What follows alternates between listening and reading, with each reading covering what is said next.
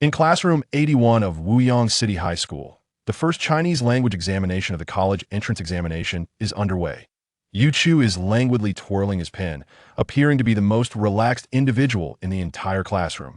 A glance at his answer sheet reveals an expanse of blankness. Do not blame him. As a notorious underachiever at Wuyang High School, he simply cannot write without knowing the answers. Why would he waste his energy scribbling nonsense? To put it plainly, Yu Chu had no intention of attending this exam. However, gazing into the eager eyes of his parents, he could not bring himself to disappoint them, so he merely showed up to placate their hopes. At this moment, in the classroom, some students are writing furiously, while others confidently scrutinize their papers. Suddenly, a bell rings. The invigilator promptly announces, "Time's up, put down your pens. Everyone, please stand, gather your belongings, and exit the examination hall in an orderly manner." Just as Yu Chu prepares to rise, a voice echoes in his mind. Scholar system is loading. 30, 90. The scholar system has been successfully loaded. Yu Chu is momentarily dumbfounded. Has he become possessed by a system? But this is truly an inopportune moment. What the heck? I've already completed one subject, and now you show up. Are you toying with me? Unconsciously, Yu Chu glances at the Chinese language exam paper. Ding! A Chinese exam paper has been detected. Would you like to study? Instinctively, Yu Chu responds, "Study." Congratulations, host. You have studied a Chinese exam paper, and your Chinese proficiency has improved to the beginner level. Please continue to strive to elevate your ranking. What on earth is beginner level? Skeptical, Yu Chu picks up the exam paper and begins to read.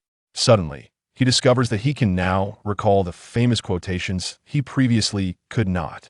For instance, the first question, one in Xuanzi, Encouragement of Learning, it states that although the earthworm is frail, it can, due to its focused dedication. Merely glancing at the question, the answer instantly springs to his mind. The correct response is, it feeds on the soil above and drinks from the yellow spring below. Yu Chu remains dazedly staring at the exam paper, completely oblivious to the three invigilators glaring at him with fierce expressions. Student, if you do not leave soon, I shall have to declare you in violation of examination regulations and award you a score of 0. This is your final warning. The chief invigilator is seething with anger. All the other students have long since departed, yet this one student stands there, seemingly in a daze, clutching his paper. Fortunately, he has not begun to write otherwise. The invigilator would have rushed over to intervene. This is already his third warning. Isn't it said that things come in threes? Yet Yu Chu remains lost in shock, unable to comprehend, completely disregarding the invigilator's reprimands. Seeing that the third warning had no effect, the chief invigilator, in a fit of fury, turns to his colleague and says, "Teacher Wang, please note that this student is not adhering to examination regulations, that he shall receive a score of 0 for this exam. Is that really necessary, Teacher Li? Perhaps we should grant him one more chance after all. They have worked hard for this." Teacher Wang attempts to advocate for the student. Before she can finish, the chief invigilator interrupts. "Enough. I have already given him a chance, and he has squandered it. He is an adult now and should be accountable for his actions." Very well. With the chief invigilator's firm stance, she cannot argue further. She approaches the dazed student and gently nudges him. "Student, due to your disregard for examination protocols, the chief invigilator has decided to award you a score of 0. For this exam, do you have any objections?" At this moment, Yu Chu is jolted awake by the nudge. Upon hearing he is to receive a 0, he is once again bewildered. Must it be this way?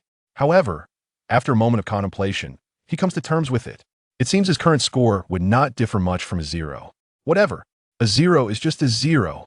Having recognized the implications, Yu Chu regains his composure and nonchalantly replies, "If that pleases you." He then gathers his stationery and exits, leaving the invigilators in utter disarray. The chief invigilator is beside himself with rage, berating, "Truly hopeless. What is the point of such a poor student participating in the college entrance examination? Isn't this merely a waste of everyone's time?" Yu Chu pays no heed to the invigilator's tirade, lifting his head as he strides towards the exit. Unintentionally, he catches sight of the large characters on the blackboard. "Study earnestly. Strive for progress." Ding! A slogan has been detected. Would you like to study? Study. Congratulations, host. You have learned a slogan, earning points, and your political knowledge has improved to the beginner level. Upon hearing the system's announcement, Yuchu nearly stumbles, struggling to maintain his footing. Is this system truly that powerful? With such an impressive system at his disposal, should he not give it his all? Perhaps he could achieve perfect scores in the future.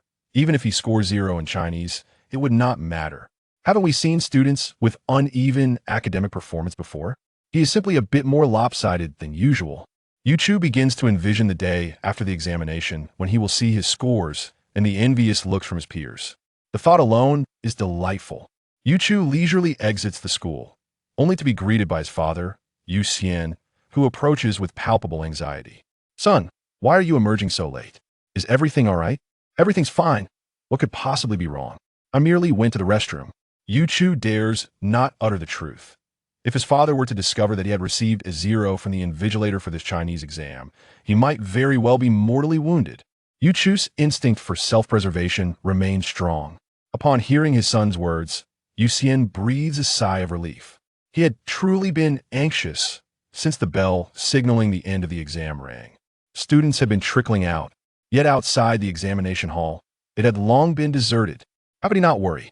He had been concerned that something might have happened to his son inside. Well, my son, let us hasten home. Your mother has already returned to prepare lunch.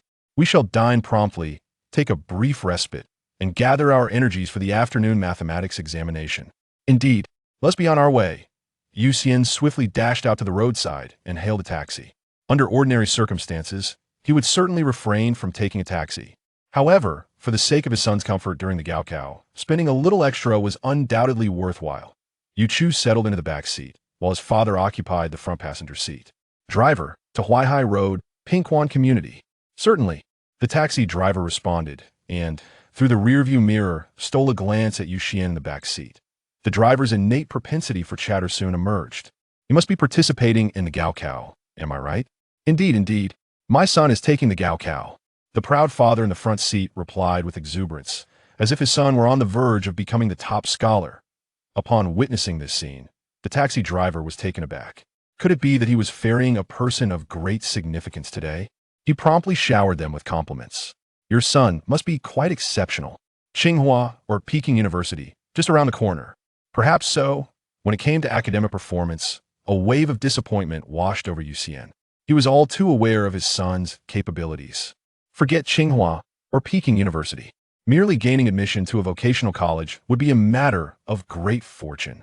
Yet, one must cling to a glimmer of hope, mustn't one? Perhaps his son might stumble upon a stroke of serendipity. Chapter 2. As soon as Yuchu and his father entered the home, his mother, Wang Chefang, approached them with great affection. Without uttering a word, she urged her son to eat lunch quickly and then take a rest. Oh, Yuchu found himself unable to protest. His schedule was indeed tight, and he could not afford to squander time on trivial conversations. He promptly made his way to the dining table and took a seat. Soon after, his mother placed a steaming bowl of fragrant white rice before him. Thank you, Mom, he exclaimed. No need for pleasantries, just eat your meal, replied his mother. Yuchu wasted no time, accepting the rice and diving into his meal. The dishes were delightful: steamed base, scrambled eggs with tomatoes, and steamed pork ribs. His mother may not possess many talents, but her cooking was undeniably exquisite. Before long, Yuchu felt quite satiated. Mom and Dad, I've had my fill. I'll head back to my room to rest. All right, go ahead, his mother responded.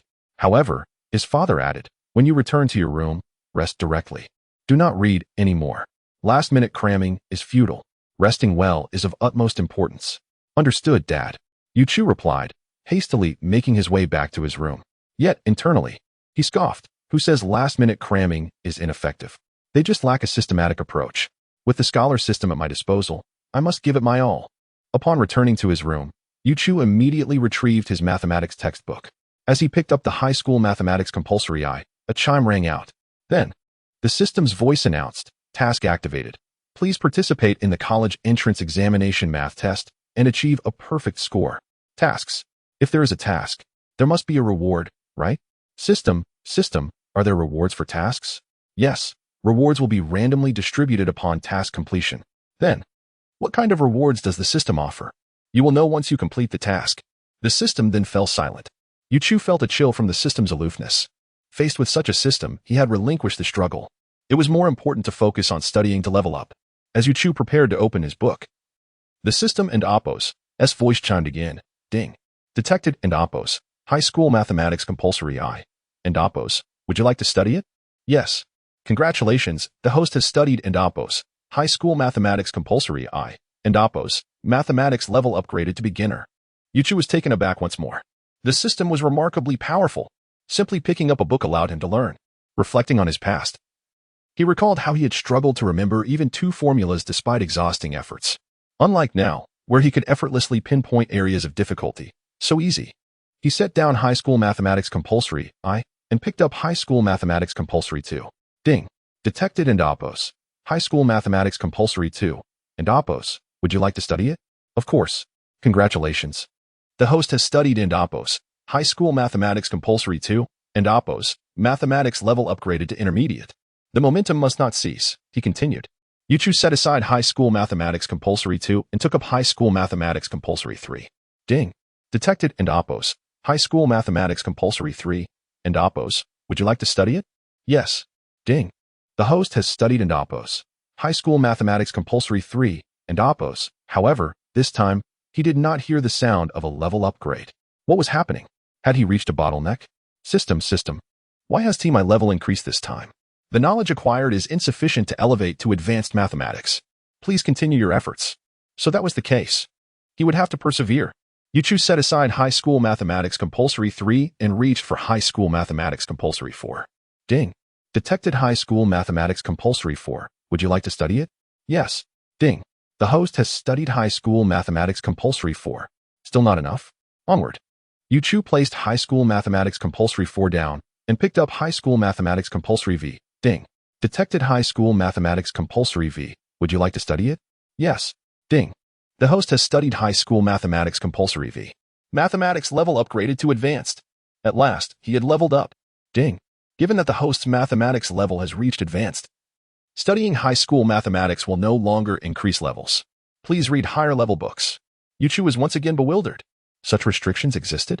Since he could not continue to level up, could he achieve a perfect score in the college entrance examination with his advanced mathematics? System, come forth.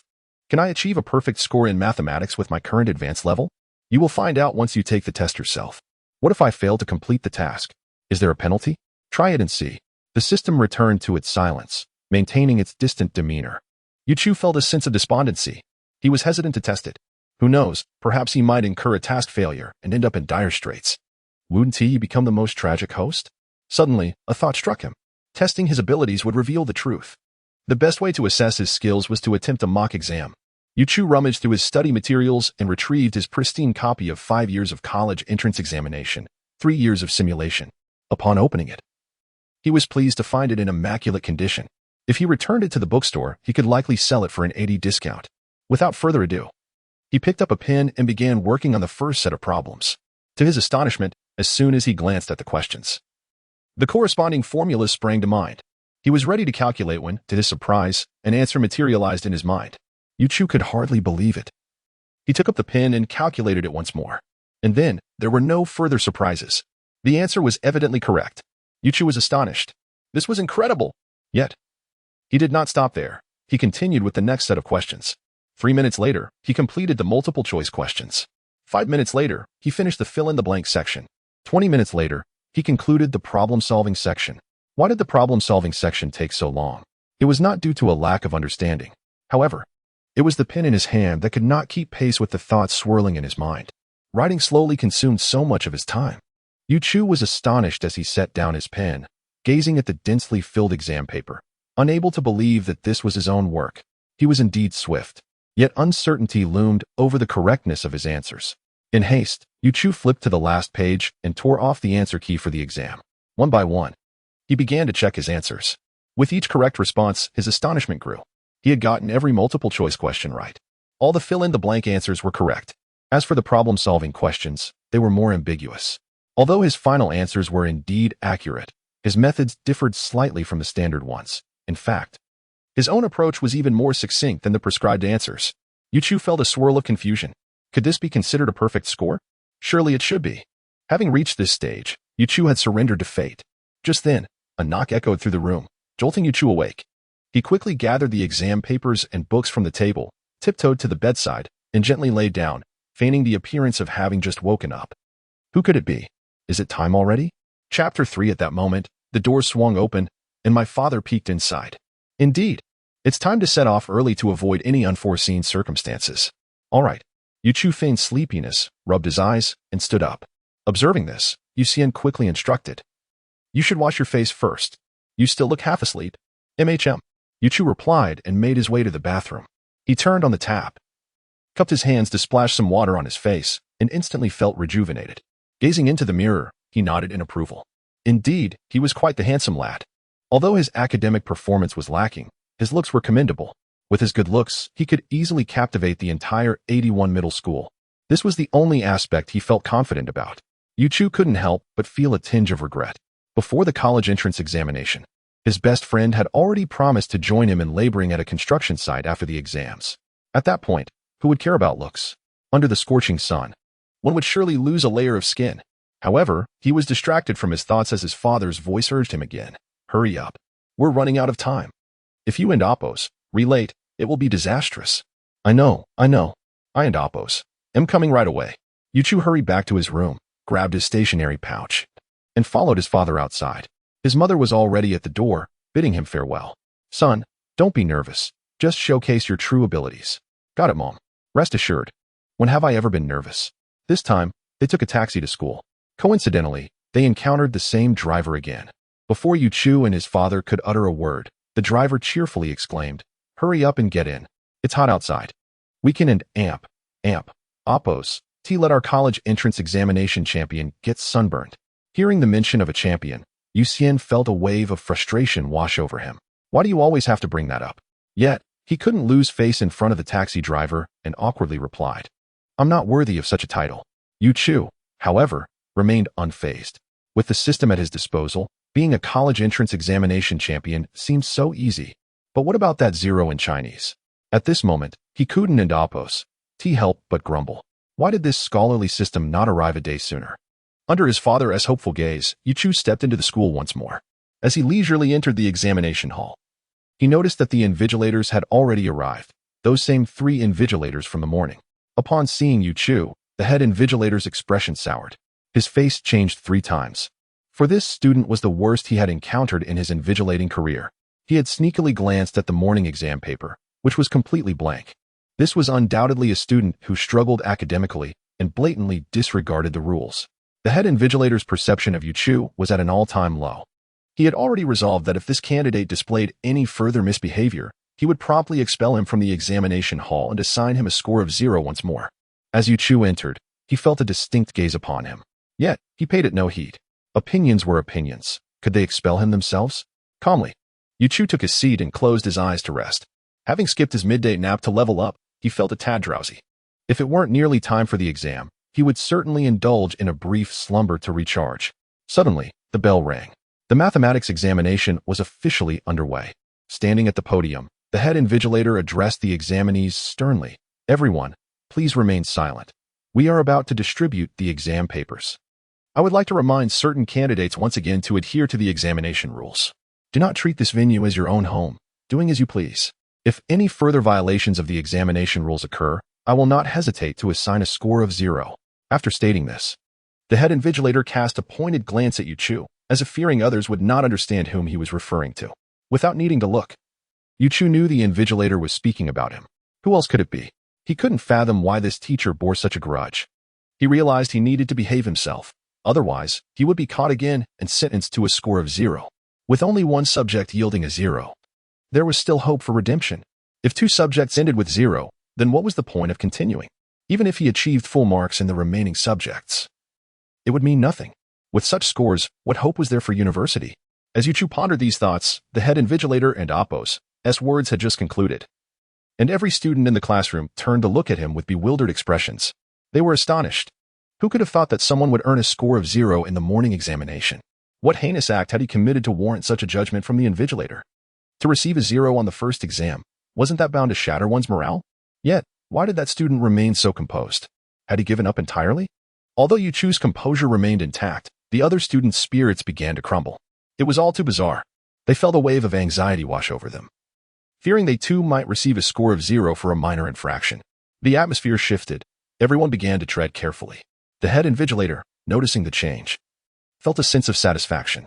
That poor student had served a purpose, at least awakening a sense of caution among the others. However, upon spotting Yuchu again, the invigilator's expression soured once more. That troublesome student still appeared utterly indifferent, casually playing with his pen as if the earlier admonition had not been directed at him. The head invigilator felt a surge of frustration, as if a lump of blood were lodged in his throat, refusing to come out. He coughed a couple of times to alleviate his discomfort. "All right, we will now distribute the exam papers. Once you receive your papers, please do not begin until the exam bell rings. Otherwise, you will be assigned a score of 0. Upon witnessing the situation, the two assistant invigilators promptly seized the examination paper bags and instructed the students to verify the integrity of the seals. They then proceeded to open the bags and distribute the papers. Yuchu swiftly received his examination paper as well. When the assistant invigilator, Mr. Wang, handed the paper to Yuchu, he murmured a word of caution, advising him to be particularly careful this time. Yuchu responded with a grateful glance, surprised that the teacher would offer such a reminder. He examined the paper and found it to be of manageable difficulty, at least from his advanced mathematical perspective. However, for his peers, this mathematics paper appeared to be as perplexing as an ancient script. At the moment they laid eyes on the exam, confusion engulfed them. The first question was insurmountable, the second was equally daunting. Gradually, their spirits plummeted, and the classroom began to stir restlessly. Not only was Yuchu and Appo's classroom in turmoil, but every room where mathematics was being tested was also in disarray. Those with lesser resilience found tears cascading uncontrollably, lamenting, "It's over, this time. I truly cannot answer a single question." The three invigilators, taken aback by the scene, exchanged bewildered glances. What was happening? Could it be that the mathematics questions were extraordinarily difficult? This seemed to be the only plausible explanation for the chaos. Observing his classmates with expressions of despair, Yuchu was struck by confusion. What was the matter? Was it truly that difficult? To him, it did not appear so. Chapter for the Chief Invigilator. A seasoned teacher with over a decade of examination supervision experience had witnessed all manner of situations. Suddenly, he bellowed, "What is all this chaos? Don and Appos, you all wish to take the exam? If you Don and Appos, want to, then get out." With that, he cast a pointed glance at Yuchu. This left Yuchu bewildered. He had not uttered a single word throughout the ordeal. Why was he being singled out? Had he borrowed money from the teacher? Under the stern reprimand of the chief invigilator, the classroom fell into an immediate hush. The students were terrified of being expelled from the examination hall. It was no longer a matter of capability, but rather the opportunity to partake in the exam itself. Even those who had been sobbing moments before quickly composed themselves. Observing the newfound quietude, the chief invigilator felt a swell of satisfaction. "Do not be overly anxious," he reassured them. "If you cannot answer, others may. Just write down what you know, and you may find unexpected rewards." At that moment, the bell rang again. "All right, you may begin." With those words, the chief invigilator commenced his rounds, yet his gaze never strayed from Yuchu for a second, as if he were determined not to let this underperforming student slip away. Unperturbed, Yuchu focused on his exam. His pace was astonishingly swift. In 3 minutes, he completed the multiple-choice questions. In 5 minutes, he tackled the fill-in-the-blank section. Then came the problem-solving questions. The first question required solving a quadratic equation, which was effortlessly simple for Yuchu. Without a moment's hesitation, he wrote down the answer, not even bothering with a rough draft. The second question involved geometry, which he solved in an instant without exerting much mental effort. The subsequent problems posed no challenge whatsoever. Within 20 minutes, he had finished all the problem-solving questions, and he took pride in having completed the entire mathematics paper while keeping his draft paper impeccably clean. Once he finished, Yuchu suddenly felt a sense of aimlessness wash over him, and drowsiness crept in. Since he had some time to spare, he decided to rest his head on the desk without a second thought. The chief invigilator, who had been closely monitoring Yuchu's every move, was incensed upon seeing him recline. He knew this student was bound to cause trouble, but he was taken aback that, barely half an hour into the exam, Yuchu had already succumbed to sleep. Though the exam regulations did not explicitly prohibit sleeping, the chief invigilator could not tolerate it. He felt a compulsion to confront him. Otherwise, he would feel restless. Meanwhile, the assistant invigilator, Mr. Wang, noticed Yuchu's behavior and felt a pang of disappointment. Just moments ago, he had warned him to stay vigilant, yet here he was, sound asleep. Was he inviting trouble for himself? At that moment, the chief invigilator hastily approached Yuchu's desk. rapping sharply on it. What are you doing? Is this a place for sleeping? Go home if you wish to sleep. Yu Chu, on the verge of slumber, was jolted awake by the sudden noise and reprimand. Rubbing his bleary eyes, he looked at the chief invigilator in confusion. Can I really go home to sleep? Of course. As long as you submit your paper, you may leave the examination hall. That's great. Then I shall submit my paper. Are you certain? It and amp, oppos. It's only been half an hour since the exam began. If you change your mind, I can give you another chance. Absolutely certain, 1000% sure. I want to submit my paper now. I've completed it, and since you won't let me sleep, I have no choice but to leave. With that, Yu Chu picked up his stationery pouch and stood to exit. The chief invigilator was taken aback. This was the first time he had encountered such audacious behavior from a student. Did they treat the college entrance examination as a mere game? Arrive at will, depart at will? Yu Chu claimed he had completed the exam, but who did he think he was? A mathematical prodigy? As a math teacher, he had glanced at the exam paper earlier and knew it was rather challenging. Even the most gifted students he taught would struggle to answer every question, let alone this underperforming student. It was inconceivable that he could finish it all in just half an hour. He was certain Yu Chu had merely submitted a blank paper, just as he had in the morning and oppos, Chinese exam. The chief invigilator shook his head as he watched Yu Chu exit the classroom, lamenting the decline in the caliber of students each passing year. His gaze then fell upon Yu Chu's desk, particularly intrigued by the immaculate draft paper. How could one complete a math exam without so much as a scrap of rough work? Did he consider himself a computer? This student certainly hadn't answered a single question. He shook his head again, picking up Yu Chu's exam paper and answer sheet to return to the podium. Just as he was about to place the exam into a bag, he was startled to see something astonishing. The answer sheet was not blank. Curiosity piqued. He pulled the answer sheet back out. Upon closer inspection, he found that every space was filled in. His first instinct was to assume it was a haphazard attempt. How could anyone complete such a difficult exam in half an hour? And that pristine draft paper only reinforced his belief that the student had not answered a single question. Yet, the chief invigilator remained unconvinced. He held the exam paper and answer sheet together to check for accuracy, without examining anything else. He focused solely on the reasoning behind the problem-solving questions. The first question, 3x 25, 2x 1, 0, was a straightforward quadratic equation. The chief invigilator recognized how to solve it immediately. This was, quite simply, a gift of marks. Perhaps it was the easiest question on the paper. However, for a struggling student, there was no distinction between easy and difficult. They would be equally lost.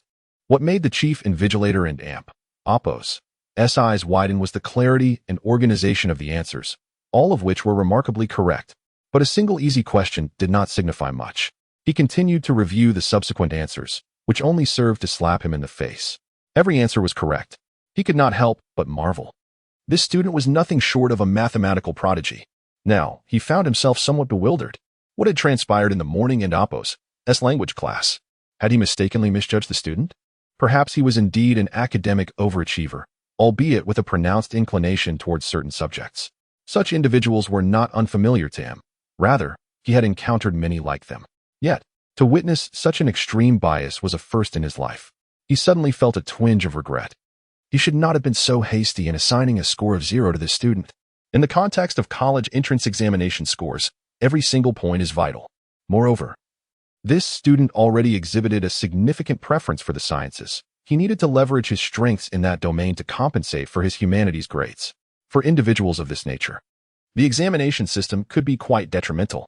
Had he, perhaps, unwittingly stifled a mathematical genius's opportunity for higher education?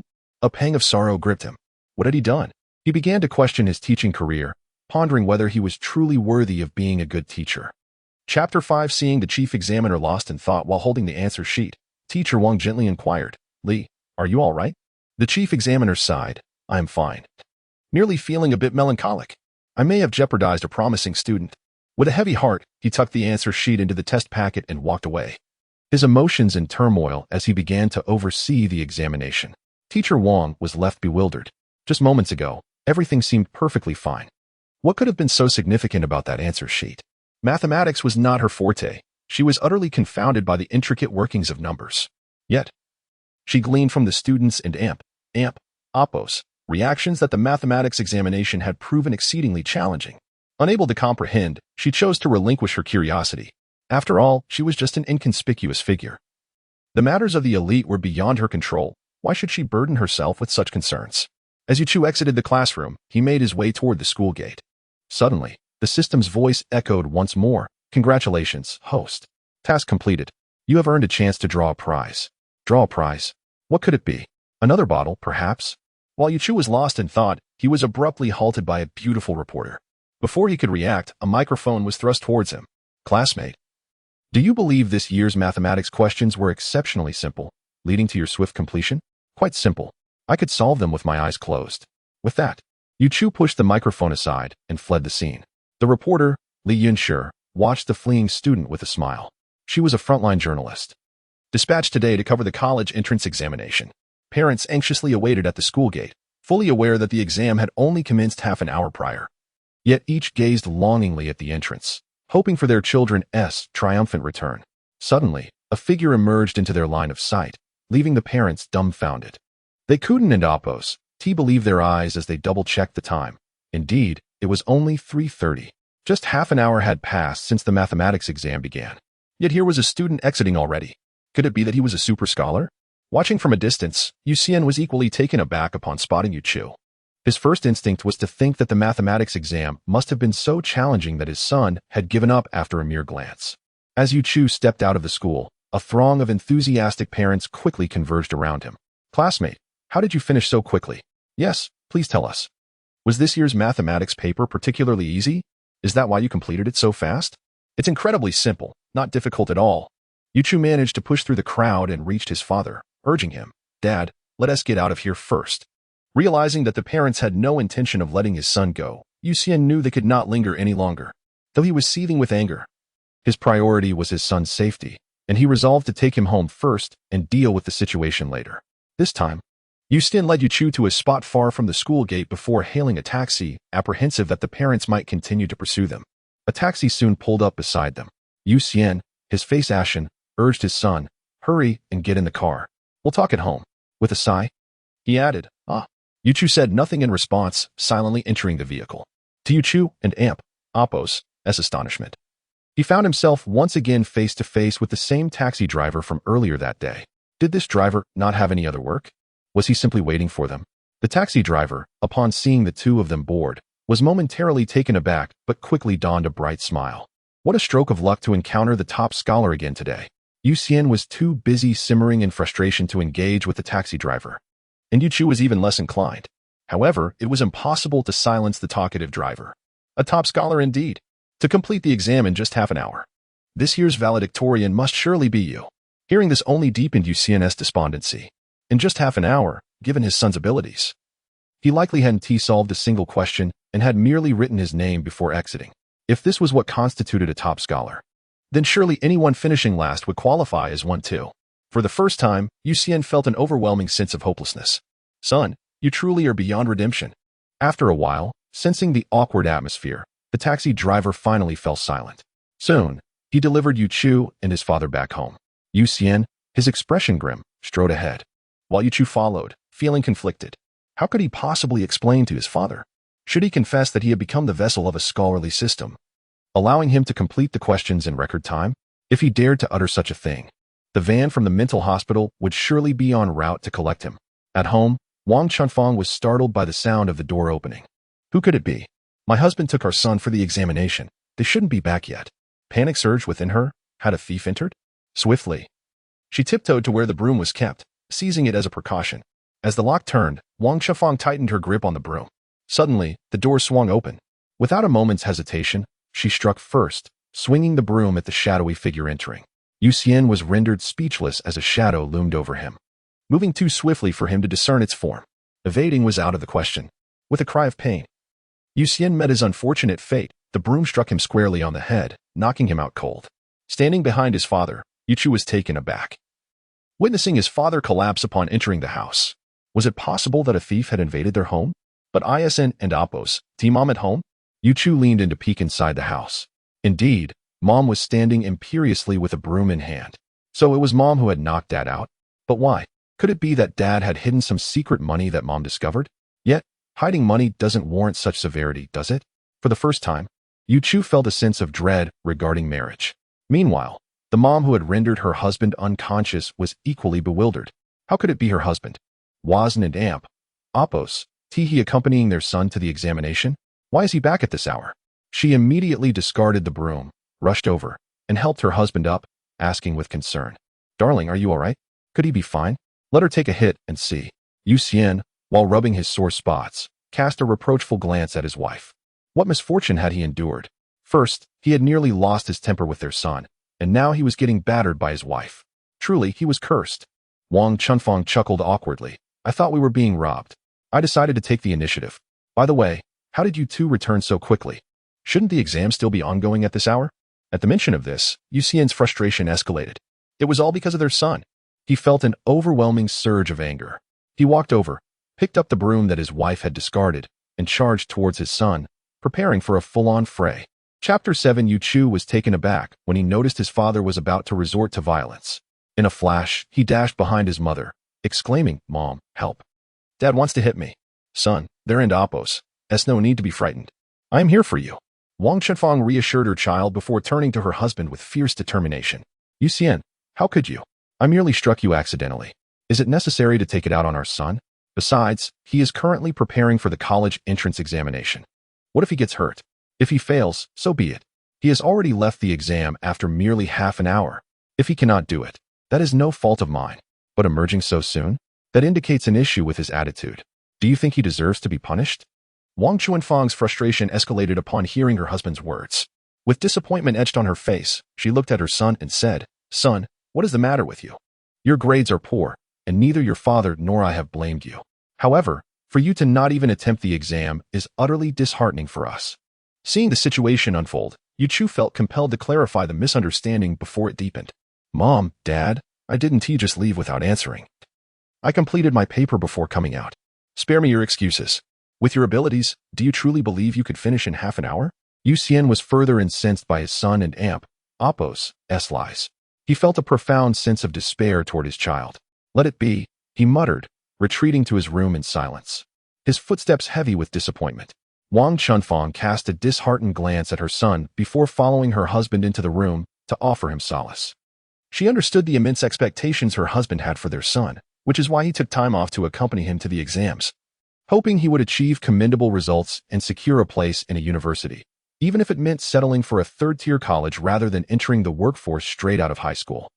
However, this time, their son had truly let them down, which must have been a considerable blow to her husband. Yu Chu, recognizing that explanations were futile, disregarded the turmoil around him. He believed that once the examination results were released, everything would be resolved. For now, it was imperative to focus on enhancing his academic standing. He retreated to his room, resolute to strive harder, for the next morning would bring the science exam. Yu Chu immediately spread out his books on physics, chemistry, and biology, setting a goal to elevate his understanding of these subjects to a higher level. At the entrance of number 81 middle school, the bell signaling the end of the examination rang out, prompting a stream of students, unable to bear the emotional toll, to burst into tears as they fled the classroom. Li Shiyun, who was waiting outside for interviews, sensed something amiss. Why are so many students emerging in tears? To gather first-hand accounts, she quickly intercepted a fellow student. She hesitated to approach those who were weeping profusely, opting instead for a boy who seemed composed. "Excuse me, do you know why so many students are crying? I heard that math questions were relatively easy." To her surprise, the previously calm student suddenly broke down, exclaiming, "Who told you it was easy? If I get my hands on him, I'll make him pay. The questions were nearly impossible. I only managed to solve the first one." With that, he dashed away, sobbing, leaving Li Shiyun and her photographer in a state of bewilderment. What just happened? Didn't we hear the first student say the questions were simple? They exchanged puzzled glances, questioning their own perceptions. However, Li Shiyun remained determined.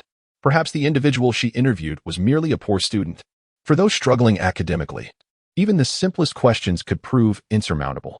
This time, she was more discerning in her selection. Suddenly, a beaming boy caught her eye. Surely, someone so cheerful had performed well. She hurried over to intercept him. "You look quite happy. It seems you did well on your exam." The boy hesitated before responding. "I suppose it went decently." "How can you say and amp, Oppos, supposedly and amp, Oppos? Were the math questions difficult?" Li Shiyun pressed for further information. As he spoke of the exam and amp, Oppos' difficulty, pride swelled within him. The questions were indeed challenging. That is precisely why I said and amp, Oppos, supposedly and amp, Oppos. I couldn't do them, but if no one else could either, my score can and amp, oppos, be that bad. Upon hearing this, both Li Shiyun and her photographer were left dumbfounded. They initially believed him to be a top student, only to discover he was another struggling learner. Their expectations had been utterly shattered. Just as he was about to elaborate on his experience, Li Shiyun cut him off. Realizing there was no value in interviewing someone of his caliber, they aimed to promote positivity, not let these struggling students cloud their narrative. Thank you for your time. Our interview ends here, she said, leading her photographer away. The boy, feeling somewhat unfulfilled, wore a regretful expression. Meanwhile, at the school entrance, anxious parents awaited the return of their children, filled with anticipation. Given how straightforward the math questions were, they believed their kids had fared well. Suddenly, a surge of students poured out of the school, but something felt off. The air was filled with the sound of sobbing. Parents began to lose their composure, perplexed by the emotional outburst.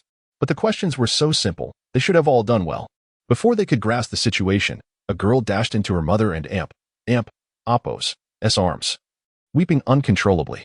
Mom, why are you crying? Didn't they say the math was easy? Who told you it was easy? I couldn't solve most of the questions. I'm doomed, she lamented, her cries intensifying. The mother's confusion mirrored that of countless parents at the school gate, as they collectively wondered if the earlier students had misled them. One by one, the parents cursed the classmate who spoke utter nonsense. Meanwhile, Yu Chu, engrossed in his studies in the room, was incessantly sneezing. He sneezed over a dozen times. He couldn't oppos, help but question whether he had indeed caught a cold. However, upon assessing his condition, aside from the sneezing, there were no other symptoms to indicate that he was truly unwell. But that was of little concern. Leveling up took precedence. In just a brief moment, Yu Chu and oppos' physics skill had advanced to an intermediate level. With renewed determination, he switched to a new book, Electives 31, Electricity and Steady Current. The system and oppos' voice chimed again. Ding! A new book, and oppos', Electives 31, Electricity and Steady Current, and oppos' has been detected. Would you like to study it? Study. Yu Chu had become an automatic responder. Congratulations, host. You have studied oppos', Electives 31, Electricity and Steady Current and oppos'. However, there was no level up this time. He had no choice but to continue his relentless efforts. Yu Chu then selected Essential 32, Electromagnetism. Ding! A new book, and oppos', Essential 32, Electromagnetism, and oppos' has been detected. Would you like to study it? Study. Congratulations, host. You have studied oppos', Essential 32, Electromagnetism, and oppos'. Your physics skill has now reached an advanced level. Ding! As the host's physics skill has reached an advanced level, further study of high school physics will no longer enhance your level. Please read books of a higher grade. With his physics skill elevated to an advanced level, that was, for the time being, sufficiently adequate for him. Chapter 8. The Battle of Chemistry begins. Yu Chu cast aside the completed physics book and seized a copy of Compulsory High School Chemistry 1. Ding! A new book, Compulsory High School Chemistry 1, has been discovered. Would you like to study it? Yes. Ding! Congratulations, the host has studied Compulsory High School Chemistry 1, elevating their chemistry level to beginner. The second book, Ding! A new book, Compulsory High School Chemistry 2, has been discovered. Would you like to study it? Yes. Ding! Congratulations, the host has studied Compulsory High School Chemistry 2, elevating their chemistry level to intermediate. Onward, I must not pause. Ding! A new book, Chemistry and Life Elective 1, has been discovered. Would you like to study it? Yes. Ding! Congratulations, the host has studied Chemistry and Life Elective 1. The drive continues. I shall not relent. Ding!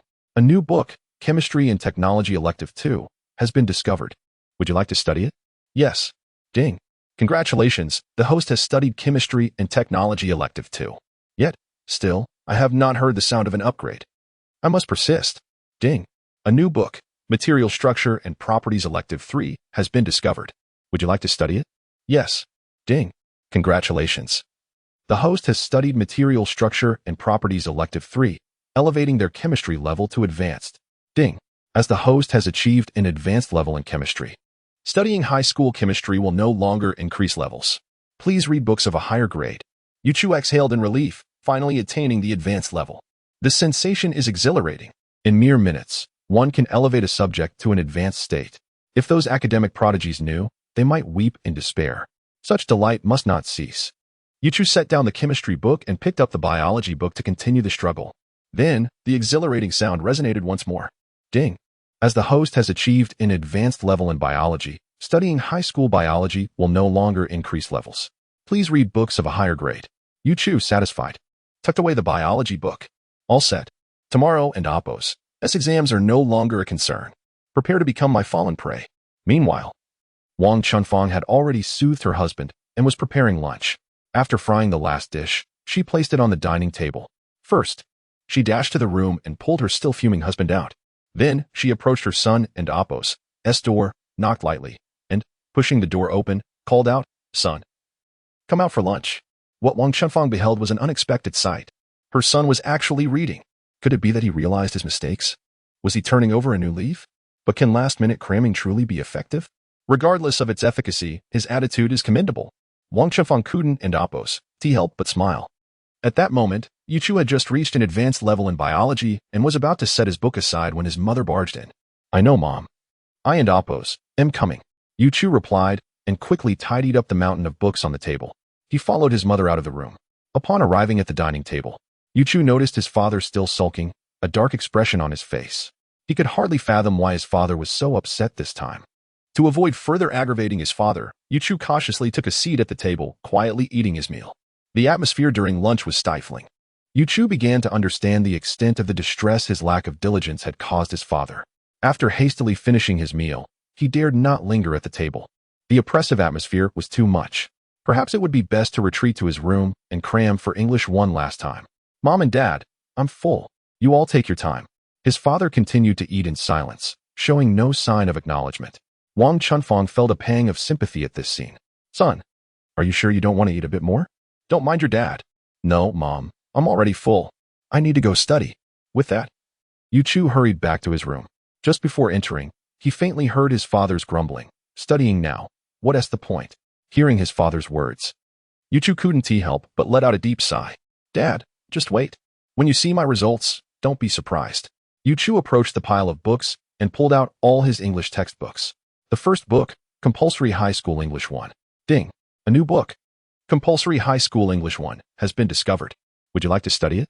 Yes. Congratulations, the host has studied Compulsory High School English 1.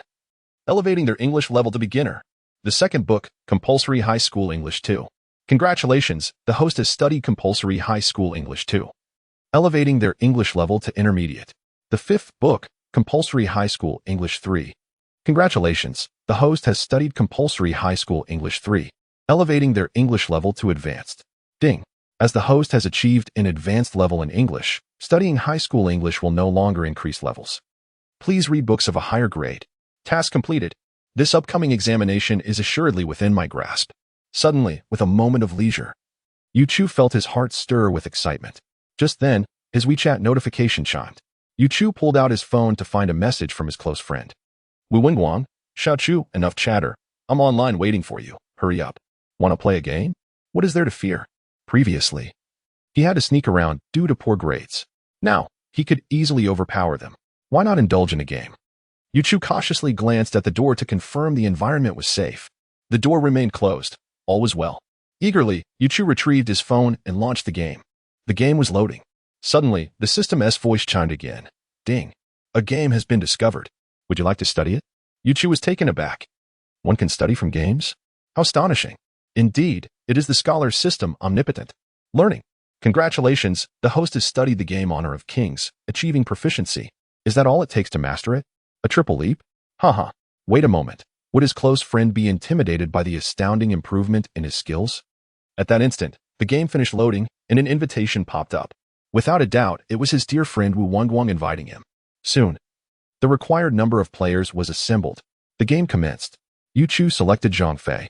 In truth, the choice of hero held little significance for him. He could easily dominate them regardless.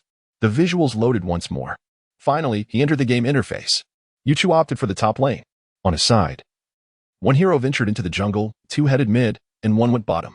Upon reaching the first tower, Yuchu concealed himself within the brush. After a while, he noticed the faint silhouettes of two enemy heroes approaching. Little did they know they had stumbled upon two formidable foes. Yet, what did it matter? In the face of his prowess, they were destined to be utterly defeated. Chapter 9 as Yuchu seized the moment when the formidable hero Xiangyu passed by. He thrust his spear forward with precision. Following that, he executed a skill, encasing his opponent in an inescapable prison. Without granting Xiang Yu a moment to react, he pierced him with several more thrusts. At this juncture, Xiang Yu had already lost a significant portion of his health. Just as he prepared to flee, Yu Chu's Zhang Fei had arrived at his rear, poised to obstruct his escape. Once again, Yu Chu unleashed his skill, creating an impenetrable barrier. Suddenly, the notifications on everyone's phones chimed in unison. First blood. A collective gasp echoed through the group. Could it be true? Within just 2 minutes of the match, someone had already fallen.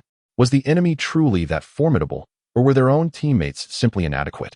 Before they could fully comprehend the situation, despairing cries rang out once more. Double kill. The others were left in utter shock, halting their actions in disbelief. This was unprecedented. Had they truly encountered such overwhelming prowess? In just 2 minutes, a double kill had been achieved. How could they possibly continue? The players who fell to Yu Chu were equally bewildered. They could not fathom how the opposing hero could be so overwhelmingly powerful. Their attempts to unleash skills were thwarted by the opponent's remarkable maneuvering, rendering their efforts futile. Internally, they were besieged by a storm of frustration. This player possessed exceptional microcontrol. Either they were using hacks, or they were a prodigy in disguise.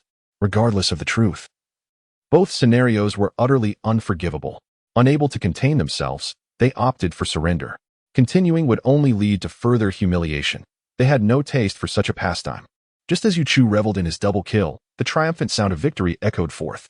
Was he not allowed to bask in his glory? Why had they chosen to forfeit?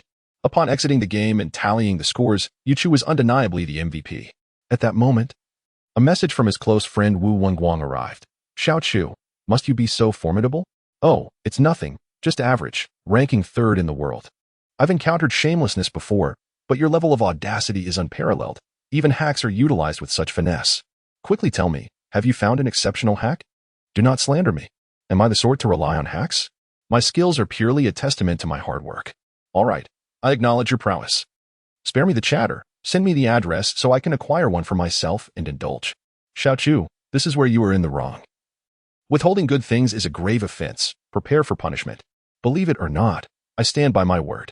If you don't come, I shall retire for the night. Come on, why the delay? With your skills, help me rank up as well. I and Oppos, V been stuck in platinum for too long and cannot break into diamond. Thus they resumed the match. As expected, Yu Chu did not disappoint, maintaining complete control throughout. He encountered no worthy adversaries. Suddenly, he felt an overwhelming sense of isolation that often accompanies true mastery. Losing interest in continuing, Yu Chu sent a message to Wu Wenguang. I'm done. This lacks excitement. You play on your own. All right. As someone who hacks, you ought to refrain from tormenting those inexperienced players. Wu Wenguang gazed at his newly acquired diamond account, a wave of satisfaction washing over him. Yu Chu, too weary to provide further explanations, resigned himself to his thoughts. Let them speculate as they please. He exited the game, cautiously checking the door. Fortunately, it remained closed. He sighed in relief. Truly, it felt as though playing this game was akin to thievery.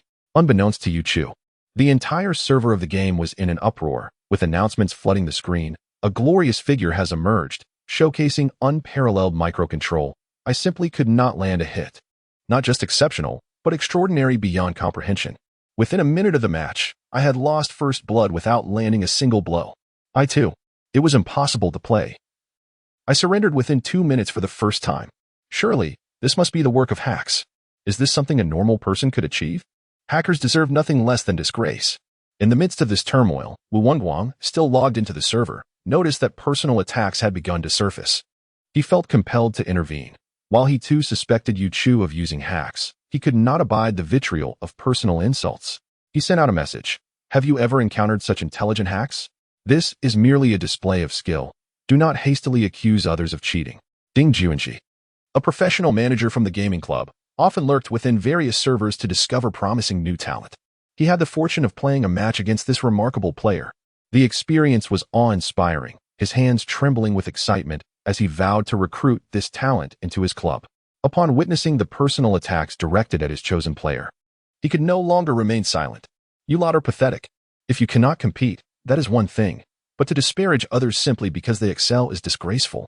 If you cannot tolerate the success of others, you are truly blind to talent. As this account spoke, the previously bustling chat fell silent. Everyone recognized this account.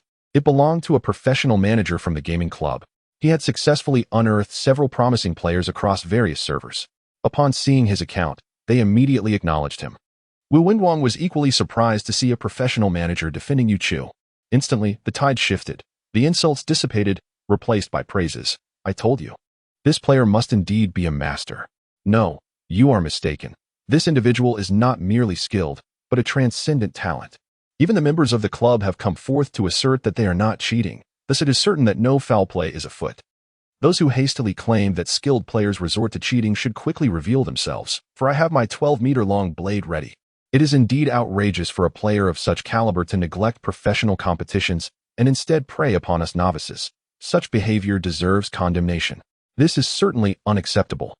Faced with the ire of such disgruntled players, Ding Juanji found himself at a loss for words. It was imperative to reach out to that player promptly.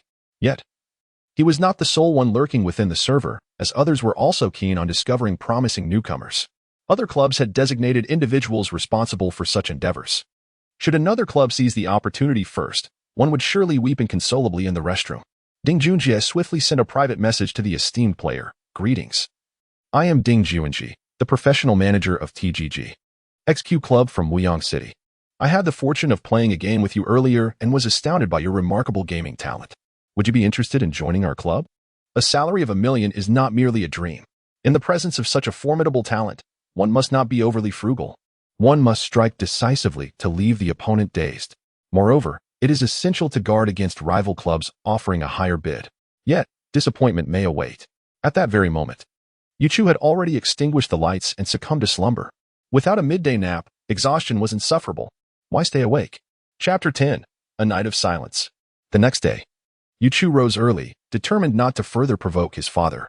However, to his surprise, when he finished washing up and arrived at the dining table, his father was already gone. Curiously, Yu Chu asked his mother, Mom, where and Apo's? Dad? Hasn't Apo's tea gotten up yet?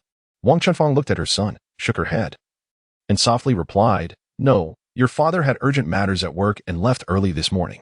He won't be able to accompany you to the exam today. You can manage on your own, right? Upon hearing his mother's words, Yu Chu felt a pang in his heart. He realized she was lying. His father must be so disappointed in him that he had completely lost hope. His mother was merely trying to shield him from further discouragement by offering an excuse for his father. Yet, perhaps it was for the best. If he were to submit his exam paper early again, who knows if he would receive a beating from his father on the spot. What an embarrassing scene that would be. Yu Chu took a bite of a bun and nonchalantly responded, Got it, Mom. I can go by myself. I knew my son was exceptional. Here, take 200 yuan for your taxi fare today, she said, handing him 2 bills. Thank you, Mom. Yu Chu accepted the money without hesitation, stuffing it into his pocket, and then continued to devour his breakfast. Wang Chunfang shook her head at her carefree son before returning to her own tasks. Meanwhile, Yu Chu quickly finished his breakfast, dashed into his room, grabbed his stationery, and emerged again. Mom, I'm off. Just wait for my triumphant return. Without waiting for her response, he sped out of the house. Wang Chunfang watched her spirited son leave, feeling speechless. Triumphant return? What an audacious claim. He should be cautious with such bravado. With those grades of his, he is bound to score just above the minimum. As for how far above, we'll only know when the results are announced. She sighed, feeling embarrassed to face others with a son like him, especially when she returned to her family. If they asked her how her son fared in the exams, how could she possibly respond? It would be truly shameful to reveal his scores. On the other side, Yu Chu arrived at the entrance of his community and hailed a taxi. Fortunately, he did not encounter that same driver again. Otherwise, he would have begun to suspect that the driver was lying in wait for him. What a coincidence that would be. However, all his worries proved unfounded. 20 minutes later, the taxi driver dropped Yu Chu off at number 81 middle school. From a distance, he saw a crowd of parents gathering at the entrance, anxiously discussing the previous day and Apo's events. Can you believe it? That student who came out early from the math exam deceived us all, claiming it was easy. You wouldn't believe it. My daughter was nearly in tears. One parent exclaimed. Exactly. I fell for his nonsense too. My son was crying uncontrollably, and I didn't know how to console him. Another chimed in. It's all that guy's fault. He probably didn't even attempt the questions and just gave up right at the start. The most unforgivable part is that he lied to us. Just then, as Yu Chu paid his fare and stepped out of the taxi, he ambled toward the school entrance, blissfully unaware of the group of parents plotting to confront him. As he passed by them, an observant parent recognized him instantly and excitedly shouted, There he is. Everyone look. The other parents, filled with indignation, followed the pointing finger, searching for the culprit. Where is he? Which one?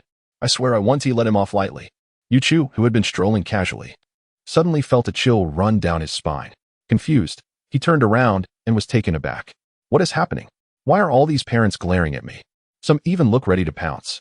Without a moment's hesitation, Yu Chu quickened his pace toward the school entrance. He barely made it inside when several parents charged in after him. The security guards responsible for the entrance were taken aback as well. What on earth has this student done to incite such fury among so many parents? They wondered. But despite their astonishment, their duty compelled them to prevent the parents from advancing any further. The leader of the security guards shouted, "What do you think you're doing? This is a place for your children's exams, not a venue for your recklessness. Any disputes can be settled after the exams." The agitated parents, startled by the reprimand, began to regain their composure. They realized they had let their anger cloud their judgment. What could possibly be more important than our children's exams? One parent murmured, "I can't help it. Seeing that guy just infuriates me." The leader replied, "I understand, but you need to step back and let the students enter the examination hall." "All right, we'll clear the area. Apologies for causing trouble."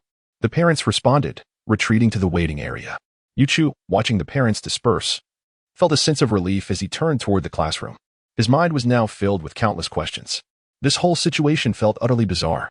He reflected on the past few days, wondering if he had done anything wrong. But after thorough contemplation, he concluded that he had behaved himself. Aside from preparing for the exams, he hadn't even visited the internet CAF he loved so much. How could he have possibly offended so many people? Could it be that they mistook someone for another? This is the only explanation that makes sense. Yu Chu is not a misfit. To think that his own stunning beauty could be mistaken, these parents must be utterly blind. Yu Chu shook his head, casting aside these disjointed thoughts, and briskly entered the examination hall. The three invigilators had already been waiting in the classroom for quite some time. However, to Yu Chu's surprise, the chief invigilator, who had been so antagonistic towards him yesterday, was now gazing at him with a gentle demeanor, completely devoid of the hostile expression from the previous day. This left Yu Chu utterly perplexed. Today was undeniably bizarre. Encountering a frenzied group of parents at the school gate, and then facing an invigilator whose attitude had shifted dramatically in the classroom. Everything felt eerily strange. Yu Chu cautiously took his seat, then retrieved a pen to twirl, though his gaze was far from focused on the pen itself. He discreetly glanced at the invigilator from the corner of his eye. To his dismay, the invigilator was still intently watching him, the gaze still so tender. This look was hauntingly familiar. It mirrored the way his father and mother looked at him. This only deepened Yu Chu's confusion. Chapter 11 at precisely 9 o'clock.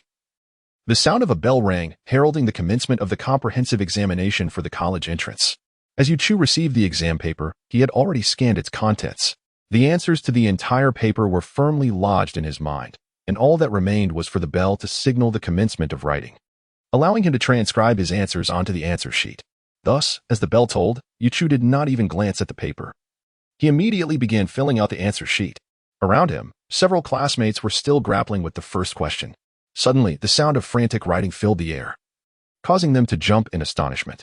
Who was this audacious individual? The exam had only just begun, yet they seemed to have so much to write. A glance around revealed an astonishing sight. There was the very student who had left the previous day's exam after merely half an hour. Remarkably, he hadn't even glanced at the paper but was solely focused on completing the answer sheet. Was this level of confidence justified? Did he perhaps know the answers in advance, having memorized them? It was utterly bewildering. The pens held by his peers had inadvertently dropped onto their desks. Of course, this scene did not escape the notice of the chief examiner, who had been closely observing Yu Chu. Though the chief examiner did not fixate on Yu Chu as he had the previous day, he still directed considerable attention toward him. The primary concern was that this student was notoriously unpredictable and often caused disturbances. The chief examiner was taken aback by Yu Chu's actions. What could possibly explain such behavior? To fill out the answer sheet without even reviewing the questions? His first instinct was to suspect a leak of the exam questions. However, considering the stringent security measures surrounding the exam, he quickly dismissed this notion. Cheating on the college entrance examination was far from as simple as one might imagine. Besides, if Yu Chu were indeed cheating, his answer sheet for the language section would not be entirely blank. Such a method of cheating was nonsensical. Yet, the mystery deepened. This student was like an enigma, consistently displaying behaviors that defied comprehension. However, there was no regulation against filling out the answer sheet without first reviewing the exam questions. After a brief period of distraction, Yu Chu and Appo's classmates returned their focus to the exam. 15 minutes later, Yu Chu completed the last answer.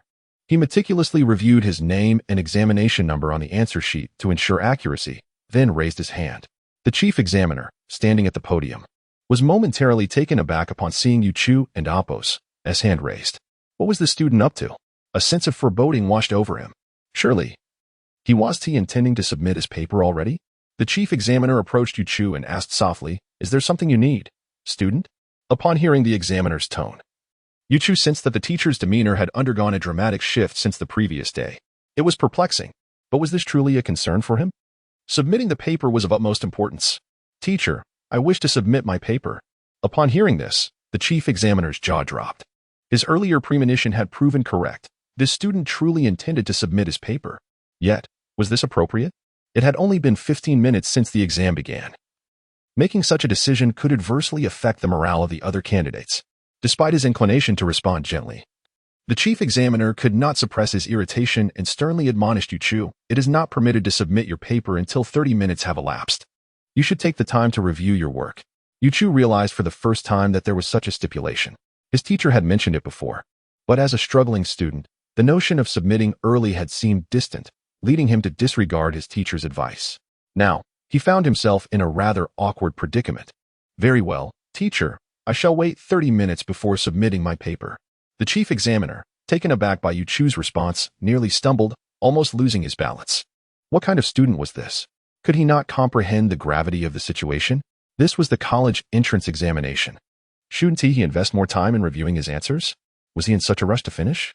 The chief examiner's emotions were now a tumultuous mix, and his surrounding candidates felt similarly perplexed. They had just begun to regain their focus after completing a couple of questions when they heard this audacious individual requesting to submit his paper. It was beyond belief. Copying answers could not possibly be done at such a rapid pace. With so much content, did he not need time to recall anything? Was his mind a mere photocopier? One frustrated candidate raised his hand in protest. Already irked, the chief examiner approached this new disruptor with a sharp tone. "What is your issue?" "Teacher, I object. I have serious doubts about that student cheating. I observed him throughout, and he didn't even glance at the exam paper. He simply filled out the answer sheet. If he was aware of the answers beforehand, how could he do this?" The candidate's words resonated with several others nearby, voicing a collective sentiment that had been simmering beneath the surface. Yu Chu, being pointed at, was utterly bewildered. How had he become the target of accusations for merely taking the exam? Moreover, how could they claim to have seen him cheat? Just as he was about to retort, the chief examiner interjected, "Do you have any evidence? Are you certain that what he wrote is correct?" "Oh, no," the accuser faltered, realizing he had acted in haste. Without evidence, how could he accuse another of cheating? Instead of wasting time casting aspersions, it would be more prudent to focus on his own exam. With that, the chief examiner turned and walked away, leaving the accuser looking utterly perplexed. The other candidates resumed their work, seemingly unfazed by the commotion. The student who had raised the alarm shot Yu Chu a bewildered look before returning to his own exam. Seeing the chief examiner defend him, Yu Chu decided it was best to disregard the situation entirely, ignoring the accusatory gaze directed his way. Time continued to pass, moment by moment. This time, Yu Chu dared not succumb to slumber. He fought against his drowsiness, staring blankly at the clock. Not a trace of understanding was found. The chief examiner, who had been closely observing Yu Chu, felt a wave of frustration. What could possibly instill such confidence in this student? Would it truly be so detrimental to invest a moment in reviewing? Finally, the clock struck 9:30, and Yu Chu promptly raised his hand again, unwilling to squander even a second. This fleeting moment felt interminable for him, and equally so for the chief examiner. In his lifetime, he had never encountered a student quite so unconventional. Had Yu Chu been in his own class, he would have surely been driven to exasperation long ago. Now, the chief examiner wished nothing more than to be rid of him, almost eager to usher him away. Upon seeing the student lift his hand, he approached with a sense of resignation, stating, "You may submit your paper early. You can leave now." To Yu Chu, it felt like hearing celestial music. He swiftly gathered his belongings and exited the examination room without a trace of hesitation. The chief examiner watched as the student receded into the distance. Shaking his head in disbelief, he collected the papers from the desk and glanced at them, only to find that both the exam paper and the scratch paper were entirely blank, precisely as they had been when distributed. There was no indication that an exam had taken place. However, intriguingly, the answer sheet was filled to the brim, with not a single blank space remaining. This was perplexing. Had the student merely guessed, or had he become so adept that he could discern the answers at a glance? The chief examiner shook his head at the answer sheet. Unfamiliar with the subjects, he had no means of determining the accuracy of the answers. Chapter 12. Upon exiting the examination hall, Yu Chu hastened towards the school gate. Yet an unsettling feeling gnawed at him. Had he forgotten something of great importance? Why could he not recall? As he scratched his head, he stepped out of the school gates. The security guards stationed at the entrance were taken aback when they spotted a student emerging at such an unusual hour. They glanced at their watches once more. Indeed, it was merely 9:32 a.m. The exam had only commenced half an hour ago. How could a student have finished already? Surely, this individual must have given up. In their realm of understanding, it was unfathomable that a candidate would complete the test and submit their paper early. This must be a lackluster student, unable to cope with the challenges, who had thrown in the towel. As Yu Chu stepped outside, he looked up and suddenly remembered the crucial matter he had overlooked: his parents. What was he to do now? Unconsciously, he took a step back. The group of parents had already noticed him, their gazes fixed upon him. A wave of trepidation washed over Yu Chu, prompting him to retreat a few more steps. At this moment, the vigilant security guards had regained their composure and intercepted him. "Young man, you have exited the examination hall and cannot re-enter. Please leave this area immediately." Yu Chu was momentarily stunned by their words. Indeed, he was trapped. There was no way forward and no way back. What was he to do? Just then, the agitated parents began to close in on him. Had it not been for the presence of the security guards, they might have rushed at him with fervor. However, their frustration could not be suppressed. They could not attack him, but a few scathing remarks would suffice. "Where do you think you can run, you scoundrel?" one shouted. "You deceived us so thoroughly yesterday. We must teach you a lesson." Another chimed in, "You assured us that mathematics was simple, yet my daughter wept throughout the night. We cannot let this rascal escape unscathed." Yu Chu realized there was no escape. Yet, with the guards behind him, he felt emboldened. Surely, the parents would not dare to confront him directly.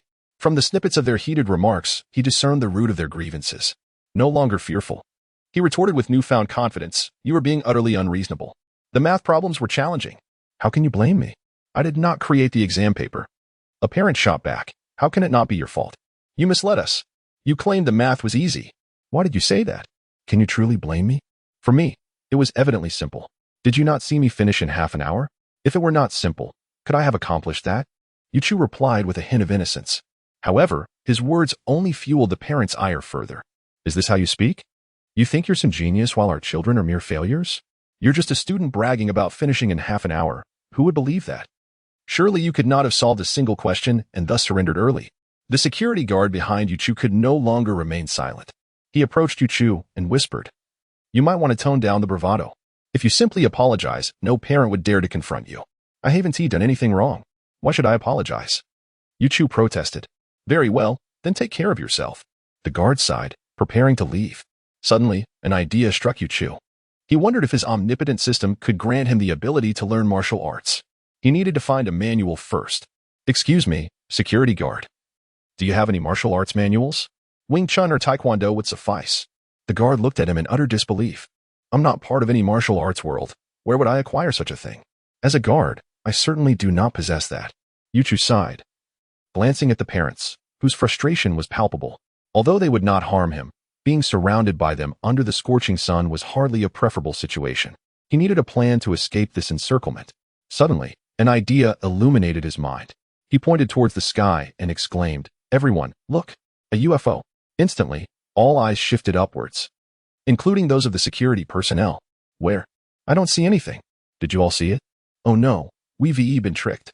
With their attention diverted, Yu Chu seized the opportunity. He dashed through the crowd, swiftly disappearing into a corner. By the time the parents realized what had occurred, Yu Chu had vanished without a trace. The parents were left dejected, lamenting, "Indeed, he is a great deceiver. How easily we were fooled. Can we really be blamed for this? Did you not witness it?" It was a reflex. Observing the discord among the parents, the security guard shook his head. "You should disperse. Do not block the entrance." Reluctantly, the parents returned to the waiting area. After his escape, Yu Chu dared not return home just yet. He needed to find somewhere to pass the time.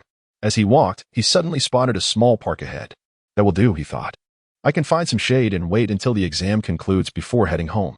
Yu Chu briskly walked into the central park, where an assembly of elderly gentlemen and ladies were engaged in merriment. The elderly women were undoubtedly dancing in unison. while the men were either engrossed in chess or practicing martial arts. Just as Yu Chu was about to seek refuge beneath a tree's shade, his attention was suddenly captivated by the impressive stance of an old man. Ding! A notification appeared. Discovered a set of Tai Chi, would you like to learn? To his astonishment, not only did he find the old man's performance commendable, but the system echoed his admiration. Learn. Congratulations. The host has acquired a complete set of Tai Chi, achieving the mastery level. What a delightful surprise. Who would have thought that a leisurely stroll in the park would lead to mastering a full set of Tai Chi, especially at such a prestigious level? Yu Chu and Apos' enthusiasm surged instantly. Why not challenge the old man? He approached the elder and Apos' side and began to practice Tai Chi indeed. His movements were a harmonious blend of strength and gentleness, each strike creating a gust of wind. Wu Jianmu, the elderly gentleman who had been practicing Tai Chi nearby, also took notice of this young man's prowess. The more he observed, the more astonished he became. This young fellow was undoubtedly a master. With over 60 years of Tai Chi practice as the retired head of the Qinshan Tai Chi school, he felt that Tai Chi had been his lifelong companion. While he would not claim to be the absolute best, he confidently asserted that no one in the country could surpass him. Even his son, who had taken over the position of head instructor, could not rival him. Yet, he sensed that in comparison to this young man, his own skills seemed notably inferior. Chapter 13. After completing a set of Tai Chi, Yu Chu felt a refreshing sensation enveloping his entire being. Wu Jianmu, witnessing the young man and Apos' performance, approached him eagerly, exclaiming, "Young man, your Tai Chi is truly impressive. Just average, really. I'm merely the third in the world.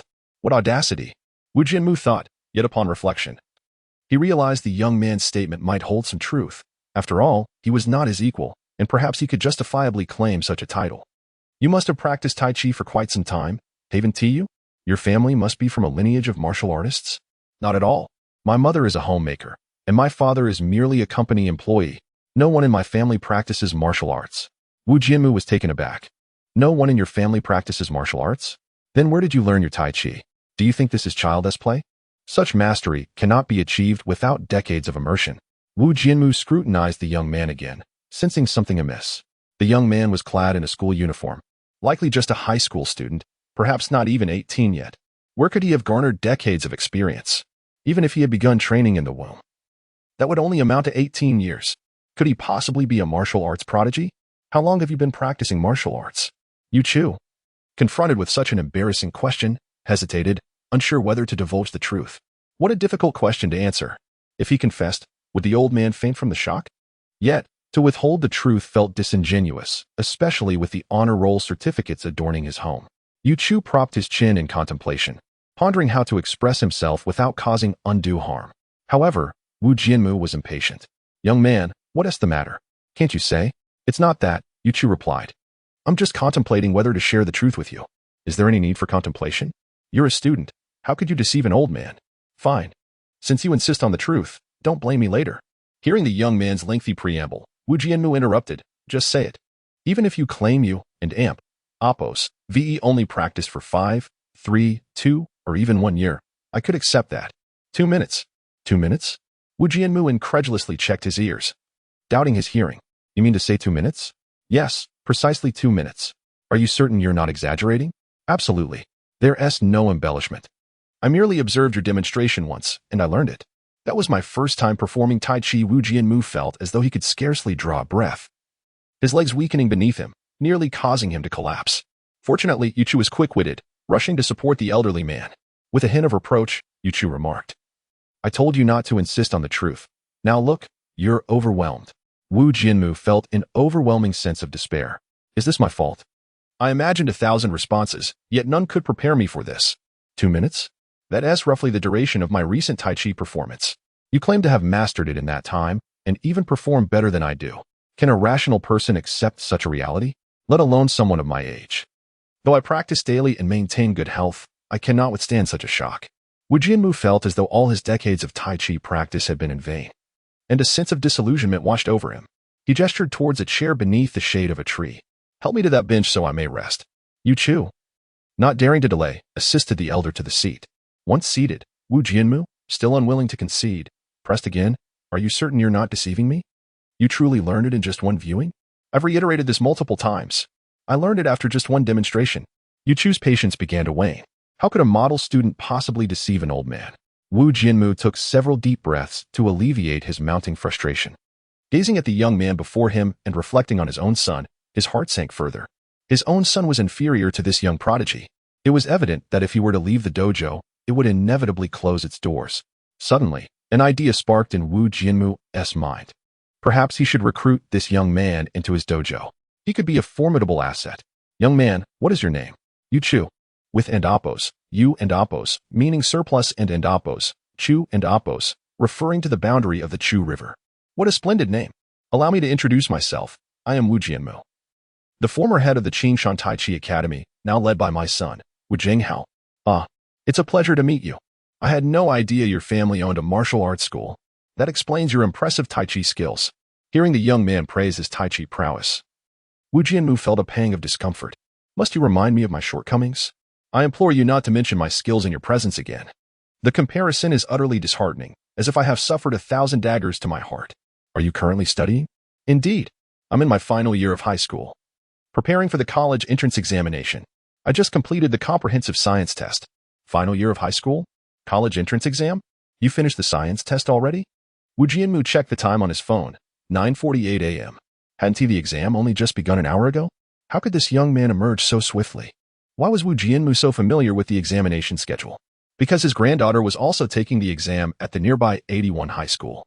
He was, in a sense, a companion to the anxious wait, seeking solace in the park for a brief respite. But alas, the sorrowful matters shall not be revisited. Yet, how could this young man have finished so quickly? Chapter 14. Are you out so soon? Is the topic very simple? Quite simple. I grasped it with just a glance. It can't be that simple. Could I have emerged so swiftly otherwise? Oh, who would have thought? The young man is quite the academic achiever. My granddaughter, on the other hand, is not quite so adept. Completing the questions within the designated time is already an impressive feat for her. Wu Jianmu had no doubts about the young man's honesty. The shock he had just experienced was far too significant. Here was someone who could master a complete set of Tai Chi in merely 2 minutes, surpassing his own proficiency. If he is not a scholar, then who is? Well, it may just be that the topic was easy. Faced with something difficult, I would certainly falter. Yu Chuqian exhibited a touch of modesty. When encountering advanced material, he truly would struggle. After all, in all his subjects, he only held an advanced level. Anything beyond that was indeed beyond his reach. By the way, you exhibit remarkable talent in martial arts. Why not visit my dojo? Our dojo is the largest in Wuyang City, and I guarantee you shall not be disappointed. That may not be appropriate. In truth, I am not particularly interested in martial arts. I merely dabble for amusement. Wu Jianmu felt as if he had been struck with 100,000 points of damage. You are not particularly interested, yet you have mastered Tai Chi so well. If you were genuinely interested, would you not be invincible? He clutched his heart, which was on the verge of rebellion. Interest can indeed be cultivated. Who knows? Perhaps a visit to the dojo might ignite a passion within you? That may not be advisable. I truly lack interest. Yu Chuck once again declined. Witnessing the young man and Appo's steadfastness, Wu Jianmu decided to unleash his ultimate tactic. If you come to our dojo as an instructor, I shall pay you 10,000 yuan a month. Yu Chuck pondered deeply. Should he accept? 10,000 yuan was undeniably tempting. Yet, why should someone who could thrive on their looks engage in swordplay? What if he were to injure himself? The cost would far outweigh the benefits. Seeing the young man still wavering, Wu Jianmu revealed his final card. My granddaughter is exceptionally beautiful. Should you join our dojo, I will introduce you to her. He had become rather reckless in his attempts to entice Yu Chuck, even offering his beloved granddaughter as bait. However, he did not merely seek to sacrifice her happiness for his own ambitions. Wu Jianmu genuinely believed that Yu Chuck possessed admirable character and personality. Most importantly, he learned quickly. A true academic prodigy. Introducing him to his granddaughter would yield no losses. Rather, it would be a win-win situation. Not only would his granddaughter find a worthy companion, but he would also secure a formidable expert for the dojo, ensuring no challengers would dare to approach. No, thank you. This time, Yu Chuck and Appo's refusal was resolute. You wish to introduce your granddaughter to me merely to evade payment? Do not think I am unaware of your schemes. You shall not deceive me. That is out of the question. Wu Jianmu, who had initially believed success was nearly assured, was rendered speechless by the young man and Appo's decisive rejection. How could the situation change so suddenly? Is introducing my granddaughter to you not a good thing? Could it be? Wu Jianmu contemplated a possibility. He scrutinized Yu Chuck's features once more. He resembled those young men who often engage in such antics. Realizing this, he shivered involuntarily. Who would have thought that high school students today could be so open at such a tender age? What a waste of such a promising individual. Fortunately, he had not yet made the introduction. Otherwise, he would have jeopardized his granddaughter's happiness. Suddenly, beads of cold sweat began to form.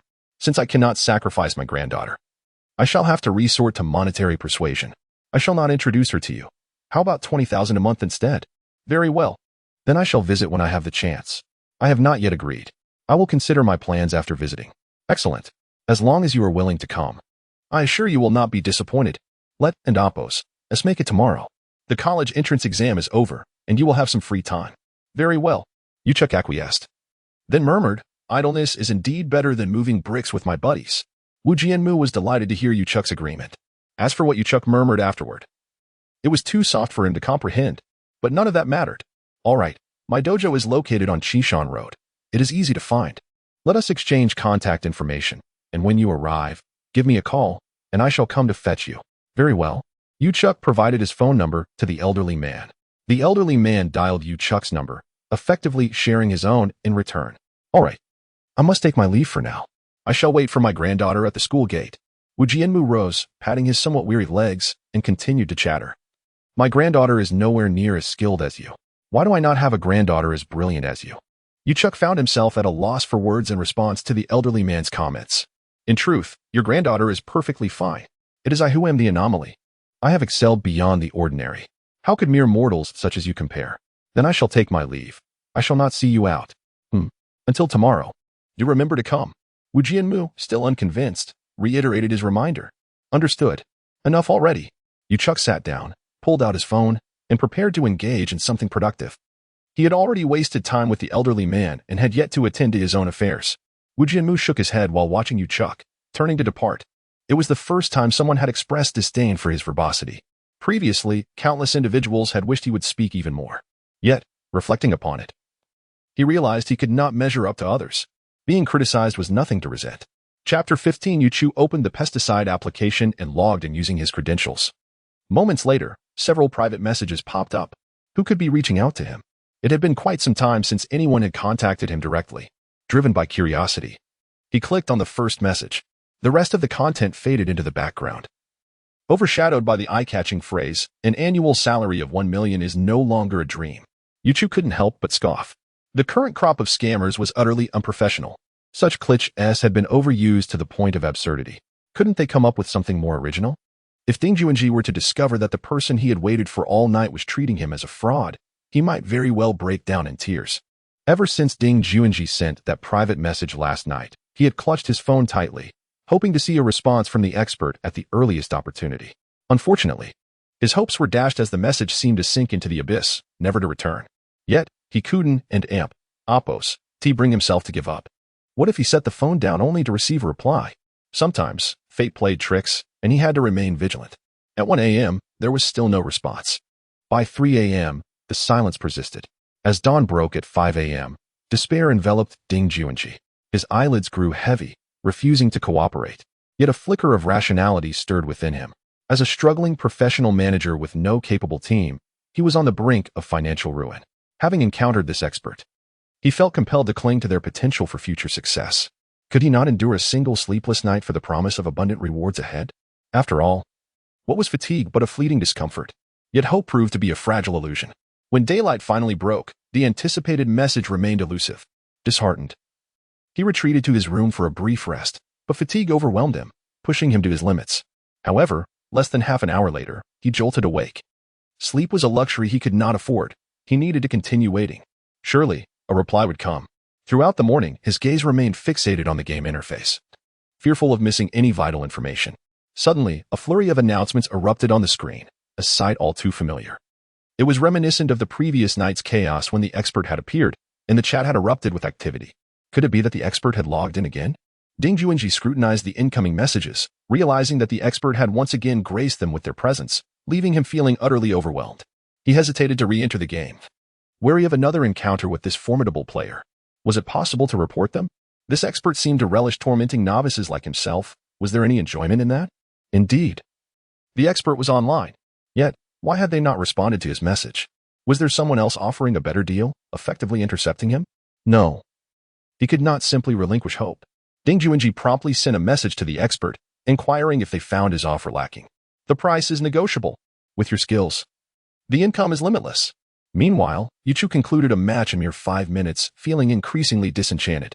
Initially exhilarating, the thrill waned with repetition. Just then, another private message appeared. Upon inspection, the message lacked context, likely sent by the same individual as before. Still reaching out, Yuchu pondered, glancing at the ID, which suddenly felt familiar. Who was this person? The realization struck him. This was none other than the professional manager from the TGG XQ Club in Wuyang City, renowned for their talent scouting. He had once envied those fortunate enough to be discovered, dreaming of competing on a professional stage. Yet, those aspirations had seemed far-fetched, given his previous lackluster skills. Now, however, this manager had sought him out. Reflecting on his current prowess, it seemed only natural that he would attract attention. He hesitated to respond immediately, instead exploring other private messages. Sure enough, several clubs were reaching out, but their sincerity was lacking, merely providing contact information and expecting him to initiate communication. Such an approach felt beneath him. He would not lower himself to chase after others. The manager from TGG XQ, however, had displayed the best attitude, and thus deserved success. After all, attitude was everything. Yuchu quickly replied, suggesting they connect via WeChat, providing his ID.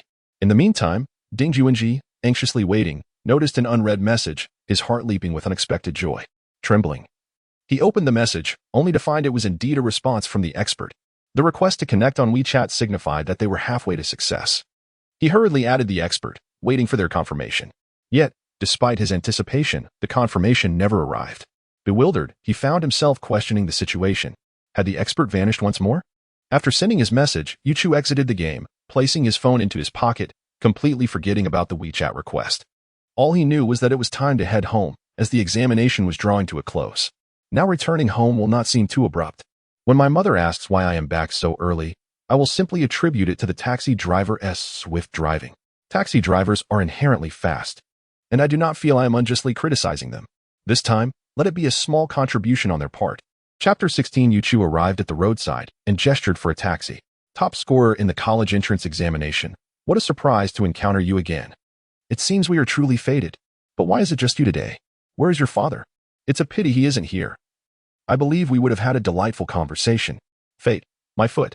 I have serious doubts about this driver. Could he be following me? What a coincidence. Besides, I doubt your father wishes to see you, either. Every word you speak cuts deep. If your father were to see you again, he might just be crushed. If Yuchu had not already boarded the taxi, he would have certainly chosen another. Yet, now that he was inside, he felt too embarrassed to exit. He silently vowed to scrutinize the driver before getting into a cab in the future. In truth, it was all mere coincidence, for Yuchu returned home without incident. At 3:30 p.m., in the examination hall of number 81 high school, Yuchu raised his hand once more. The chief examiner, exasperated, approached him and waved dismissively, urging him to leave and stop being a nuisance. He had never encountered such an unconventional student in his entire career.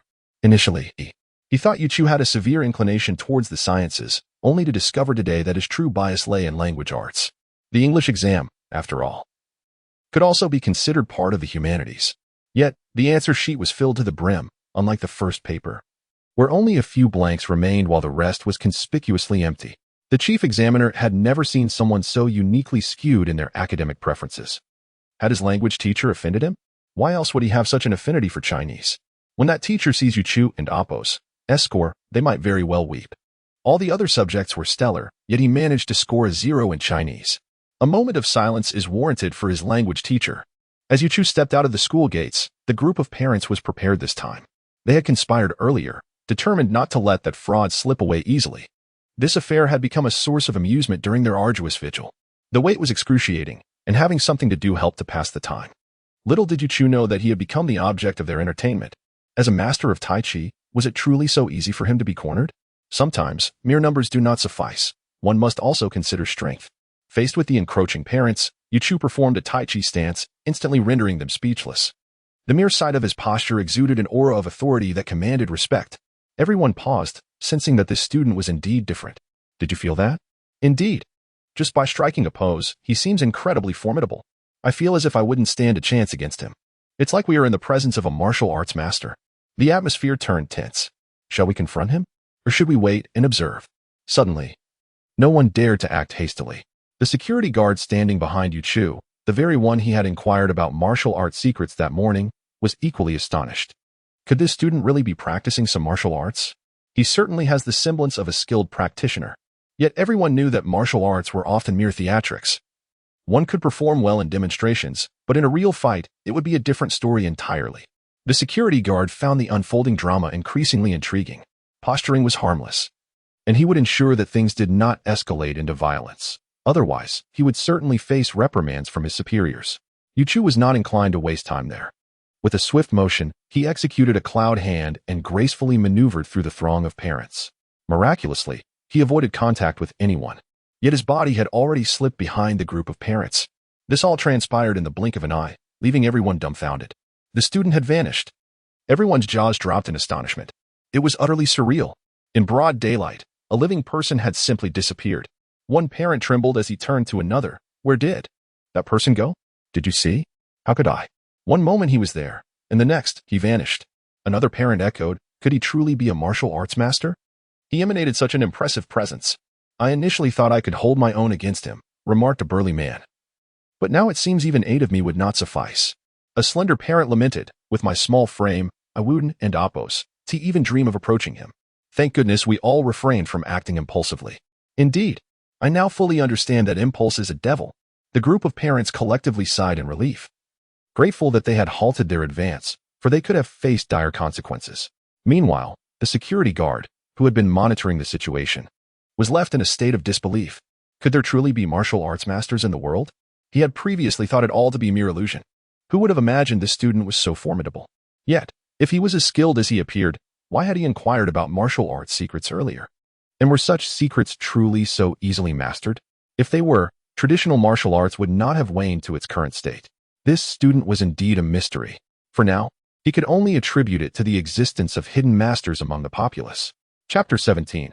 At the Qingshan Tai Chi Martial Arts Hall. A brash young man pointed at everyone in the hall and proclaimed, all of you here are worthless. There isn't a single capable fighter among you.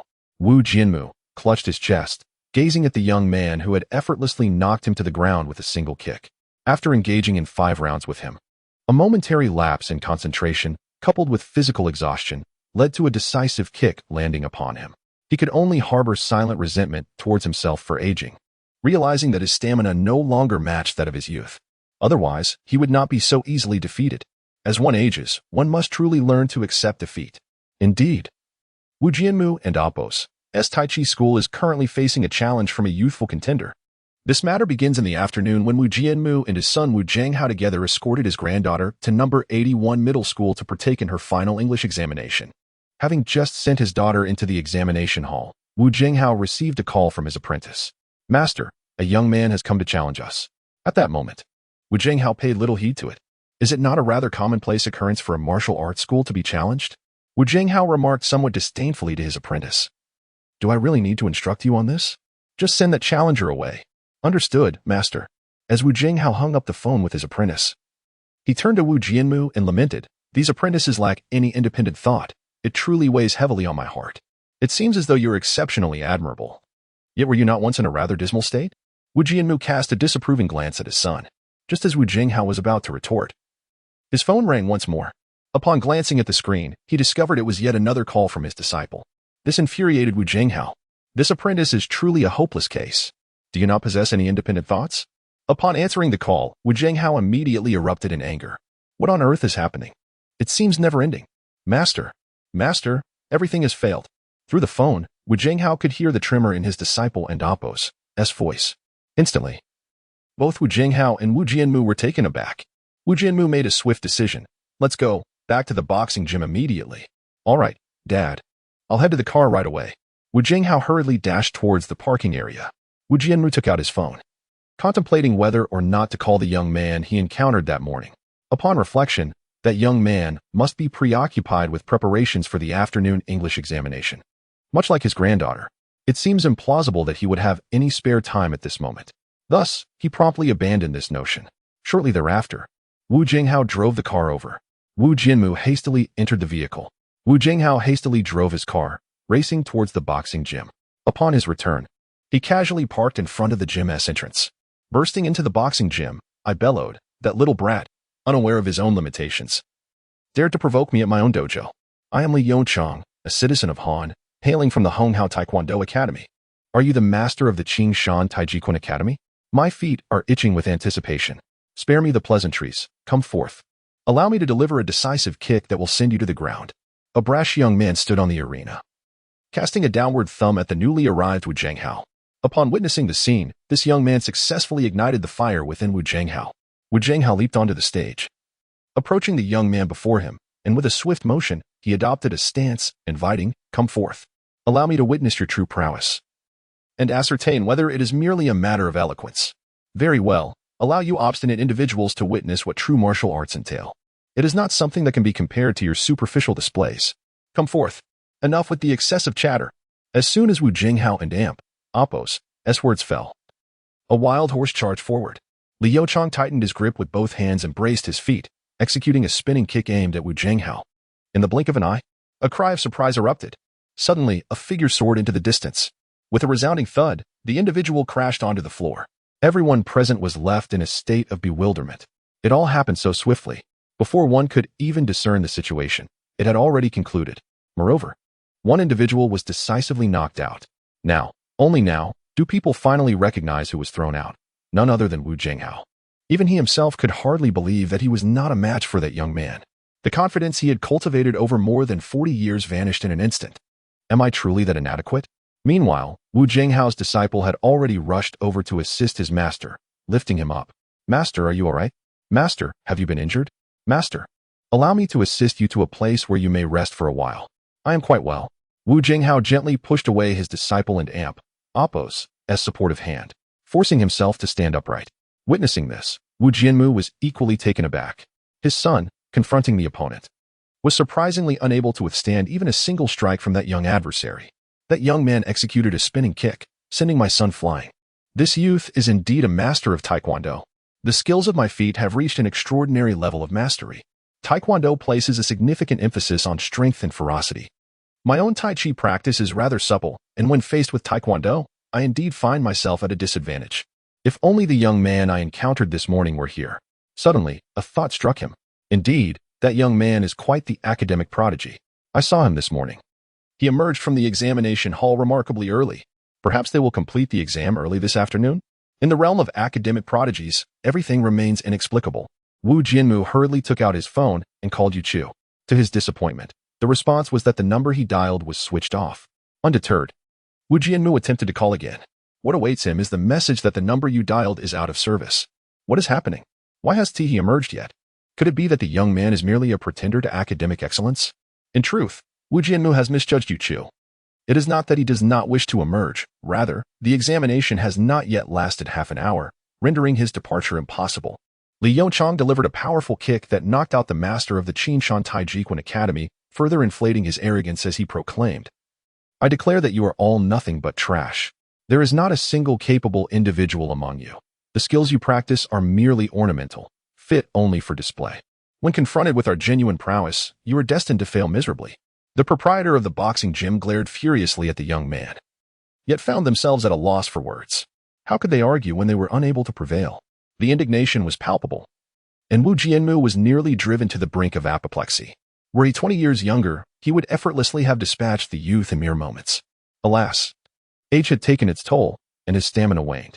Yet, the affront had reached its zenith. Whether by force or by will, he was determined to confront the situation. One may lose a person, but never the morale.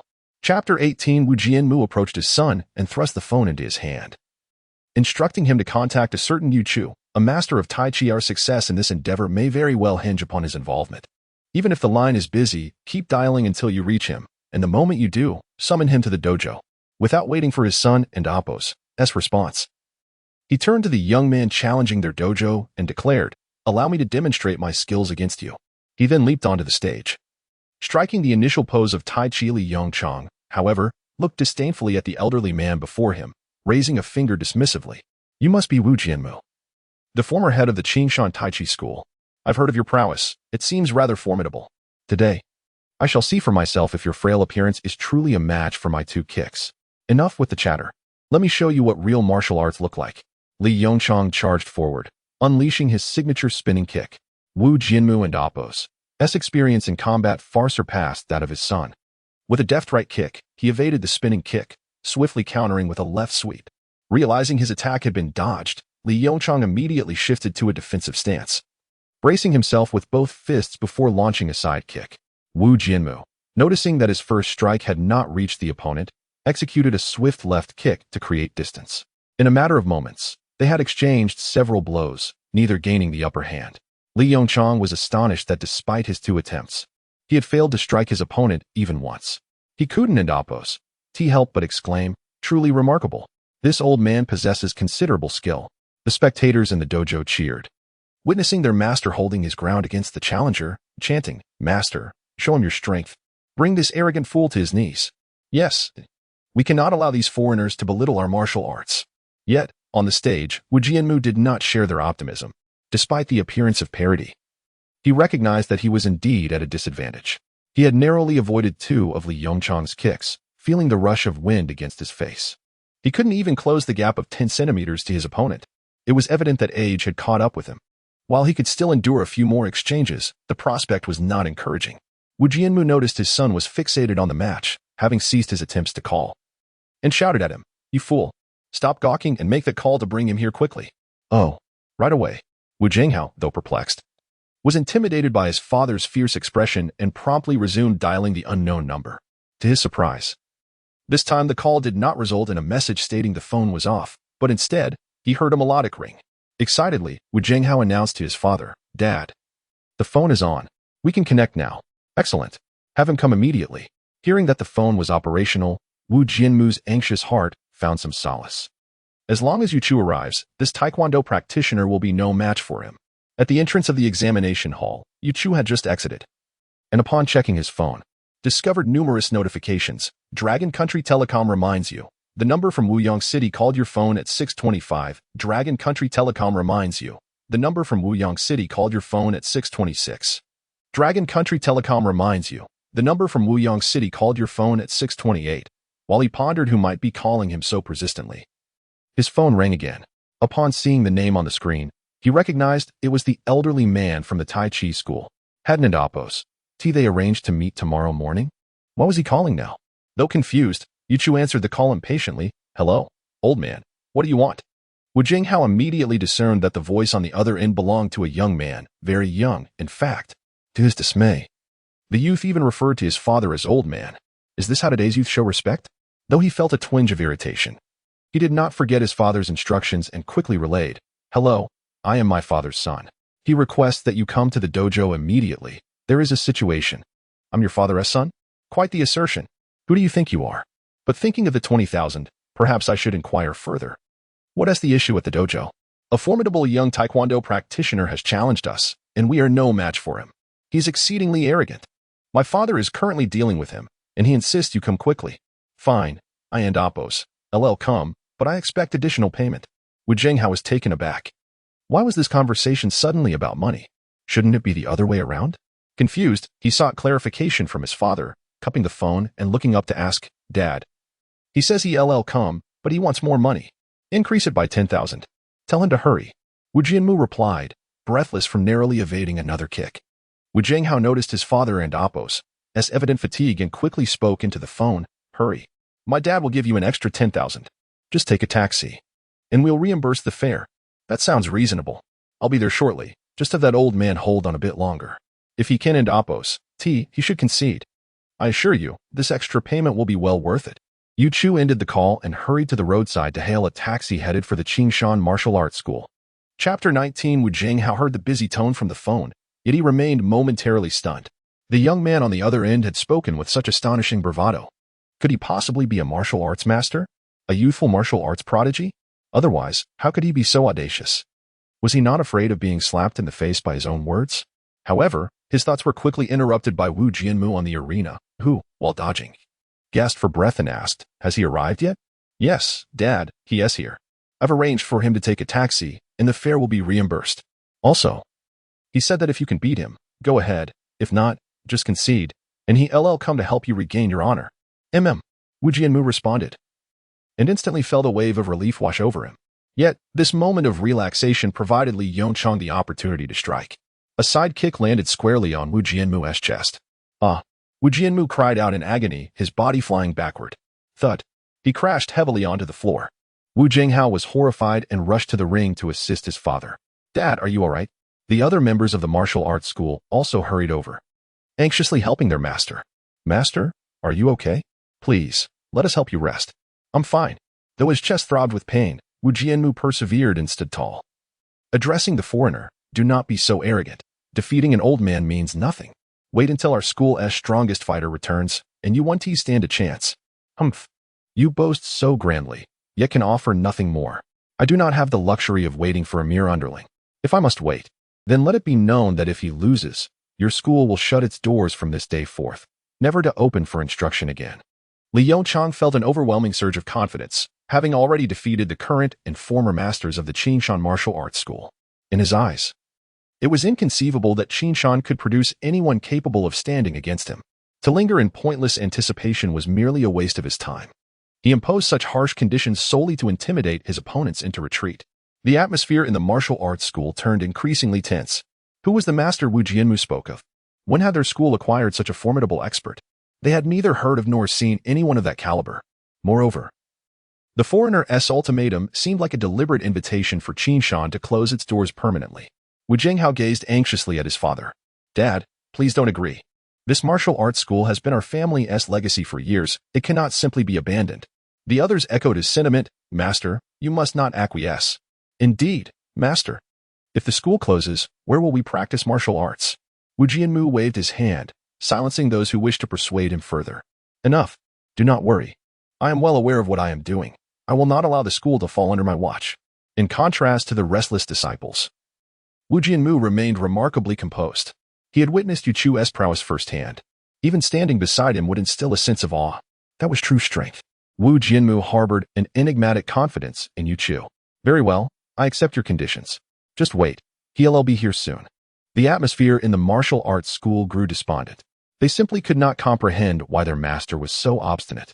To preserve the school, they quickly gathered around him, urging, Master, do not act rashly. Yes, we can concede this time. We will train diligently and one day reclaim our honor. Second senior brother is right. Master, let us endure for now. I will put an extra effort in my training. Enough. Do not plead any further. Remain calm and witness what true mastery looks like. Wu Jianmu gestured for them to settle down. Seeing this, Li Yongchang grew even more smug. Old man, you should heed your disciples' advice and not walk blindly into your doom.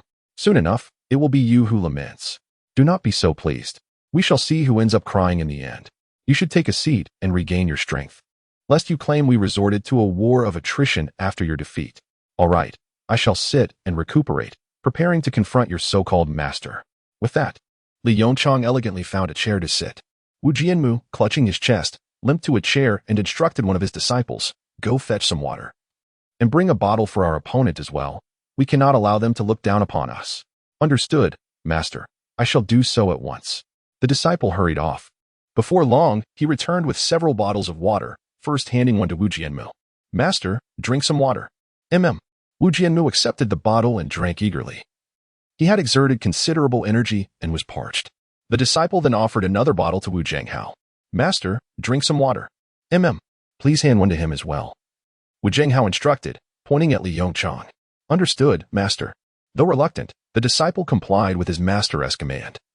Trudging over with a sullen expression and tossing a bottle to Li Yongchang. Drink up. Li Yongchang accepted the bottle without hesitation, quickly gulping down the water. Truth be told, the final confrontation with the old man had drained him significantly. His swift victory had involved a stroke of luck. Before long, Yu Chu entered, holding a taxi receipt. And the martial arts school members recognized him. They were momentarily taken aback to see a high school student in a school uniform walk in. What was he doing here? Could he be the master?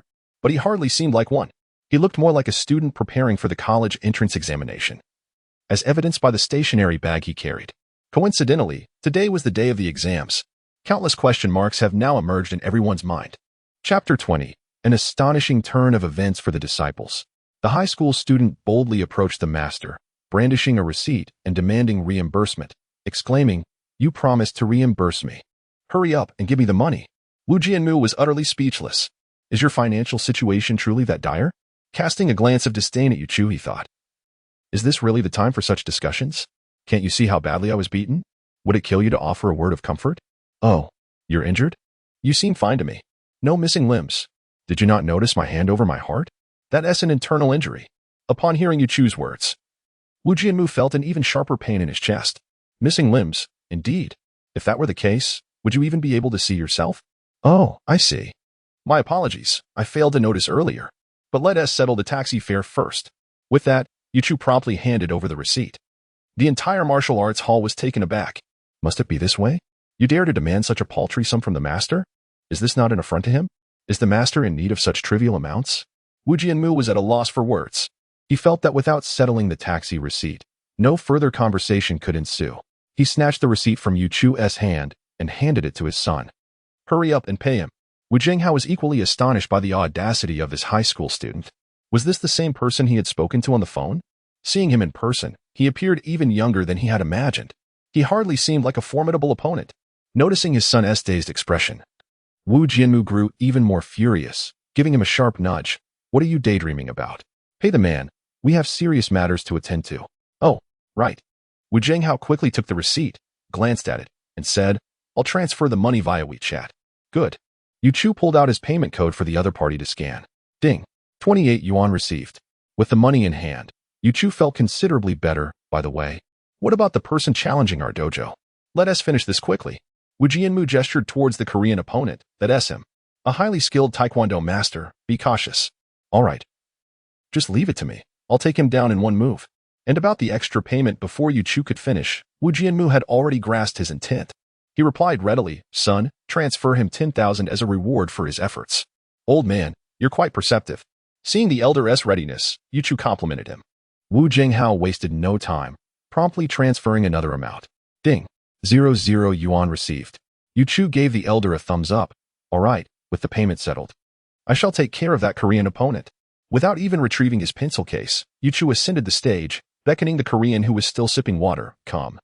Let me see just how formidable you are. Li Yongchong gazed at the high school student on the stage with disdain, addressing Wu Jianmu. Is this the expert you hired? Doesn't he seem impressive at all? You might as well prepare to close your dojo. Don't be too complacent. Wait until you fought him. Very well. I shall witness the prowess of this high school student. With a leap and a flip, Li Yongchong was already on the stage, eager to showcase his skills. Surely, the high school student would be petrified by his display of power. However, Yu Chu remained as still as a statue, unflinching. Chapter 21. Come on. Li Yongchong sought to maintain composure and observe the opponent and Oppo's origins first. Yu Chu responded with a hint of mockery. Do you really want me to go first? If I do, you won't have the opportunity to strike. The more unperturbed the opponent appeared, the greater the pressure on Li Yongchong, leading him to doubt himself increasingly. Psychologically, he had already lost. Come on, come. All right. Yu Chu replied, executing a spinning kick at a speed of 5 meters per second. Li Yongchong recognized the familiar move, yet he had no time to react as the kick was already upon him. Li Yongchong was bewildered. Having been sent flying by the strike, crashing hard against the ring and Oppo's barrier before landing with a thud on the ground. He was left stunned. How powerful! He had not even been a match for a single move from his opponent. Yet, a sense of something being amiss lingered in his mind, rendering him momentarily dazed. Not only was Li Yongchong taken aback, but everyone below the ring was equally astonished. They could not fathom that the seemingly frail high school student could possess such formidable prowess. After the initial shock, excitement surged through the crowd. Well done. Remarkable. Indeed. Incredible. Oh, master, do you need a knee? My knees are already trembling. Great one. Do you need a charm? Meanwhile, Wu Jianmu remained considerably calmer. Yet one thing surprised him greatly. The move Yu Chu had just executed was not Tai Chi at all, but unequivocally Taekwondo. That spinning kick surpassed the previous one delivered by the Korean in both timing and power. Wu Jianmu contemplated. If he were in Li Yongchong and Oppo's position, he would likely not have withstood that kick either. But why had Yu Chu initiated with a Tai Chi stance yet unleashed a Taekwondo kick? This young man was truly elusive. Wu Jianmu felt a tinge of regret that Tai Chi had not been used to defeat his opponent. It would have been enlightening for that Korean to witness the prowess of Tai Chi. Nevertheless, victory was the ultimate goal. The style employed was inconsequential. Finally, a semblance of honor had been restored. The 10,000 yuan spent had truly been worth it. With pride, Wu Jianmu approached the ring and addressed the Korean. How about that? Realize the magnitude of our skill yet? Our expert doesn't even need to employ his Tai Chi. He merely used your inferior techniques to knock you out. In the face of absolute strength, everything else is mere folly. Upon hearing this, Li Yongchang finally understood the crux of the matter. His opponent had defeated him using Taekwondo, specifically his own most powerful move, the spinning kick. He had never anticipated that a high school student could be so formidable. In his presence, he had not even had time to react. Yet, this only served to showcase the strength of Taekwondo. Perhaps the opponent was merely skilled in Taekwondo, while Tai Chi was just a fade. No, he could not concede defeat so easily. Li Yongchang, filled with indignation, pointed at the high school student, declaring, "I refuse to accept this. You defeated me with Taekwondo. I acknowledge that. But this only proves the prowess of our Taekwondo. I came to challenge the martial arts of Long Country, Tai Chi specifically. If you have the capability, fight me using Tai Chi. Are you certain? You look like you might fall apart at any moment. I fear that if I defeat you, you'll claim my victory is unmerited." Yu Chu regarded his opponent as provocation with disdain. Isn't this merely a waste of calories? A single move using Tai Chi can easily send you to the ground. Seeing his opponent remain so composed, Li Yongchang felt a surge of panic once more. Could it be that his Tai Chi was also exceptionally strong? But how could a high school student possibly master two martial arts so proficiently? He was undoubtedly trying to deceive himself. It had to be so. He could not be fooled. Come on, I'm fine. Let me witness if your Tai Chi is as formidable as your Taekwondo. Very well. Since you have a penchant for punishment, I shall indulge you. He turned to Wu Jianmu. You may step down. I will show him what true Tai Chi is. Good. It's about time. Bring him down with Tai Chi and let him see that the martial arts of Long Country are no mere embellishments. With that, Wu Jianmu left the ring, eager for the ensuing spectacle. Yu Chu smiled at the Korean. You may strike first. Otherwise, you might find yourself without a chance to attack again. Fine. But let me clarify. You can only use Tai Chi, not Taekwondo. Li Yongchang reiterated anxiously. Rest assured, I guarantee 100% Tai Chi, devoid of any embellishment. If I employ a move that is not Tai Chi, consider me defeated. All right then, here I come. Li Yongchang unleashed a whirlwind kick. A technique he had practiced for a long time yet never utilized against an opponent. This adversary was worthy of his utmost effort. He took 2 steps back and launched himself into the air. In that fleeting moment of suspension, he delivered 3 kicks, a back kick, a side kick, and a spinning kick. However, Yu Chu was not a mere bystander, allowing the Korean to strike him. He pivoted and executed a sweeping punch, landing directly on his opponent's abdomen. One force overcomes 10 skills. The aftermath was inevitable. A piercing scream escaped as the Korean was sent soaring out of the ring. With a resounding crash, he landed harshly outside the arena. Having fallen from such a height, Li Yongchang was utterly disoriented. The previous punch had left him feeling as though his insides were about to rupture.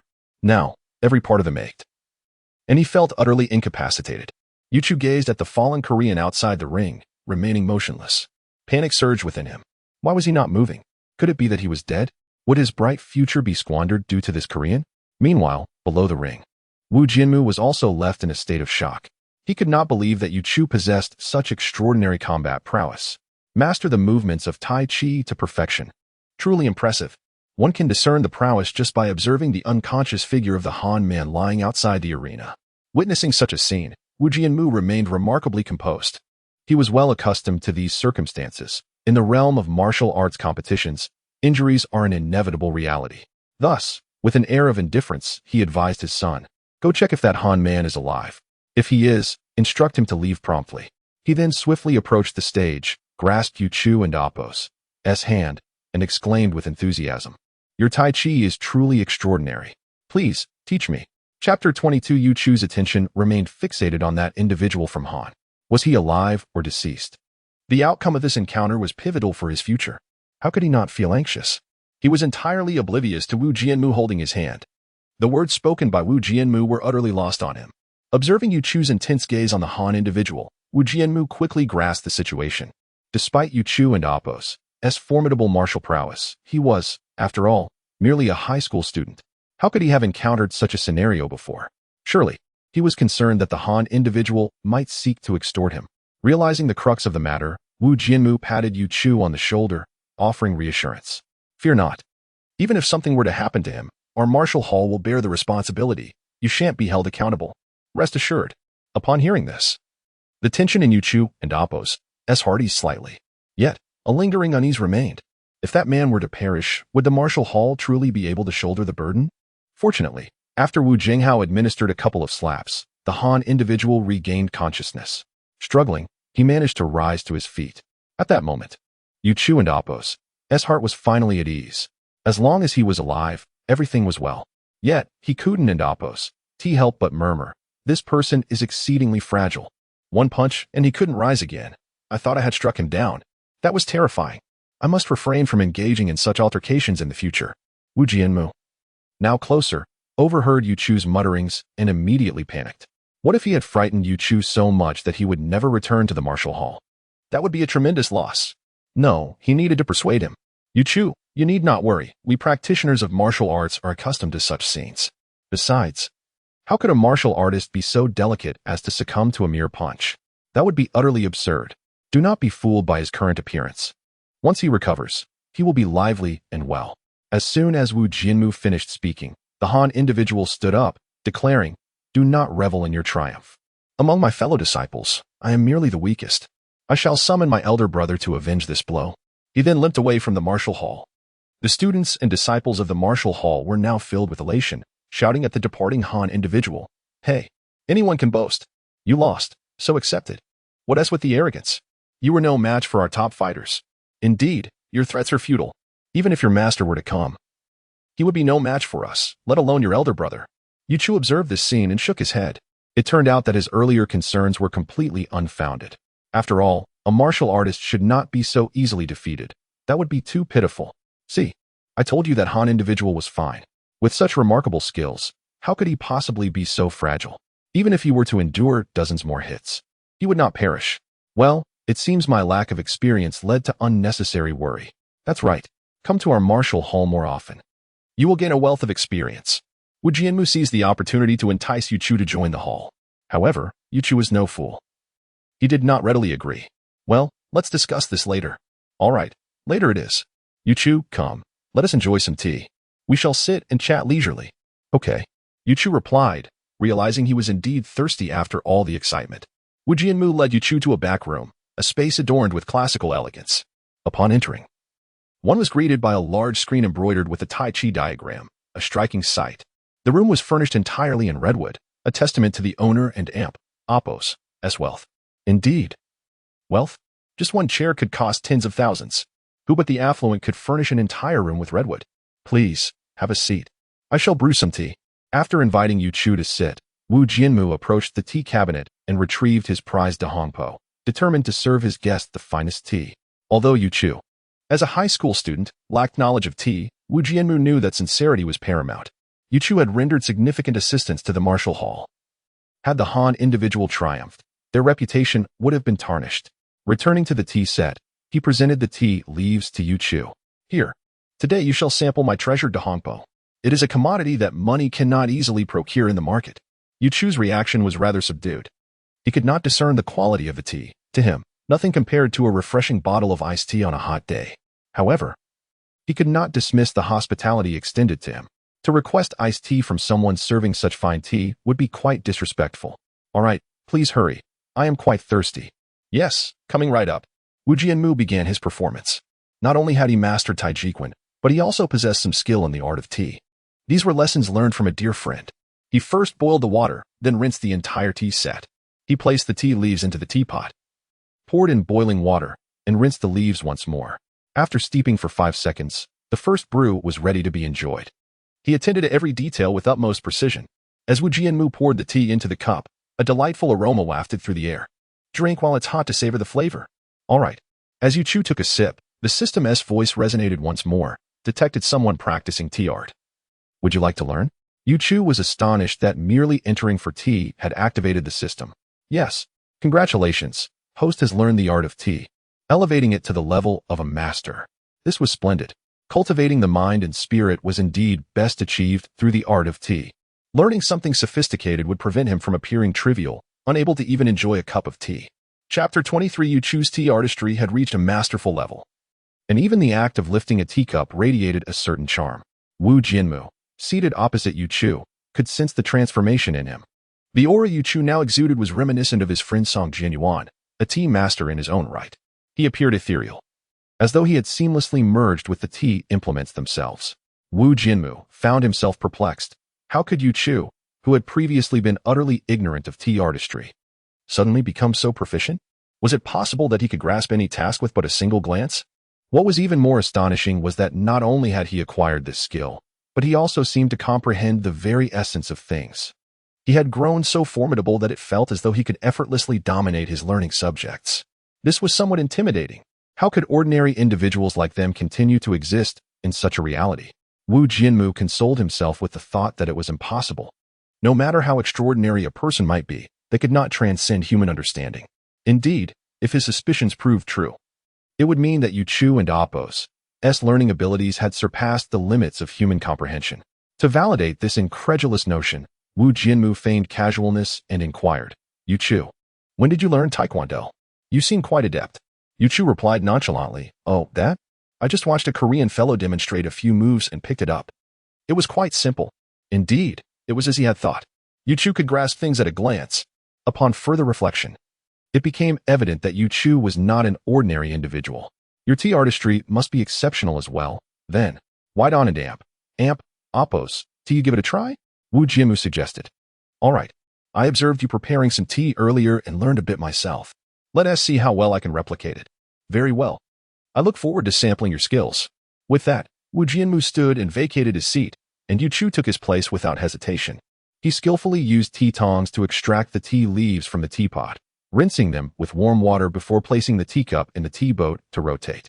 After warming it with hot water, he set it aside on the tea tray. He then placed the tea leaves into the pot, their verdant form resembling a woman clad in an exquisite qipao. The tightly curled buds and leaves appeared graceful and plump, offering a refreshing visual delight.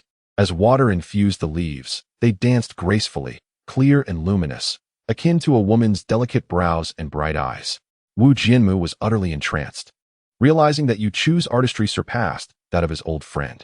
It was a depth that could only be described as unfathomable. You elevate your tea-making to such an exquisite realm with your rudimentary skills, and you dare call yourself normal? Even a pig would not believe such a claim. Clearly, Yu Chu could not be regarded as an ordinary person. Before him, it seemed there was nothing he could not master. Here, taste this. Yu Chu poured Wu Jianmu a cup of the first brew. Wu Jianmu could hardly contain his anticipation, as the fragrance had already enveloped the room. A scent that was entirely absent from the previous pot he had brewed.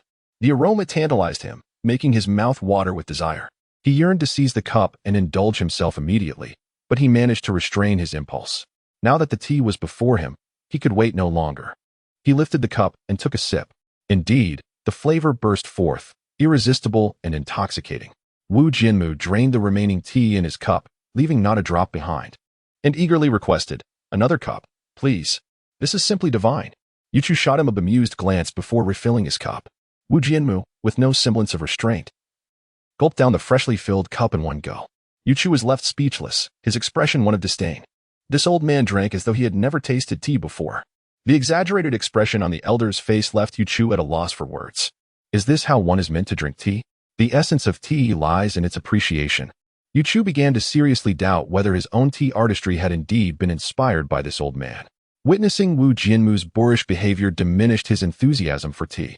Just then, a beautiful young woman peeked in, curious about the handsome figure sitting with her grandfather. However, this was not the time for idle chatter. She approached, pouting, and clung to her grandfather's arm, saying, Grandpa, you are too much. You promised to accompany me for my college entrance exam, yet you left early. When I finished, there was no one to be found. How disheartening. Wu Jianmu's face lit up at the sight of his granddaughter. He patted her reassuringly, saying, Oh, my dear granddaughter, it's all my fault. Please don't be upset. A fellow came to challenge me, and your father and I had to return early. I apologize for disappointing you. How could someone challenge you on such an important day? Don't they realize I have an exam today? Can't they come another time? Her reasoning bewildered Yu Chu. Was it customary for challengers to check if one was free? Before he could voice his thoughts, the young woman continued indignantly, Grandpa, you should have taught him a lesson. Otherwise, my anger cannot be quelled. Upon hearing his granddaughter's words, Wu Jianmu felt a wave of embarrassment.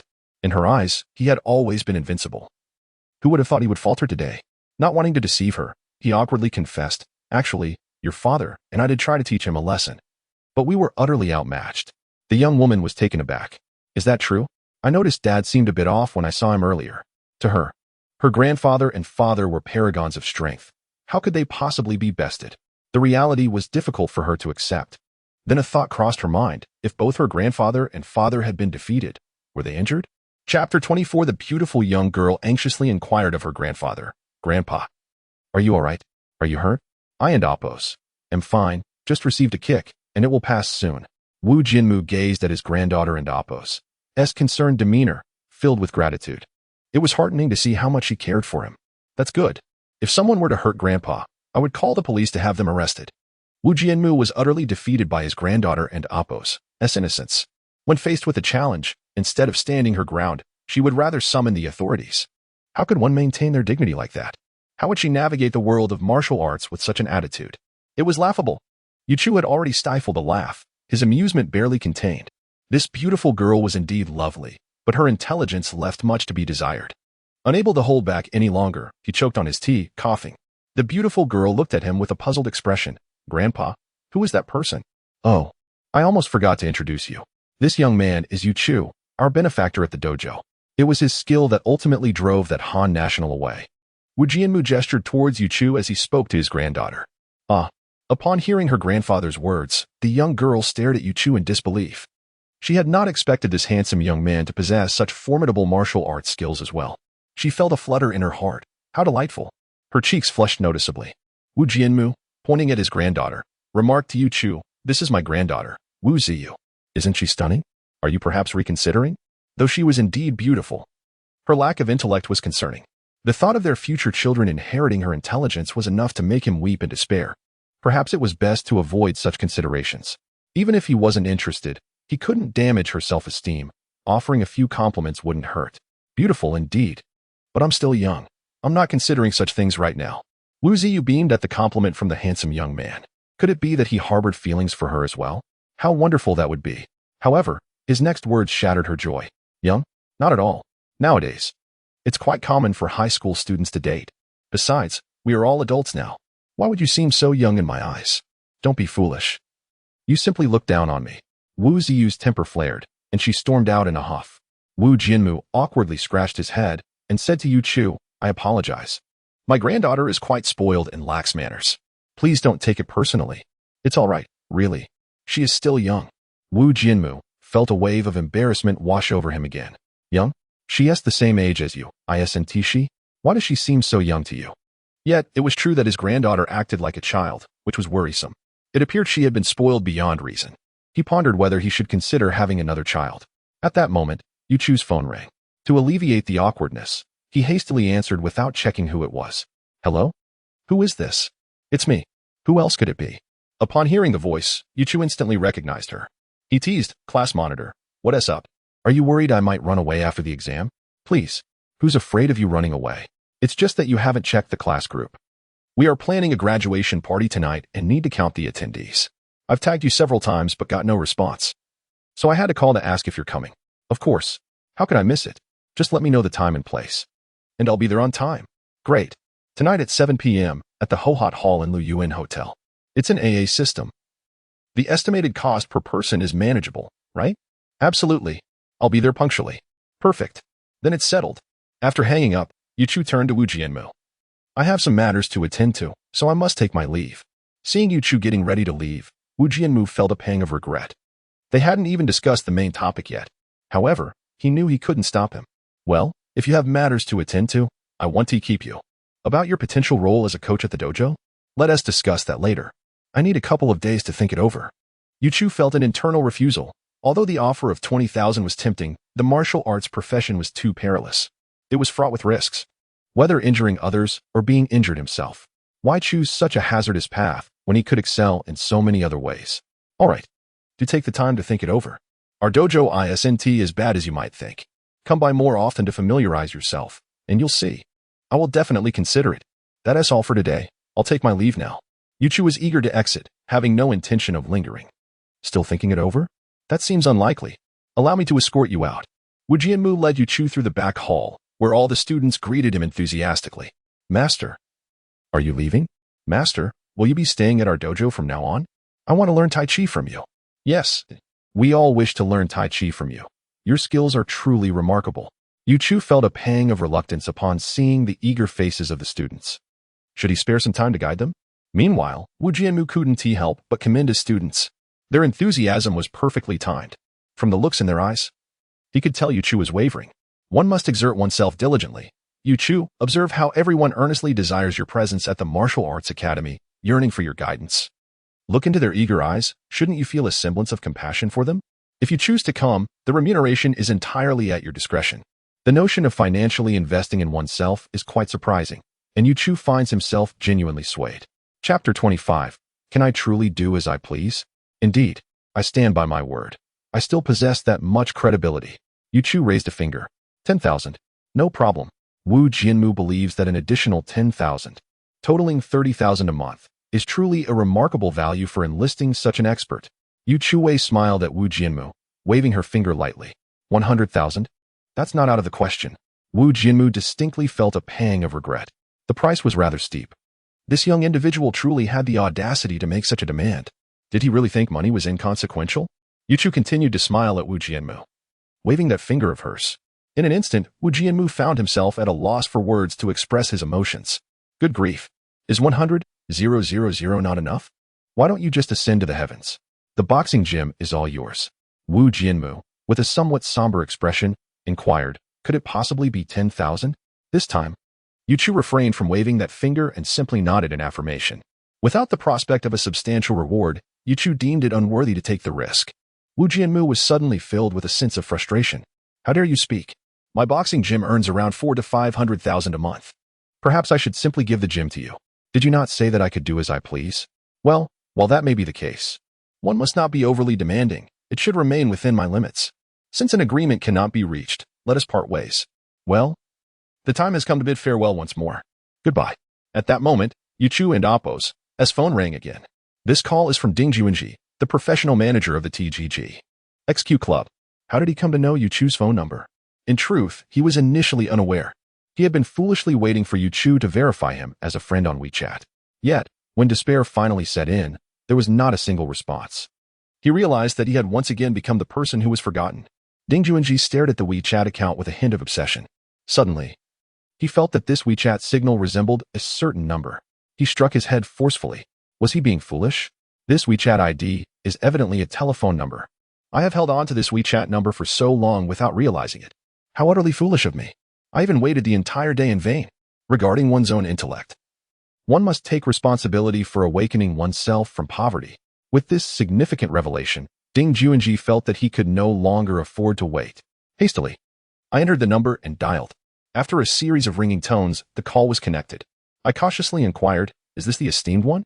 I am TGG, Ding Juanji, the professional manager of the XQ Club. This morning, you requested that I add you on WeChat, but I noticed you have not accepted my friend request. Hence, I took the liberty of calling you. Upon answering the unfamiliar call, Yu Chu listened to the other party's words and finally recalled the matter at hand. It was astonishing that he had forgotten about it entirely. He replied awkwardly, oh, it's you. My apologies. I completely forgot about you in the midst of preparing for my college entrance examination today. So, you're off to take the exam? It is quite understandable to be too occupied to attend to oneself. This can certainly be excused. So, this remarkable individual is actually a high school student? Yet, this too is rather commonplace. Esports is, in fact, a pursuit of youth. Young individuals possess nimble fingers and swift reflexes. As one ages, those reactions inevitably slow down. Oh, who would have thought that the master would be taking the college entrance examination today? I hope my call does not disturb you, esteemed one. I trust one am not intruding, as the examinations have concluded. By the way, is there a specific matter you wish to discuss? Now, let us address the important topic at hand. I called you to extend an invitation to join our TGG XQ Club, and you may set the terms as you wish. Another condition for you to dictate? Surely it cannot be yet another feeble offer. You have embarked on your own journey, yet you cannot afford it. Is this a mark of cowardice? Only a trial will reveal the truth. As soon as Yu Chukai mentioned a singular figure, Ding Juanji eagerly interjected from the other end of the line. 1 million? No problem. For their esports club, a mere 10,000 is hardly a substantial sum. The top seed players of the club can earn millions in a matter of minutes each year. Upon hearing the other party mention a sum exceeding 1 million, Yu Chu was momentarily taken aback. It turned out that this individual was not to be underestimated. They possessed some substance after all. Unlike that Wu Jianmu, whose stinginess knows no bounds. He is unwilling to part with even a single penny, despite risking his own life. You observe others who, with merely a flick of their fingers, can effortlessly summon 1,000,000 without a moment and Appo's hesitation. Moreover, such an easily agreed-upon price undoubtedly does not represent the lowest limit. There is certainly room for further negotiation. No, it is. Ding Juanji is also aware that it is impossible to satisfy such a great master with just 10,000. However, 10,000,000 is beyond his authority to promise. He can only stabilize the situation for now and take him to discuss it with the boss. Oh, is it truly 10,000,000? That is not entirely out of the question. However, given the price, I lack the authority to agree to it. Perhaps you could accompany me to the club to meet the owner. With your capabilities, it should not pose much of a challenge. Is it truly possible for it to be zero? Yu Chu merely sought to test the waters, probing the boundaries of the other party. Little did he know. These limits appeared to extend infinitely. Even after a tenfold increase, it still does not appear to be the limit. It seems that the sports industry is indeed exceedingly lucrative. When I meet the owner of the club, I might be able to negotiate a higher price. Very well. Let it be tomorrow. I shall visit your club tomorrow for a closer look, and we can discuss matters then. Does that pose any inconvenience? Not at all. Not at all. I shall be at the club, eagerly awaiting your esteemed presence at any time. Upon hearing that the other party had finally agreed to join the club, Ding Juanji promptly responded with enthusiasm. Tomorrow, I must have a thorough discussion with the boss, regardless of the cost. We must ensure that this extraordinary talent remains with the club. By the way, esteemed talent, may I inquire about your illustrious name? Oh, my name is Yu Chu. With you signifying abundance every year, and Chu representing the boundary of the Chu River and the Han. Certainly, Mr. Yu. Please grant me access to your WeChat, and I shall share the address of our club with you. Very well, I will send you a friend request immediately. Please hold on for a moment. After finishing the conversation, Yu Chu hung up the phone and opened WeChat, approving the contact. Shortly thereafter, an address was sent over. There is another message, Mr. Yu. You may go directly to this address tomorrow. Once you arrive, please give me a call, and I shall come to fetch you. All right, no problem, then see you tomorrow. After replying to the message, Yu Chu put away his phone. Chapter 26. Yu Chu looked at Wu Jianmu and jested, "Old man, see. No one is willing to part with their money, yet in the blink of an eye, someone is offering 100,000 to poach me. 100,000? Where did such a naive fool come from?" Wu Jianmu was bewildered. Are martial arts schools nowadays so profitable? Is it possible that the school we run is a sham? Otherwise, how could ours be so unprofitable? Which martial arts school are you referring to? In the entire Wuyang city, our Qingshan Martial Arts School is the largest. Who else could afford to offer a higher price than us? A martial arts school? It's not a martial arts school. They are offering 100,000 to recruit me from a club called TGG. XG. TGG. XG Club? What is that? Never heard of it. Is it a boxing gym? This club has taken notice of your taekwondo skills? Not at all. What nonsense. This club is involved in esports. Have you heard of Honor of Kings? Esports? Honor of Kings? The pest control kind? What on earth is that? At his age, he should be able to handle WeChat, let alone the preferences of the youth. He is utterly clueless. At that moment, a young disciple raised his hand. "Master, I know about this. I play Honor of Kings every day. I never expected a master not only to excel in martial arts, but also to be so skilled in gaming. TGG. XG Club is willing to spend 100,000 to recruit you. Just average. I'm ranked 3rd in the world." Yu Chu humbly replied. Wu Jianmu seized the disciple's hand like he had found a lifeline and eagerly inquired, "Tell me more about TGG. XG Club, and this Honor of Kings." "Master, TGG. XG Club is quite remarkable. They consistently rank in the top 10 of the esports leaderboard. They are a formidable esports club." Wu Jianmu was astounded. "Never heard of it. How can they be so impressive? How do they compare to our martial arts school?" The disciple felt a bit embarrassed. "Master, they are not even in the same industry. It and Appo's. It's impossible to compare." Oh. By the way, does that club make a lot of money?" "Of course. Their sponsorships and advertising revenue are in the millions, not to mention the prize money from competitions. In short, they are quite wealthy." Upon hearing this, Wu Jianmu felt a wave of envy and resentment wash over him. These matters were a blind spot for him. He never imagined esports could be so lucrative. Competing with others for wealth seemed utterly hopeless. However, he felt a tinge of unwillingness. "Can we transform our martial arts school into a club?" The disciple was already losing patience, But before his master, he dared not lose his temper and could only explain patiently, "Master, esports also requires talent. Not just anyone can participate, much like our martial arts practice demands talent. Indeed, everything requires a touch of talent, just like you, despite years of practice. You still lack the aptitude for Tai Chi, while Yu Chu became invincible in just 2 minutes. Master, I kindly provided an explanation, yet you resort to personal attacks. Are you even human? Can one compare themselves to a deity?" After enduring a barrage of jibes from his master, the disciple finally conceded defeat. Yu Chu, unwilling to waste any more time, waved his hand at Wu Jianmu and said, "All right, I must take my leave. Please refrain from calling me. Whether for trivial matters or otherwise, I am quite busy." In an instant, Wu Jianmu felt a wave of despair wash over him. "Must you be so heartless?" My chest, which was finally feeling better, began to ache once more. "Yu Chu, you cannot do this. Even if you do not visit our martial arts school, we are still good friends, are we not? Also, I have some fine tea. When you have time, do come over and share a cup with me." "Fine. For the sake of the tea, I shall visit when I can." Wu Jianmu felt yet another pang of disappointment. Sigh. My standing in Yu Chu and Amp. Oppo's heart seems to be worth less than a few pieces of tea. Is there anything more disheartening than this?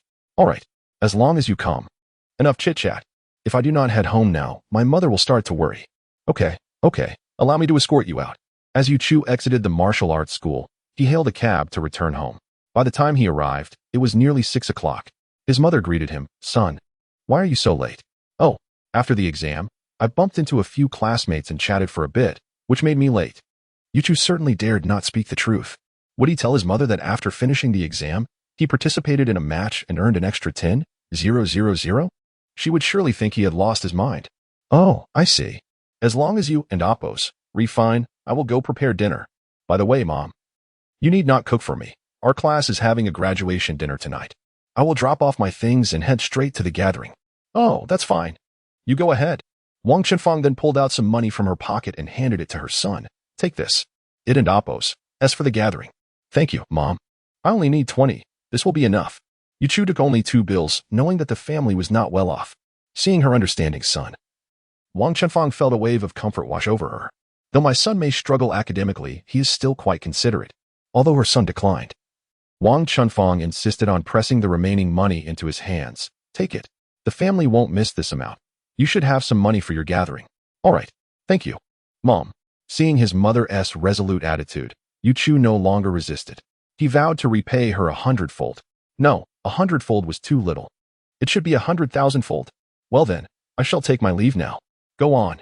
Yu Chu left home and took a cab to Lu Yuan Hotel. Having just pocketed 10,000, he felt emboldened and could afford to take a cab anywhere. Besides, he might soon join TGG. XG Club, surely. There would be more money to come. Chapter 27, Lu Yuan Hotel, Osmanthus Hall. At this moment, a multitude of classmates had already gathered. The class representative, Li Mingyang, was attempting to curry favor with the beautiful class monitor, Huang Wenqian. "Xiao Qian, you must be quite confident about your college entrance examination, right? Which school are you planning to apply to?" Li Mingliang was actually eager to glean information about Huang Wenqian's preferred institutions. His academic performance was comparable to hers, and he thought that if they ended up at the same university, he might have a chance to win her over. However, all of this was merely a figment of Li Mingliang's imagination. "Don't be so familiar. We are not that close. Please call me class monitor," Huang Wenqian retorted dismissively. She was well aware of Li Mingliang's true nature, a genuine schemer unworthy of deep friendship. The prospect of dating him was utterly out of the question. If she had to choose, she would prefer Yu Chu. Although Yu Chu's grades were lacking, his character was impeccable. Most importantly, he possessed an undeniable charm that would captivate any normal woman. Upon receiving such a cold shoulder from Huang Wenqian, Li Mingyang and Appos' irritation began to simmer. Yet, maintaining his faade as a schemer, he suppressed his feelings and responded, "All right, class monitor it is. As classmates, can we at least discuss which school to apply to?" "I and Appos am not sure yet. I will decide later," Huang Wenqian replied, choosing not to engage further. In essence, she simply did not wish to divulge her plans. She feared that if he learned her intentions, he would incessantly pester her, which would be quite bothersome. She resolved to deny him even the slightest opportunity. At that moment, Yu Chu pushed open the door and entered. Li Mingyang, like a drifting boat catching sight of a guiding light, felt an immediate surge of hope. "Yu Chu, you finally made it. Everyone's been waiting for you." he exclaimed, enthusiastically pulling Yuchu towards Huang Wenqian.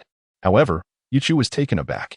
Li Mingliang and Apos' excessive eagerness suggested ulterior motives. Upon seeing Huang Wenqian, Yuchu quickly deduced that Li Mingyang intended to undermine him in front of her to elevate his own standing. He was accustomed to such tactics. Yuchu greeted the class monitor first, then produced a bill, handing it over. "Class monitor, I arrived on time. As soon as I heard your call, I rushed right over. Here is my share." "Got it. I never mentioned anything about you," Huang Wenqian replied, accepting the money while pointing to an empty seat beside her. This particular seat had been deliberately reserved by her bag, as she wanted to prevent Li Mingyang from taking it and monopolizing her attention throughout the meal. Now, with Yuchu sitting beside her, her spirits lifted at the mere sight of him. Huang Wenqian quickly removed her bag from the chair. "Please, take a seat." "Certainly," Yuchu replied without hesitation, settling down. Meanwhile, Li Mingliang seethed internally. Had he unwittingly invited a wolf into the fold? He had coveted that seat for quite some time, but had hesitated to disturb Huang Wenqian and Apos' belongings. Now, Yuchu had secured it first. "Yuchu, why don't we swap seats? I need to discuss something with the class monitor," Li Mingyang suggested. Yuchu was indifferent. For him, any seat would suffice. Just as he was about to rise, Huang Wenqian held him back, casting him a piercing glance. Yuchu instantly understood. Half risen, he resumed his seat with newfound determination, shaking his head resolutely at Li Mingliang. "No, I have matters to discuss with the class monitor as well." Li Mingyang had thought his plan was foolproof when he saw Yuchu starting to stand, but the sudden twist was a crushing blow. Though frustrated, he maintained his composure. "Yuchu, how do you feel about this year's college entrance exam? Do you believe you can achieve a passing score?" In the past, such a question from Li Mingyang would have been devastating to Yuchu. The term score did not refer to a single subject, but rather the overall result. Yuchu felt a twinge of embarrassment over his previous grades. However, he was different now, emboldened by newfound confidence. "I should be able to do well," he replied, maintaining a steady demeanor. "Are you certain? This year in Apos' exam seems particularly challenging. I doubt you'll manage to score well, especially since you struggled with simpler material before. How could you possibly excel in this tougher exam?" Li Mingyang remarked, provoking snickers from several classmates nearby who whispered amongst themselves. "Yuchu is decent in other respects, but his grades are lamentable. He doesn't appear particularly dim-witted. It's baffling how his scores could be so low. If given a chance, I could easily outperform him." Although their voices were hushed, each remark pierced Yuchu and Apos' ears. "That stings a bit," he thought. Yet, before the results were released, he had no means to refute their claims. Any attempt to defend himself would only invite further ridicule. He could only blame his past performance for the current situation, and he chose to remain silent, allowing them to speak freely. Meanwhile, Huang Wenqian, sitting beside Yuchu, refused to remain silent. "You all are being quite unreasonable. Until the exam results are out, none of us can claim certainty about who will ultimately succeed, especially since this year's mathematics exam is exceptionally difficult. Reflect on your own abilities. How much better do you really expect to perform? How much worse could Yuchu possibly do?" Yuchu stared in disbelief at the class monitor. Is she defending me? Yet why do I feel as though I'm under attack once more? At that moment, not only was Yuchu feeling the heat, but others were feeling the pressure as well. The mathematics exam had proven to be exceedingly vexing. It was undeniably challenging, leaving many perplexed and unprepared. Chapter 28 Instantly, the private room fell into a profound silence. The class monitor's words struck deep, resonating with collective hurt.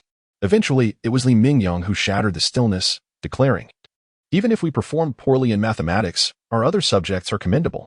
Unlike Yuchu, whose scores are consistently average across the board, this is the only aspect in which I envy Yuchu, as he displays no favoritism towards any subject." The few who had previously relished in his misfortune immediately chimed in. "Indeed, Brother Liang speaks the truth. Although our math scores may be lacking, we are certainly not on the same level as Yuchu. I too harbor a particular envy for Yuchu's balanced performance. He is consistently scoring in the teens. A remarkable steadiness. Yes, Yuchu might very well be the most stable student in our class." Yuchu, however, was perplexed. Why was everyone targeting him? He hadn't wronged them in any way. Must you go too far? Is excelling in academics such an extraordinary feat that you derive pleasure from belittling others? It is utterly excessive. If you have the courage, just try to insult me. My grades are poor too." To Yuchu and Apos' astonishment, another voice rose in his defense. It was clearly a male voice, and thus could not belong to the class monitor. Upon closer inspection, he recognized his steadfast ally, Wu Wingguang. He had noticed him upon entering, but here he was, standing up for him. What a true friend. Wu Wenguang, a towering figure of considerable weight, exuded an imposing presence that instantly quelled any further bravado among their peers. Yu Chu wondered how his slight frame had formed such a bond with this giant. Perhaps it was their shared academic struggles that forged their camaraderie. Li Mingyang sheepishly scratched his head. We didn't mean any harm. We were merely discussing the recent exams and how everyone fared. We had no intention of mocking Yu Chu. Despite his bravado, Li Mingyang was not intimidated by Wu Wenguang. As a privileged youth, he had never truly feared anyone. In today's society, sheer strength alone does not guarantee success. Observing Li Mingyang's defense, the other classmates suddenly found their courage and echoed, "Exactly, Wu Wenguang. Don't misrepresent us. We were just having a conversation." Is it so wrong for classmates to discuss their results? Though Wu Wenguang may not be the sharpest tool in the shed, he was no fool. It's best to keep it that way. If I hear any more of those remarks, I will ensure you regret it. At this moment, Yu Chu stood up and pulled Wu Wenguang beside him. Sit next to me. Don't stoop to their level. All right. Wu Wenguang sighed and took a seat. Since his loyal friend Yu Chu had chosen not to take offense, he had nothing further to say. Once settled, Wu Wenguang leaned in. Yu Chu, I've coordinated with my uncle, and tomorrow we'll be working at his construction site. A day's labor sounds good, right? As soon as Wu Wenguang finished speaking, the room erupted in laughter once more. Everyone looked down on the duo, mocking them for their academic shortcomings, especially Li Mingyang, who was nearly bursting with laughter. This Yu Chu has a fine appearance, but his academic performance is so poor that he is destined for manual labor. With a grin, Li Mingyang approached Yu Chu once more. You're not really going to work at a construction site, are you? Would you like me to recommend you for a job? My father's company is in need of a security guard. I think it would suit you perfectly. The other classmates chimed in yes. Yu Chu, being a security guard is far better than toiling at a construction site. At least you want to be exposed to the elements. You could find yourself in the good graces of a wealthy woman and secure a life of ease. Upon hearing them mock Yu Chu again, Wu Wenguang's temper flared up once more. You're being too excessive. What is wrong with working hard? We earn our keep with our own hands. There is no shame in that. Unlike some who squander their family's wealth, acting as if they are superior. Enough. Sit down and don't stoop to their level. Yu Chu comforted Wu Wenguang, pulling him back to his seat. Seeing that Yu Chu was unbothered, Wu Wenguang could only sit in silence, seething. Li Mingyang, noticing that Yu Chu was not engaging further, reluctantly returned to his own seat. Meanwhile, Huang Wenqian, sitting beside Yu Chu, leaned in with a look of disbelief and whispered, You're not actually going to work at a construction site, are you? ISNT University in your plans? As soon as Huang Wenqian asked, she regretted her words. What a foolish question. With Yu Chu's grades, how could he possibly qualify for university? Even the lowest tier colleges required a decent score. With Yu Chu's dismal performance, higher education was certainly out of reach. Would her words wound Yu Chu's pride? University? Of course I plan to attend. How could I not? Yu Chu, oblivious to Huang Wenqian's implications, was well aware of his own academic standing. ISNT at just university? I can choose from many here. Every time I leave an exam room, the system informs me that I have completed my tasks. I have already earned 3 chances to draw prizes, but I've been too busy to use them. Since I've completed my tasks, it means my scores for the upcoming 3 exams will be perfect. Yu Chu quietly calculated his potential scores, mathematics, comprehensive science, and English, totaling a promising sum. Upon reflection, he realized his overall score might be lower than expected. Perhaps he had been too optimistic. After all, not every school would be accessible. But attending a prestigious institution should not pose a problem. Leaning in closer to Huang Wenqian, Yu Chu whispered, Let me share a secret with you. I actually scored, insert score, in this exam, but please don't tell anyone else. Upon hearing Yu Chu's words, Huang Wenqian's eyes widened in disbelief. Her immediate reaction was skepticism. How is that possible? Insert score? This year's mathematics exam was incredibly difficult, and I barely managed to grasp a passing score. Not to mention you, who is considered academically challenged. 60 points.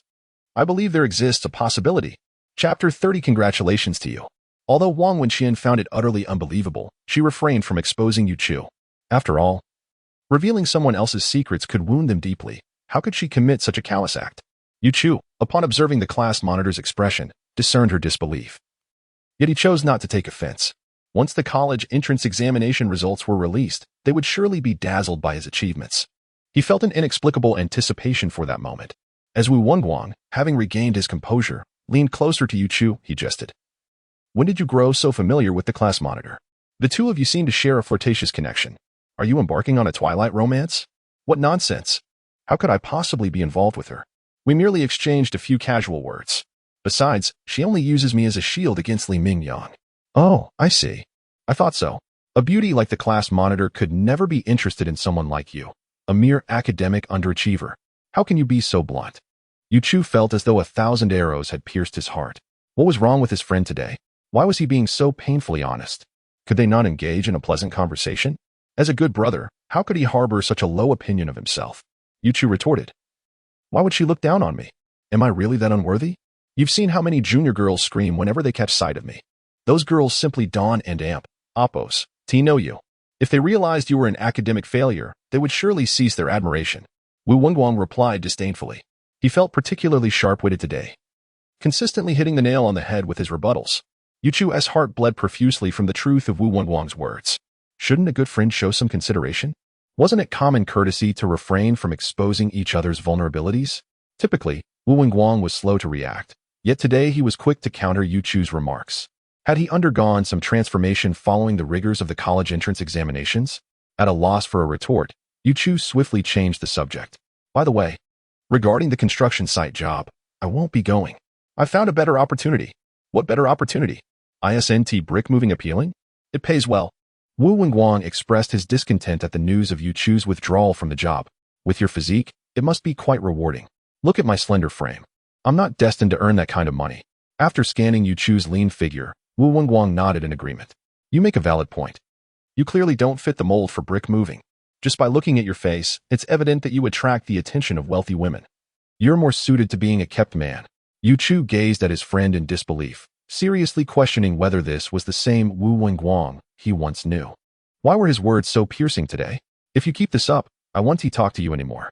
Is this how a good friend behaves? All right. So what is this better opportunity you found? Can I join? Indie Sports Club reached out to me, wanting me to play their game. Really? Is that for real? It can't be a scam, right?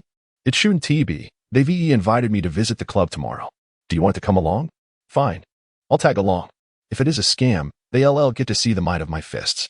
Wu Wenguang proclaimed, demonstrating his strength with a playful punch. Yu Chu rolled his eyes.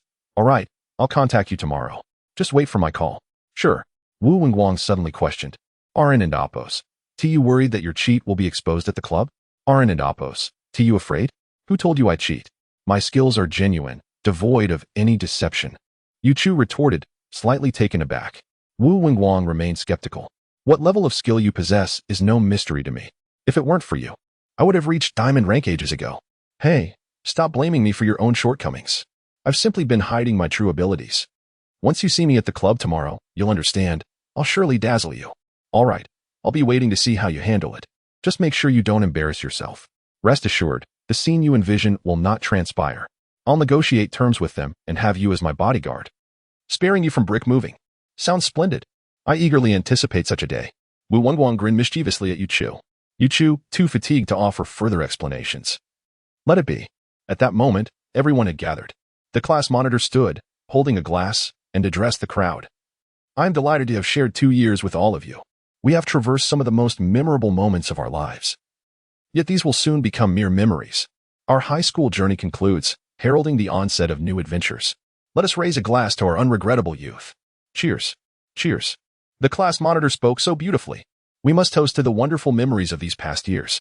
To our unregrettable youth, cheers. Yu Chu, too, felt the infectious spirit of the moment. High school had indeed been a tumultuous yet memorable journey. He stood, clinking glasses with his close friend Wu Wenguang, sharing a knowing smile. Huang Wenxian approached Yu Chu, though she had no romantic interest in him.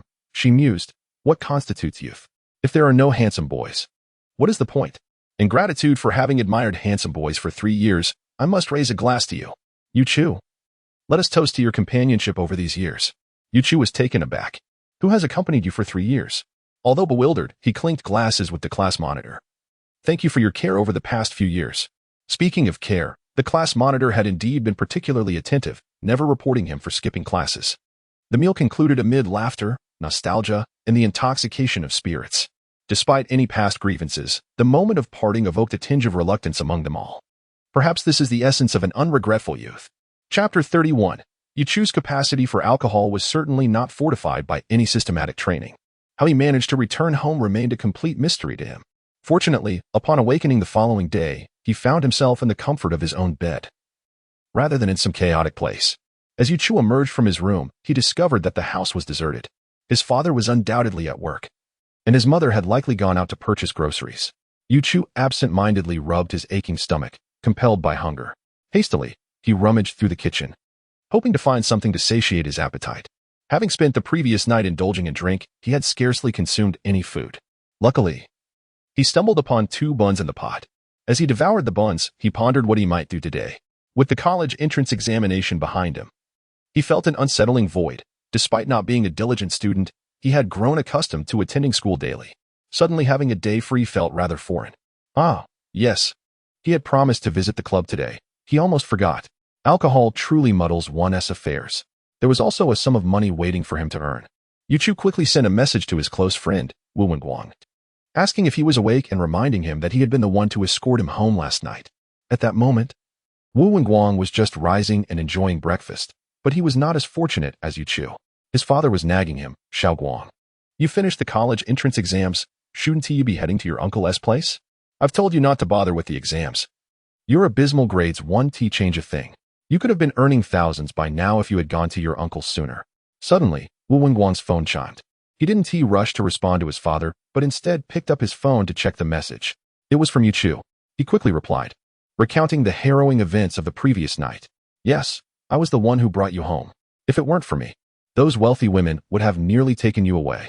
You wouldn't believe how they looked at you. Their eyes were practically ablaze with desire, as if they wished to devour you right then and there. If I hadn't risked it all to pull you away, you might have been left with nothing. Wu Wenguang's father, noticing his son was preoccupied with his phone and not responding, raised his voice. Did you hear what I said? All you do is play on that phone. It won't fill your stomach. I know, Dad. I'll go in a couple of days. Wu Wenguang replied. Fine. Just keep your word. I'll wait 2 days and see what excuse you come up with. With that, Wu Wenguang's father left in frustration, feeling helpless with a son who seemed only to know how to eat without ever being satisfied. The family's resources were dwindling. Raising him to this age had already been a challenge, and now it was time for him to fend for himself. Meanwhile, upon reading Wu Wenguang's message, Yuchu was taken aback. Could it really be true? Had he genuinely come close to being picked up by those wealthy women? Wu Wenguang had never lied to him before. His words carried a considerable degree of credibility. How perilous. Thank goodness he had a good friend by his side. Otherwise, he might have been sitting in the corner of his bed, weeping. Yuchu promptly replied with gratitude, thanking his friend for safeguarding his virginity. You're a virgin? Are you certain you're not pulling my leg?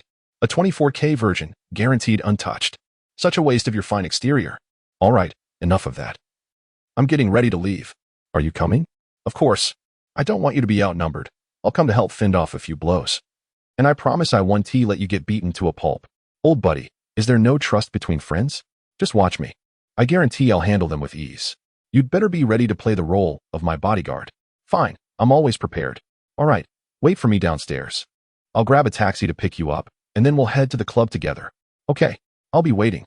Yuchu put down his phone and quickly finished his buns. He then took a shower to wash off the lingering sin of alcohol before setting out. 20 minutes later, the taxi he was in arrived at Wu Wenguang and Appo's residence. From a distance, he spotted Wu Wenguang waiting by the roadside. Yuchu pointed at him and instructed the taxi driver, the big guy in black over there. Please stop. Sure thing. The driver replied, pulling over beside Wu Wenguang. Yuchu rolled down the window and called out to Wu Wenguang. Get in. All right. Wu Wenguang climbed into the back seat, his bulk nearly filling the entire space, making it feel cramped for any additional passengers. The back suspension of the taxi sagged noticeably.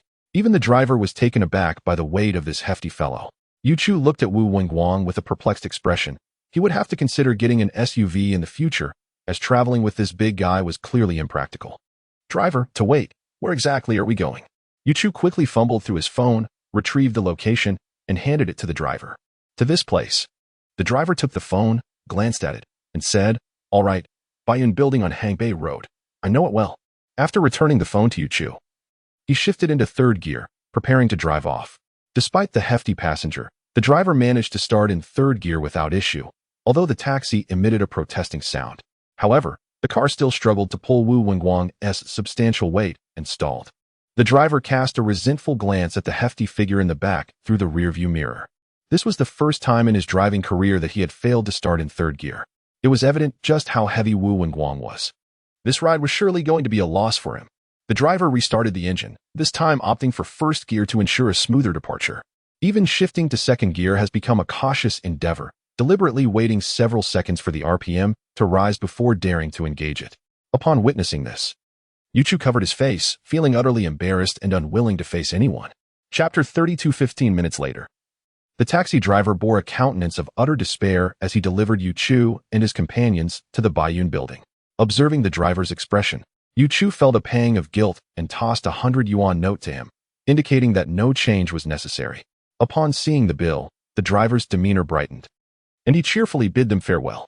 Yuchu, feeling no inclination to engage with the mercenary driver, silently exited the vehicle. Wu Wenguang, seated in the back, followed suit. And as he stepped out, the beleaguered suspension of the taxi rebounded instantly, restoring the vehicle to its original height. The taxi emitted a cloud of exhaust and vanished into the throng of cars. Yuchu gazed vacantly at the retreating taxi, pondering whether the driver would wish to encounter him again. After a brief moment of contemplation, Yuchu retrieved his phone and dialed Ding Juanji.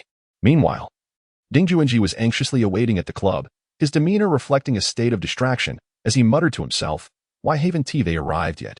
Those around him began to speculate whether he had suffered some form of shock that had rendered him dazed.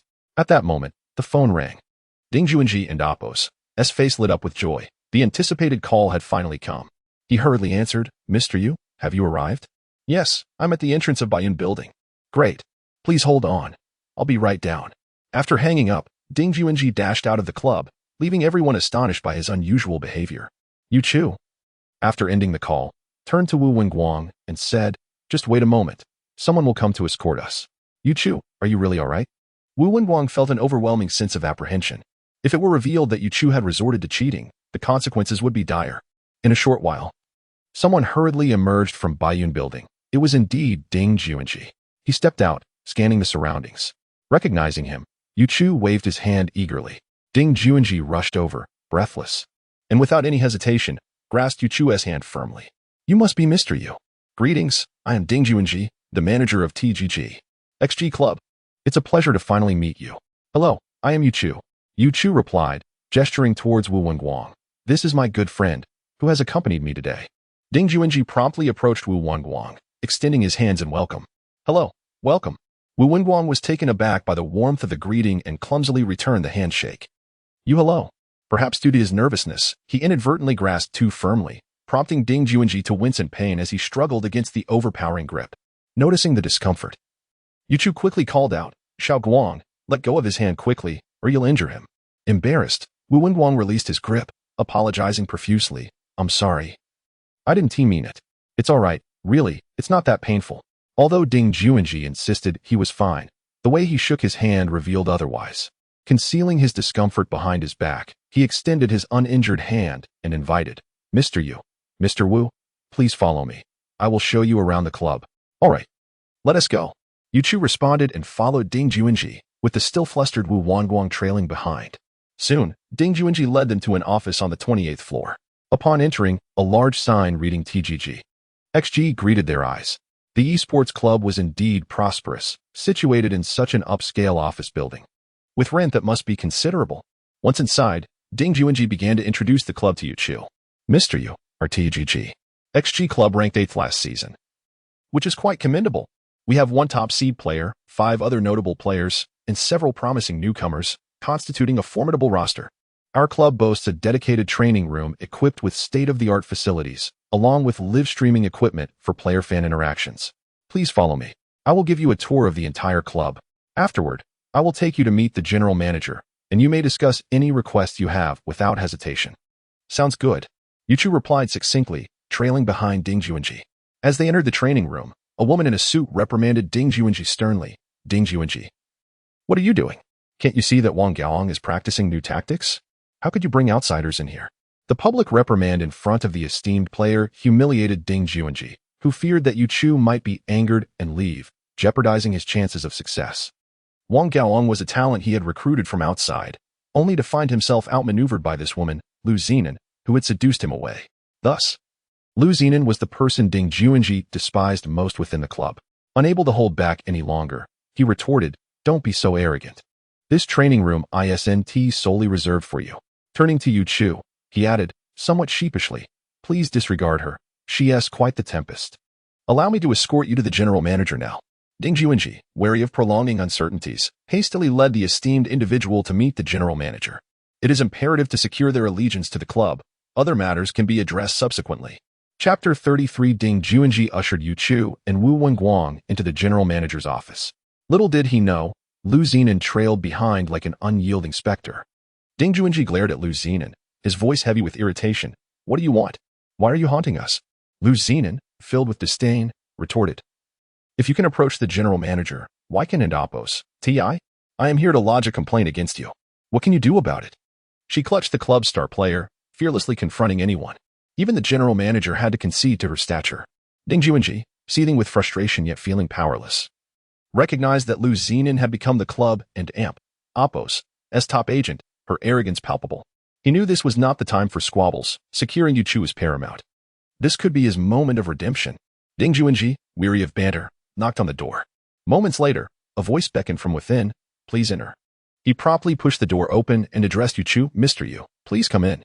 Just as Yu Chu was about to step forward, Lu Zinan darted past him into the office. Without hesitation, she feigned distress. "President Yi, you must take my side.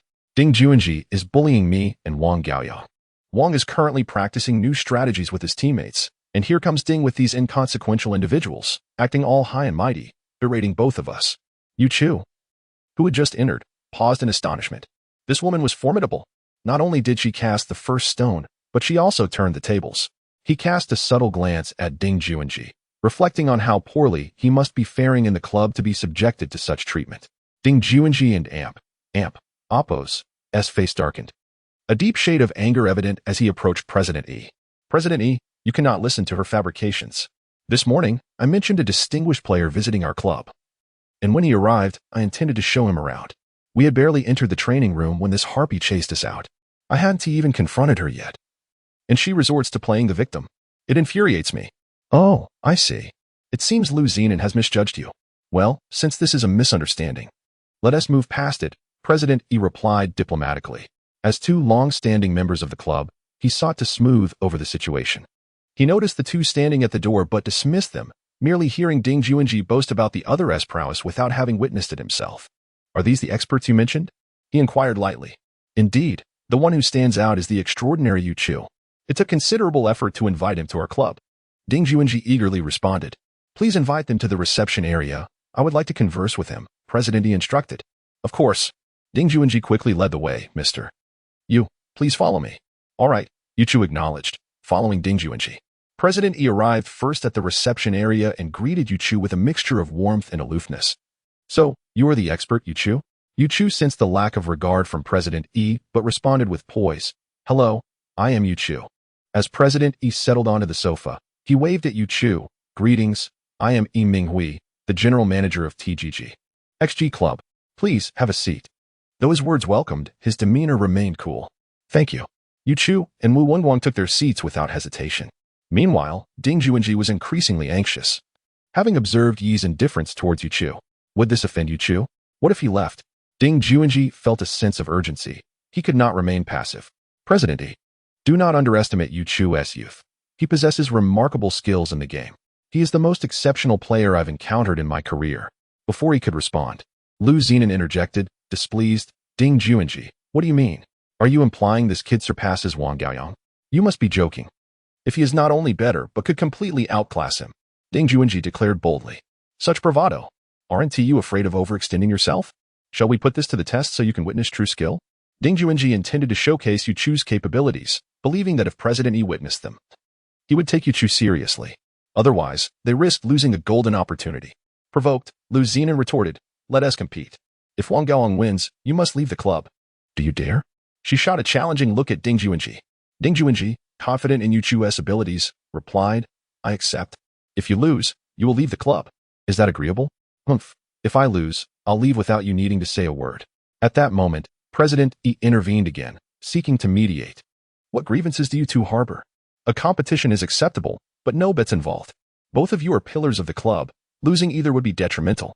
In truth," He harbored no objections to the match. Regardless of how highly Ding Juanji spoke of the other, mere words were insufficient. True skill would reveal all. Lu Zinan, however, was resolute in her disdain for Ding Juanji and saw this as a chance to oust him from the club, ensuring she would never have to see him again. No. There must be a wager. If Wang Gaoang loses, he must leave. Otherwise, this is pointless. My Wang Gaoang and Oppos, as time is far too valuable. Yes, there must be a wager. Or it holds no significance. Ding Juanji was equally determined to see Lu Zinan ousted from the club, unwilling to acquiesce to President Es attempts at reconciliation. Chapter 34. Observing the two subordinates whose faces were flushed with anger, Yimingwei felt a surge of irritation. Fine, you wish to court disaster? I shall not intervene. Let us proceed to the gaming room. Whoever loses shall promptly take their leave. Very well. Who fears whom? Lu Zinan and Ding Juanji responded in unison. Meanwhile, Yu Chu stood to the side, bewildered. Had he agreed to this? And what right did Ding Juanji have to make decisions on his behalf? Just as Ding Juanji was about to stride out, he suddenly realized that all of this was merely his own whim. He had not even consulted Yu Chu. This was bound to be awkward. With a sense of trepidation, Ding Juanji approached Yu Chu and said softly, Mr. Yu, I apologize for the earlier scene. You witnessed it. And in a fit of passion, I hope you won't take offense. Please, could you assist me by competing against Wang Gaoyang? Yu Chu shot Ding Juanji a glance of exasperation. Although he found it utterly presumptuous for others to make decisions without his consent, the look of desperation on Ding Juanji's face compelled him to relent. Very well, let us have a match. If I don't showcase my true abilities, your general manager may not hold me in high regard. Indeed, Mr. Yu, your clarity is commendable. Show your prowess before the general manager, and you shall dictate the terms. Agreed. Let us proceed. Thus, Yu Chu followed Ding Juanji back to the gaming room, where Wu Wenguang trailed behind like a wooden puppet. Lu Zinan had already arrived, informing Wang Gaoyang of the impending contest and embellishing the details of the wager. Consequently, when Yu Chu entered the room, Wang Gaoyang had ceased his training and approached Yu Chu with a disdainful demeanor. So, you wish to challenge me? Do you truly believe you can hold your own? Spare us the embarrassment and leave at once. Do not waste our training time. Instantaneously, several of Wang Gaoyang's loyal followers encircled Yu Chu, scoffing. A nameless nobody dares to challenge Brother Yang? Utterly foolish. Indeed, just a mere amateur, is he not afraid of being humiliated by Brother Yang? There is no need to engage with him. It would simply squander our preparation time. Yes, with the season approaching, we must focus. Yu Chu regarded their taunts with disdain. Wait until I demonstrate my prowess. Let us see how brazen you remain then. Whether I am capable will be revealed in the match. Now, let us commence and not squander any more time. Such bravado. We shall see how you fare. Wang Gaoyang, incensed by Yu Chu's audacity, retorted. His followers echoed his sentiment. Brimming with rage, who grants him the audacity to speak so boldly? Brother Yang must teach him a lesson. Let him tremble at the mere mention of the game. Enough of this drivel. Yu Chu dismissed their words contemptuously. At that moment, Wang Gaoyang's ire escalated, almost causing him to tremble with rage. Fine, let us begin. One-on-one, winner takes all. Very well, I shall conclude this battle in 5 minutes. Your bravado grows. If you can indeed finish this in 5 minutes, I shall consume that chair, Wang Gaoyang declared, pointing at a nearby chair. Yu Chu was taken aback. I did not anticipate you possessed such peculiar tastes. Very well. I shall ensure you savor the flavor of that chair. With a hearty laugh, he took his place at a gaming station while Wang Gaoyang, visibly displeased, occupied his designated spot. Lu Zinan noticed Wang Gaoyang and Oppos' discontent and rushed over to console him. Do not fall for his provocation. His words are mere bluster. In the realm of esports, you are unrivaled. He then leaned in and whispered, unleash your full potential and vanquish him. Tonight, I shall wear my newly purchased sleepwear for you. Upon hearing Lu Zinan's words, Wang Gaoyang's eyes sparkled with anticipation, wishing he could return home immediately. The thought of Lu Zinan in those garments was simply irresistible. It was this very allure that had drawn him away from Ding Juanji and into Lu Zinan and Oppos' embrace. Yu Chu settled at his station, observing the phone on the table. It was merely a modest device, yet it had been stripped of unnecessary applications to ensure optimal performance. Containing only the game. Upon logging into the game, Yu Chu was swiftly ushered into a 1v1 room. As the countdown commenced, the selection of heroes began.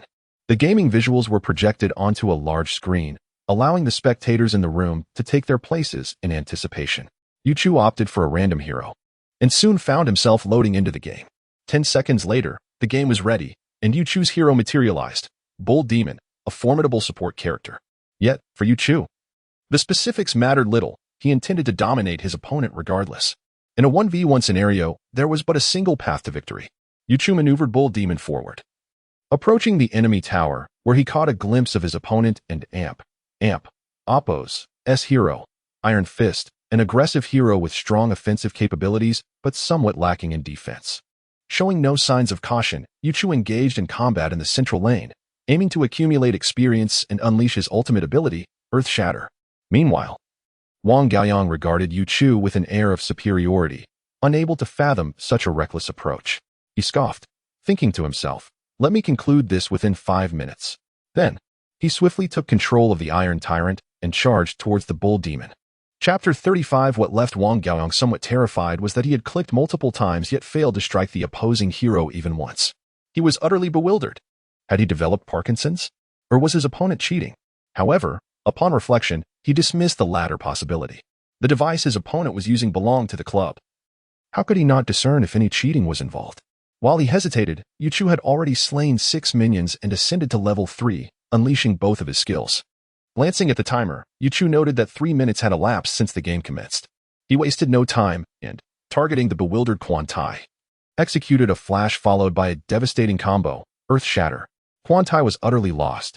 Yuchu pressed his advantage, maneuvering behind Quan Tai to prevent any escape. At that moment, Wang Gaoyang finally reacted, frantically commanding his hero to retreat. Yet it was too late.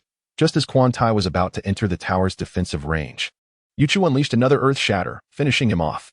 In an instant, the entire gaming room erupted with the announcement of First Blood. Everyone was left in a state of disbelief. The atmosphere grew lively as the players processed the fact that this young man had already reached level 3 so swiftly. Wait. He had claimed First Blood. He should now be level 4. How could he be this formidable? Did anyone notice that throughout this time, Quan Tai had been unable to land even a single blow on that Bull Demon? I noticed that too. The Bull Demon had sustained no damage. It was practically invincible. Yiming Wei, equally astonished, turned to Ding Juanji with excitement and inquired, "Juanji, where did you find this gaming prodigy?" "He's incredible. You've done a great service to the club." Aside from Yuchu, Ding Juanji appeared the most composed, having previously faced Yuchu in competition and well aware of his prowess.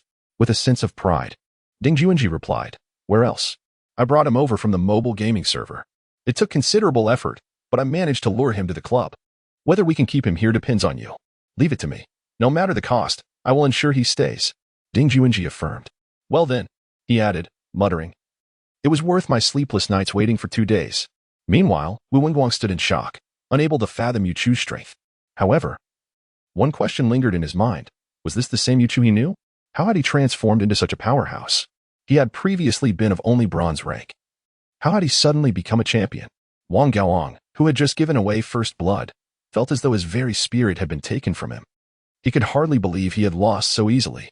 It felt as though he had never landed a single hit on his opponent and had simply handed over First Blood. He had been thoroughly dominated. Moreover, the opponent's claim of finishing the match in 5 minutes proved to be no exaggeration. Did he still have the courage to continue? Lu Zinan, momentarily surprised, urged Wang Gaoyang, "Gaoyang, why have you stopped? Keep going and defeat him." "I've lost," Wang Gaoyang said, deflated. Lu Zinan, however, refused to accept this, shaking Wang Gaoyang in frustration. "How can you say you've lost? You only gave him First Blood. Just take it back. I know you can do it."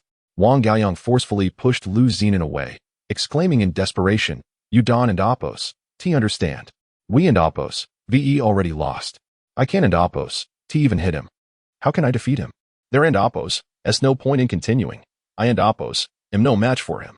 He slumped back down, utterly defeated. Yuchu, looking disdainfully at Wang Gaoyang, asked, "Do you wish to continue?" Wang Gaoyang shook his head, remaining silent. His confidence had been utterly shattered, leaving him feeling lost about his professional career. Yuchu glanced at the timer. 4 minutes and 48 seconds. He had promised to end the battle in 5 minutes, and he intended to keep that promise. Yet, witnessing his opponent and Oppos' pitiful state, Yuchu hesitated to mention the matter of eating the chair, despite his curiosity about how others might face such a fate. He had never witnessed it himself. However, Ding Juanji was unwilling to let them off the hook so easily. These two had subjected him to too much humiliation over the years. Now that the opportunity had arisen, how could he let it pass? With Wang Gaoyang conceding defeat, shouldn't they fulfill their promise? One would eat a chair, and the other should promptly leave the club. With that, Ding Juanji burst into laughter. having endured so much frustration over the years. Now, he could finally vent his feelings, and it felt refreshing. I. Wang Gaoang glanced at the chair, his face flushed with embarrassment. He didn't and Oppos, know how to respond. Was he really expected to eat a chair? How could that be possible? He was utterly at a loss. Lu Zinan wore a look akin to having bitten into a rotten apple, his face a portrait of despair. He glared at Wang Gaoyang, filled with disappointment. You coward. You concede without even fighting. In that moment, Wang Gaoyang had truly trapped himself in a dire situation. He had always boasted of his prowess. Yet when it mattered, he faltered. At this juncture, he could not rely on anyone else. He muttered, "This is hopeless. I can only count on General Yi now." Lu Zinan quickly cast a pleading glance towards General Yi Mingwei, but to her dismay, Oppos' attention was entirely fixated on Yu Chu. Lu Zinan refused to give up so easily. The club had provided her with substantial earnings. She could not depart without a fight. She resolved to bring Wang Gaoang along, for he was her golden goose. Now, recalling the ace up his sleeve, Wang Gaoyang, Lu Zinan felt a surge of confidence and no longer appeared as flustered as before. His demeanor shifted abruptly, becoming audacious once more, as he pointed at Ding Juanji and rebuked, "Who do you think you are to dictate our departures? Since when has the club become your sole domain, Ding Juanji?" Chapter 36. Do you still have any shame? Ding Juanji could scarcely fathom that Lu Zinan not only failed to honor her promise to leave but audaciously turned the tables, blaming him instead. What sort of audacity must one possess to engage in such behavior? The onlookers, aside from Wang Gaoyang's underlings, gazed at Lu Zinan in disbelief. They had just overheard her boast about the wager she had made with Ding Juanji, her confidence brimming as if victory was already assured. And Ding Juanji's defeat was a foregone conclusion. Yet now, an unexpected twist had unfolded. The formidable champion Ding Juanji had brought triumph. At this juncture, Lu Zinan and Oppos' brazen demeanor only incited further outrage. Not only did she refuse to accept her loss, but she also had the gall to cast blame elsewhere. Witnessing such shamelessness, the bystanders felt a wave of indignation on behalf of Ding Juanji. Previously, they had felt powerless against Lu Zinan's tyranny, enduring her wrath without a word. After all, she had the unwavering allegiance of the club and Oppos' top contender, Wang Gaoang, who heeded her every command. Consequently, no one dared to cross her path, lest they face dire consequences. However, the tide had turned. With the emergence of an even more formidable champion, Wang Gaoyang no longer held the same significance. As fear dissipated, the spectators began to voice their disdain toward Lu Zinan, likening her to a shrew. It is an embarrassment to share a club with such a woman. Indeed, I have never encountered anyone so devoid of dignity. They lamented, incredulous that she could audaciously deflect blame after her loss. One competitor approached Ding Juanji, offering words of comfort. "It is not worth your anger to dwell on such a woman. Should the club continue to protect her, I have no choice but to depart alongside you. I have long borne enough of her tyranny."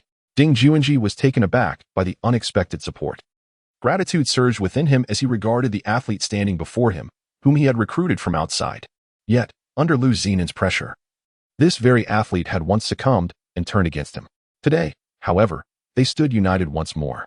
To Ding Juanji's astonishment, several other competitors joined his side, proclaiming their allegiance. "Juanji, I support you as well.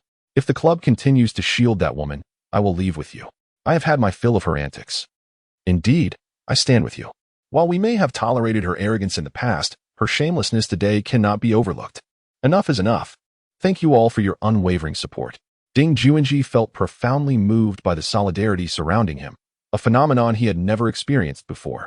Meanwhile, Lu Zinan was seething with rage, trembling as she pointed at the dissenters, her voice laced with fury. Do you even comprehend what you were saying? Who gave you the audacity to speak like this? You were all so eager to follow Ding Juanji, and now you dare to oppose me?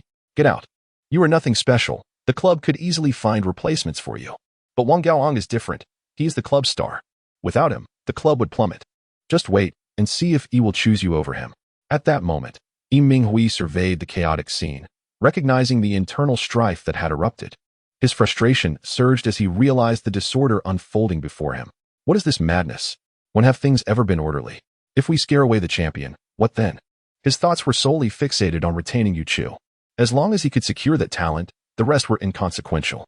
He bellowed, "What are you all clamoring about? If you no longer wish to be here, then leave. Do not overestimate your importance. The club will continue to thrive without any one of you." The once argumentative factions fell silent, reluctant to provoke ire further.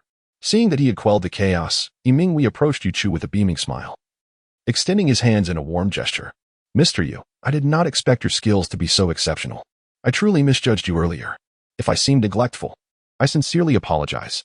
Yu Chu, adhering to his principle of striking down without malice, reciprocated the handshake. It is quite all right. I understand that without mutual respect, one cannot expect to be held in high regard. Ah, Mr. Yu, you jest. Your remarkable appearance speaks volumes about your prowess. I must confess, I underestimated you and was remiss in my attentiveness. In an effort to placate Yu Chu, Yimingwei lavished him with compliments, knowing that flattery is universally welcomed. Indeed, Yu Chu relished such praises, especially about his looks, and decided to forego any further grievances with Yi. Now that we have witnessed everything that needs to be seen, shall we discuss the next steps? To be candid, I find myself somewhat disillusioned with your club. The internal conflicts run too deep. Who knows when an inadvertent misstep could lead to disaster? As he spoke, Yu Chu cast a pointed glance at Lu Zinan, as if to make it clear who he was referencing. Instantly, Ding Juanji and the athlete beside him felt a surge of joy. Is the champion coming to our aid? We shall see how Lu Zinan fares now. They exchanged glances filled with anticipation, relishing the prospect of her downfall.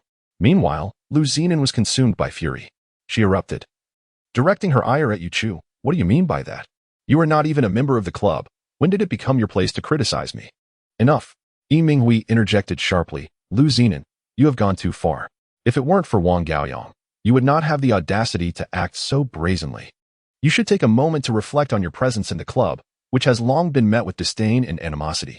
Astonishingly, you remain oblivious to the need for restraint. There is nothing more to discuss. You must leave the club immediately. Chapter 37. Yimingwei, you are quite something. You actually chose to drive me away for the sake of an outsider today, as if I were so eager to stay here. In fact, the TS Club had long sought me out, offering a handsome sum to lure Wang Gaoyang away. If it weren't for the kindness you've shown me, I would have accepted their offer long ago. Since you have shown such disregard today, do not blame me for being ungrateful. Lu Zinan now wore a smile tinged with frustration. She could hardly believe that Yimingwei would actually expel her for that little brat. Upon hearing Lu Zinan's words, Yimingwei was not angered. Instead, he responded with a hint of indifference. Are you out of your mind? Wang Gaoyang has a contract with our club, not with you. It's not as simple as you think to take him away. Haha, I know. Isn't it just a penalty fee? The TS Club has already agreed to cover it. And still, they think they can hold on to Wang Gaoyang? Not a chance. Humph. At this point, Yimingwei found himself at a loss for words. Others were willing to pay the penalty fee. What could he say? It was unfortunate to lose Wang Gaoyang, but in return, they had gained a Yu Chu who was 10 times more formidable. As long as Yu Chu stayed, everything else would be inconsequential. He imagined how the TS Club would react upon discovering that the costly Wang Gaoyang they had acquired was utterly useless and merely fodder for humiliation. He couldn't help but feel a sense of satisfaction at the thought. With that, Yimingwei's mood lightened considerably. He then disdainfully remarked, since you've found a good place, I can only wish you all the best for the future. Now be on your way. I don't wish to see you for another second. Humph. Lu Zinan scoffed, pulling a dazed Wang Gaoyang along. Gaoyang, let us go. Wang Gaoyang's face was ashen, following Lu Zinan like a marionette, utterly dazed. Yimingwei called out to Lu Zinan as she neared the exit. Remember to pay the penalty fee to the finance department. Otherwise, our lawyer's letter is always ready for you. Lu Zinan stumbled slightly. Don't worry. You won't lose out. I'll transfer it to you within a week. Just prepare the termination contract. Without looking back, she dragged Wang Gaoyang away. Throughout the ordeal, Wang Gaoyang did not utter a word, merely allowing Lu Zinan to lead him away like a puppet on strings. Seeing that a significant trouble had been resolved, Yimingwei sighed in relief. He then smiled broadly at Yu Chu. Are you satisfied now? No need to worry about petty troubles anymore, right? What are you talking about? I don't understand. Yu Chu feigned ignorance. This matter had nothing to do with him. He was merely helping Ding Juanji out of courtesy. After all, it was Ding Juanji who had brought him along. Within his capabilities, he felt obligated to assist. Yimingwei, noticing Yu Chu's act, felt a flicker of anger. He had driven away the club's star player for Yu Chu's sake, and now Yu Chu was pretending to be oblivious? Did he not have a conscience? Though he was angry, he dared not show it. Otherwise, all his previous sacrifices would be in vain. All right, none of that matters now. Shall we return to the office for a proper discussion? He suggested amiably. Of course. Yu Chu agreed, still maintaining a semblance of decorum. Whether their discussion would yield fruitful results could be addressed later. The future was uncertain for anyone. Yimingwei led Yu Chu back to the office. with Wu Wenguang and Ding Juanji trailing closely behind. Please, take a seat. I'll fetch some fine tea. We can chat while enjoying it. Good. It must be fine tea. I'm quite particular about my tea. Yuchu was not exaggerating. Ever since he had reached the master level in tea artistry, drinking tea had transcended mere consumption. It had become an experience. Can one truly savor the essence of tea that costs only $3 a pound? That would be absurd. If it were not good tea, it would be better to drink plain water. Yimingwei was taken aback by Yuchu's words. You, a mere youth, understand what fine tea is? He might excel at iced black tea and green tea, but that was hardly impressive, though he felt a tinge of disdain. Yimingwei concealed it and instead responded, rest assured, I guarantee fine tea, authentic Westlake Longjing old tree tea, the kind you cannot purchase even if you have the money. I had someone reserve a bit for me. Oh, I must try that. Hurry and bring the tea. I'll brew it. Yuchu's eyes sparkled at the mention of Westlake Longjing old tree tea. It was indeed a treasure. If he were to buy it himself, he would certainly not find it. Such tea was not merely a matter of wealth. Connections were essential.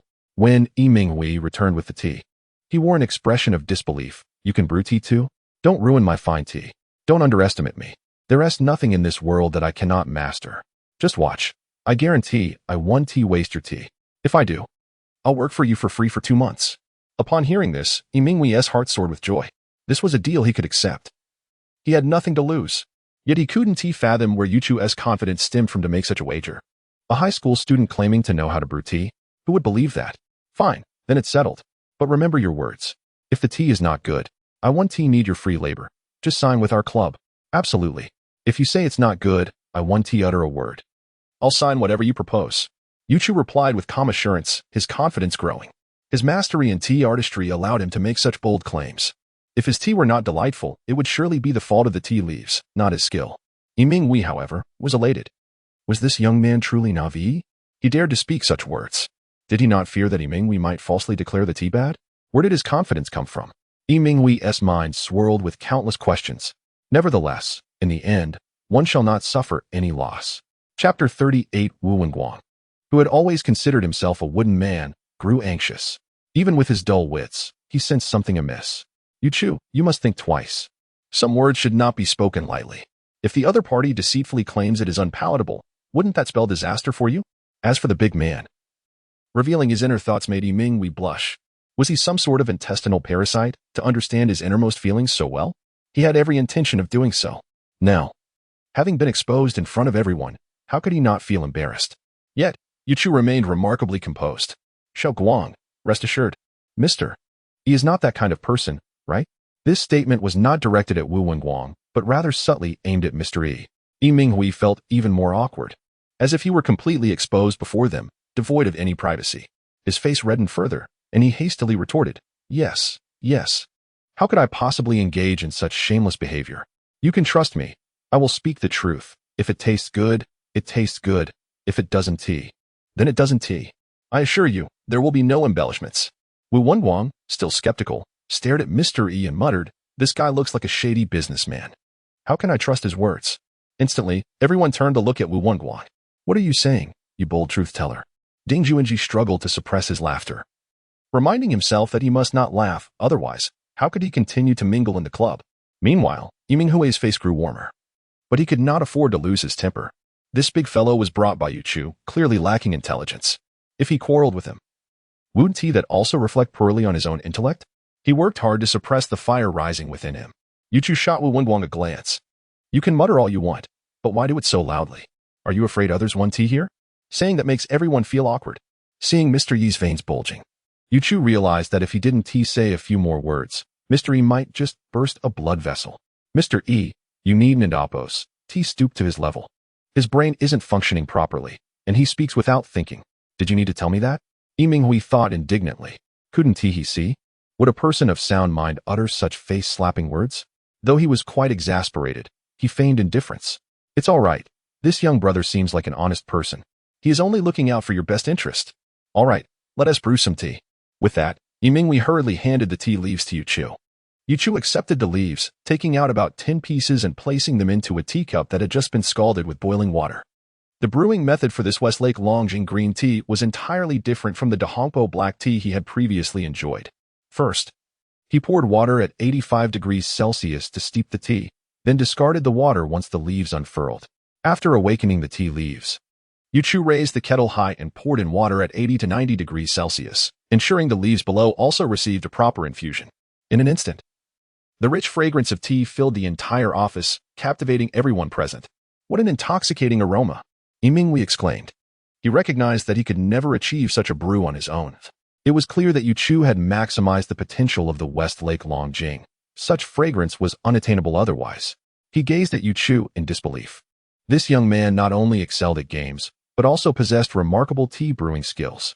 No wonder he dared to boast that he could do anything. His words were indeed grounded in reality. Clearly, he had underestimated the true essence of genius. Now, he felt as if he had been slapped in the face. Yimingwei eagerly leaned forward. Quickly, pour me a cup. I can't wait. I want some too.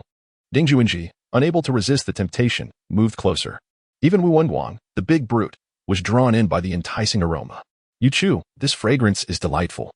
Let me taste it and see if it surpasses iced black tea. As soon as Wu Wenguang finished his sentence, the three of them stumbled back, utterly defeated by this big oaf. Iced black tea? What a ridiculous comparison. How could one even think to compare it to tea worth several thousand per ounce? Let alone the aroma, such a thing was beyond monetary reach. True tea masters were exceedingly rare, and their brews were not something one could casually enjoy. Yu shot Wu Wenguang a disapproving glance before pouring each of the 4 cups with the fragrant tea. Yimingwei, disregarding the others, seized a cup and took a sip. The aroma enveloped his palate immediately. It was an unparalleled delight. This was, without a doubt, the most exquisite tea he had ever tasted in his life. Good tea, truly good tea. Mr. Yu, please, another cup. Yimingwei and Apos' mind was now consumed with thoughts of tea, completely forgetting his earlier intentions. I want some too. I want some too. Ding Juanji echoed, equally eager. The tea was so aromatic that it lingered tantalizingly, compelling one to indulge further. In contrast, Wu Wenguang, after tasting a sip, found it merely fragrant, nothing particularly special. Observing Yimingwei and Ding Juanji as if they were starving, he scoffed, I just don't understand what's so great about it. It's not even as good as a 3-yuan iced black tea. Yimingwei felt a surge of rage at the mention of iced black tea. How could he still bring that up? It was akin to playing the lute to a cow. He promptly placed iced black tea on his blacklist. Henceforth, anyone who mentioned it would face his wrath. Yu felt immensely frustrated. Bringing this oaf out had truly embarrassed him. If he couldn't appreciate tea, that was one thing. Why utter such nonsense? Was tea that just infuriating? He would need to conduct some serious ideological education with him in the future. He must refrain from making foolish remarks. This time, Yu only poured a cup for Mr. Ding Juanji, and himself, deliberately ignoring Wu Wenguang. To offer him tea would be a gross waste. Come, let us enjoy the tea and ignore him. All right. Let us drink tea. Yimingwei eagerly grasped the teacup once more, savoring a sip. The fragrance of the tea remained as rich as ever, leaving a lingering aftertaste. Mr. Yu, I did not anticipate that your tea artistry was so remarkable. Chapter 39. Mediocre, yet ranked 3rd in the world. Yu humbly replied, All right, having enjoyed this delightful tea, let us now discuss serious matters. Indeed, after such fragrant tea, I almost forgot the main topic. Yimingwei responded, a hint of disappointment in his voice. This was his unvarnished truth. His mind had been enveloped in the aroma of the tea, leaving little room for other thoughts. With eager anticipation, he turned to Yu and inquired, Mr. Yu, what are your plans? If you are willing to join our club, you may set any conditions you desire. Given the exceptional quality of the tea you have presented, I shall speak candidly. I don't and Apos know if Ding Juanji has mentioned it. But I just completed my college entrance examinations yesterday. Therefore, I may only have 2 to 3 months of free time. Once the university semester begins, I will undoubtedly have to leave. Thus, I cannot commit to a long-term or full-time contract. I merely wish to earn some extra income. Upon hearing this, Yimingwei felt an overwhelming sense of disappointment. This was one of the reasons he had initially underestimated Yu. Ding Juanji had informed him that the other party had just finished the college entrance examinations. Naturally, he had considered this aspect. A high school graduate who has just taken the exams would typically pursue university studies. If he was unwilling to take on a full-time role, the effort to recruit him would be of limited value. Yet, reality delivered a harsh blow to Yimingwei. This individual's prowess was undeniably remarkable. He could not help but be tempted. Even if he only played for a single season, it would still be a worthwhile investment. With him on the team, victory would be within reach. Not only would the club and AMP Oppo's reputation soar, but it would also attract more affluent sponsors, enabling the recruitment of even stronger players. Who could possibly resist such an opportunity? With wealth and talent, the club's growth would be inevitable. This was precisely why he dared to forsake Wang Gaoang and take a risk. Yimingwei lamented, I understand, but a talent like you in the world of esports, not pursuing a full-time career, is indeed a significant loss for the industry. Please do not say that. I feel unworthy. Yuchu responded humbly. After a moment of contemplation, Yimingwei proposed, how about this? If you commit to playing for our club for one season, approximately 2 months, I will offer you 200,000. However, you must also train our players to ensure they can keep pace with your rhythm. Agreed. It is a pleasure to reach this decision. Yuchu replied enthusiastically, not wishing to appear overly modest. Meanwhile, Wu Wenguang stood in astonishment. 200,000. Yuchu can earn 200,000 for just 2 months of gaming? This completely shattered his worldview. Suddenly, Yuchu remembered his earlier boast about hiring Wu Wenguang as his bodyguard. He felt compelled to fulfill that promise. Also, President Yi, may I recruit my friend as my bodyguard? The kind that receives a salary from you. Yimingwei regarded Yuchu with surprise, then glanced at the bulky figure of Wu Wenguang. This was indeed a commendable idea. With such a formidable physique, Wu Wenguang would exude an impressive presence. Should Yuchu gain fame, he would certainly require someone to protect him. Otherwise, his slight stature would be vulnerable to the whims of fans. Having already allocated 200,000, a few extra thousand would not make a significant difference. Thus, he nodded at Yuchu and said, no problem, I will offer him a salary of 10,000 per month. How does that sound? That works. Yuchu affirmed. He believed that a monthly salary of 10,000 for a bodyguard was quite reasonable. However, he turned to Wu Wenguang and inquired, Xiaoguang, is 10,000 a month acceptable? Why yes, absolutely. Wu Wenguang replied, gratitude shining in his eyes. 10,000. How could there be a problem? This will be more than my father and Oppo's salary for 3 months. I can end Oppo's help but feel elated. I can finally show my father that working at my uncle and Oppo's construction site is not the only way to earn money. Now, I can earn 10,000 a month just by protecting Yuchu. Wu Wenguang's mind raced with the thought of whether he could receive an advance on his first month's salary. He feared that if his father did not see the money, he might pressure him back to the construction site, which would be unfortunate. With bright eyes, Wu Wenguang eagerly asked Yimingwei, President Yi, may I receive an advance on my salary? I can barely afford meals. And my father is insisting I go back to the construction site. Yimingwei was momentarily taken aback by the bulky youth and Oppo's request. However, considering the sheer size of Wu Wenguang, he realized the amount of food he must consume daily. He could not help but feel sympathy for his parents. Having a son like him was truly a misfortune for their family. All right, no problem, Yimingwei replied.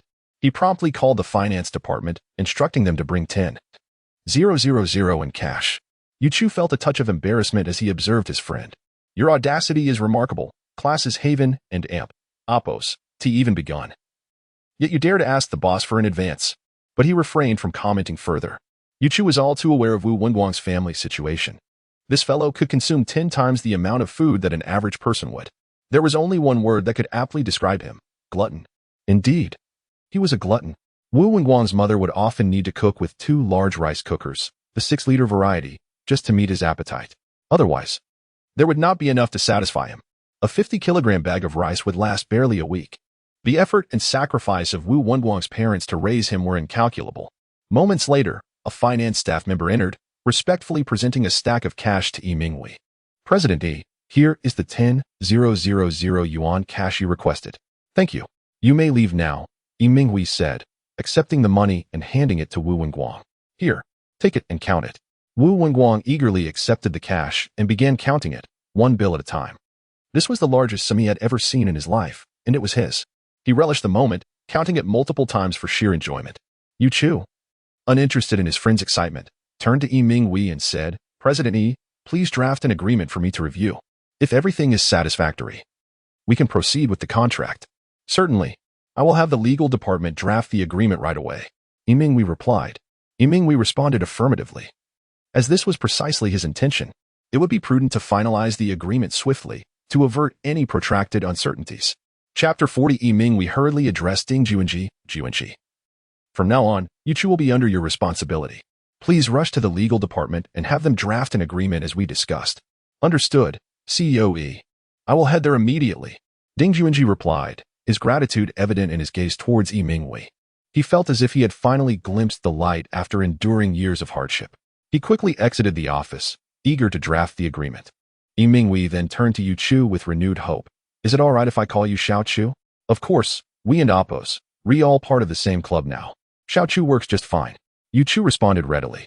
Then, Xiao Chu, would you mind brewing that tea again? The intensity of Yi Minghui's gaze made Yu Chu a bit uneasy, reminiscent of a love-struck fool. Was it truly necessary? It was just a cup of tea. Yet it felt as if Yi Minghui yearned for something more. Yu Chu rolled his eyes at Yi Minghui and replied, Sure, it's merely a cup of tea.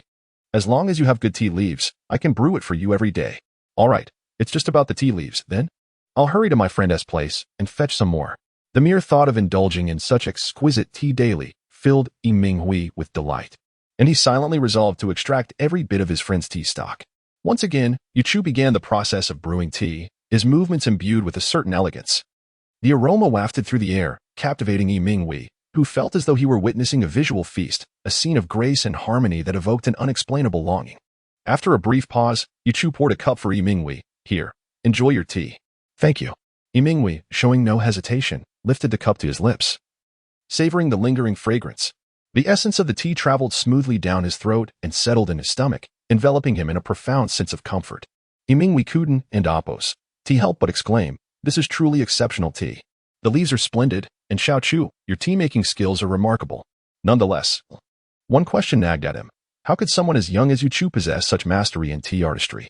Typically, tea masters only achieve prominence in their 50s or 60s.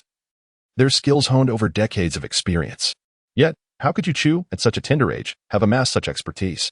Even if he had been practicing since birth, he would only have about 18 or 19 years of experience. Was that truly sufficient to excel? Since pondering this proved fruitless, he decided to inquire directly. Xiao Chu, your tea making is impressive. You must have trained under a distinguished tea master? Not at all. I merely learned a few tricks from an elderly gentleman at a martial arts school. Yu Chu replied nonchalantly, speaking nothing but the truth. Yi Minghui was left utterly astonished. A martial arts elder, rather than a tea master? Just a few tricks? This completely shattered his preconceived notions. Such talent was not mere coincidence. It was evident that Yu Chu was a favored child of fortune. Yi Minghui couldn't help but give Yu Chu a thumbs up. You are truly remarkable. I am in awe of your skills. Just average, really. I'm merely the third best in the world, Yu Chu humbly responded before asking, when does the next season begin? This Friday at 7 in the evening. You should spend these days familiarizing yourself with the team. Yi Minghui encouraged. Actually, they're in Oppos. There's no need for much adjustment. I can single-handedly outperform them. Yu Chu replied with a hint of disdain, having just played a match against Wang Gaoyang, which had given him insight into the skill level of the professional players. Even Wang Gaoyang, a key player for his club, was no match for him. How formidable could other club players possibly be? Even if 10 of them joined forces, they would still be no match for him. Yi Minghui felt a swell of satisfaction at Yu Chu and Oppos' confidence.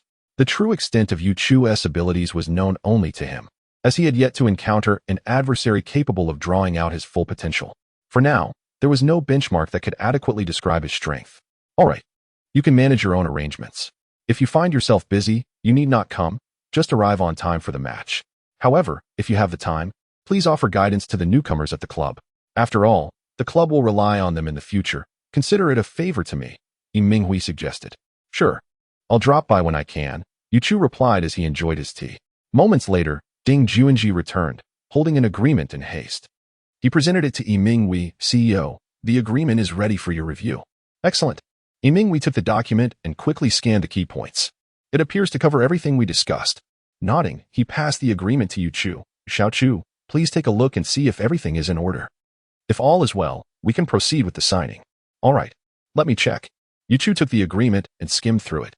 After a brief glance, he found no significant issues. There were no excessive clauses, and everything aligned with their previous discussions. The rights and obligations were clearly stated. Satisfied, he nodded and said, please hand me a pen. I am ready to sign. Great, great, Yi Minghui exclaimed, his excitement palpable. Ding Junji, demonstrating his awareness, quickly fetched a black pen from the desk. Here you go, Yu Chu. Thank you. Yu Chu accepted the pen and signed his name on both copies of the agreement, as it was prepared in duplicate. Once he finished, he handed the document back to Yiming Wei, who eagerly accepted it and glanced over it once more. All is in order. Then hand the contract to Ding Juanji and quickly take it to the finance department for stamping and filing. After that, instruct the finance team to transfer 0 million to Xiaochu immediately. Yiming Wei turned once more to Yu Chu and said, Xiaochu, please provide your bank account details to Xiao Ding. Sure. Yu Chu retrieved a bank card from her wallet and handed it to Ding Juanji, saying, just transfer to this account. All right. I will take care of it right away. Ding Juanji responded, taking the contract and bank card before hurriedly exiting once again. Chapter 41. Yu Chu gazed at President Yi with great satisfaction, praising, President Yi, you are indeed forthright. I shall express my gratitude for the 0 million. It's merely a trifling sum. As long as you are willing to stay at the club and take on a full-time role, I can assure you that your annual income will exceed 100 million. Yiming Wei replied nonchalantly, continuing to entice Yu Chu with financial allure, hoping to dazzle him into agreeing to join the club full-time, which would be nothing short of perfect. Suddenly, a thought crossed Yu Chu's mind. He recalled some rumors suggesting that income is subject to taxation. It was said that the more one earns, the heavier the tax burden. He needed to clarify this matter. Otherwise, if he ended up paying more than half in taxes, the joy would be rendered meaningless. That would be a bitter disappointment. He hastily inquired, President Yi, is that 0 million before or after tax? After tax, of course. The agreement specifies it, didn't you notice? Yiming Wei responded, puzzled. It is certainly after tax. If it were before tax, who could possibly feel elated knowing that a significant portion of their earnings would go towards taxes? Thus, the club disperses funds to players on an after-tax basis. Feeling somewhat embarrassed, Yu Chu scratched his head and chuckled. I didn't examine it closely. As long as it's after tax, that's wonderful. Shortly thereafter, Ding Juanji had not yet returned. Ding. Yu Chu's phone rang ahead of him. Could the money have already been deposited? He quickly picked up his phone to check. Longwa Commercial Bank, TGG. XG Company, Limited completed a transfer transaction of 10,000 RMB to your account ending in 3 on June 9th at 11:25. Balance, 10,000. 60. Seeing this balance, Yu Chu felt immense satisfaction. Adding the 10,000 from WeChat, he had already earned 10,000 in just 3 days after acquiring the academic prowess system. Making money was so effortless. Soon, Ding Juanji returned with the signed contract and Yu Chu's bank card, presenting them before him. Yu Chu, take a look. The contract is ready, along with your bank card. Thank you for your trouble. Yu Chu replied as he accepted the bank card and contract. He quickly skimmed through the contract. Noting that all signatures and stamps were in place, Yu Chu deliberately flipped to the income section to confirm that it stated and oppos, after-tax income, and oppos. Indeed, the words and oppos, after-tax and oppos, were prominently inscribed in the contract. How could he have overlooked such a crucial detail? It seemed that his lack of worldly experience was evident. Had he encountered someone more duplicitous, he might have inadvertently sold himself short. Ding Juanji, however, was brimming with enthusiasm as he replied, not a bother at all. This is my duty. From now on, I shall be your agent. I look forward to your guidance. I am unworthy. I shall rely on you henceforth, Brother Ding. Yu Chu humbly responded, with a newfound warmth in addressing him as an amp, oppos, brother, and amp, oppos. Seeing that matters had been settled, Yiming Wei realized it was time to attend to his own responsibilities. As the club and amp, oppos, general manager, he had a multitude of tasks awaiting his attention. Xiao Ding, please take Yu Chu to meet the team members and help him familiarize himself with them. And, Yu Chu, why don't you accompany Xiao Ding to meet your new teammates? I have some matters to attend to and shall not join you. By the way, let us celebrate your joining the club with a meal later. You go ahead, I'll just follow Brother Ding. As for the meal, I must decline. We had a gathering last night, and I drank too much. I need to catch up on sleep. After saying this, Yu Chu yawned. At this moment, Yiming Wei realized that Yu Chu had just finished his college entrance examination and certainly needed some rest after years of hard work. Now that he had an opportunity, who wouldn't want to take a break and enjoy some well-deserved rest? All right, after you meet your teammates, go home and rest well. Recharge your energy for the match on Friday. Rest assured, I will not disappoint you. Yu Chu assured Yiming Wei, then turned to Ding Juanji, saying, let us go. Time is of the essence. All right, follow me. Ding Juanji greeted Yiming Wei before leading Yu Chu back to the practice room. The room was still in disarray, a reflection of the recent shocking events.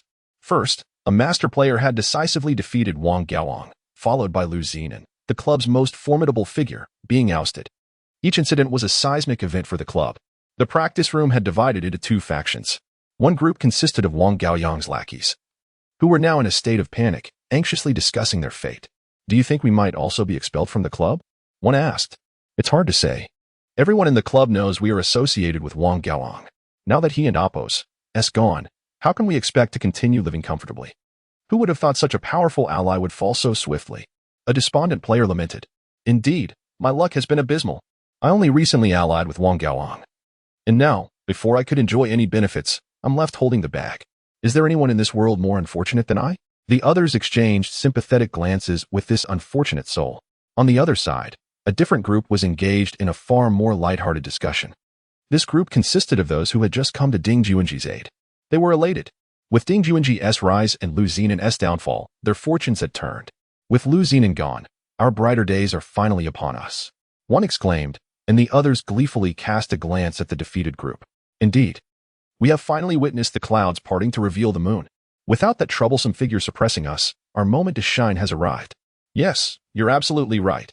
Do you think the general manager and Brother Ding might keep that master player with us at the club? If only he could stay. That expert's skills are truly remarkable.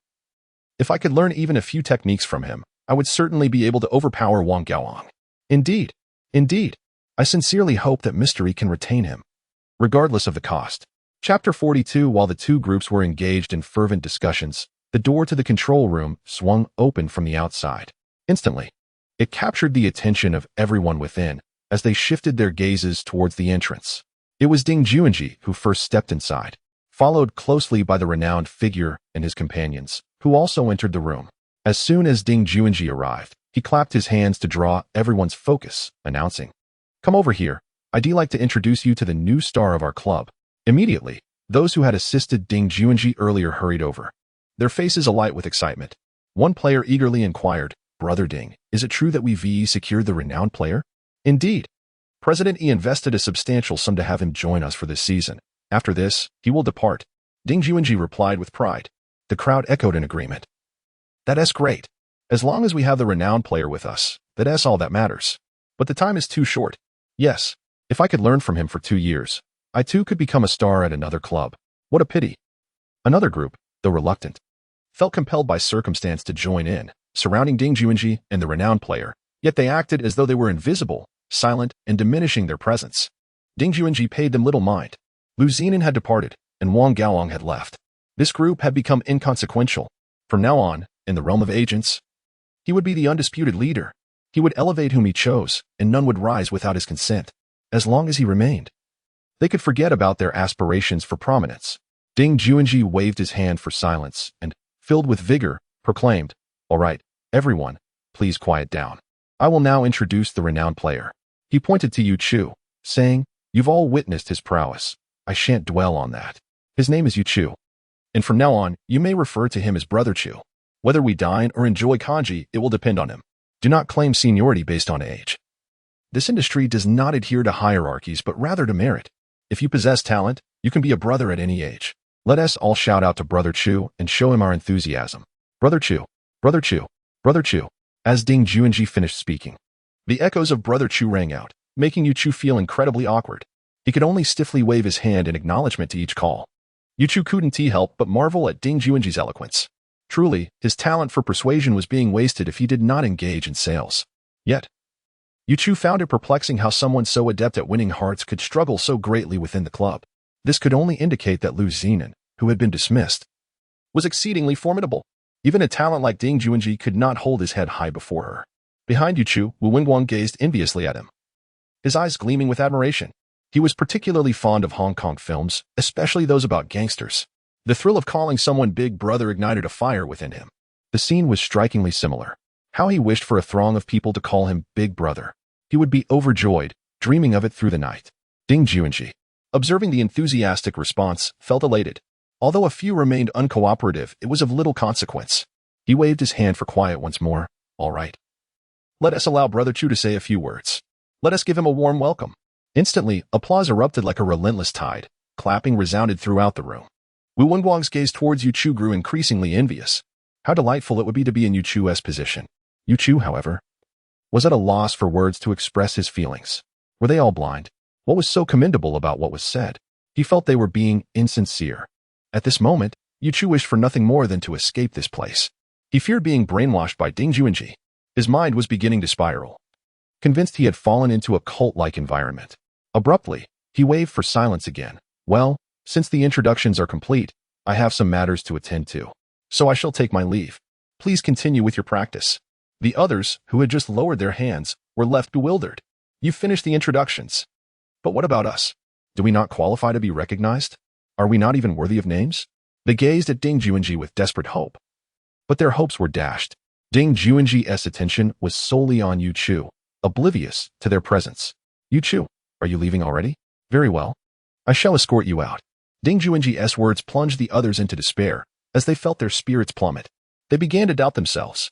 Were they only fit for a meager existence? Did they not even merit recognition from the renowned player?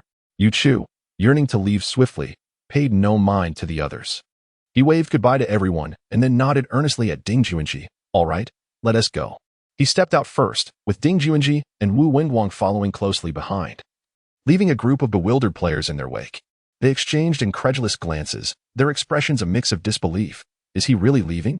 He has gone. How could he leave just like that? Renowned player, I didn't even get the chance to cling to your coattails. Indeed, my knees are ready. But why can't I have just a moment to present them? Ding Juanji escorted Yuchu downstairs and personally hailed a taxi for him. Farewell. Should anything arise, do inform me when you wish to return. Yuchu waved goodbye to Ding Juanji before taking a seat in the passenger side of the taxi. He was certainly not foolish enough to squeeze into the back seat with Wu Wingguang. Upon witnessing Yuchu enter the vehicle, Wu Wingguang hurriedly opened the back door and took his place inside. Consequently, the taxi visibly sagged under their combined weight. Observing this scene, Ding Juanji was momentarily taken aback. Such substantial heft.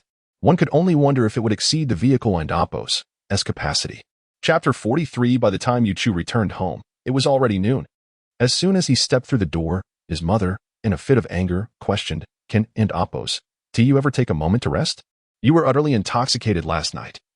And now you vanish again early this morning. Hey, Mom, that's not a fair accusation. He retorted. Do you think I want this?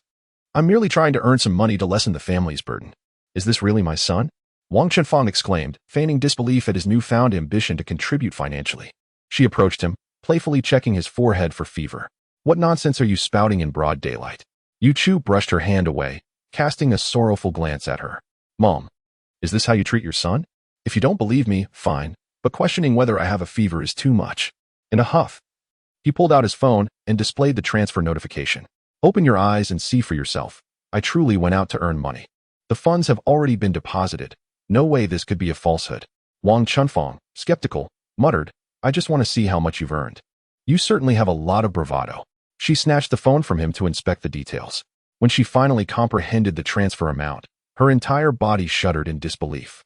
She struggled to grasp the reality before her, repeatedly confirming that her eyes were not deceiving her. The multitude of zeros left her mind in a state of paralysis, rebooting repeatedly without recovering. Her body seemed to lose control as her gaze fixated on the balance. The sheer number of zeros was overwhelming, causing her head to spin. After counting twice and failing to keep track, she surrendered. Why bother counting when she could simply ask her son? Trembling, Wang Chenfeng inquired, Son, are you certain you're not deceiving me? Is this information genuine? It's from the bank. How could it possibly be false? Yuchu countered. She pressed him further. Then tell me, how much is it in total? Can you count it yourself? He replied, somewhat exasperated by her insistence. With a hint of melancholy, Wang Chenfeng gazed at her son. Do you think your mother is losing her sight? There are too many zeros to count. Just tell me how much it is. 10 million. With a start, Wang Chenfeng dropped her phone, which shattered upon impact with the floor. Yuchu looked down at the ruined device, a wave of regret washing over him. He had long wished to replace it, but never imagined it would meet such a fate. Hastily, he picked up the broken phone. Lamenting, Mom, was that really necessary? Although we have money now, we shouldn't waste it like this. Do you think I wanted this? Just look at how shocking it is. 10 million. In all my years, I have never seen such a sum. After the initial shock, Wang Chenfeng finally pondered the source of this fortune. Son, quickly tell me, where did this money come from? From gaming, to be precise, esports. An esports club recognized my skills and paid me 10 million. Yuchu explained, as this was not a secret to be kept. He would be competing regularly, mostly in the evenings, and it was better for his mother to know now than to wonder about his late returns later. Wang Chunfang was left in a state of astonishment. Gaming? One could actually earn money from playing games? Not only could one earn money, but substantial amounts. This revelation shattered her preconceived notions entirely. She had always criticized her son for playing games, believing it to be a waste, yet here he was, earning 10 million, an amount that would take a lifetime for most to accumulate. What will your father think when he hears this? She pondered, still in disbelief. Son, are you sure you're not pulling my leg? Can one really earn such wealth from gaming? Not everyone who plays games makes money. Most spend money instead. However, there are professional gamers like me who earn a living from it. The club is willing to pay so handsomely because of my exceptional skills. It's not something everyone can achieve. Seeing her son's confidence, Wang Chefang felt compelled to understand the sports industry better. As she listened, the intricacies of the gaming world unfolded before her, illuminating the gaps in her knowledge. So, are you saying you will focus solely on gaming and not attend university? Then, recalling her son's dismal academic performance, she muttered, with those grades, no university would want you. I suppose you'll be dedicating yourself completely to gaming. Mom, that stings. Is that how you view your son? He replied, slightly hurt. Besides, I'm no longer the academic underachiever I used to be. With my newfound skills, I'm destined for greatness. Wait, who told you I wouldn't go to university? Just wait until my exam results come in. They'll surely astonish you. Didn't you just say that only professional gamers make money? And with the sum the club has offered, would you really expect me to pursue university while dedicating myself to gaming? Mom, you're misunderstanding me. I am competing professionally, but I'm not selling myself to the club. I've only committed to one season, which lasts about 2 months, just in time for university to start. 2 months for 10 million?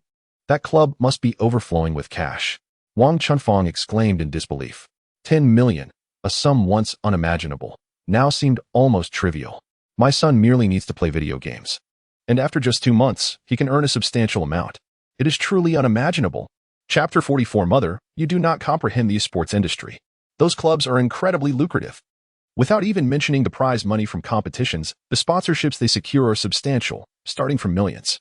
And then there are advertising fees, among other revenue streams. In short, it is highly profitable. So, do not assume that the investment of 0 million for me to play games for 2 months would be a loss for them. In reality, they will profit immensely, especially if I lead their club to victory this season. They could recoup several times my value. Yuchu patiently elaborated to his mother about the sports realm. Is it truly this profitable to play video games? Wang Shifang felt enlightened today. Her son spoke with such conviction. She believed he was not deceiving her. Reluctant to press further, she solemnly remarked, well, since that is the case, I shall not inquire any further. You are grown and know what you are doing. Subsequently, Wang Chifang took out her phone, eager to call her husband and share this exciting news with him. Meanwhile, in the management office of the metropolis, Yu Xian stood with his head bowed before the property manager. The manager glared at him in frustration. Yu Xian, how should I commend you? Just manage your own responsibilities. Why meddle in disputes between other merchants? Are you simply bored? Manager Wang, I apologize. It was just that I could not stand by while that Mr. Li deceived people. Others have come to complain repeatedly. This ISN and Oppos, TA one-time occurrence. Initially, I did not intend to get involved, but the customers are constantly causing a scene. This is detrimental to the mall and Oppos' reputation, and I acted out of concern. UCN and Oppos' grievances spilled forth. How could anyone have anticipated that Mr. Li would be so shameless as to bring his troubles to the management office? Such merchants are bound to create chaos. Yu Xian continued with indignation. Manager Wang, you must reconsider. If you don't expel them soon, further complications are inevitable. Manager Wang was equally exasperated. Mr. Li owned a shop that sold health products for the elderly, luring them in with small gifts to attend lectures that brainwashed them. After the session, these unsuspecting seniors would inevitably spend lavishly, only to return home and complain about their expenditures. It was only then that they realized they had been duped, leading to families storming and demanding refunds. However, once the money was in Mr. Li's pocket, it was highly unlikely it would be returned. As expected, complaints flooded the property management office daily. Yu Xian had only spoken up while addressing these grievances, which led to his current predicament. Manager Wang sighed. It was not that he wished to avoid taking action, but he felt powerless. After all, Mr. Li was his boss and Oppos' brother-in-law. As a mere property manager, he was more concerned about ingratiating himself than confronting him. At that moment, Yu Xian and Oppos' phone rang. He glanced at the screen and saw it was his wife and Amp, Oppo's call. However, still in the midst of being reprimanded, he dared not answer and quickly silenced his phone. Noticing Yuxian and Oppo's phone, Manager Wang waved his hand. You may take the call. You need not concern yourself with this matter anymore. From now on, avoid anything related to Mr. Li's shop. I fear he may cause you further trouble. Understood. Thank you. Manager Wang. Yuxian recognized the manager's intent to assist him and expressed his gratitude with a grateful glance. I shall take my leave now. Go ahead. Manager Wang replied, his mind deep in thought as he contemplated how to address this issue. Yuxian hastily exited the office, swiftly answering his vibrating phone. Hello, dear. What brings you to call at this hour? He inquired with a calm tone. Darling, what are you up to? Why did it take you so long to answer? It's nothing. I was just discussing some matters with Manager Wang. Yuxian remained composed, refusing to let any distress affect his home life. Consequently, Wang Chifeng had no inkling that her husband had just faced a reprimand. Had she been aware of his troubles, she might have insisted he resign and stay home. Now, buoyed by her son's 0 million earnings, she felt emboldened to speak boldly. Yet, the crucial detail was that Wang Chunfang was unaware. With excitement, she exclaimed, Darling, I have some exhilarating news. What news could possibly excite you so? Through the phone, Yuxian could sense his wife's exhilaration as her words stumbled out. Your son has secured a job that pays well. Upon hearing this, Yuxian felt a wave of disappointment wash over him. What could his son, whom he deemed a failure, possibly accomplish? Despite his disillusionment, he still managed to commend, impressive. Just after finishing his exams, he has found work, commendable indeed. Dear, take a guess at what kind of job he has found. Yuxian pondered for a moment, recalling that his son had mentioned working on a construction site after the exams. Is it that he is going to work on a construction site? Is he going to work on a construction site? Yuxian responded, then sighed, perhaps he should reconsider. With his frail physique, that labor would be too strenuous. I'll prepare to introduce him to our management office for a security position. It would be a more suitable and relaxed role for him. Wang Chunfang felt warmth envelop her heart at her husband's words.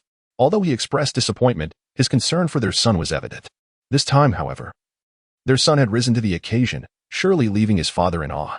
Darling, you are mistaken. Your son has found a job in gaming. Are you jesting? Is there truly a job in gaming? Such a fib, and you believe it? You see, it is precisely because you have spoiled our son like this. Upon hearing this, Wang Chunfang grew furious. It seemed as though she alone had indulged their son. Do not speak of me. You are no better.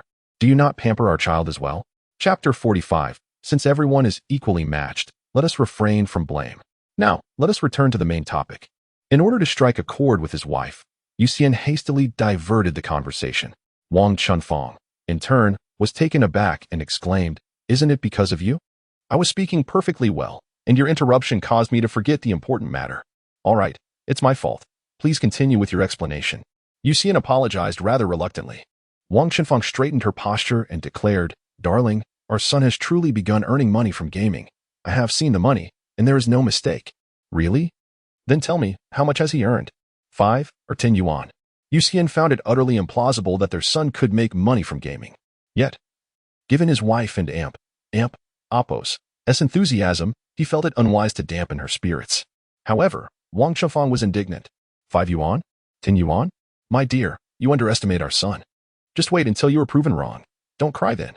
It's not 5 or 10, it's a staggering 100,000. Yuxian, however, was utterly flabbergasted. His wife and Oppo's words were simply too astonishing. Trembling slightly, he confirmed, Lady, you're not jesting, are you? Who has the time to joke with you?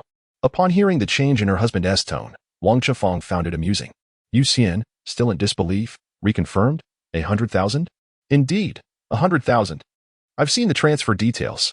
Wang Chunfang replied emphatically. Yuxian felt his blood pressure rising, his mind buzzing with disbelief. His phone, unbeknownst to him, slipped from his hand and fell to the ground.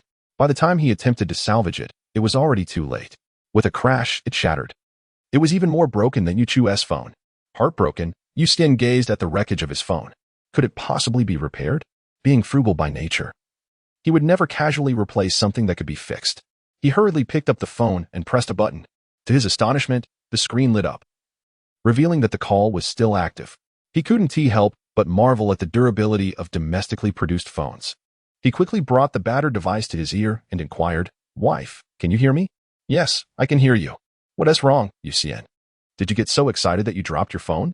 Wang Chunfang had heard a loud crash through the phone, nearly deafening her. She was both angry and amused. Realizing that her husband's reaction mirrored her own, they both had shattered a phone. Yuxian retorted, "Did I wish for this? Your words were simply too shocking. Look. The phone is in ruins. By the way, you're truly not deceiving me, right? It's really 100,000? Oomph, now you know better. When have I ever lied to you? Am I the kind of person who doesn't know the gravity of things? Why don't you come back and see for yourself? All right, I'll return immediately. Please wait for me." As he hung up the call, Yuxian knocked on Manager Wang's office door once more. Upon hearing the knock, Manager Wang looked toward the entrance and, seeing Yuxian walk in again, asked in confusion, "Yuxian, why are you back? Is there something wrong?" "Manager Wang, there's an issue at home. I'd like to request a leave of absence." Upon hearing that Yuxian wanted to take another leave, Manager Wang frowned. "Didn't you just take leave for your son's college entrance exam a few days ago? Why do you need more time off? How can there be so many issues at home?" Manager Wang grumbled a few complaints but ultimately nodded, "You may go.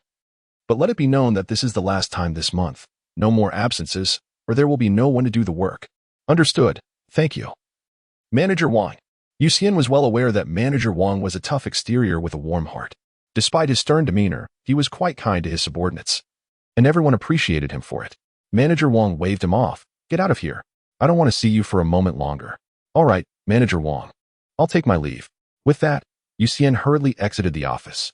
He quickly left the company and hailed a taxi by the roadside. This was the first time he dared to take a taxi since his son's college entrance exam. After all, 100,000 awaited him at home. What was the harm in spending a little on transportation? 20 minutes later, Yuxian arrived. Rushing through the door to his wife's side, eagerly asking, "Wife, where's the money?" Seeing her husband's anxious demeanor, Wang Chenfang couldn't help but chuckle. "The money is surely in our son's bank account." She then called out to their son, who had just finished dinner and was heading to take a nap. "Son, your father is back. Quickly show him the transfer details so he can witness what 100,000 looks like." "Okay." Yuchu, who had just settled down, had no choice but to respond loudly and then stood back up, grabbing his battered phone to step outside. He opened the message and returned to his father's side. "Dad, you're back. Here, take a look." Without further ado, Yuxian reached for his son's phone. Yet, upon seeing it, he was momentarily taken aback.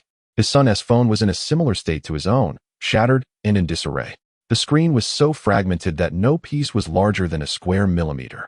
Thankfully, the outer protective film had done its job. Otherwise, it would have been impossible to see the contents beneath the debris. As he accepted the phone, he asked, "Son, how did you manage to break your phone like this? You should ask Mom. It's all her fault."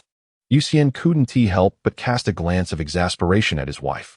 However, Wang Chenfang felt exceedingly awkward and, with a hint of irritation, touched the back of her head. Yuxian glanced at his phone and then subtly cast a look at his wife. Under such scrutiny from her husband, Wang Chenfang's cheeks began to flush, and she retorted sharply, "What are you staring at? Hurry up and check the messages." Chapter 46. All right. I will check it right away." At that moment, Yuxian earnestly focused on the text message.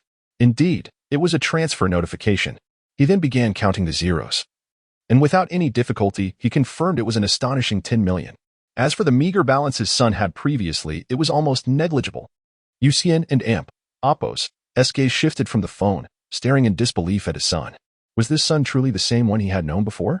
The thought of his son, once a reckless spendthrift, having turned his fortunes around was utterly unfathomable. No, it was more than that. It was as if he could overshadow his own father. With a complicated heart, Yuxian asked his son, "Did you really earn this money from gaming?" "Yes, I truly earned it from gaming." Yuchu nodded vigorously. With this affirmation, Yuxian and Oppo's emotions became even more intricate. This revelation had shattered his worldview entirely. He had once chastised his son for being addicted to games, even resorting to physical reprimands. Yet, his son's stubbornness had led him to gradually give up on changing him. If a person had fallen into depravity, there was little one could do to persuade them otherwise. Who would have thought that one day his son would tell him he had earned millions from gaming? It was a reality that even the most rational person would struggle to accept. It was simply too devastating. Observing the change in his father's expression, Yuchu could no longer bear to dampen his spirits. Instead, he smiled and said, "Dad, stop overthinking. We should quickly consider how to spend this money." "Yes, you are right, my son. The money is right in front of us. It is neither stolen nor obtained through deceit. Why ponder so much? Let us swiftly contemplate how best to utilize this fortune. It is high time we improved our living conditions, which have been so arduous for so long." Wang Chenfang chimed in, equally weary of their previous life. In the past, they had no choice but to rely solely on her husband to provide for the three of them, not to mention the expectations of caring for their own parents. The pressure on her husband over the years had been immense. Previously, they dared not dream of wealth. But now, with money in hand, how could they not consider enhancing their living conditions? That would be madness. After addressing his wife, Yu Xian felt a sense of relief. He realized she was right. Over the years, he had been terribly unfair to her and their son. They had barely scraped by. And he could see that his wife had been wearing the same clothes year after year, unable to afford new ones. Feeling somewhat guilty, Yu Xian looked at his wife and said, "Buy whatever you wish. With 10 million, it and Oppos. That's not something we can exhaust in a short time. Yes, let us invest some in purchasing a house. Real estate is a solid investment, retaining its value while providing a more comfortable environment." Wang Chenfeng pondered for a moment before speaking. This had always been her dream. Who would T want to live in a spacious home? Most importantly, each time she met with her old friends, they always boasted about their new, larger houses. Wang Chenfeng could hardly suppress her envy. Furthermore, whenever she returned to her parents' home, she felt a sense of shame, as her family had fared the worst among her peers. It had become tiresome to constantly discuss trivial matters with her parents, and Yu Xian dreaded visiting, often looking as though he had consumed something distasteful. After so many years, he had truly endured hardships on her behalf. Wang Chenfeng suddenly cast a sympathetic glance at her husband. Noticing her expression, Yu Xian felt perplexed. Why was she looking at him that way? But now was not the time for such thoughts. He found his wife's suggestion quite appealing. What could be more practical than buying a house? Thus, he nodded and declared, "Let us sell one of our houses and buy a larger one for a more comfortable living." They decided to view properties that very afternoon. Wang Chenfeng could hardly contain her excitement, eager to move into a new home immediately. Yu Xian nodded in agreement. "Perfect. I'll take a leave of absence. We can go house hunting together." Seeing his parents and Oppo's enthusiasm, Yu Chu felt a wave of gratification. However, he simply wished to take a nap and had no desire to house hunt. Weakly, he suggested to his parents, "How about I give you my bank card, and you can choose a house yourselves? I just want to sleep." But his mother would not let him off the hook. She approached Yu Chu and playfully scolded, "What do you mean? Sleep? Buying a house is far more important than sleeping. Aren't you going to live there? We must choose a house that satisfies everyone." Indeed, what your mother says rings true. We can sleep later. It's just a matter of time. Now, let us head out and look at several properties. Yu Xian decisively stated. Yu Chu, left with no choice, went back to fetch his wallet. "Shall we also consider purchasing a car while we're at it? Let us take care of everything in one go." Hearing his son's words, Yu Xian's eyes sparkled with excitement. That's a splendid idea. Why not secure a car first and then proceed to view houses? For Yu Xian, the desire to buy a car was even greater than that of purchasing a house. What man wouldn't he want to have a steed of his own? Yet, in the past, even a QQ priced at 20,000 was an unattainable luxury for him. Even if he could muster that amount, the cost of maintaining a vehicle in the city was exorbitant. Just the monthly parking fees were beyond his means. Now that the opportunity had presented itself, he was eager to indulge. Wang Chenfeng, however, had her aspirations set on purchasing a home. Hence, when she heard her husband and son discussing the car purchase, she was momentarily taken aback. They had initially been discussing buying a house. How had the conversation shifted so abruptly? Men truly were incomprehensible. Yet, she did not voice any objections. Seeing her husband's excitement, she couldn't bear to interrupt. "You decide what to do, and I will support it. If we are buying a car, let us hurry and go. I fear we might run out of time." "Yes, dear, you are absolutely right. Let us set off." Yu Xian reaffirmed with conviction. Yu Chu, resigned, followed suit. He now merely desires to be a puppet on a string, complying with whatever his parents dictate. Chapter 47. Yu Xian, accompanied by his wife and son, arrived at the automobile city by taxi. Now, Yu Xian exuded confidence, hailing a taxi without hesitation. With a sum of zero in hand, there is no need to ponder over how to spend the few coins in your pocket. Spend freely. That is the way to go. Upon alighting from the vehicle, Wang Chenfeng inquired of her husband, "Darling, what kind of car do you wish to purchase?" "Hey, I never contemplated that one day I would be able to afford a car." Yu Xian sheepishly scratched the back of his head. Suddenly, a Toyota Corolla whizzed past him. Yu Xian and Oppo's eyes sparkled with inspiration. Why not consider purchasing a more affordable Toyota Corolla? Economical and affordable, this vehicle is ubiquitous on the roads. Undoubtedly a testament to its quality, as evidenced by the multitude of buyers. Indeed, this option is satisfactory. Having a car for transportation suffices. And there is no need to invest in something excessively expensive. One must also consider the purchase of a house, after all. Moreover, her son still requires funds for university, and she cannot exhaust her finances all at once. Wang Chunfang is quite contemplative. The car is of little significance to her, as she does not know how to drive. The car holds no value for her whatsoever. Purchasing this vehicle was merely to satiate her husband's vanity. Thus, the cheaper, the better. She still has many items to purchase. Moreover, the money belongs to her son, so she cannot deplete his funds all at once. One must reserve something for the son. For even if he struggles in the future, he may venture into entrepreneurship. Deep within her heart, she still harbors doubts about the reliability of playing games. It is far more prudent to seek gainful employment or engage in legitimate business endeavors. Yet, Yu Chu cannot seem to shake off the frugal habits instilled by his parents, remaining overly cautious with his finances. When it comes to purchasing a vehicle, one must undoubtedly opt for a superior model. Financially, one is not at a disadvantage. The wealth one possesses will continue to grow. This confidence is indeed well-founded. Father, mother, we cannot purchase Japanese cars. While they are fuel-efficient, their bodies are quite flimsy. When it comes to purchasing a vehicle, we shall first set aside financial considerations. Safety is paramount.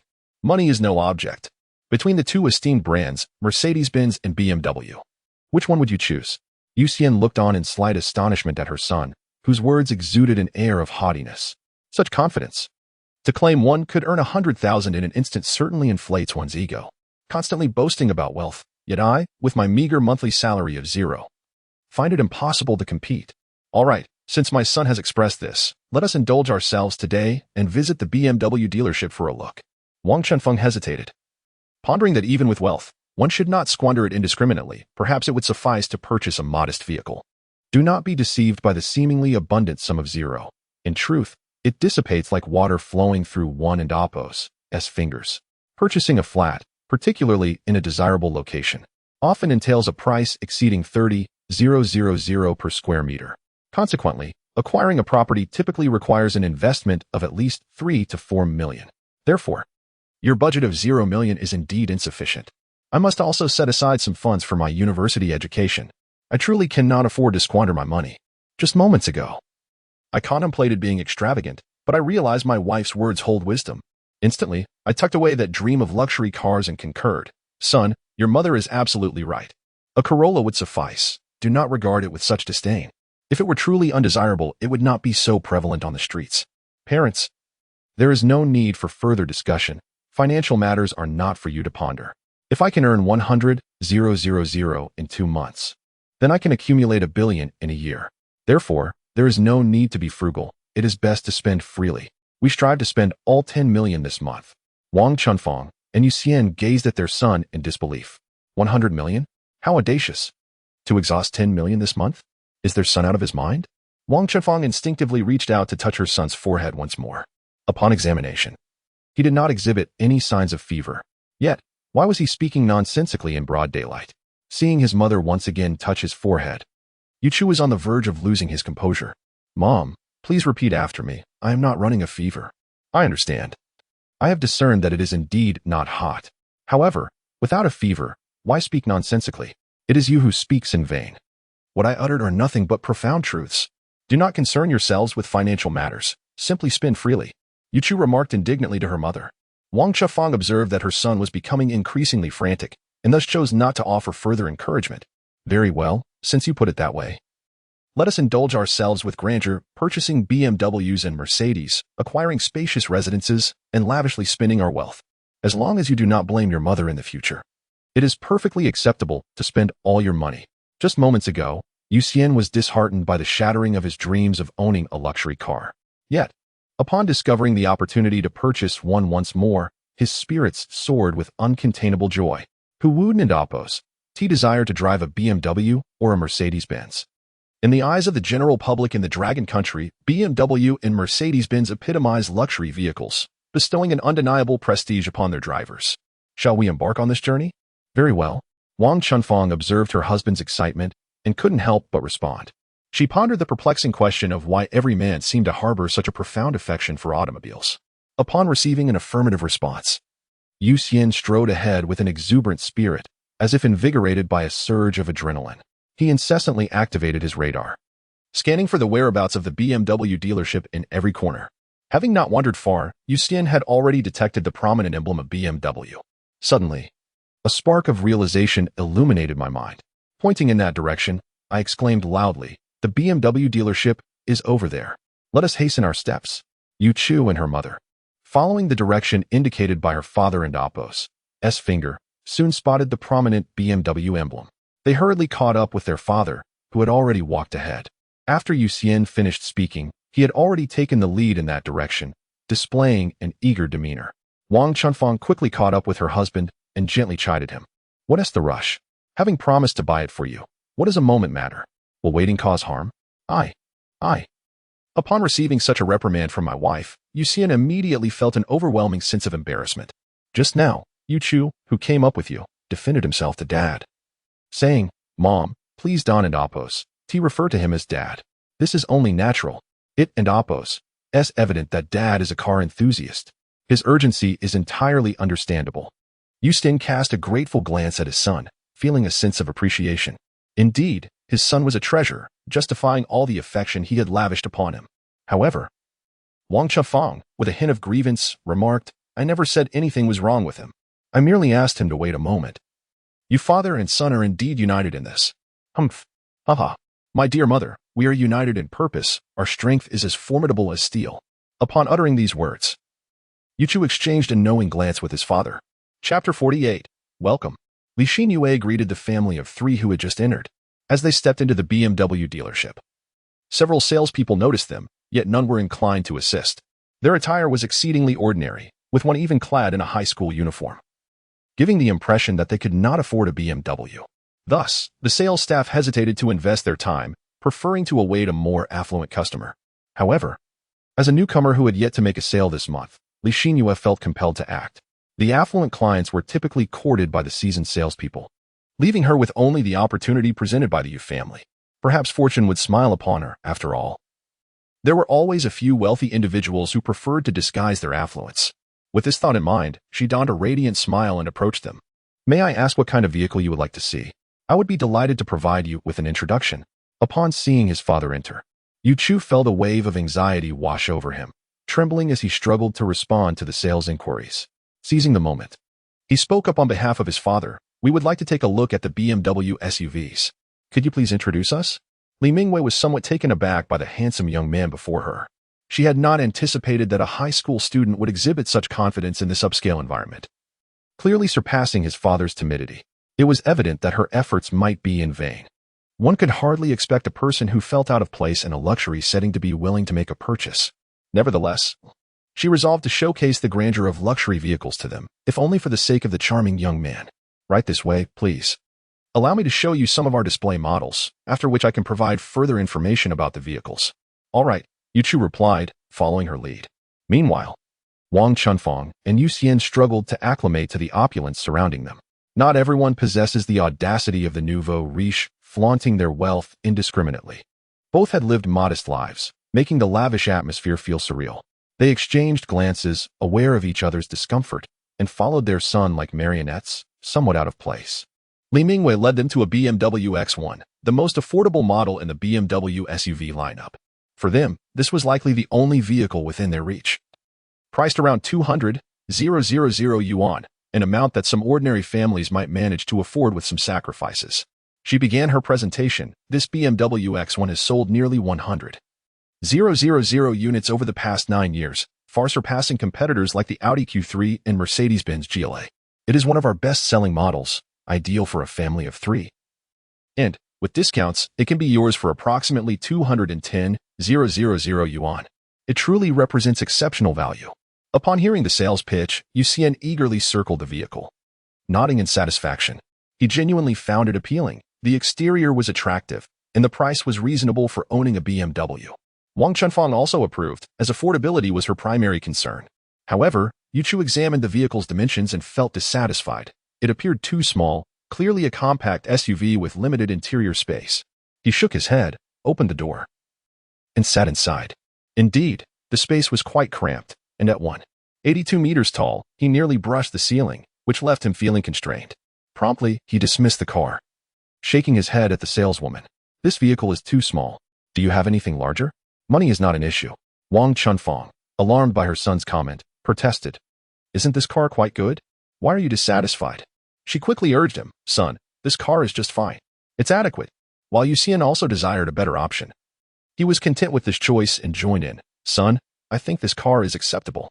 Why not settle for this one? Mom and Dad. Please trust my judgment this time, Yuchu replied, shaking his head without further explanation. He understood that they were inclined to save money and were drawn to the affordability of this vehicle. However, now that he had the means, he was unwilling to make compromises. Seeing her son's stubbornness, Wang Chenfang relented, while Yuxian's spirits lifted at the prospect of a more splendid vehicle. Who would he want to drive a luxurious car? Meanwhile, Li Mingwei observed the high school student with curiosity, incredulous at his audacity to make such demands. How can a high school student presume to speak so boldly? She mused internally, vowing to witness how this would unfold. Yet, her composure prevailed, and she maintained her smile. Since you are not satisfied with this model, allow me to introduce you to another vehicle. She then moved to a neighboring BMW SUV, gesturing towards it. If you find the BMW X1 too small, perhaps you might consider the BMW X3. This model boasts an extended wheelbase of 90 millimeters, providing significantly more space, ensuring a comfortable driving experience for someone of your stature without feeling constrained at all. Yuchu responded with a sound and once again opened the car door to take a seat inside. This time, the sensation was markedly better, at the very least. He would not immediately bump his head against the ceiling. The space was considerably more generous than that of the previous BMW X1. However, this vehicle could only be classified as a mid-sized SUV. There must surely be larger options available. Let and amp, Oppos, let's take a look and see. Chapter 49. Yuchu alighted from the vehicle, shaking his head once more as he addressed the saleswoman. Is there a larger model available? I wish to compare before making a decision. Li Mingwei was utterly bewildered, thinking to herself, this handsome young man is truly putting on a show. With such captivating looks, his absence from the entertainment industry is indeed a significant loss. She found herself in awe of his acting prowess. With such a flair for theatrics, I am curious to see how this unfolds. Regaining her composure, which was on the verge of bursting into anger, she forced a smile and said, very well, sir. Please follow me. This time, Li Mingwei led them directly to the BMW X7. ISN and AMP. Oppos, this too small? She remarked, as the X7 boasted a wheelbase of 5 meters. Significantly larger than the previously considered BMW X1. This is the BMW X7, the largest in our SUV series, which should meet your distinct requirements. All right. Let me take a look inside, Yuchu replied, once again opening the door and settling into the vehicle. Meanwhile, Wang Chefang and Yuxian could only helplessly watch their son as he embarked on a reckless spinning spree. Yuchu was immediately struck by the spaciousness of the BMW X7. He could easily fit 2 fists between his head and the ceiling. The interior decor exuded an air of luxury at first glance, replete with an abundance of features. This is the kind of vehicle that brings true joy to driving. How could I settle for less? He exited the car, feeling thoroughly satisfied, nodded at the saleswoman, and pointed at the car behind him, declaring, this one. Are you certain? Li Mingwei was taken aback, staring incredulously at the high school student. Noticing her reaction, Yuchu inquired, is there a problem? And no problem. Li Mingwei stumbled over her words, completely astonished by the young man's confidence. To casually declare I'll take it for a vehicle worth over $1 million is quite audacious. She felt compelled to give a grand nod of respect for his boldness. Sir, are you absolutely sure about this choice? Absolutely certain, he affirmed. Even with discounts, it will still cost a significant amount. Are you sure this is the one? Your unnecessary chatter is excessive. Bring me the configuration list so we can select a model. Li Mingwei felt a surge of irritation at being dismissed, her patience wearing thin. With a somewhat displeased expression, she replied, very well, please wait a moment. She muttered under her breath, let us see how long you can maintain this charade. She retrieved the configuration list for the BMW X7, presenting it to Yuchu. Here is the configuration list for the BMW X7. Please review it and indicate which model you prefer. I would recommend the X-Drive 40, a luxury package priced at only $10,000, which is our best-selling model. Upon receiving the configuration list, Yuchu promptly returned it, stating, I'll take the model you recommended. Is it available in stock? Is that your final decision? Li Mingwei was once again flabbergasted. Isn't that a bit hasty? I recall a black one just arrived yesterday. Nodding slowly, she replied, yes. We have one available, but it's only in black. Is that acceptable? This car is intended for my father. I must consult him first. Yuchu turned to his father, who had not taken his eyes off the BMW X7 for a moment, and asked, Dad, There's only one black model in stock. Do you like it? Hearing about the immediate availability, Yuxian perked up. A car available right away is fantastic. We can enjoy it immediately. He nodded vigorously, affirming, yes. Absolutely. However, Wang Chunfang approached her husband and gave him a firm nudge, exclaiming, what do you mean yes? Of course, you can say that. You're not the one paying. It costs over 10,000. Even if you have the money, Shuden and Amp. Oppos. We be prudent? Spending this much on a car is outrageous. Feeling unjustly accused, Yuxian replied. I merely went along with it. Why am I being blamed for this? Yu Chu, observing his father's expression, couldn't help but chuckle, quickly intervening, Mom, don't blame Dad. It's my decision to buy it for him. All right, it's your money. You may do as you please, Wang Chunfang said, casting a disapproving glance at her son. Seeing that he had pacified his mother, Yu Chu turned back to the saleswoman. We'll take that black model. Let us proceed with the paperwork. Really? By this point, Li Mingyue was utterly perplexed. Through her observations, she realized that the decision-maker in this car purchase was not the young man and Amp, Oppo's parents, but the young man himself. How could a high school student possess such wealth to afford a BMW? Yu Chu looked at the saleswoman incredulously. What does being a high school student have to do with it? Do not underestimate me. I could easily overwhelm you with my financial resources. Stop the chatter. Let us finalize the paperwork. If you still doubt our ability to pay, then let us proceed to the payment desk. Very well. Please follow me to the finance department. Li Mingyue remained skeptical, unsure if he could truly afford such a luxury. Didn't you say you were going to pay? Then let us head to the finance department and see how this unfolds. Leading Yu Chu and his companions to the finance department, she addressed Wang Jia. Wang Jia. This gentleman wishes to purchase the black BMW X7, so I've brought him in to settle the payment. Wang Jia looked up, surprised by the group entering. Do these individuals look capable of affording a BMW? An X7, no less. Surely this must be a joke. She hesitantly inquired of Li Mingyue. Are you sure there is no mistake? Of course not. The handsome gentleman remarked that if one doubts his ability to afford it, they could pay up front. Thus, I brought it along. Li Mingyue elucidated. She then whispered into Sister Wang's ear, why not give it a try? It won't take much effort. Chapter 50. Sister Wang cast a curious glance at the three clients before her and inquired, Sir, the BMW X7, a total of 10,000, is there any problem? That's fine, swipe the card. Yu Chu produced a bank card with a balance exceeding 30,000 and handed it over. Sister Wang was taken aback once more.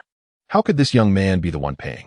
His youthful visage and the school uniform he wore indicated he was merely a student. Where could he possibly have such wealth? Nevertheless, Sister Wang did not hesitate and proceeded to swipe the card on the PS machine, entering the substantial amount. After verifying it 3 times for accuracy, she finally pressed the confirmation button. She then looked up at the young man and said, Sir, please enter your password. Without further ado, Yu Chu inputted the bank card's password. In a moment, the PS machine emitted a series of beeps. Li Mingyue and Sister Wang exchanged incredulous glances. They could hardly believe the transaction had actually gone through. 10,000. A high school student had just spent such an amount? What on earth was happening in this world? Were high school students truly this affluent now? Li Mingyue gazed at the young man in disbelief. As her eyes fell upon his face, a sudden realization dawned upon her. There was only one plausible explanation for a high school student possessing such wealth. Indeed, this student must be supported by a wealthy benefactor. It was evident that his parents were not well off. Otherwise, how could he have acquired such funds? Were high school students so liberated nowadays? A tinge of resentment welled up within her. Wealthy women these days seemed devoid of morals, even extending their reach into the realm of academia. What chance did someone like her have of marrying a handsome man? With a sense of loss, Li Mingyue cast a wistful glance at the young man, then composed herself, donning a smile once more. Sir, the card has been successfully processed. We will proceed with the paperwork shortly. Please follow me. I will escort you and your companions to the VIP lounge for a brief respite while we finalize everything. Yu Chu accepted the bank card and nodded. Mom and Dad, let us go sit and wait for a while. It should be ready soon. Wang Chunfang and Yuxian nodded, following their son. Though they both felt a pang of regret at the sudden expenditure of 10,000. Spending such a sum merely to purchase a vehicle felt rather extravagant. However, since the money belonged to their son, they had no grounds to dictate his spending. Not long after they settled in, the saleswoman re-entered. Sir, all the paperwork is complete.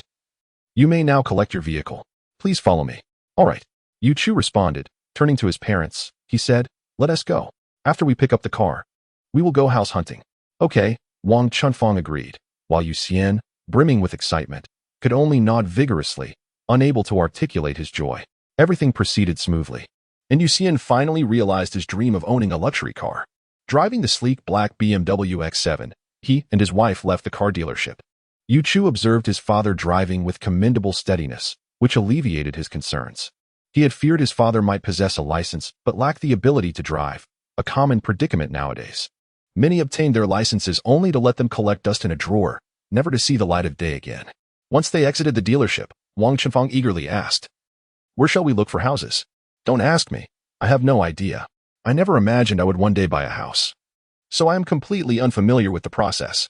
Yuxian shook his head at his wife and continued driving. While in the VIP lounge, Yu Chu had already researched several newly launched properties. They were fully furnished and ready for immediate occupancy. One standout option was the Xinghe Bay, which had recently opened and boasted an excellent location. "Dad, let us head to the Xinghe Bay on Gue Bay Road. It's a promising development. We should check it out." "All right," Yuxian replied. It was good to have a destination in mind. 15 minutes later, they arrived at Xinghe Bay.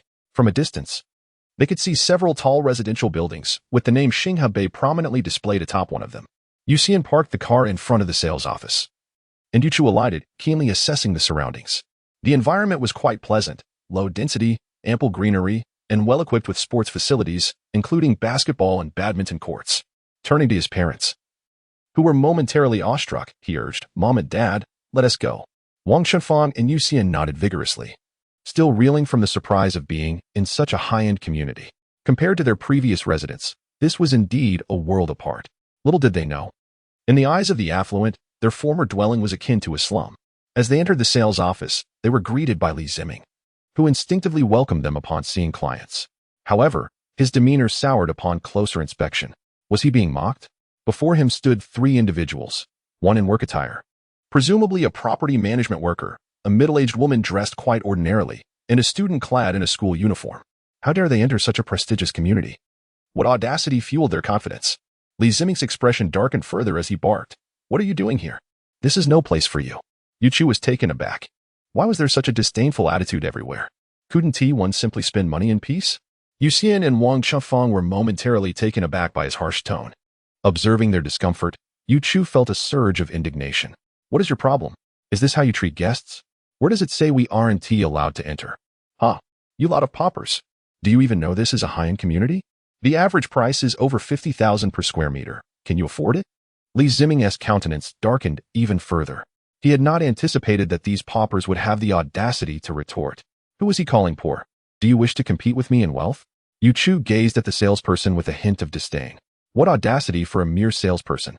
Chapter 51. Alas, I refuse to believe I cannot subdue you. Li Ziming, upon witnessing a mere high school student exhibiting such audacity, felt a surge of indignation. He barked at the security personnel stationed at the entrance. "What on earth are you doing? Allowing any stray into our midst and disturbing our esteemed guests. What will you do about it?"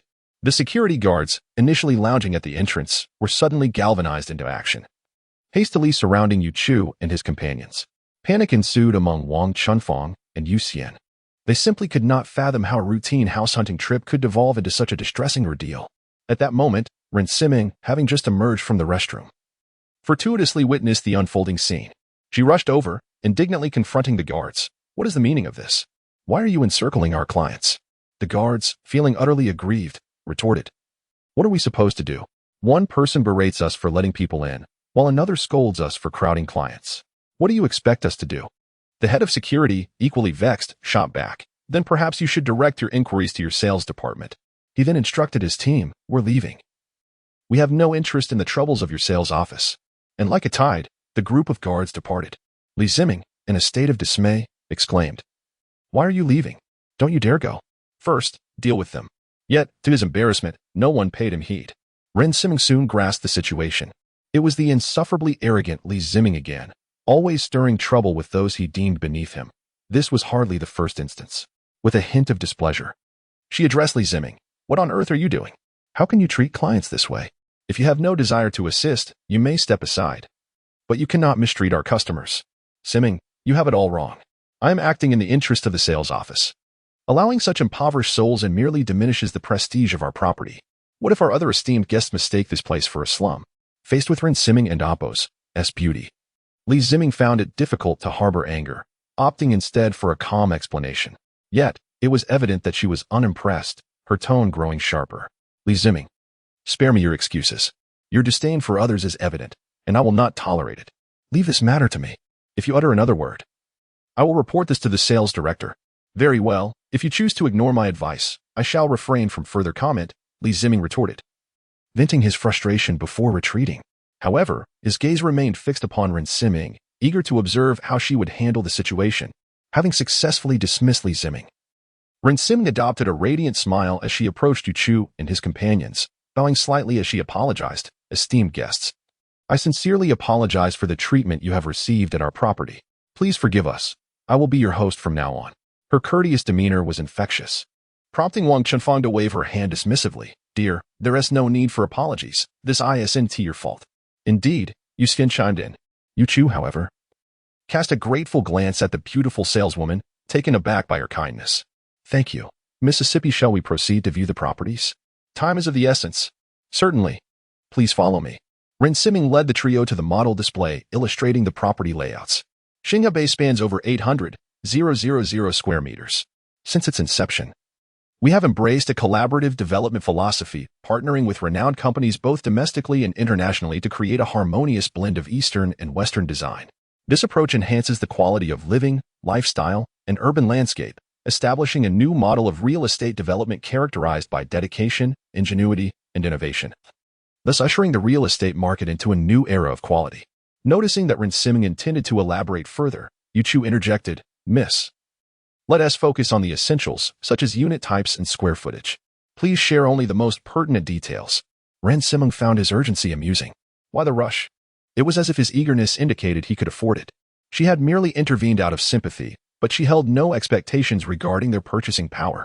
Maintaining her smile, she replied, very well. Our Xinghe Bay offers 3 unit types, a 78 square meter 2-bedroom, a 98 square meter 3-bedroom, and a spacious 4-bedroom unit. Which would you prefer to view? The spacious one, Yu Chu replied softly, without consulting his parents. Ren Siming was taken aback. It was always this high school student speaking. His parents had yet to utter a word. He was opting for the largest unit available. Had this young man lost his senses? Yet, she refrained from voicing her thoughts. After all, harboring disdain for others would render her no different from Li Ziming. She retained her smile, flipping through her folder, stating, the spacious unit is available in Building 5 on the 12th floor, Building 8 on the 18th floor, and Building 10 on the 22nd floor. Which would you like to see? This time, Yu Chu sought his parents' opinions before proceeding. Mom, Dad, what do you think? Wang Chunfang pondered momentarily before responding. The 18th floor, it's an auspicious number. Yes, I concur. Yu Xian added affirmatively. Yu Chu anticipated this response, knowing that the older generation often favored auspicious numbers. Suddenly, a thought struck him. The 18th floor, was it really wise? He needed to mention it to his parents, lest they regret this choice later. Suddenly, I reminded my parents. Mom and Dad, the 18th floor, didn't it evoke anything for you? The 18 Layers of Hell. Chapter 52. Suddenly, Yu Xian and Wang Chunfang were taken aback. If it weren't for their son's reminder, they would never have considered this. The thought of living on the 18th floor of hell every day sent chills down their spines. They were unsure if they could even sleep. Wang Chunfang promptly slapped her thigh, quickly dismissing the previous choice. No, we cannot choose the 18th floor. Let's opt for the 12th floor of Building 5 instead. That number isn't too bad. Yes, the 12th floor of Building 5 is the better choice. Yu Xian, enlightened, nodded vigorously in agreement. Meanwhile, Ren Siming was utterly baffled by the high school student's reasoning. What was this all about? She had never heard such a thing before. She felt a surge of relief that the other clients did not share this line of thinking. The 4th floor was already challenging enough to sell. If there were to be an additional 18th floor, it would surely be a disaster. Ren Siming, with a bemused expression, inquired. So, it's settled on the 12th floor of Building 5, correct? She then revealed the floor plan for the 12th floor of Building 5. Here's the layout. You may take a look. Wang Chunfang eagerly snatched it up, fixated on the floor plan. Unable to outmaneuver his wife, Yu Xian leaned in to observe together. However, Yu Chu found little interest in the floor plan, believing that visiting the actual property was essential to truly grasp its value. Miss, can we go see the site? Certainly. Ren Siming nodded in affirmation. Suddenly, a discordant voice broke the moment. Xiaoming, why haven't you replied to my messages? Upon hearing this voice, a wave of annoyance washed over Ren Siming. This client had been persistently pestering her, frequently making unreasonable demands. She had already rejected him multiple times, yet he remained undeterred, continuing to harangue her, which was quite vexing. Rin Sim chose to ignore him, not even glancing in his direction. The man in question, Chen Yusen, was a senior executive at a publicly listed company. During his last visit with his wife to view properties, he had taken an immediate liking to Rin Simming. He had countless conquests, and he was confident that he could easily win over a mere property salesperson, as long as he expressed a desire to purchase. Those saleswomen would undoubtedly rush to him.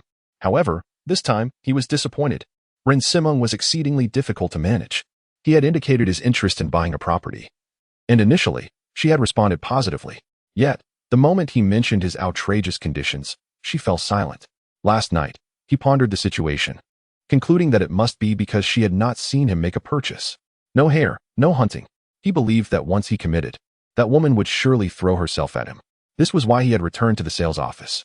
However, to his displeasure, Rin Simming remained aloof, ignoring him completely. Despite feeling irritated, Chen Yusen swallowed his anger. He could not afford to show any hostility before securing the beautiful woman. He once again approached Rin Simong with a forced smile. Xiaoming, there is no need for this. I'm here to sign a contract, after all. If you agree to my terms, spending one night with me tonight, I will immediately place a deposit and sign the contract. Upon hearing this client's persistent and inappropriate request, Rin Siming's temper flared. I merely wish to sell a property, yet you wish to sleep with me. If it weren't for this public setting, I would gladly teach you a lesson. Ultimately, Rin Siming restrained herself from exploding, calmly responding to the lecherous man. Mr. Chen, I apologize, but I am currently attending to other clients. I'm unavailable at the moment. Perhaps you could seek assistance from another sales representative? Upon hearing Rin Siming's words, Chen Yusen scrutinized the individuals before him. Their disheveled appearance shocked him. Was he mistaken? Did such people really have the audacity to enter a high-end community to purchase property? Could they afford it? With their meager salaries, could they even afford a square meter? Chen Yusen, filled with disdain, remarked to Yu Chu and the others. With your shabby looks, you dare to come here to buy property? What gall! Do you know how much per square meter it costs here? Can you afford it? You should leave immediately and not hinder those of us who are capable of purchasing. He then turned back to Rin Siming, grinning. Xiaoming, entertaining these paupers is just a waste of time. Why not show them the door? They can't possibly afford to buy here. Just tell me which unit they are interested in, and I will purchase it myself. Even the most patient souls, like Wang Chefang, could not tolerate such provocations any longer. She retorted, what do you mean? You're the one who looks pathetic. Who says we can't afford a home? Turning to the beautiful salesperson, she declared, dear, we want the 12th floor of Building 5.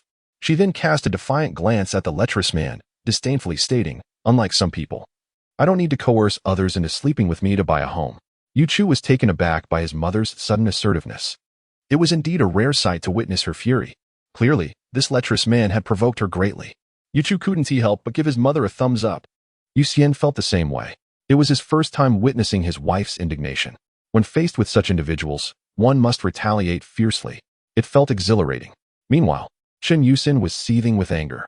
He bellowed, what's wrong with you, Xingabei? Allowing just anyone to waltz in. Look at their pathetic appearances. And they dare to talk big. Millions for a property, and they think they can just buy it? Are you kidding me? He pointed disdainfully at Wang Chefang. If you can afford it, I'll eat the entire model. Instantly, the commotion drew the attention of everyone in the sales office. Who wouldn't be intrigued by such a spectacle? Sensing his chance, Chen Yusen felt even more triumphant, provocatively gazing at Wang Chunfang. At that moment, Li Ziming also sensed an opportunity. He had been the one to attend to this client last time. Little did he know that this lecherous man had been fixated on Rin Siming. An elderly lecherous man, consumed by his desires, found himself in a predicament that even Li Ziming could not remedy. He yearned to sacrifice his appearance for the sake of allure, yet his efforts were in vain. To his astonishment, he witnessed an unexpected scene today. Even if he could not reclaim this client, he was determined not to let Rin Siming succeed. Chapter 53. Li Ziming swiftly approached the dubious man, exclaiming, this gentleman speaks the truth. How could these impoverished souls ever afford a house? If it weren't for Rin Siming's intervention, I would have expelled them long ago. I stand by my words. If they can indeed purchase a home, I shall consume the entire model. Yu Chu cast a curious glance over the model before turning his attention to the two men. What has become of people these days? They seem ever ready to boast about consuming this or that. Are they unaware that many things are simply not edible? One could only conclude that these individuals are rather foolish, even in their spoken words. Chu was disinclined to engage in futile debates with him. He calmly addressed the irate saleswoman, saying, "Dear lady, those individuals are not worth your ire. Let us expedite the paperwork, shall we?" He produced a bank card, waving it at the two who looked down upon him. "You doubt our ability to purchase a home, do you? A simple swipe of this card will clarify matters. One and oppos, it?" Li Ziming erupted into laughter upon seeing the high school student brandish a bank card, still clinging to his bravado. Have you ever encountered such a comical figure? Do you think this is merely child's play? We are talking about millions here. How could a high school student possibly possess such funds? He derisively remarked to the student. How amusing you are, merely presenting a bank card and claiming you can make a purchase. Young one, this requires millions. Take your few coins and go buy some candy instead. Indeed, you, a mere child, should refrain from embarrassing yourself here. The contents of your pocket surely do not exceed a few coins. What a farce. Chen Yusen wore a mischievous grin as he observed the high school student.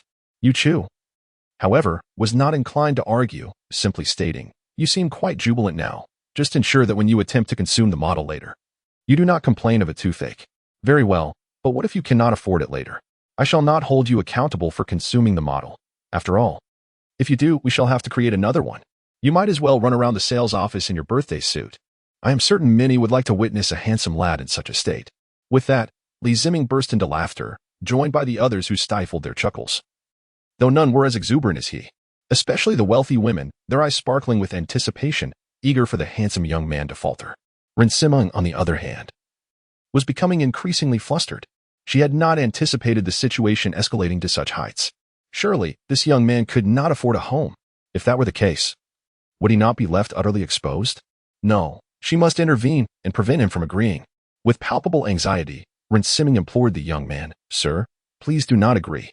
If you cannot afford such an expensive house, there is no shame in it. I cannot afford it either." She then contemptuously addressed Li Ziming. "Li Ziming, do not be so arrogant, mocking others. Can you truly afford a home here?" Her words struck a nerve with Li Ziming. She was correct. He indeed could not afford it. Yet, he retorted stubbornly, "Who says I cannot afford it?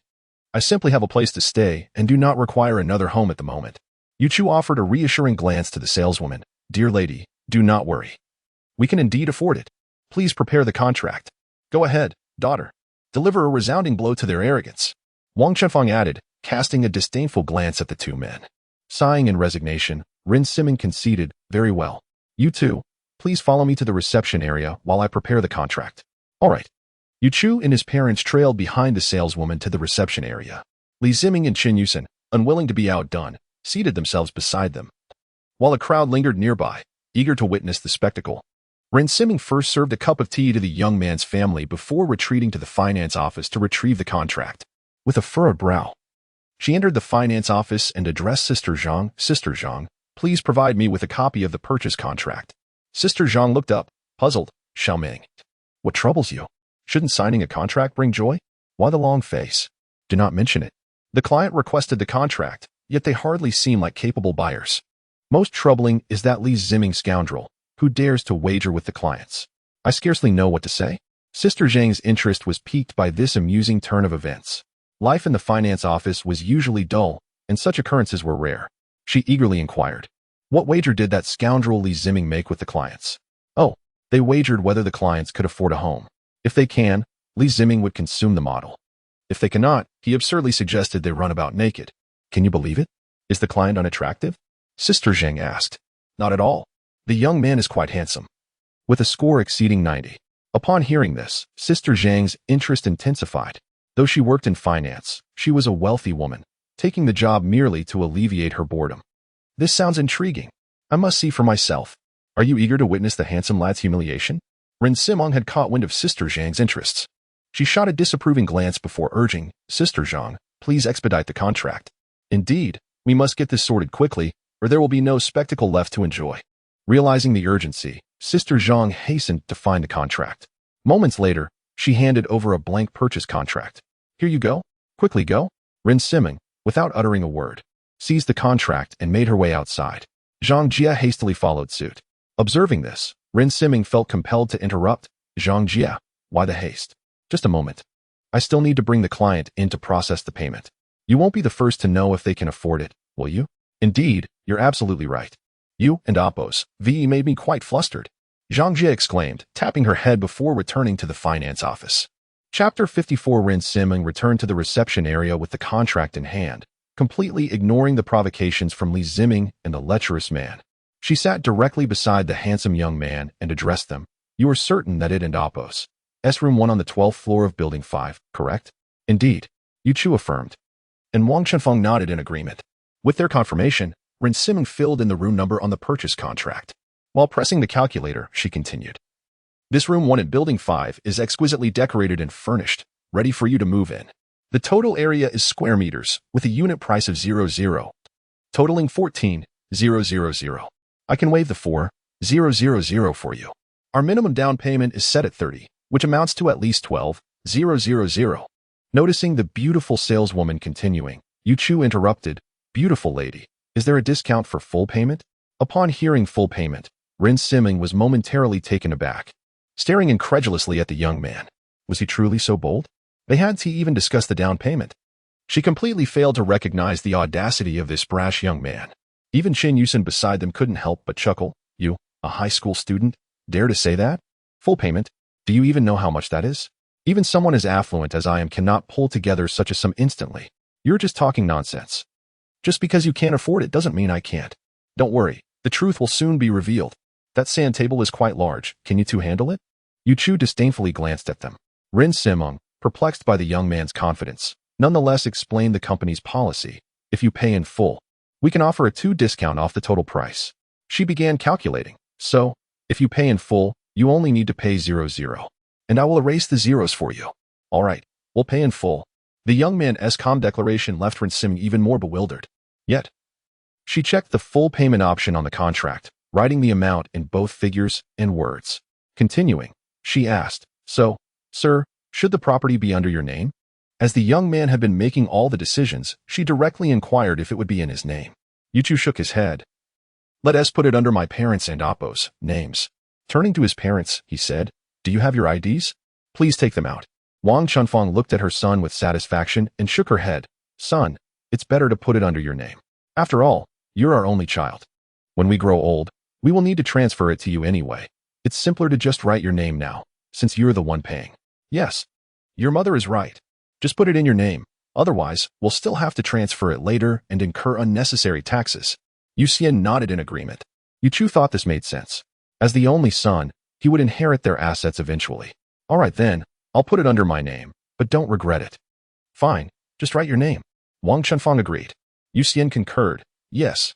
Rin Siming overheard this exchange. Astonished at the revelation that this young man was indeed the one financing the purchase.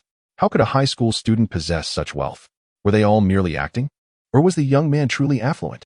Curiosity enveloped Rin Siming as she gazed at the enigmatic young man. Yu Chu, no longer engaging in idle chatter, retrieved his wallet, took out his ID, and presented it to the saleswoman. Rin Siming eagerly accepted the ID. Glancing at it and discovering the young man's name was Yu Chu, a rather melodious name. She filled in the buyer and Appo's information and hurried to the copier to make a copy of the ID. Returning, she informed him, Mr. Yu, the contract is ready. Once you make the payment and the finance department seals it, the purchase contract will take effect. Everyone in Appo's spirits lifted in anticipation of the main event. They eagerly awaited to see who would emerge victorious, whether someone would indulge in the sand table or others would face embarrassment. All right, let us proceed to swipe the card. Yu Chu responded, standing up promptly. Rin Siming was increasingly baffled by the young man and Appo's decisiveness. Nevertheless, she led him and his parents into the finance office. When Sister Zhang spotted the young man brought in by Rin Siming, her eyes lit up. Indeed, he was extraordinarily handsome, albeit a bit youthful. She wondered if he had fully matured yet. Rin Siming rolled her eyes at Sister Zhang's obvious admiration. Did she really need to be so transparent? She leaned closer, whispering, Sister Zhang, you're drooling. Realizing her lapse, Sister Zhang quickly grabbed a tissue to wipe her mouth, though her gaze lingered on the young man. Is this young man here to make a payment? She asked, gesturing to the chairs. Please, have a seat. Though Yu Chu felt uneasy under Sister Zhang and Appo's gaze. He took a seat. I'm here to make the payment, he said, handing over his bank card. As Sister Zhang accepted the card, she discreetly brushed her fingers against his youthful hand and shot him a flirtatious glance. Yu Chu shivered at the unexpected attention. Could this older woman be interested in him? How terrifying.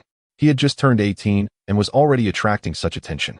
Though Sister Zhang was infatuated with the young man, she hadn't yet lost her composure. Upon receiving the contract from Ren Siming, I began to peruse its contents. When she noticed the full payment amount, totaling in the millions, she was momentarily taken aback. Could this charming young man truly possess such wealth? It is rare for someone to be able to purchase a property outright, a fact that Zhang Jie, having worked in finance for so long, could attest to. Chapter 55. Sister Zhang glanced unexpectedly at the handsome young man. She then picked up her bank card and swiped it on the PS machine. Entering the amount of 10,000, she turned to the young man and said, "Please enter your password."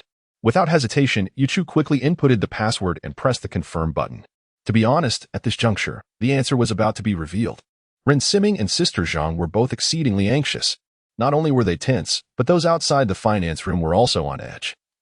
Stealing glances at the room and muttering, "Why haven't they come out yet?" The calmest of them all were Yuchu and his parents.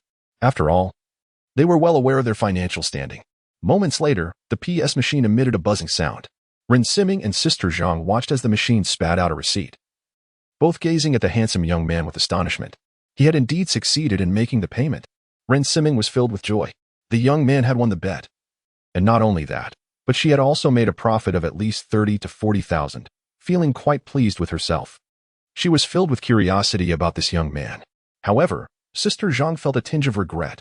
The payment had indeed been successful. What a pity there would be no more handsome young men to behold. Nonetheless, there was still the consolation of watching the sand table performance. Sister Zhang tore the receipt and handed it to the young man, saying, "Please sign here." Yuchu took the receipt and scrawled his name before returning it. To his surprise, he found himself being flirted with again by that mature woman. Yuchu silently resolved to wash his hands thoroughly upon returning home.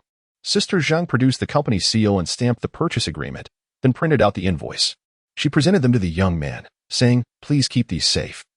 All the paperwork is complete, and you just need to wait for the property certificate." Of course, she did not miss the opportunity to flirt once more. Yuchu felt a shiver run down his spine.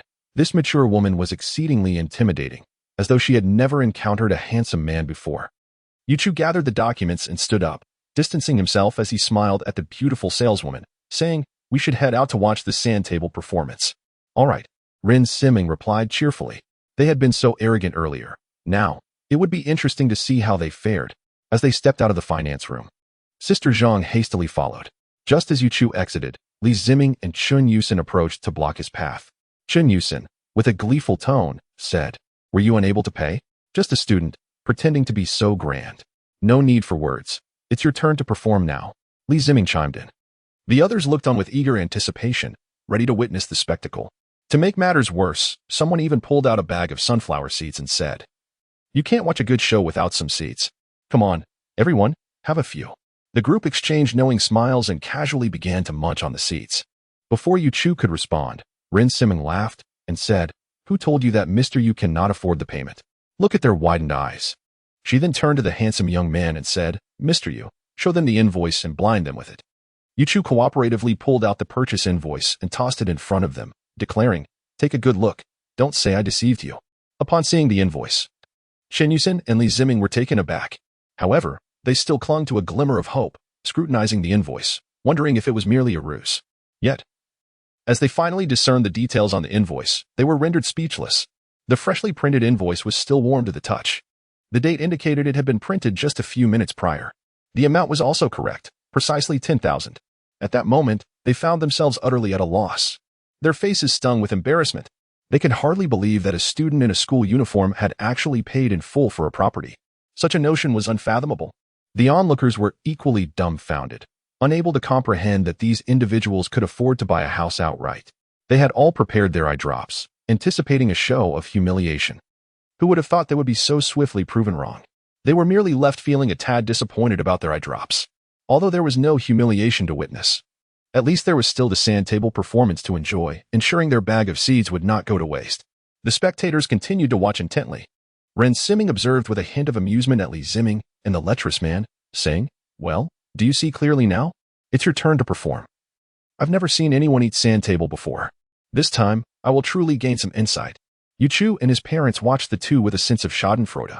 Chen Yusin and Apos' face was burning with humiliation. This was the first time he had experienced such disgrace, becoming the subject of ridicule. He glanced at the sand table, feeling a pang of frustration. What kind of structure was that sand table? Could it be eaten? Only a fool would obediently consume it. Chen Yusin shot a venomous glare at Gao, inciting a chorus of boos. Soon, everyone's attention shifted back to another male salesperson who had wagered to eat from the sand table. This time, the crowd had learned their lesson and blocked all exits. There would be no escape. Someone shouted, "If you dare to run, I will file a complaint against you. How dare you treat us, your customers, like this? Yes, you. A mere property seller. How dare you be so arrogant? I have long been displeased with your behavior. Even if a beggar walked in, you should not look down upon him. Do you not understand that every guest deserves respect? Someone must teach you how to behave properly and not to judge others by appearances." At that moment, Li Ziming was completely panicked. What to do? He knew exactly what the sand table was made of. It was either wood or plastic. Could that be eaten? Yet, he could not afford to offend the crowd. Earlier, while watching the spectacle, they had remained silent. Now that it has come to this, it is truly outrageous. Li Ziming, overwhelmed by anger, felt a surge of heat rise within him, and then, in a moment of disorientation, he fainted. Chapter 56. Yu Chu gazed with great satisfaction at his new room. Ever since that male salesperson fainted in the afternoon, there had been no further developments. The Yu family of 3 arrived at their new home for a visit. They were quite impressed, and the mother immediately resolved to move in at once. Yu Chu, of course, had no objections, as this new residence is fully furnished. They merely tidied up a bit before relocating to their new home. As for the original house, Yu Chu suggested to her mother that there was no need for extensive tidying. It could simply be rented out. It was a perfect opportunity for repurposing. After the move, Yu Chu has finally settled into a state of true idleness. Suddenly, a wave of drowsiness washes over him. With nothing to occupy his time. Should he seek a conversation with the Duke of Zhou? Yu Chu yawned while reclining on the bed. The mattress was exceedingly soft and inviting, making it difficult to rise once one lay down. Suddenly, Yu Chu recalled something. Oh yes, the lottery draw. I have been quite occupied these past few days and completely forgot about this matter. System, let us proceed with the lottery at once. System, certainly, but host, there is no need for you to apply fragrance or offer prayers. At the very least, you should wash your hands. I am aware that you just used the restroom without cleansing your hands. Wash your hands. Perhaps fortune will smile upon you. Yu Chu. Yu Chu cannot help but express his exasperation. As a sophisticated system, how can you harbor such superstitions? Does this truly befit your identity as a system? Yu Chu firmly declined, saying, "There's no need. Let's get started." The system responded, "In that case, let us commence.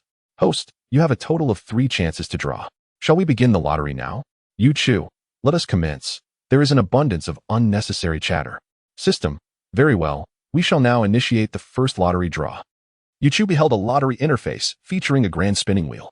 Before Yu Chu could discern the prizes displayed above, the wheel had already begun to spin rapidly. My enchanting wheel of fortune. Stop. Yu Chu barely caught a glimpse of the prize he had drawn before the lottery screen vanished. It felt like a conspiracy. Yu Chu's initial impression was one of overwhelming suspicion. How could a lottery unfold in such a manner? In a moment of utmost urgency, a scene unfolds. Yet it remains unseen. You claim there is no curtain of darkness, yet who would believe such a thing? Suddenly, the voice of the system plunges Yu Chu into despair. System, congratulations, host, you have drawn a bottle of cola from the year 0. A cola from the year 0? Is there a prize more dreadful than this? Yu Chu said with a hint of despondency, System, where is my cola? The system replied, the items you have drawn will be temporarily stored within the system. Would the host like to retrieve them now? Yes, please, he responded. Suddenly, Yu Chu found that a bottle of cola had appeared in his hand, though he could not recall when it had happened. Gazing at the bottle, a wave of melancholy washed over him. Is cola from the year 0 not cola? What distinguishes it from the cola of the present year 0? Is it not merely a bottle of carbonated beverage? Can one still discern the nuances of flavor? Just when one feels parched. Then let us sample the cola from the year 2000. Perhaps its flavor differs. With a decisive pop, Yu Chu uncapped the bottle of cola and began to drink heartily. After consuming more than half a bottle, I did not perceive any significant difference. It merely tastes slightly better than the cola from the year 2000. Yu Chu felt a wave of disappointment wash over him. System, if I try again. I refuse to be superstitious. Can this be worse than the previous bottle of cola? System, very well, host. Are you not going to wash your hands and turn your luck around? Yu Chu, what nonsense is this about washing hands? Hurry up. It's about to start. System, all right, please hold on. It will commence shortly. Then, the lottery screen reappears. Once again, without Yuchu having a clear view of the prizes. The spinning commenced rapidly. Then, once more, before Yuchu could discern anything, the lottery concluded. As for what was drawn, Yuchu expressed ignorance. Whatever the system declared. That was the truth. The atmosphere was rife with secrecy and intrigue. As Yuchu was still seething with indignation, the voice of the system reverberated once more. Congratulations, host. You have drawn a bottle of Sprite from the year 0. Sprite from the year 0? Is it truly from a different year than the cola I had earlier? What distinguishes it? A Sprite from the year 0 is not a carbonated beverage anymore. Yuchu is now exceedingly vexed. If Yuchu wielded a 12-meter-long blade, he would undoubtedly impart a lesson to the system on the essence of existence. Why must a decent person falter? No, it is the system that fails to perform its rightful duties. What sort of hidden agendas are at play? Do you still deserve the title of an academic prodigy? Yuchu remains undeterred. System, once more. System, certainly, please hold on. This time, the system no longer inquires whether he has washed his hands. Yuchu suddenly felt a bit out of sorts. After a moment of bewilderment, he quickly called out to the system, "Wait a moment, I shall wash my hands first." He acquiesced, unwilling to squander the final opportunity for a lottery draw. Host, very well. Please summon me again once you are prepared. The system responded with a brief acknowledgement upon retrieving the lottery screen, only for that very screen to vanish once more. Yuchu hastily set down the cola in his hand and rushed out of the room, making his way to the bathroom. There, he deliberately washed his hands 3 times with shower gel. Since it has already been washed, why not make it thoroughly clean? Perhaps fortune will turn in favor. Yuchu washed her hands until they turned pale before returning to her room. System, let us begin. System, certainly, please hold on for a moment. The lottery screen reappeared once more. It goes without saying that throughout the entire lottery process, Yuchu was certainly unable to see clearly. He had already relinquished his struggle. As his struggles proved futile, the system remained utterly indifferent to him. System, congratulations, host, on acquiring the proof of the Goldbach conjecture. Is it truly the case that washing one's hands can bring about a change in fortune? What, pray tell, is this conjecture of Goldbach? Is it something one can consume? How could Yuchu, as a high school student, possibly be aware of what the Goldbach conjecture is? If you were to venture outside and casually inquire with individuals whether they are familiar with the Goldbach conjecture, it is almost certain that they would shake their heads in ignorance. Uncertain and bewildered, Yuchu hastily retrieved his phone. However, upon beholding his device, shattered into countless fragments, a wave of despondency washed over him. It is imperative to promptly acquire a new phone. How can one continue to use this device? Yuchu has abandoned the notion of utilizing his smartphone for Baidu. Suddenly, his gaze fell upon an unexpected sight. The room was equipped with a computer. Instantly, his eyes sparkled with excitement. He hurriedly approached the desk, seated himself, and powered on the computer. The specifications were quite impressive. In a mere 10 seconds, the system was operational. He quickly opened the browser, entered Chengdu.com, and pressed enter. In the search bar, he typed Goldbach conjecture and clicked search. Instantly, a multitude of search results sprang forth. Chapter 57 to Yuchu and Appos. As astonishment, the first result displayed was not an advertisement. Could it be that Chengdu had changed its ways? Previously, given Chengdu and Appos' notorious behavior, if the first 10 search results did not contain ads, one would suspect they had stumbled upon a counterfeit version of the search engine.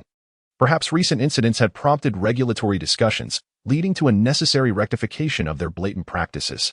However, knowing Chengdu and Appos' nature, it wouldn't Appos, be long before they reverted to their old habits. If it weren't Appos, for the lack of alternatives, Yuchu would have long abandoned it. Yet, the reality was a bitter pill to swallow. Ever since a certain individual departed from the country, Chengdu had become an undeniable monopoly. One was compelled to use it regardless of preference. As for the veracity of the information, that relied solely on one and Appos' discernment. With a hint of sarcasm, Yuchu continued to scrutinize the search results. The first entry was surprisingly a Chengdu Baiki entry. The Goldbach conjecture, one of the 3 great unsolved problems in modern mathematics. The 3 great conjectures include Fermat and Appos' last theorem, the 4-color theorem, and the Goldbach conjecture. The proof of Fermat's last theorem was completed by the British mathematician Andrew Wiles in 4 years, thus earning the title Fermat's Great Theorem. The proof of the 4-color theorem was achieved in 6 years by American mathematicians Kenneth Appel and Wolfgang Haken with the aid of computers. Hence it is referred to as the 4-color theorem. Only the Goldbach conjecture remains unresolved. With the best result, Chen's theorem, accomplished in 6 years by the Chinese mathematician Qin Run. Since the system had provided the proof process for the Goldbach conjecture, it was now Yuchu's turn to undertake this remarkable feat. System, grant me the proof process of this Goldbach conjecture, he implored, finding the name quite a mouthful. As soon as he uttered those words, a USB drive appeared in his hand. Yuchu plugged the USB into his computer. The security software was already running a virus scan. Could the USB provided by the system be infected? Yet, the security software treated all USBs the same. Whoever connected it would face its scrutiny without exception. Its virus detection capabilities were quite formidable, which is why many remained dependent on this rogue software. A few seconds later, the scan concluded, and of course, it was devoid of any virus. Yuchu opened the USB drive, revealing a single document titled Proof of the Goldbach Conjecture. Simple and straightforward. Eagerly, Yuchu opened the document. The first sight that greeted him was an array of mathematical symbols. He couldn't help but scoff. What on earth is all this? He felt utterly bewildered. Despite his advanced understanding of mathematics, he found himself completely lost. Many of the symbols were entirely unfamiliar. This was indeed a tragedy. How could he possibly draft a paper for publication if he didn't even comprehend the material? It wasn't merely about publishing. If questioned by others, he would be left utterly defenseless. This was unacceptable. He needed to elevate his mathematical prowess to a higher level. Yuchu began to fret. Having just completed his college entrance examinations, where could he find the resources to enhance his math skills? This was a question worthy of contemplation. The books he sought could not be just any ordinary texts. They needed to be of a higher caliber than his high school curriculum. The library? Yes. He could only head to the city library. The Wuyang City Library was a vast repository of knowledge. He had passed by several times, yet had never stepped inside. From the outside, it bore no resemblance to a library, instead resembling a grand shopping center. Not only was it rich in literature, but it also served as a haven for summer respite. Now that he found himself with ample free time, he resolved to spend this period at the Wuyang City Library, relishing in the summer's coolness. Without hesitation, Yuchu shut down his computer, grabbed his wallet, and set off. A gust of wind propelled him forward, startling his mother, who was cooking, and his father, who was watching television. "Son, where are you off to?" Wang Chenfang exclaimed as she rushed from the kitchen, intending to call her son back, but he had vanished in an instant. Yu Stian was equally perplexed, leading to a moment of shared confusion between him and Wang Chenfang. "It's almost dinner time. Why is he in such a hurry?" Wang Chenfang pondered aloud. "You ask me, I ask who?" Yu Xian retorted, pointing towards the kitchen. "Shun and Appos. Do you hurry back? Your dishes might burn." "Ah!" Wang Chenfang shrieked, dashing back to the kitchen. Yuchu dashed downstairs, emerging into the lobby, only to realize the sky had darkened, and the city was aglow with lights. He slapped his forehead. "What was I thinking? I didn't end Appos to even check the time. The library must have closed by now." Of course, Yuchu was unaware of the library's hours. Had he persisted in his quest, he would have found the library open until 9 p.m. However, he could only imagine, with a typical person's reasoning, that a government institution must close its doors at night.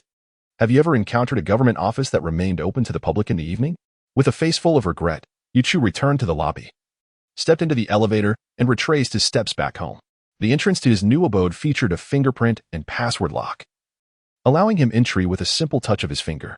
As he stepped inside, the sound of the door drew the attention of Yu Xian, who was startled to see his son back so soon. "Was and Appos, Tia, just a brief moment? How could he have returned from the lobby so quickly? Is he just bored and running around?" "Son, where did you go? Dinner is almost ready. I wanted to call you back, but you vanished." Huh. Nothing much. Just remembered I had to step out for a moment, but I didn't realize it was already dark. I'll take care of it tomorrow." Oh.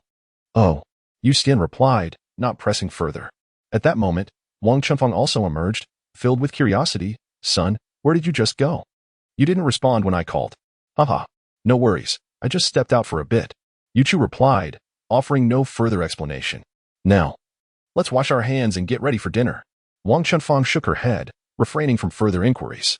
She then proceeded to the kitchen, retrieving the dishes in preparation for their meal. The inaugural dinner at their new home for Yuchu and the others concluded amidst a delightful atmosphere. Yuchu first took a refreshing shower before reclining on the bed, murmuring, "Having run about all day, I and Appos am rather fatigued. I should retire early." With that, Yuchu extinguished the light and endeavored to sleep. However, for reasons unbeknownst to her, she tossed and turned for an hour, finding herself utterly devoid of drowsiness. Chapter 58. It shouldn't be like this. Today has been a long, arduous day, compounded by last night's revelry. One would expect to feel utterly exhausted and succumb to slumber with ease. After all, I just moved homes and should be weary beyond measure, yearning to find a cozy nook to lay my head. Yet, curiously, sleep eludes me. Glancing at my inviting bed, I ponder whether I have developed an aversion to it. But that seems implausible. I have never been one to be so finicky. In the past, I could easily doze off in the dilapidated chairs of an internet CAF during all-nighters with my dear friend Wu Wangguang. How could I not find rest on this sumptuous mattress? A wave of confusion washed over me, leaving me bewildered as to why I now face insomnia. With no hint of drowsiness, I resolved to rise once more and illuminated the room with the flick of a switch. As the light flooded the space, my gaze fell upon a half-consumed bottle of cola resting on the table. An immediate thirst surged within me. After all, that bottle of cola was a prize won by expending a lottery chance. Having drunk only half, wasting it was out of the question. I approached the bottle and took a few refreshing gulps. Ah, the delightful taste of cola from the year 2000. Yet, I suddenly sensed an unusual vitality enveloping my mind. Since consuming this drink, I felt increasingly alert and invigorated. Doubting my own sensations, I took another swig. Indeed, that exhilarating feeling surged through me once more. I stood there, astonished, staring at the cola in my hand. Could it possibly contain stimulants? Has cola from the year 2000 evolved to this extent? Does it require the addition of stimulants to entice consumers?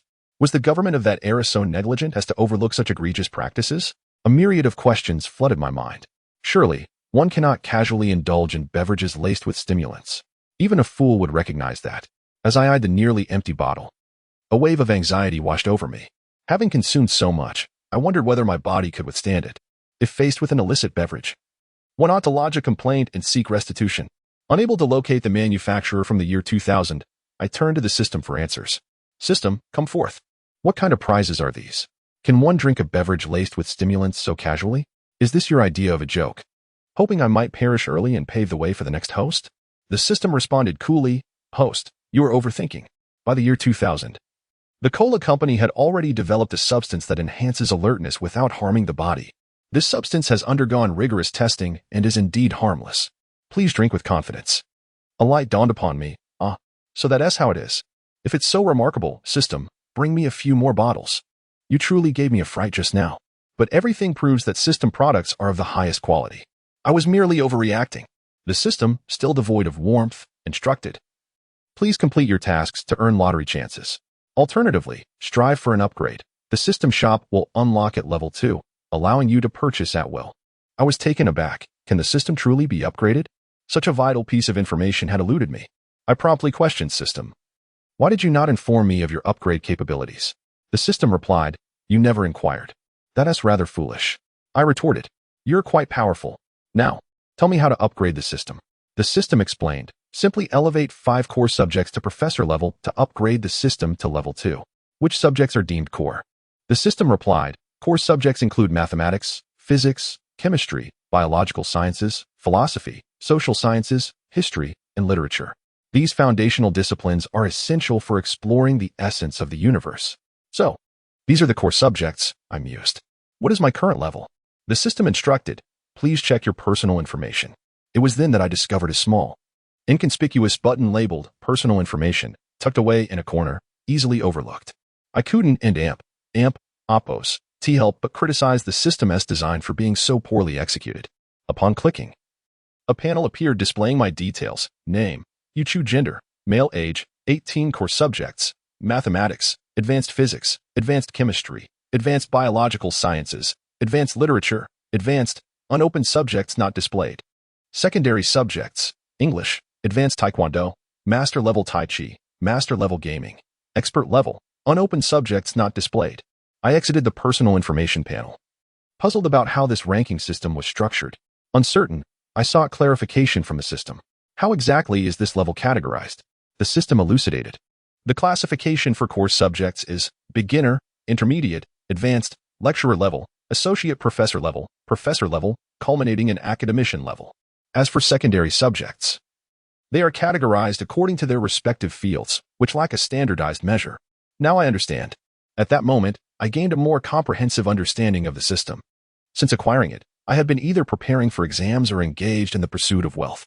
I had scarcely a moment to spare. With this newfound insight into the system, I was clear on my next steps. I would adhere to the strategy one devised earlier, dedicate myself to studying at the library daily. Though I longed to begin my studies immediately, it was late at night. And where could I find books to delve into? I felt a wave of despondency wash over me. The cola from the year 2000 had left me overly stimulated, and sleep was nowhere to be found. With nothing else to occupy my time, I remained restless. Yuchu could only stare at the ceiling, counting sheep. 1 little sheep, 2 little sheep, 3 little sheep, countless little sheep. Yuchu felt as if he were on the brink of madness. Sleep eluded him completely. Was this coke from the year 2000 truly that potent? Chapter 59. The following day, Yuchu awoke just after 6 o'clock. An hour even earlier than his usual routine prior to the college entrance examination. He found it perplexing. Last night, he had counted an astonishing 122,799 sheep. And it was already 3 in the morning by the time he had finally drifted into a fitful slumber. How had he managed to fall asleep at all? Yet here he was, feeling as though he had slept for a considerable duration after merely 3 hours of rest. It was as if his biological clock had roused him from slumber. Strangely enough, he felt remarkably invigorated. Could it be that the cola from the year 0 not only heightened one's spirits but also facilitated deep sleep? What a remarkable discovery that would be. If only he could acquire the formula, fortune would surely follow. But how could he possibly obtain the recipe from that era? It was futile to indulge in such daydreams. He resolved to get to work instead. As Yuchu made his way to the bathroom to freshen up, he noticed that his parents were already awake. He greeted them cheerfully, "Good morning, Mom and Dad," before proceeding with his morning routine. Wang Chifeng and Yuxian exchanged bewildered glances upon seeing their son up at such an early hour. They could scarcely believe their eyes and quickly glanced at the clock on the wall. Indeed, it read 6:26. They had never witnessed their son rising so early previously. He would only emerge from his room after much coaxing, often arriving late for school or barely making it on time.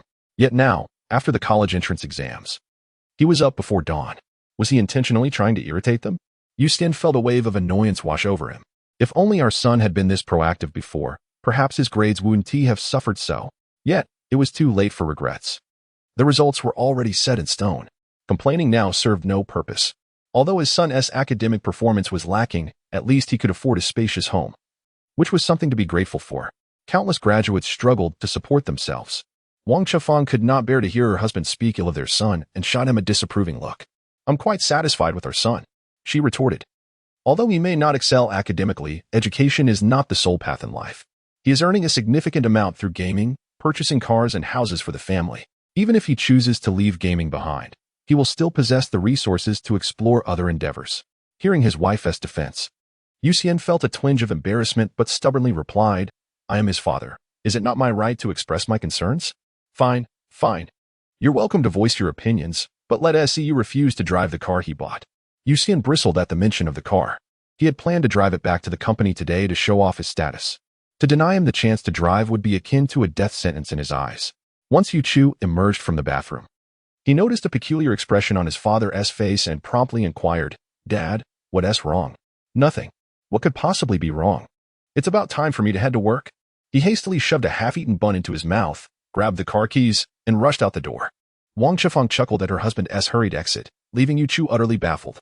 "Mom, what is going on with Dad?" "Nothing to worry about. Just sit down and have your breakfast." Yuchu, noticing his parents' reluctance to elaborate, chose not to press the issue. Instead, he continued munching on his bun and informed his mother, "I'll be heading to the library for a few days. I want to be back for lunch, as I'd rather not make the trip back and forth." Wang Chifeng was momentarily stunned by her son's words, struggling to grasp the reality of hearing him express an intention to visit the library. Was he perhaps unwell? Why would he speak such nonsense so early in the day? She instinctively reached out to feel his forehead. No fever. Why then was he speaking so oddly? Wang Chifeng regarded her son with growing concern. His recent behavior had become increasingly perplexing. Should she consider taking him to see a psychiatrist to assess whether he could be salvaged? Yuchu, feeling increasingly exasperated, exclaimed, "Mom, what are you doing?" "I'll say it once more. I am not ill. I genuinely plan to visit the library. Would you care to accompany me?" No. "I believe you," she hastily replied, shaking her head. She had no inclination to follow her son around. After all, he was now an adult, capable of making his own decisions. She could not possibly oversee his every action for a lifetime. Yuchu finished his bun in a somewhat sullen mood and bid his mother farewell. "I'm off. Take care and remember to eat lunch." Wang Chifeng called after him. "I'm grown. I want to starve myself," he responded, grabbing his wallet and stepping out. Yu made his way to the nearby subway station, intending to take the metro to the Wuyang City Library. The high price of his apartment could largely be attributed to its proximity to the subway. As he left his home, the morning rush hour was in full swing, and the subway station was teeming with commuters. From the moment he entered, he found himself in a queue for security checks, followed by another for the elevator and yet another to board the train. With each arriving train, the crowd surged forward as if their lives depended on it.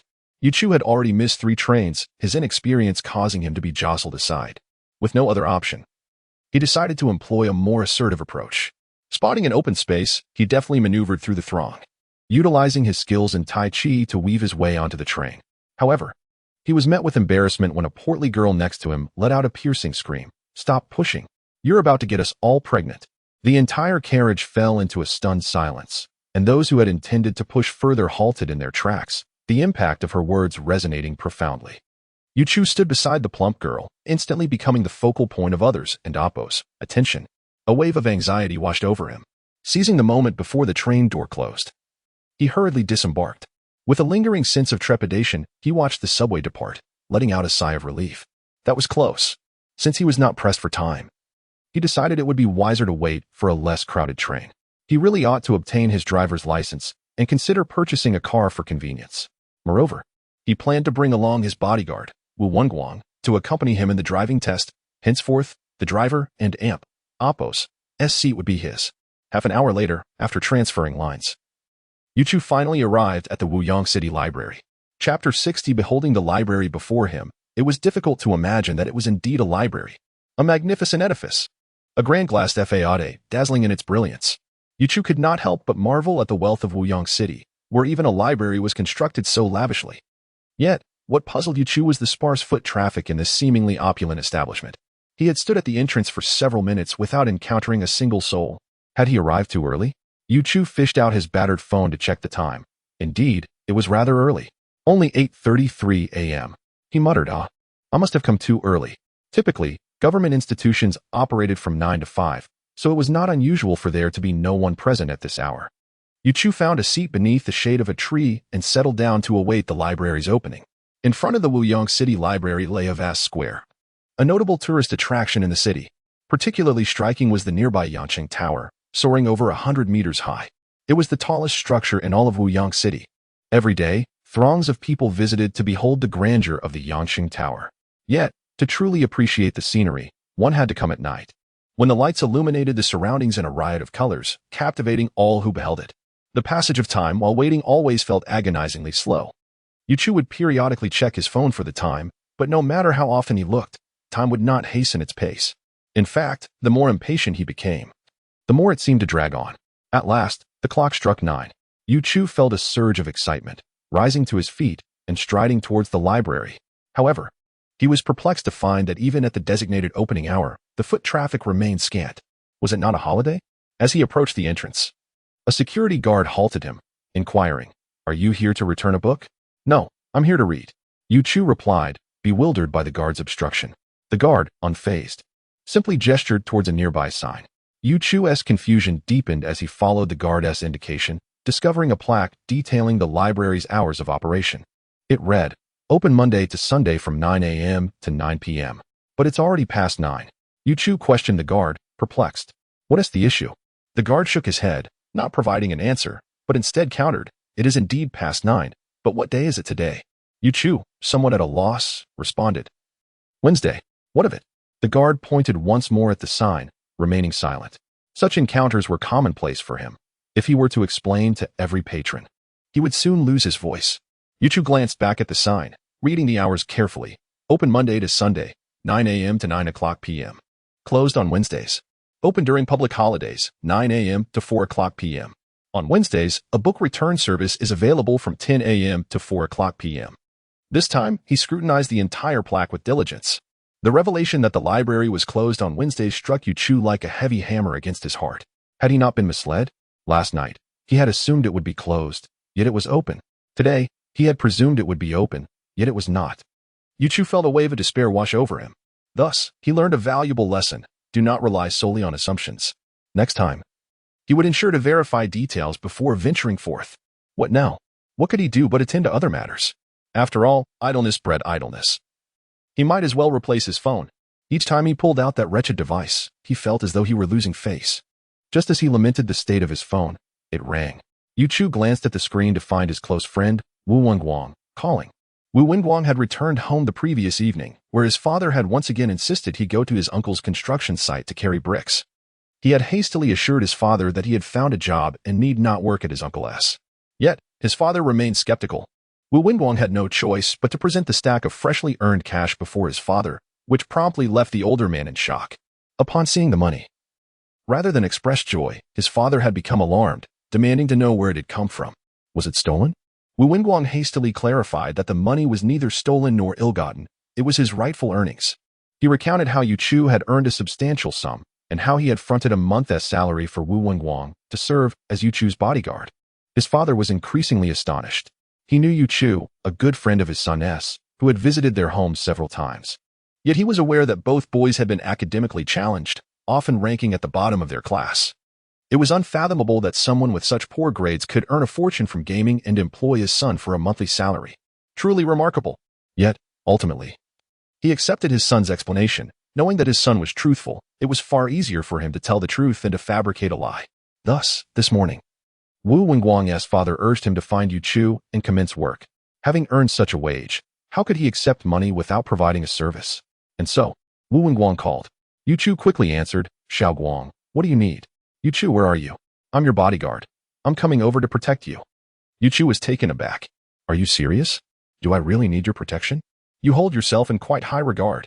If it weren't for our friendship, I wouldn't have even thought to ask you to be my bodyguard. I'm currently in Zhujiang New Town, planning to browse the mall for a new phone since this one is broken. To speak frankly, I do not require your protection. You may attend to your own affairs. How could this be permissible? I have accepted payment, and to neglect my duties is not in my character. Just wait. I shall be there shortly. Before Yu Chu could even react, Wu Wenguang had already hung up the phone. If he wishes to come, so be it. It provides the perfect opportunity to discuss the matter of obtaining a driver's license. Chapter 61. As Yu Chu descended the grand staircase, he entered the underground shopping center. New Light Exchange. This subterranean mall, located beneath Flower City Square, was somewhat unfamiliar to him. To be frank, Yu Chu seldom visited such places. What reason would a young man without a girlfriend have to wander through a shopping mall? Wasn't it far more enticing to spend his time gaming at an internet CAF? Why subject himself to such an experience? Moreover, what was there to browse? He could hardly afford the clothing sold at such upscale establishments. In his previous life, he could only afford to purchase items from discount platforms. It was only now that he had a bit of money in his pocket that he felt emboldened to step into such a grand venue. However, his primary objective today was not to shop for clothes but to purchase a new phone. Yu Chu was not the type to flaunt wealth frivolously, purchasing expensive brands merely for show. He had no interest in such pretentiousness. In fact, he had always felt quite comfortable in clothing bought at a discount. As for the lavish spending on cars and houses, that was a different matter altogether. With the wealth he had accumulated, he was determined to provide the best for his hard-working parents, who had toiled their entire lives. Perhaps it was merely bad luck, but Yu Chu wandered around for quite some time without encountering a single Longway store. He spotted various brands like Xiaomi, Oppo, and Vivo, but Longway was conspicuously absent. As a patriotic youth, he felt compelled to support domestic enterprises.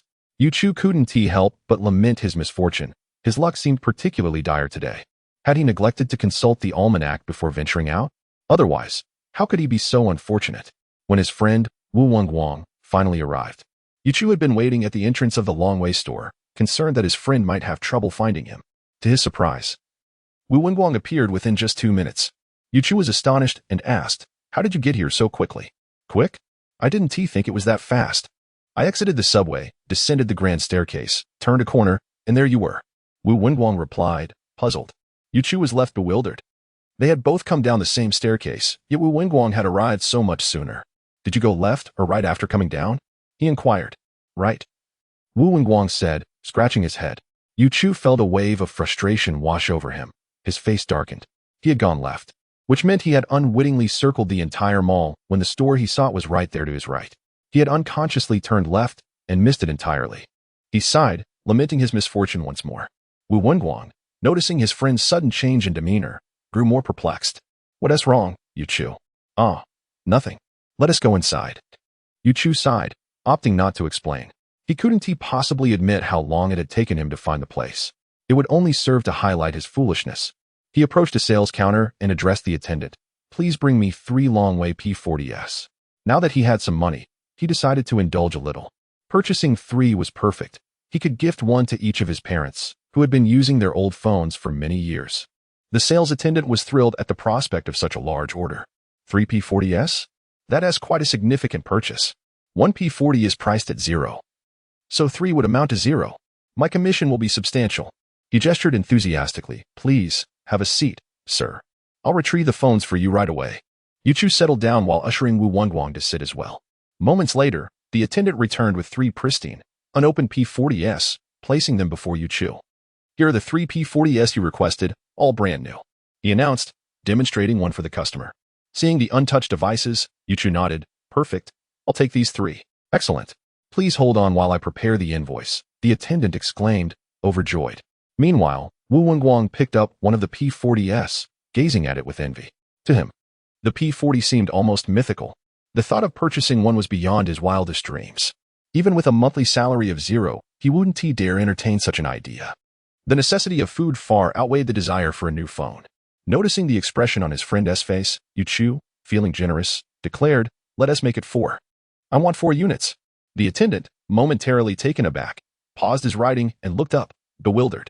You want another P40? Yes. Yuchu affirmed with a nod.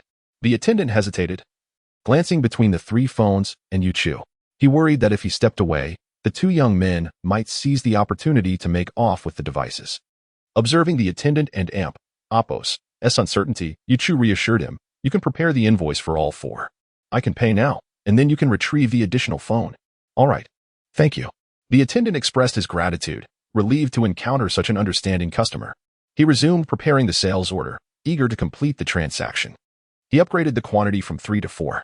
The amount was duly noted and signed with his name. Then, he turned to the young attendant and said, please follow me. I shall escort you to the payment counter. The salesperson once again gathered the 3 smartphones and, accompanied by Yuchu, made their way to the cash register, presenting the sales invoice for processing. After Yuchu completed the payment, the salesperson had already prepared the 4 smartphones, neatly packed in a bag, and handed it over to him. Sir, here are your 4 Dragon P40 devices. Yuchu graciously accepted the bag without hesitation. Chapter 62. A mobile phone emerged from the bag, handed to Wu Wenguang. This is for you. Wu Wenguang gazed in astonishment at his close friend Yuchu, unable to fathom that he had gifted him a phone as well. Yuchu had just secured a job with a monthly salary of 10,000. Now he was presenting himself with a phone worth over 4,000. Although he yearned for it deeply, a sense of unworthiness washed over him. No, this isn't right. I can't accept it. Just take it. There are 3 of us at home now, and this one is specifically for you. Accept it without hesitation. If you refuse, I shall be quite upset. With that, Yuchu forcibly thrust the phone into Wu Wenguang's hands. Bewildered, Wu Wenguang stared at the device, unsure of how to respond. The sales clerk observed the scene with envy, wishing for a friend like that who would gift him a luxurious phone. He quickly fetched another bag, presenting it to the burly figure. Sir, your friend is truly generous. Here, let me provide you with a bag to keep it safe. Wu Wenguang could only chuckle foolishly as he accepted the bag, placing the phone inside. Yuchu retrieved another phone, deftly unboxing it and transferring the SIM card from his old phone to the new one. The old phone was now honorably retired. Wu Wenguang, not to be outdone, also took out his newly acquired mobile, unboxed it, and switched the SIM card, reveling in the delight of his new device. Let us go. I need to discuss something with you as we walk, Yuchu announced, giving Wu Wenguang a light pat. All right. Wu Wenguang nodded, following Yuchu out of the Dragonway store. As they strolled, Yuchu turned to Wu Wenguang. Xiaoguang, since we have some time, how about we get our driver's licenses? Sure. Yuchu, are you planning to buy a car? Wu Wenguang and Oppo's eyes sparkled at the mention of a driver and Oppo's license. Realizing that Yuchu's newfound wealth likely meant he intended to purchase a vehicle. If Yuchu acquired a car, wouldn't that mean Wu Wenguang would have access to it as well? Yuchu nodded. We'll discuss buying a car after we get our licenses. Who knows where I'll be studying in the future? There's no rush. Let us focus on getting the license first. Studying at a university? Wu Wenguang was taken aback. Yuchu, are you serious? Do we, as academic underachievers, even stand a chance at university? Even if we wish to attend, I doubt any institution would accept us. However, Wu Wenguang refrained from shattering Yuchu's dreams and instead suggested, my uncle happens to be an instructor at a driving school. Should we seek him out? Yu Chu's eyes lit up as he gazed at Wu Wenguang. That sounds promising. Having a connection will certainly facilitate things. Let us hurry over. Yes, indeed. Wu Wenguang agreed. Then added thoughtfully, my uncle is at Sifang Driving School, which isn't too far from here. It's only about a 20-minute subway ride. Subway? Let us take a taxi instead. Follow me, Yu Chu declared, leading the way out of the mall. He turned a corner and spotted the large staircase he had just traversed, feeling a pang of frustration. He couldn't help but lament how unfortunate the day had been. They arrived at Sifang Driving School. Wu Wenguang confidently led Yu Chu to a training vehicle, calling out affectionately to his sun-kissed instructor, Uncle. The instructor, Zhang Xingyang, was Wu Wenguang's uncle. He had been engrossed in his phone, but upon hearing his name, he looked up and, recognizing his nephew, beamed with joy. Xiaoguang, what brings you here today? He exclaimed, slapping Wu Wenguang on the back. Suddenly, he smacked his forehead in realization. How could I forget? You just finished your college entrance exams, so you must have some free time. Uncle, my classmate and I want to learn to drive. Wu Wenguang indicated Yu Chu standing beside him. Zhang Zhengang appeared surprised, a hint of concern crossing his face. Xiaoguang, learning to drive requires a considerable sum. Even with a discount, it would still cost over 3,000. Do you have that kind of money? You know how your aunt is. She takes all my earnings. So I can't help you much. Yu Chu sensed it was his moment to step in. Since I'm Xiaoguang and Appo's friend, I'll refer to you as uncle too. You needn't worry about the fees. I will cover Xiaoguang and Appo's registration costs. Zhang Xingyang stared at Wu Wenguang and Appo's classmate in astonishment. Could it be that Xiaoguang's friend was affluent? How fortunate Xiaoguang was to have such a generous companion. Without a flicker of hesitation, he was willing to pay thousands for Wu Wenguang's lessons. A smile spread across Zhang Xingyang's face as he warmly addressed Yu Chu. Thank you, young man. Xiaoguang is truly fortunate to have a friend like you. Just call me Xiao Chu. No need for such formalities. Xiaoguang is my best buddy. And it's only right that I support him. Very well, Xiao Chu, you are indeed commendable. Zhang Xingyang felt a surge of gratitude for such a fine young man. But reflecting on Xiaoguang's struggles over the years, he sighed deeply. Xiaoguang has had a tough life. Unfortunately, I, as your uncle, have limited means to assist you further. Wu Wenguang felt a swell of emotion as he looked at his uncle, offering comfort. Uncle, please don't say that. You've already done so much for me. Sighing again, Zhang Zhengyang gazed at his remarkable nephew. Yu Chu, sensing the somber atmosphere, quickly redirected the conversation. Uncle, let us get us registered first. Of course. My apologies for getting carried away with excitement. Follow me, and we'll take care of the paperwork. Do you both have your identification? Both Yu Chu and Wu Wenguang nodded. Zhang Xingyang then led them to the driving school's office. Turning to Xiao Wang, who was in charge of the registration. I said, Xiao Wang, these two are my nephews. They wish to enroll in our driving school. Could you offer them a discounted price? Xiao Wang looked up and, upon recognizing the person before him, smiled and exclaimed, it's Brother Zhang. No problem. I'll charge them the internal rate we offer to family members. Each of them will only need to pay 0. Excellent, Xiao Wang. You are truly generous. I and Appo's treat you to a drink next time. Thank you, Brother Zhang. Xiao Wang then addressed Zhang's two nephews. Do you have your identification cards with you? Please hand them over. We do. Yu Chu and Wu Wenguang replied in unison, promptly presenting their respective ID cards. Chapter 63.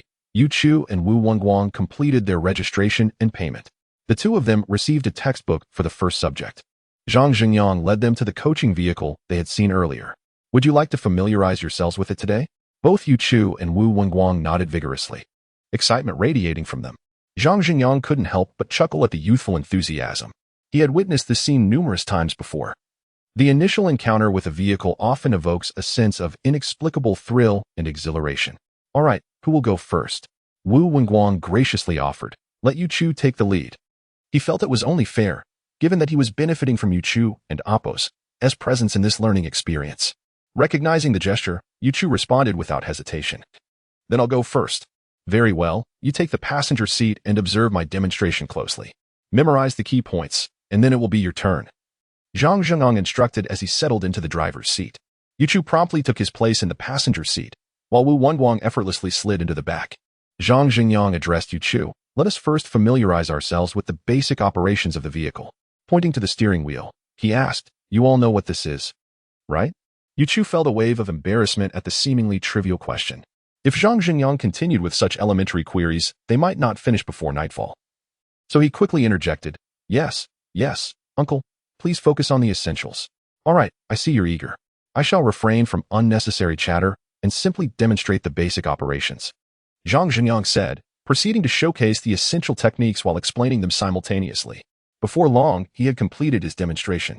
As soon as he finished, Yu Chu heard the system's notification. Ding. Driving skills detected. Would you like to learn? Yes. The fact that the system activated after just one demonstration from Zhang Zhenyang filled Yu Chu with delight.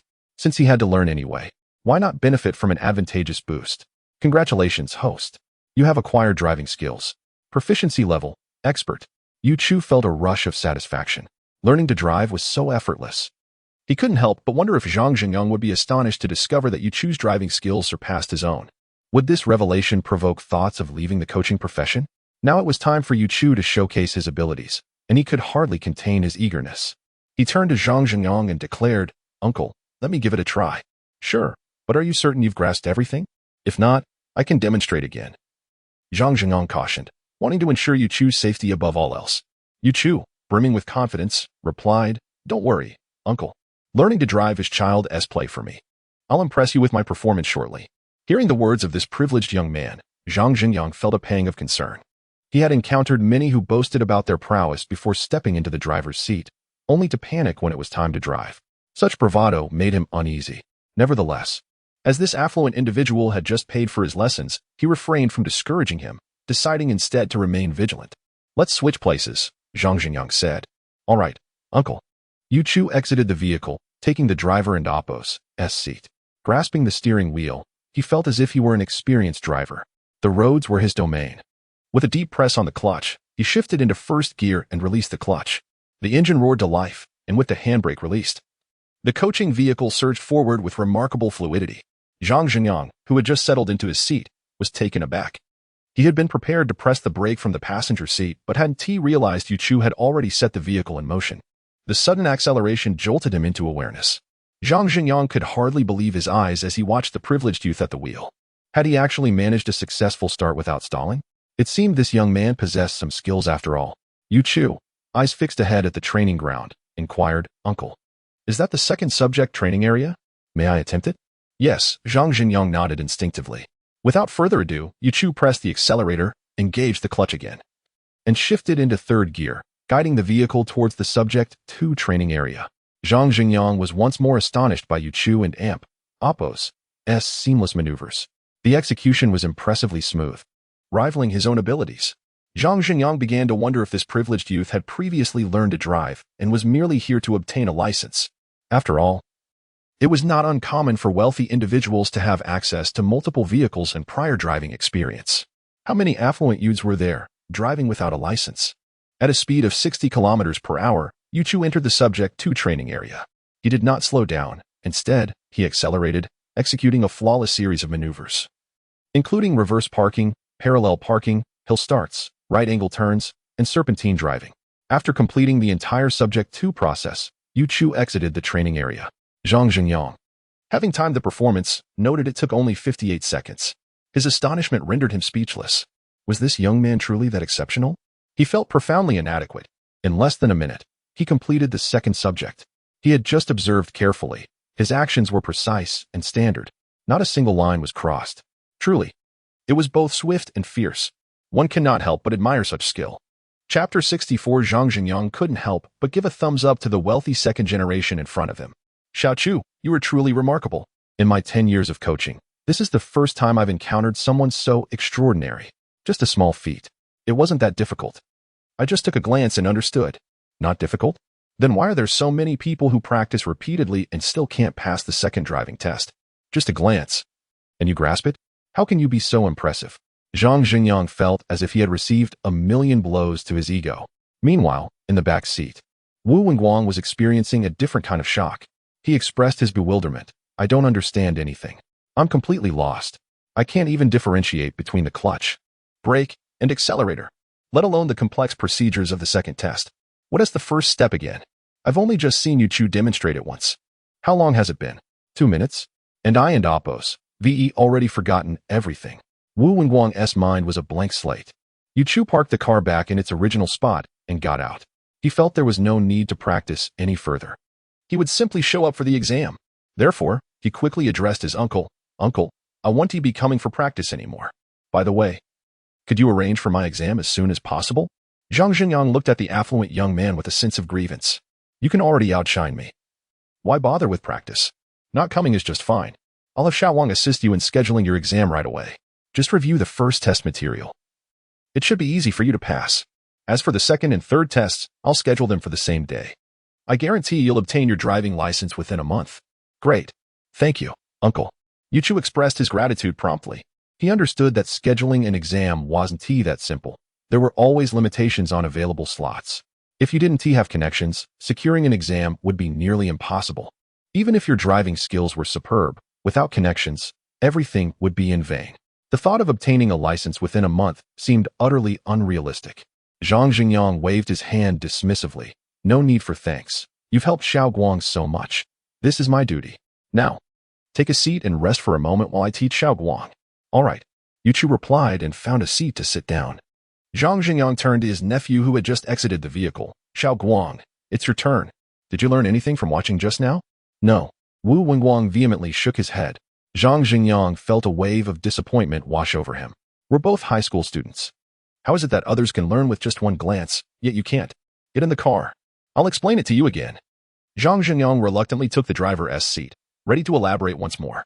Wu Wenguang quickly hopped into the passenger seat. He couldn't comprehend why Yuchu, who was equally a poor student, could grasp it so easily, while he himself struggled. Perhaps the back seat had poor feng shui. Now that he was in the front, surely he would learn just as swiftly as Yuchu. Zhang Xingyang, seeing his nephew settled in, began his explanation, pointing to the 3 pedals below.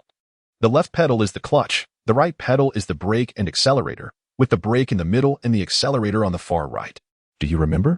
Wu Wenguang nodded, albeit with a dazed expression. Then, confusion set in. The left is the accelerator, the right is the clutch. Zhang Xingyang, seeing his nephew nod, mistakenly assumed he had understood and continued, pointing to the gear shift. This is the gear shift, with a total of 6 gears. The upper left is first gear. The lower left is second gear. Do you see the on the bottom right? That S reverse. You'll need it when backing up. Got it? Wu Wenguang nodded again, still perplexed. Yet soon, the clarity he had just grasped faded within seconds. Zhang Xingyang, noticing his nephew's nod, felt a surge of relief. Perhaps his nephew wasn't as dull as he had imagined. Now it's your turn to try. Don't be nervous. Your classmate drives quite well, doesn't he? Yes. If Yuchu, who is also a poor student, can drive so proficiently, why can't I? His uncle's words instilled a newfound confidence within Wu Wenguang. He confidently exited the car and took the driver's seat. Having witnessed Yuchu's prowess, Zhang Xingyang felt less anxious this time as his nephew got behind the wheel. He didn't even place his foot on the brake. He believed his nephew would navigate this just as smoothly as his classmate. He could merely enjoy the show. Once Wu Wenguang settled into the car, he began silently reciting, left foot for the accelerator, right foot for the clutch, brake in the middle. Remarkably, he didn't confuse the brake. He pressed the clutch with his right foot while attempting to shift gears with his right hand. However, as soon as he pressed down harder with his right foot, the engine roared to life. No matter how he tried, he couldn't shift into gear. Wu Wenguang was baffled. What is happening? Why can't I shift gears? Is the car broken? Zhang Xingyang was equally perplexed. What was his nephew doing? Was he not trying to shift gears? Why was the engine roaring? And why was he attempting to start in 5th gear? Did he think he was flying a plane? Confused and frustrated, Wu Wenguang turned to his uncle and asked, Uncle, what's wrong? I pressed the clutch. Why can't I shift gears? Zhang Xingyang leaned over to inspect his nephew's feet, feeling a mix of exasperation and disbelief. He felt a pressure rise within him, nearly choking him. In frustration, he smacked Wu Wenguang's right foot, which was still pressing down on the accelerator. How do you expect to shift gears while pressing the accelerator? The clutch is on the far left. Use your left foot. And starting in 5th gear? What are you thinking? There are still several gears waiting for you. Wu Wenguang's scolding left my uncle at a loss for words, instantly deflating his spirits. Why? Why is it that, despite being equally academically challenged, Yuchu can grasp concepts with just a glance? Yet, when it comes to myself, no matter how many times I look, I remain perplexed. Observing the expression on his nephew's face, Zhang Xingyang felt a surge of compassion and gently reassured him, do not be disheartened. Most people experience this. Take your time, and you will remember.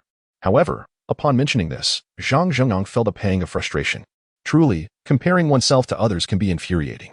Chapter 65. Yu Chu encountered his close friend Wu Wenguang, who appeared utterly bewildered while attempting to learn to drive. He had witnessed Wu Wenguang's uncle berate him on more than 5 occasions, pointing at his face and hurling insults. The notorious temperament of driving school instructors was indeed true to its reputation. Having finally met one, he could confirm it. However, one could not entirely blame the instructor. Just look at Wu Wenguang's uncle. When confronted with someone so utterly bewildered, would it not ignite one's frustration? Wu Wenguang was a quintessential example of this. Had it not been for his uncle's ire, would he have received such scolding?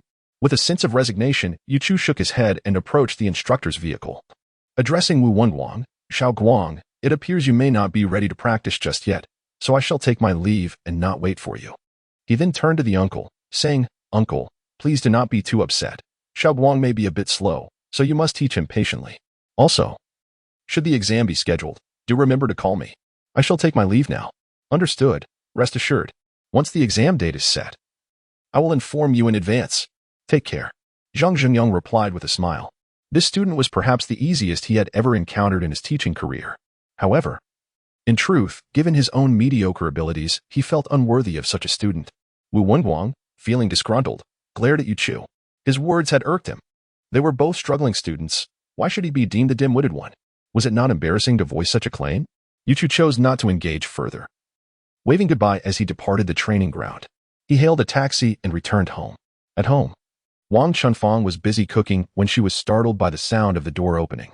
Her husband typically worked through lunch, and their son had mentioned going to the library, so she assumed he would not return until later. Who, then, was entering? Could it be a thief on merely the second day of their move? This neighborhood seemed rather unsafe. Wang Chunfang hastily grabbed a kitchen knife, cautiously approached a corner, and peeked toward the entrance. At that moment, the front door swung open, and a familiar figure stepped inside. It was her son, returning home. A wave of relief washed over Wang Chunfang. However, as she looked at him, she felt speechless. Just that morning, he had claimed he would spend the entire day studying at the library. Yet here he was after only half a day. She had always suspected he was not cut out for studying. Forgetting to put the knife down, she emerged from the kitchen, brandishing it as she asked, "Son, why are you back so soon?" Yu Chu was taken aback at the sight of his mother wielding the knife. What had he done to provoke such a reaction? Trembling, he pointed at the knife. "Mom, can we talk without resorting to weapons?" "What do you mean by weapons? What nonsense are you talking about?" Wang Chunfang, oblivious to the knife still in her hand, waved it again unconsciously. Yu Chu facepalmed. "Mom, please, you're joking, right? That SA knife you're waving." Only then did Wang Chunfang remember the knife was meant to deter intruders.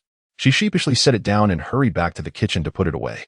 Returning, she looked at her son with a playful smirk. "Son, weren't you supposed to be at the library? You said you wouldn't be back until lunch. I wished I could have, but the library was closed today. I tried to enter, but couldn't get in." Yu Chu lamented, feeling the sting of his earlier bravado. Wang Chunfang didn't press the matter further. With the college entrance exams completed, any further effort seemed futile. "If you had come back any later, I would have stopped cooking for you. Luckily, I haven't started the rice yet. Well, I shall get back to cooking. By the way, Mom, I bought 2 new phones, one for you and one for Dad." Yu Chu interrupted, retrieving the unsealed phone box and handing the bag containing the phone to his mother. "Here you go." "All right, I knew you would waste money," she replied, though without hesitation, she accepted the phone from her son. She placed it in her room and returned to the kitchen to continue her cooking. Yu Chu suddenly found himself at a loss for what to do. He sat idly on the sofa and turned on the television. He certainly had no interest in the dramas currently airing. They were either outdated war films or overly sentimental romances, neither appealing to him. For Yu Chu, the only acceptable viewing options were the news or perhaps a variety show. Unfortunately, the quality of the latter had been declining as well. He continuously pressed the next button, yet was met with disappointment as nothing caught his interest.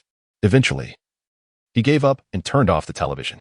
Returning to his room, he decided to transfer the useful data from his old phone to the new one.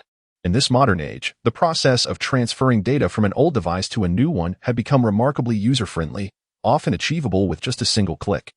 As Yu Chu was engrossed in this task, his mother called him to dinner, and he promptly set aside the phone and exited his room. He would attend to it after the meal. Upon reaching the dining table, Yu Chu noticed only 2 dishes, one stir-fried vegetable and another, surprisingly, also stir-fried vegetable. He slapped his forehead, realizing he had forgotten to send money to his mother. How could he have overlooked such an essential matter? Without funds, how would she manage daily expenses? It was no wonder they were only having vegetables. However, Chu kept silent and cheerfully sat at the table, telling his mother, "Mom, can you give me a bank card? I'll transfer the remaining funds to you. I'm afraid I might overspend." Wang Chefang felt a swell of pride at her son's thoughtfulness. Nodding, she replied, "All right, let us eat first. After dinner, I'll help you manage the money." "Mom, that's unnecessary. I can still earn money myself. I shall transfer the funds to you, allowing you to indulge freely without the need for frugality. Furthermore, please remember to allocate some money for your father. His modest salary is unlikely to sustain the upkeep of that BMW X7. Rest assured, my son, I am well aware of how to manage this. Now, let us hasten to our meal." Chu nodded and commenced eating. Shortly thereafter, this delightful meal concluded in a cheerful atmosphere. Chapter 66. The following day, Chu successfully entered the Wuyang City Library. Having learned from yesterday's experience, he chose to set out after the morning rush had subsided a bit, departing from home at around 8:40. Indeed, the crowds were significantly diminished. Upon arriving at the station, he found no need to queue. The security check presented no lines either. Even the elevator ride was devoid of waiting. The only instance of queuing occurred when boarding the train, yet the number of people waiting was considerably less than the day before, with each line consisting of merely 2 or 3 individuals, unlike yesterday's chaotic throngs, where each queue boasted a dozen or more. Yesterday's journey had taken over half an hour, but today, Chu arrived at the Wuyang City Library in just 20 minutes. By the time he reached the library, it was already past 9, and the doors had long been opened. Following the flow of visitors, he entered the expansive library, which was bustling with activity. Even on a non-holiday, the library was quite populated. As he traversed the hall, he was surrounded by a continuous stream of people. Upon entering the library's lobby, Chu paused to examine the library's layout map. His objective was clear: to locate the mathematics section and immerse himself in study. He was determined to elevate his mathematical skills to the highest level. First, he aimed to comprehend the Goldbach conjecture and publish his findings. Who knows if there might be another individual in the world who would stumble upon the same proof? If that were to happen, Chu would surely find himself in despair. Chu scrutinized the library's layout map, and after a thorough search, he finally pinpointed his destination, the 7th floor of the North Building, designated for the Science and Technology Collection. This section encompassed various subjects, including natural sciences, mathematical sciences, chemistry, astronomy, earth sciences, biological sciences, medicine, health, and agricultural sciences. Essentially, it housed all foundational disciplines pertaining to the sciences, apart from the humanities. With his goal in sight, Chu ascended to the 7th floor. Upon arrival, he spotted a sign indicating the Science and Technology Collection, confirming he had found his destination. He hurriedly stepped inside. The library organized its books by categories, necessitating a preliminary check of the catalog to locate the desired subject for efficient retrieval of books. At the entrance of the section, a search index was posted, detailing the classifications: N for natural sciences, O for mathematical sciences and chemistry, P for astronomy and earth sciences, Q for biological sciences, R for medicine and health, and S for agricultural sciences. Noticing the second entry, O for mathematical sciences and chemistry, Chu recognized he had located his target. He proceeded to search for the bookcases labeled O. With a clear objective, it was relatively easy to find what he sought. Before long, Chu had discovered the books he desired. Without further ado, he selected Advanced Mathematics, Volume I, and began to read. Ding! A copy of Advanced Mathematics, Volume E has been found. Would you like to study it? Yes. Ding! Congratulations, the host has studied and Oppos, Advanced Mathematics, Volume I and Oppos. Chu understood that his mathematical proficiency had now reached an advanced level, making further upgrades more challenging. Yet, he lacked a numerical measure to ascertain how many books he needed to read to ascend to the next level. He felt a profound sense of mystery surrounding the system. Under such circumstances, he resolved to simply work harder. Returning Advanced Mathematics, Volume I to the shelf, he proceeded to pick up the next book, which happened to be Advanced Mathematics, Volume II. The system chimed again. Ding! A copy of AMP, Oppos, Advanced Mathematics, Volume II, and AMP, Oppos, has been found. Would you like to study it? Yes. Ding! Congratulations, the host has studied Advanced Mathematics, Volume II. With each book, Chu engaged in a repetitive cycle of placing and retrieving books, mentally affirming his commitment to study. He felt as though he had transformed into a learning machine. When Chu opened the 11th book, he heard the familiar chime. Ding! A copy of Oppos, Probability Theory in Mathematical Statistics and Oppos, has been found. Would you like to study it? Yes. Ding! Congratulations, the host has studied Oppos, probability theory, and mathematical statistics. And Oppos, your mathematics level has risen to lecturer. Yu Chu exhaled a sigh of relief. He had finally leveled up. However, he could feel the strain in his hands. Unbeknownst to Yu Chu, in a corner of the library, a stunning girl named Li Xiaoyu was observing him with curiosity. Like Yu Chu, she had just completed her college entrance examinations, but unlike him, she was an academic prodigy, having consistently ranked at the top of her class at a prestigious school. While Yu Chu had struggled in an underperforming institution, Li Xiaoyu's academic prowess was innate, not augmented by any external aids. After finishing her exams, she had come to the Wuyang City Library to volunteer, taking the initiative to work in the science and technology section, where she could organize the very mathematics book she was eager to explore. For some inexplicable reason, she had developed a fascination with mathematics, perhaps influenced by her father, a professor in the mathematics department at Zhongshan University.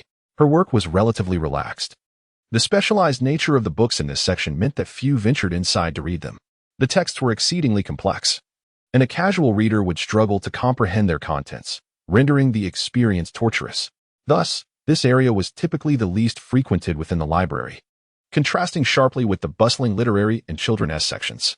Today, however, Li Xiaoyu was thrilled to encounter a handsome young man lingering by the mathematics bookcase. This handsome gentleman is, it turns out, also an academic prodigy. It is indisputable that anyone who takes the initiative to seek out a mathematics book is undoubtedly a scholar. Li Xiaoyu, enchanted by this charming figure who shares her interests, found herself captivated, her gaze unwaveringly fixed upon him. Yet, the more she observed, the more perplexed she became. Was this dashing youth merely engaging in jest? He picked up a mathematics book, flipped through its pages briefly, and then set it down again. He then proceeded to do the same with a second book, and then a third. This was merely the beginning. The handsome young man repeated this action a staggering 11 times. Li Xiaoyu was utterly bewildered. Chapter 67. Yu Chu and Amp.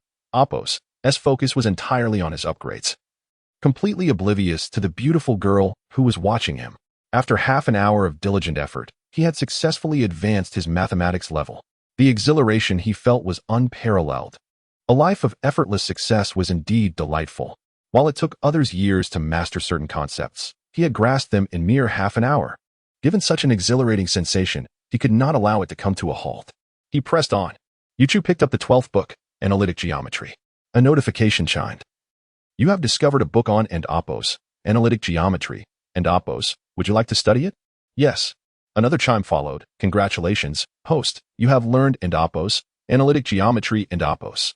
He continued the same routine, picking up and putting down one book after another. Li Xiaoyu, who was secretly observing him, was left utterly dumbfounded. The handsome young man had paused momentarily, then began to chuckle foolishly. She thought this farce was drawing to a close. Little did she know, the strikingly handsome gentleman resumed his previous actions of picking up books, flipping through them, and returning them, showing no signs of stopping. He had already handled over 20 books. She began to seriously doubt whether there was something amiss with this dashing young man. After all, would a normal person engage in such illogical behavior? The feelings she had harbored for him had nearly dissipated. A wave of regret washed over her. What a pity. She had thought she had encountered a Prince Charming, only to discover, sigh. Li Xiaoyu sighed involuntarily. Initially, she was smitten with the scholarly aura of this handsome young man. But now she was convinced he had some mental issues. His behavior was so bizarre it was difficult to believe, since he was not her Prince Charming. There was no need for her to be courteous. She now looked at him with irritation. This guy was flipping through books carelessly, taking them out but returning them haphazardly. He was making a mess of the bookshelves, which she would have to tidy up later. How could such a handsome individual lack any sense of public duty? When one person finds another unappealing, they tend to magnify their flaws. Yu Chu was now a quintessential example of this. No matter how she perceived him, he was simply irksome. Eventually, her frustration erupted, and she approached the handsome young man, whispering indignantly, "What are you doing? If you don and Oppos, do you want to read? Then don't mess around here. Look, you've scattered the books everywhere." Although Li Xiaoyu was aware that one should not speak loudly in a library, her reprimand, albeit softly voiced, startled Yu Chu out of his engrossed state. He turned his gaze towards her voice and was instantly captivated. What an exquisite girl! With her refreshing hair, delicate features, and clear eyes, she radiated an aura of natural grace. And those long legs, truly a divine creation.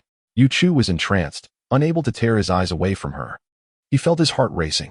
Meanwhile, Li Xiaoyu felt a blush creeping to her cheeks under the intense gaze of this handsome young man. Who wouldn't blush when being so intently observed by such a striking figure? If only this handsome young man were also a top student. Otherwise, if their relationship were to blossom solely based on looks, she feared that over time they would find no common ground, and ultimately, they would part ways. The world of the academically gifted was incomprehensible to ordinary folks. Seeing that the handsome young man showed no intention of averting his gaze, she felt a surge of displeasure. What are you staring at? Is it customary to gaze at a girl like that? My apologies. It's just that you're so beautiful, I couldn't help myself. Yuchu finally shifted his gaze, awkwardly apologizing. Do I need you to tell me I'm good-looking? Am I not aware of it myself? Li Xiaoyu shot him a glare, though inwardly she felt a surge of delight. Who doesn't relish compliments about their beauty, especially from a handsome young man? Yet, a thorn pricked her thoughts. This handsome guy's behavior was far too peculiar. He did not resemble a normal person at all.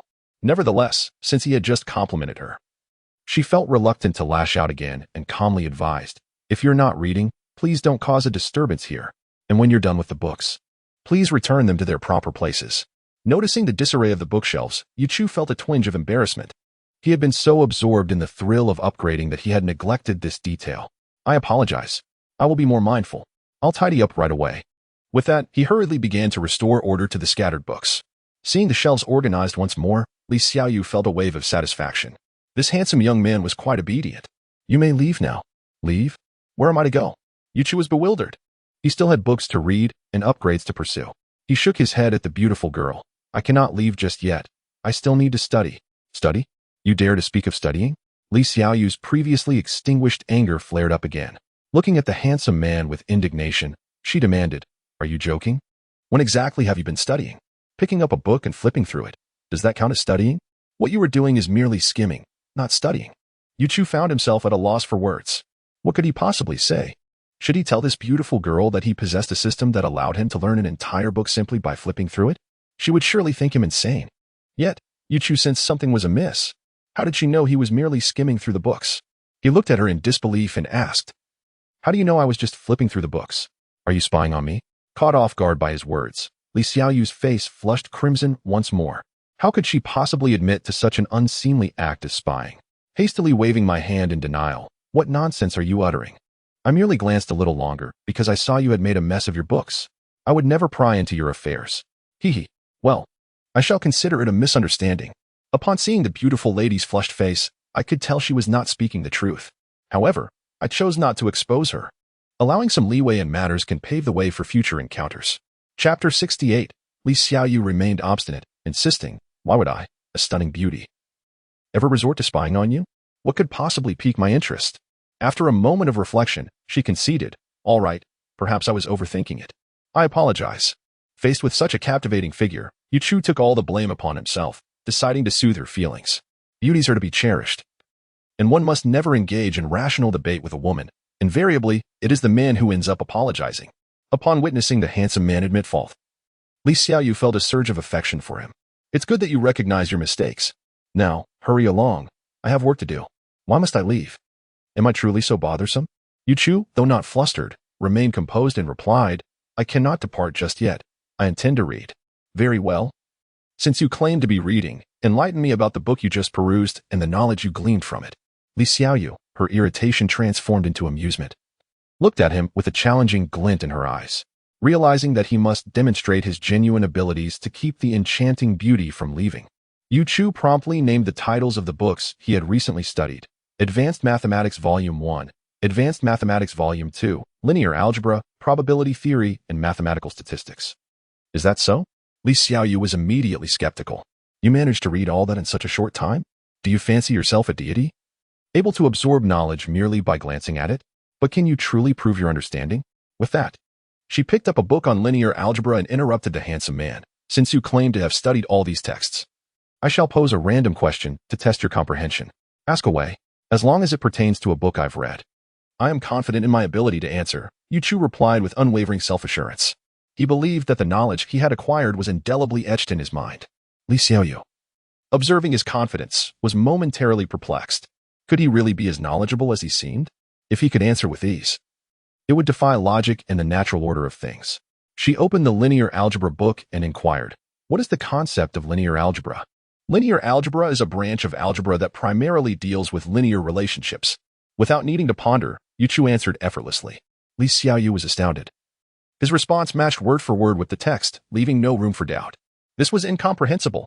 No, knowing one fact does not define mastery. Perhaps he merely memorized that. Determined to test him further, she reached for another book, Analytic Geometry. Flipping to the first chapter, she asked, "What is the concept of a vector?" A vector in space is defined as a quantity possessing both magnitude and direction. What is the theorem of collinear vectors?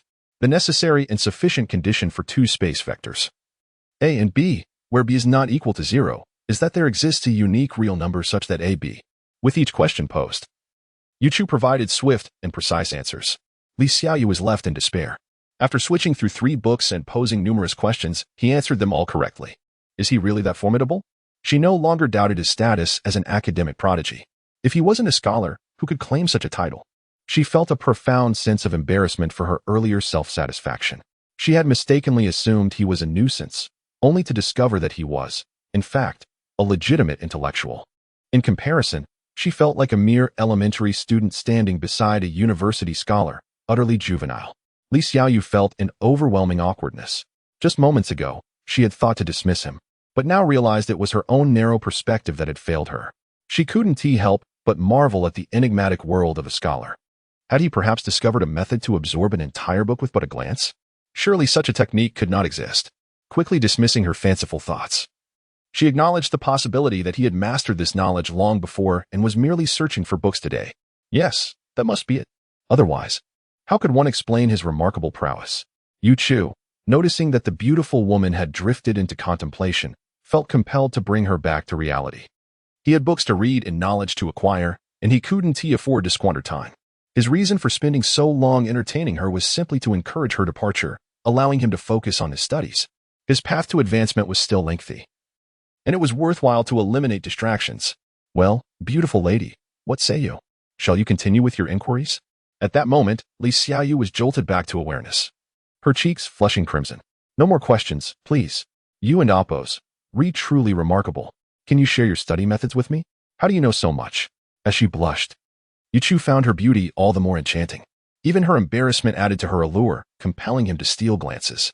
Li Xiaoyu, caught in his gaze, felt an even deeper sense of shyness, her cheeks growing hotter.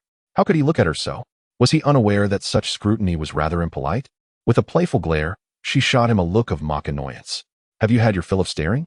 Yuchu instinctively shook his head, but quickly transformed it into an enthusiastic nod. Indeed, I have. Do not blame me. Your striking beauty compels me to steal a few more glances. Upon hearing the handsome gentleman's words, Li Xiaoyu was filled with delight. Could it be that this dashing figure has taken a liking to her? Should she accept his advances? Or perhaps she should simply acquiesce? In her mind, there was no option for refusal at all. Chapter 69. However, one must maintain a sense of decorum. Otherwise, others may mistakenly perceive you as a lovesick girl. Li Xiaoyu narrowed her eyes, scheming to herself, then huffed with disdain. Humph. All he knows is to sweet-talk and flatter to amuse. Who knows if he behaves this way with every girl he encounters? That is not accurate. I have no interest in those superficial individuals. I am merely unable to contain my feelings upon seeing you. Yuchu hurriedly countered. Li Xiaoyu could no longer meet his gaze. For the intensity of the handsome man and Appos' eyes was too piercing, causing her to blush involuntarily. Her shyness made her feel utterly embarrassed. Humph. Focus on your own matters. I must attend to mine. With that, she covered her face and fled the scene, glancing back at the dashing figure one last time at the corner. Yuchu, feeling a sense of triumph, watched the beautiful woman retreat. He mused to himself, indeed a stunning beauty. Even her stride exuded grace, resembling a celestial being. Having flirted with the beauty, it was time to return to work. Yuchu picked up yet another book, Real Variable Functions. He had been so engrossed that he lost count of how many books he had perused. Ding. A book titled Real Variable Functions has been discovered. Would you like to study it? Study. Ding. Congratulations, the host has studied real variable functions. Thus, Yuchu resumed the endless cycle of taking books, flipping through pages, and returning them. This time, however, he had learned his lesson. He meticulously placed each book back in its proper place, determined not to give the beautiful woman any reason to create trouble for him. Although he yearned to converse with her, upgrading his skills took precedence. Matters of love could wait. If fate allowed, there would be ample opportunities in the future. In truth, Li Xiaoyu had not ventured far. She continued to hide in a corner, surreptitiously observing the handsome man. Now certain of his academic prowess, her last remnants of hesitation had vanished. To her, it mattered little whether he was wealthy. What truly mattered was that he was an academic prodigy. She had longed for a like-minded companion with whom to study and grow together, and now, a perfect specimen had appeared before her, handsome and intellectually gifted. What reason could she have not to feel captivated? What should she do? As Li Xiaoyu pondered, Yu Chu had already grasped yet another book, Topology. Ding. A book titled Topology has been discovered. Would you like to study it? Study. Ding. Congratulations, the host has studied topology. His mathematical proficiency has risen to the level of associate professor. Yu Chu exhaled deeply, relieved to have leveled up once more. Progressively, each level became more challenging to attain. He could not afford to pause. He needed to persist until exhaustion overcame him. Yu Chu picked up the next book, Functional Analysis. Ding. A book titled Functional Analysis has been discovered. Would you like to study it? Study. Ding. Congratulations, the host has studied functional analysis. Yu Chu continued his robotic routine of taking, flipping, and returning books. Before he knew it, noon had arrived. Li Xiaoyu watched the handsome man, who showed no signs of stopping his study. Should she invite him to lunch? Yet, doubts crept into her mind. Would it be too forward to suggest a meal so soon after their initial meeting? But he was right there. If she let this opportunity slip away, what if he never returned? Such a predicament was fraught with uncertainty. After all, she had never seen him in the library before. Who could say if he had merely come for a fleeting visit today? With the vastness of Wuyang City, encountering him again would be akin to finding a needle in a haystack. Steeling herself, Li Xiaoyu summoned her courage and approached him once more, bashfully saying, "Handsome, would you like to join me for lunch?" However, Li Xiaoyu underestimated the extent of Yu Chu's immersion in his studies. He seemed like an emotionless automaton, continuing to take, flip, and return books. Disheartened, she felt her courage dissipate in an instant. Frustrated, she lightly tapped the handsome man and Appo's hand. At this, Yu Chu was jolted from his trance, looking at the striking woman with confusion. "Is there something you need?" "Yes, something." Li Xiaoyu was now trembling with anxiety, her words coming out in a stutter. Yu Chu was even more perplexed. Why was she so nervous? He could only inquire again. "Is there something you need?" "It and Appo's midday. Dawn and Appo's tea you need to eat?" Li Xiaoyu evaded the question, unable to articulate the invitation she desperately wanted to extend. It felt too embarrassing to suggest a meal on their first encounter. Yu Chu pulled out his phone and checked the time. To his surprise, it was already 12:15. Perhaps he had been so absorbed in studying that he had lost track of his hunger. But now that he paused, the pangs of hunger surged within him. It was indeed time to eat. Contrary to what one might think about someone like Yu Chu, who seemed to have an innate advantage in studying, he still required sustenance. While his mental faculties remained unexhausted, his physical strength was another matter entirely. Lifting books, flipping through them, and returning them all required stamina. Even a machine needed to be fueled or charged. "Oh, beautiful lady, had you not reminded me, I would not have realized it was lunchtime. Would you care to join me for a meal?" "Yes, yes." Li Xiaoyu nodded enthusiastically, genuinely delighted that the handsome man had proposed the very thing she had hesitated to mention. What need was there for further deliberation? She feared he might change his mind. Without delay, she agreed. Yu Chu stared at the beautiful woman in astonishment. Was her acceptance truly that swift? Where was her usual sense of decorum? He briefly wondered if he had conjured an illusion.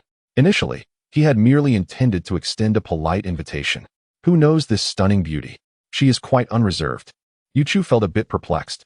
Is it true that such enchanting ladies are now so easy to engage with? Nevertheless, since this captivating woman has agreed, why not proceed? Sharing lunch with such a beauty might indeed enhance one's appetite, wouldn't it? Moreover, a little expenditure is hardly a concern. How much can that slender beauty possibly consume? Although Yu Chu had transferred most of his funds to his mother yesterday, he still reserved a small amount for his daily expenses. Chapter 70. Let us set off. As Yu Chu placed the book back on the shelf, he continued to ponder aloud. What should we eat? How about a seafood buffet? Just a short distance away lay Xinguangui. Unlike Yu Chu, Li Xiaoyu was quite familiar with the area, having often visited with her friends for shopping excursions. Seafood buffet? Yu Chu's first thought was of the expense. For someone like him, who had once been quite impoverished, the notion of indulging in a seafood buffet was beyond imagination. His wallet had never seen a balance exceeding 100 yuan. Entering such a place was merely a fantasy. Now, however, he had a chance to see if it was indeed as enticing as rumored. He feigned indifference, not wanting the stunning beauty to discern his rural background and his inexperience with seafood buffets. "All right, if it pleases you," he replied, Great. Let us go. Li Xiaoyu felt a surge of happiness and, blushing, walked ahead. Yu Chu could only follow suit, walking alongside the beautiful girl. By the way, I don't even know your name yet, he ventured. Are you really asking me that? Li Xiaoyu retorted playfully. A gorgeous girl has been in front of you for ages, and you haven't even thought to ask for her name or WeChat. No wonder you're still single. Though slightly annoyed, she shyly introduced herself. I'm Li Xiaoyu, with the surname Li and Xiaoyu meaning little rain. And you? I'm Yu Chu, you meaning surplus. And Chu from the phrase Chu River and Han boundary. Why don't we exchange WeChat? Li Xiaoyu decided to take the initiative, wanting to connect so she wouldn't lose track of him later. Seeing her eagerness to add him on WeChat, Yu Chu readily agreed. After all, who wouldn't want to befriend such a beauty? Shall I scan you, or will you scan me? He inquired while pulling out his phone. I'll scan you. Li Xiaoyu replied, taking out her phone and opening the scanning app. Yu Chu displayed his WeChat QR code for her to scan. With a beep, her phone confirmed the connection. Yu Chu quickly accepted her friend request, adding a note. Li Xiaoyu. In turn, she noted him as Yu Chu. As they walked toward the seafood buffet, Li Xiaoyu was engrossed in her phone. Watch out. Yu Chu suddenly pulled her back just in time to prevent her from colliding with an elderly lady. Li Xiaoyu's heart raced as she patted her chest. Grateful for Yu Chu's timely intervention. Thank you. I really could have caused a disaster. No need to mention it. But do be careful. You shouldn't be so absorbed in your phone. You almost caused a catastrophe. I know. I was doing it on purpose. And could you please let go of my hand? Li Xiaoyu looked at him with a hint of annoyance. She hadn't merely been playing on her phone. She was placing an order for 2 seafood buffet tickets. Unbeknownst to her, Yu Chu was reluctant to release her hand, marveling at the smoothness of her skin. He wished he could hold on to it forever, but it was inappropriate to cling to someone upon first meeting. Apologies. I was just a bit flustered and didn't realize. He said sheepishly. It's fine. Let us just move on, Li Xiaoyu replied, now more focused. Without her phone to distract her, she led Yu Chu efficiently to the seafood buffet in just a few minutes. Upon arrival, she didn't rush in but approached the counter instead. She retrieved her phone once more, displaying the order code for their buffet reservation. Hello, I have a reservation for 2 for the buffet, she stated. Sure. Please let me scan your order code, the cashier replied. Li Xiaoyu promptly handed her phone over. After a quick scan, the cashier printed a receipt and handed it to her. You're all set. Just show this to the waiter. Nodding, Li Xiaoyu proceeded into the restaurant. It was only then that Yu Chu realized she had covered the cost of their meal. He was taken aback. Was it really necessary for Li Xiaoyu to treat him to a seafood buffet on their first meeting? He recalled the posted prices at the entrance and couldn't help but feel a bit embarrassed. When did you even place the order? He wondered, had she planned this all along? Suddenly, he remembered the moment when she had almost bumped into the elderly lady and thought he had noticed her phone screen displaying the app. Could it be that she had been ordering at that moment? The realization made him feel somewhat guilty for misjudging her intentions. Li Xiaoyu's generosity left him feeling quite bashful. He hurried to catch up with her, his cheeks slightly flushed. I can't let you treat me on our first meeting. How much was it? I'll transfer you the money. Don't worry. A buffet doesn't cost much. If you're sincere, just treat me next time. She insisted, her tone firm but lighthearted. Seeing her resolute demeanor, Yu Chu relented. All right then. I'll express my gratitude for your treat today. Next time, it's my turn. Okay. Li Xiaoyu replied shyly, finding a vacant table to sit down. Yu Chu joined her, sitting across the table. At that moment, a waiter approached. Li Xiaoyu handed over the receipt from the cashier. The waiter examined the receipt and, upon confirming its accuracy, respectfully announced, Please wait a moment. I shall bring the cutlery for you both. He then departed.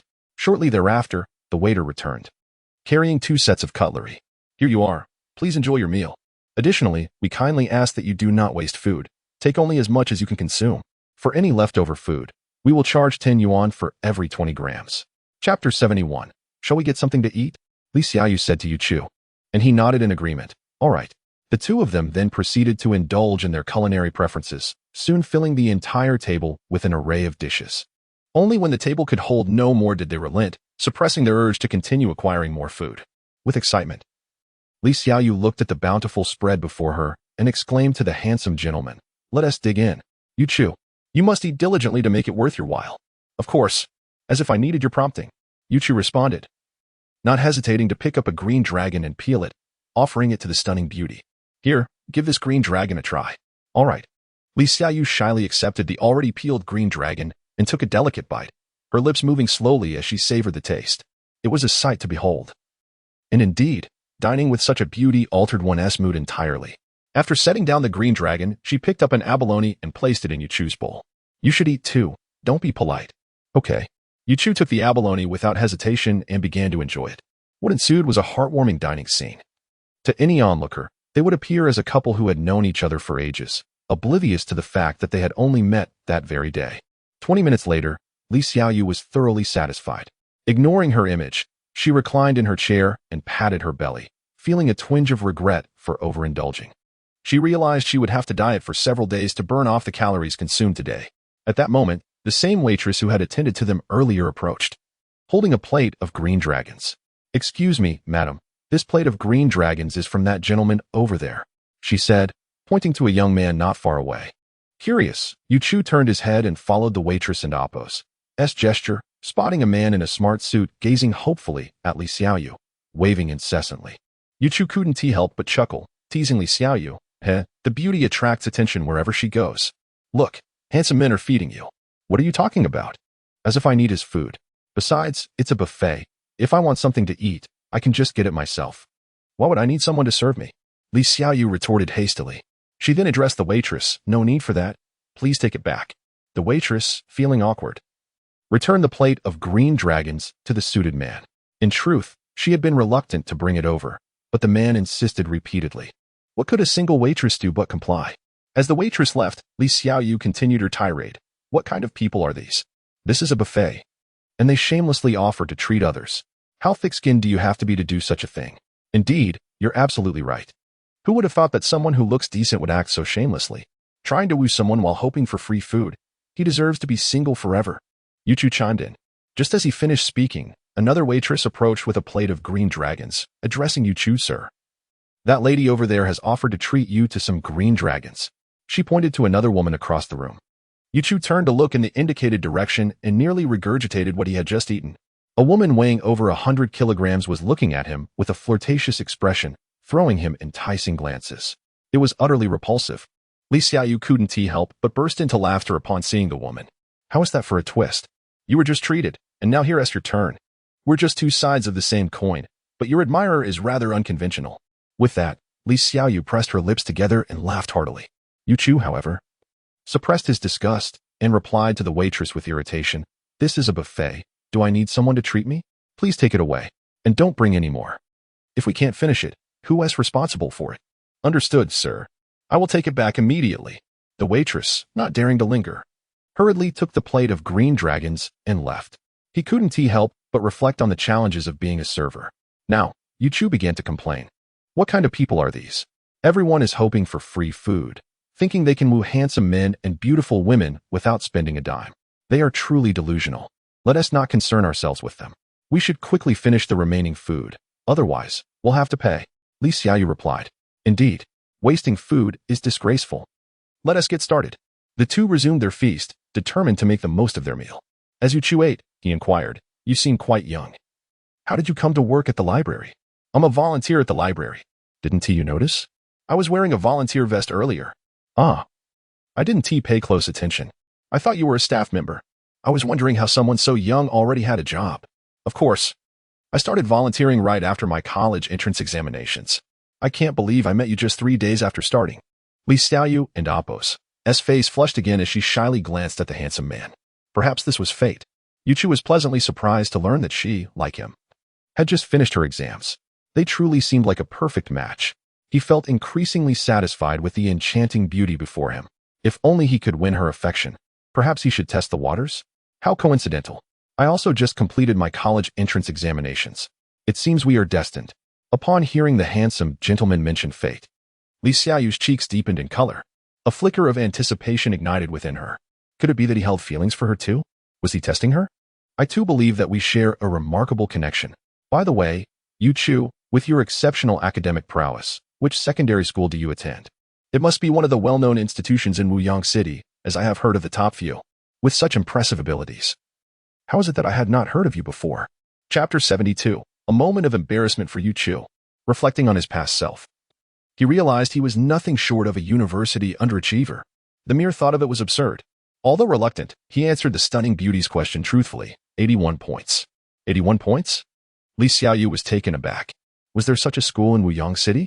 Where was this school located? How come she had never heard of it? It's a rather obscure town school. It's not surprising you haven't heard of it. Li Xiaoyu was baffled once more. How could a top student come from such a town school? It seemed implausible. She cast another glance at the handsome boy, who indeed was an enigma. Everything was so unexpected. Noticing that he was reluctant to discuss this further, she quickly changed the subject. You must have performed well in this college entrance examination, right? Which school are you planning to apply to? Just average, I suppose. I'm not even sure which schools I can apply to with my score. Just average? This score certainly belied his status as a university elite. Suddenly, an idea struck Li Xiaoyu. Could it be that this handsome boy was severely biased in his subject preferences?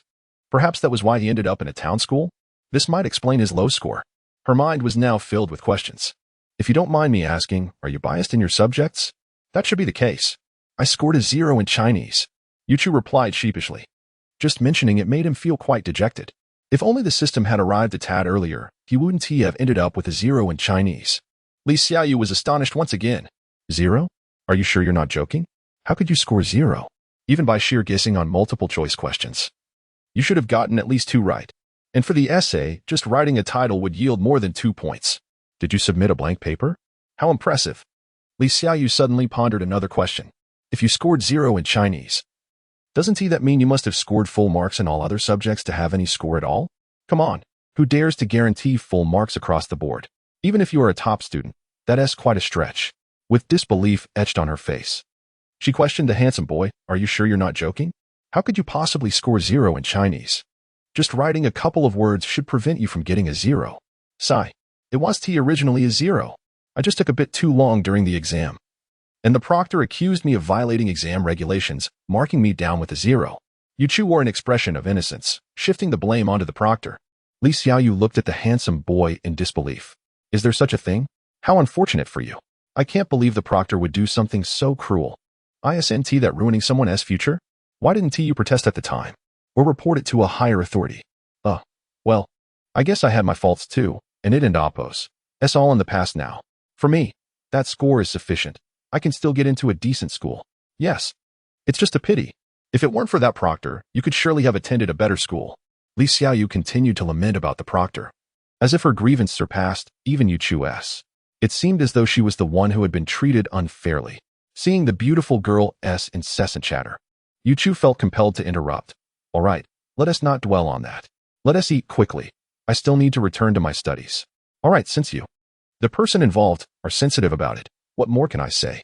By the way, Yuchu, I see you're only reading mathematics books. Are you looking to pursue a career in that field? Not really. I'm trying to write a paper, but I feel my knowledge base is lacking. So I came to the library to enrich myself. Yuchu responded earnestly, his words devoid of any embellishment. Upon hearing Yuchu's words, Li Xiaoyu was taken aback. You're already starting to write papers? That is quite impressive. Yet, knowing he was a super university elite, she had already sensed his capabilities. For such an outstanding scholar, writing a paper should be a walk in the park, right? Li Xiaoyu set down her seafood and gazed at Yuchu with admiration. You're amazing. Just finished the college entrance examination and you're already thinking of writing a paper. I can't keep up. I just finished studying coordinate geometry and still don't quite understand it. By the way, Yuchu, what paper are you planning to write? Nothing much. Just looking to resolve a minor issue in number theory and hoping to publish it. Yuchu replied with an air of calm, continuing to peel shrimp in his hands. From his demeanor, one could hardly perceive that he was on the verge of making a historic breakthrough with the proof of Goldbach's conjecture. Why didn't Yuchu mention to the beautiful girl that his paper was about proving Goldbach's conjecture? Instead, he vaguely referred to a problem in number theory. He understood that revealing the truth would likely be met with disbelief. From his observations, the beautiful girl seemed to possess a modest understanding of mathematics. She should be aware that Goldbach's conjecture is a century-old problem, not something easily solvable, especially not by a high school student. Given that others would undoubtedly disbelieve him, was there any point in sharing? If he did, he would have to explain this and that, which would only complicate matters for himself. Finally, their meal concluded after they cleared the table of all its contents. It truly wasn't easy. At the beginning, they devoured the food as if it were free. Only towards the end did they realize their regret. Both of them had their bellies protruding, barely managing to finish the seafood. Thankfully, although the seafood appeared plentiful, the actual content was not overwhelming. Otherwise, they might not have been able to finish. Yuchu patted his belly. Let us go. I still need to return to my studies. Why the hurry? We're not in any rush. Li Xiaoyu, clutching her belly, struggled to stand up. Resembling someone 6 months pregnant, her steps unsteady. She noticed Yu Chu walking too quickly and called out to him. Why the rush? Wait for me. You have no sense of gentlemanly conduct. All right, is it too much to ask for me to wait for you? Yu Chu, feeling helpless, could only slow his pace, allowing the stunning beauty to catch up. There was a reason why Yu Chu had remained single for so long. Li Xiaoyu, observing the handsome man's impatience, could not help but comment. He truly has no consideration for the feelings of women. It and Oppos. It's no wonder he is destined to remain single for life. Chapter 73. As the lights began to glow, Li Xiaoyu glanced at the clock, and it was already 8:50 p.m., time to clock out. Yet, she noticed that the handsome gentleman seemed utterly unwearied. Ever since returning from lunch, he had been stationed next to the bookshelf, persistently engaging in the same actions of selecting, flipping through, and returning books. Shikuden and Oppos, T fathomed the purpose of his relentless endeavor. Was there truly no book among the multitude that suited his interests? Nevertheless, it was time for her to leave. Not only did she have to depart, but the handsome gentleman must also vacate the premises, for the library was about to close. Thus, she approached him and gently tapped his shoulder. It's time to go. The library will soon shut its doors. Oh, I'll be right there. Yu Chu replied hastily, feeling the urgency himself. Since he had leveled up twice that morning, the sounds of achievement had fallen silent by the evening. Indeed, the further one progressed, the more arduous it became to advance. Yu Chu noted that despite finishing the book in his hands, he had yet to upgrade. He could only concede defeat and resolve to return the next day. With a hint of despondency, he placed the book back on the shelf and called out to the beautiful lady, "Let us leave. We'll return tomorrow." "Yes, let us go." Upon hearing that the handsome gentleman would be back tomorrow, Li Xiaoyu felt a surge of joy. She would have the pleasure of seeing him once more. If only they could meet every day, that would be simply perfect. Yu Chu and the beauty exited the library and made their way to the subway station together. Yu Chu inquired of her, "Which station is closest to your home?" Lieta. A wealthy area. Yu Chu was taken aback, realizing that the enchanting lady before him was indeed quite affluent. It made sense now. She had unflinchingly treated herself to a seafood buffet that cost over 200 per person. Such was the demeanor of the affluent. For those of their ilk, was 200 yuan even considered a significant amount? If he were to invite her to dine, would that not be an unintentional affront? In an exaggerated gesture, Yu Chu extended his hands, clasping the beautiful lady's hand. "Esteemed affluent one, let us shake hands, so I may bask in your grandeur." The unexpected contact sent a thrill of surprise and shyness coursing through Li Xiaoyu. Was the handsome gentleman about to confess his feelings? She gazed at him with eager anticipation, ready for whatever he might say. However, his next words left her both amused and exasperated. She despised being labeled as affluent. It was acceptable for him to boast about his wealth, but to call her rich was unacceptable. Did she appear ostentatious? Being likened to a nouveau riche was quite disheartening. Li Xiaoyu shot him an irritated glance, withdrawing her hand. "What nonsense! If you keep blabbering, I might just get angry." All right. I was merely excited to meet a so-called affluent personage. Coming from a small town, please forgive my enthusiasm." Yu Chu quickly apologized to quell her indignation. Though he had offered an apology, she still bore a hint of displeasure, her lips curving upward in a slight pout. "To express my contrition, allow me to escort you home." Sensing that she was genuinely upset, Yu Chu took the initiative to offer her a ride home, hoping to placate her. Upon hearing that he would accompany her home, Li Xiaoyu's previously pouting lips transformed into a shy smile, and she nodded softly. "Well then, let us go." They boarded Line 5 together, disembarking at the next station. Indeed, Lieta was merely one stop away from Zhujiang New Town.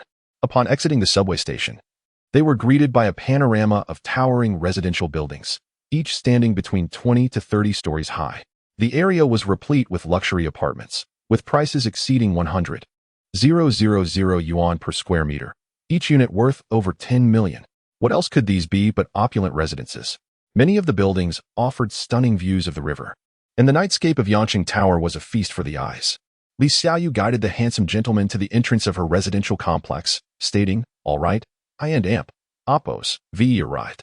It's getting late. You should head back now." Yu Chu looked up at the luxurious complex where the beauty resided. "Wow," was the only word that came to mind. This was indeed a high-rise community by the riverside, each building resembling a viewing platform directly facing Yanqing Tower. The finest night view of Wuyang City was laid out before them. Yu Chu felt a twinge of envy as he gazed at the beautiful lady. A saying rang true. Some things are simply bestowed upon you at birth, while others remain forever out of reach. Noticing that the handsome gentleman was once again gazing at her intently, Li Xiaoyu felt her cheeks flush. Is it proper to stare so unabashedly? She thought, feeling a mix of shyness and irritation. She playfully nudged Yu Chu. All right, it's late. You should really head home. Oh, all right. I'll take my leave then. You should also head back. Be careful on your way. Li Xiaoyu admonished with genuine concern. Feeling warmth in his heart at her worry, Yu Chu replied, I will. You head inside. I'll leave as soon as you do. Okay then, I'll go in now. Don't forget to message me when you get home. Understood. As Yu Chu watched the beautiful lady enter her complex, he turned back towards the subway station. Meanwhile, Li Xiaoyu, upon entering her home, did not rush inside but lingered at the entrance, watching the handsome gentleman depart. Enough already. He has gone far. A sudden voice startled Li Xiaoyu, causing her to jump. Turning around, she saw her father standing nearby, wearing a bemused expression as he observed her. Li Xiaoyu felt a wave of panic. When had her father arrived? Had he witnessed the earlier interaction? Her cheeks flushed with embarrassment. Her heart raced, uncertain of how to explain the situation to her father. Li Jiani, noticing his daughter's rosy complexion, deduced that she must have someone special in her life. He couldn't help but marvel at how quickly his daughter had grown up. I have already encountered my beloved. Regarding the matter of my daughter dating, he is quite open-minded. Had this been before the college entrance examination, he would undoubtedly have opposed it. However, now that the exams are behind us, if the young man is of good character, he would not be so dismissive. Nevertheless, it is essential to first ascertain the identity of my daughter's suitor before proceeding. It is crucial to approach the subject with subtlety, as direct inquiries may provoke her aversion. Li Jiani jested with his daughter, Xiaoyu. Who was that handsome young man just now? He certainly appears quite dashing. Of course, if he weren't and oppose, handsome, would I take notice? Upon mentioning the handsome young man, Li Xiaoyu couldn't help but feel a sense of pride. Chapter 74. Li Xiaoyu was unaware that she had actually ensnared her father. Upon seeing his daughter's delighted demeanor, Li Jiani could only facepalm in exasperation. Had his daughter truly allowed her affection for someone to reduce her intelligence to naught? How easily she was deceived. It was imperative to discern the identity of this young man. Otherwise, if his daughter were to be misled, it would be too late for regrets. Xiaoyu, is this handsome young man your classmate? He inquired. No, I just met him today. Li Xiaoyu, still in the throes of excitement, replied impulsively. Just met today? And you've already progressed to being escorted home? Isn't that a tad hasty? Li Jiani mused, torn between disbelief and concern. Was his daughter truly so naive? Or was this young man particularly adept at charming young women, having captivated her so thoroughly? Despite his alarm, Li Jiani maintained his composure and asked, So, where did you meet? Where else? At the library. You know I've been volunteering there since the college entrance examination. Li Xiaoyu, oblivious to her father and Appo's probing, rolled her eyes at what she perceived as a foolish question. The library? Li Jiani and Appo's racing heart began to settle. Surely, someone who could find solace in the pages of books could not be a nefarious character. In today and Appo's world, few possess the patience to delve into literature. Oh, I didn't expect him to be such a studious young man. What kind of books does he read? Dad, when it comes to that, he excels. He reads mathematics textbooks. You won't believe it. I mistakenly thought he was floundering and decided to test him. I was utterly astounded. I randomly picked a book and posed any question, and he answered flawlessly, as if reciting from the standard answer sheet. He is undoubtedly a university genius. Li Jiani was taken aback. As a professor in the mathematics department at Zhongshan University, he had encountered many prodigies, but none quite like this. Suddenly, everything clicked into place. No wonder his daughter was so easily enchanted. She had met someone capable of challenging her intellect. Previously indifferent to others, she had now encountered someone her equal and, indeed, her superior. It was only natural for her to feel drawn to him. Furthermore, her admiration would undoubtedly be compounded by his striking good looks.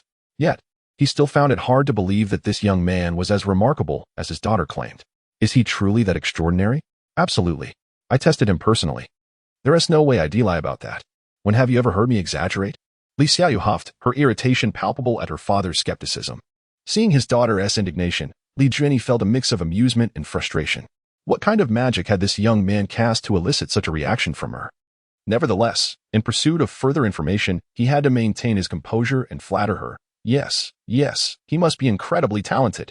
Humph, he really is impressive. By the way, he mentioned he solved the number theory problem and is planning to write a paper on it. Isn't that remarkable? He just finished his college entrance exams and is already tackling number theory. Such prowess? Li Jianyi's first instinct was disbelief. A high school student researching mathematical problems? Claiming to have solved a number theory issue? As a mathematics professor, he understood the field well enough to know that simple problems had long been resolved. Achieving any significant results was exceedingly challenging. A high school student boasting such accomplishments? He found it hard to accept this audacity. His opinion of the young man dropped several notches due to his arrogance.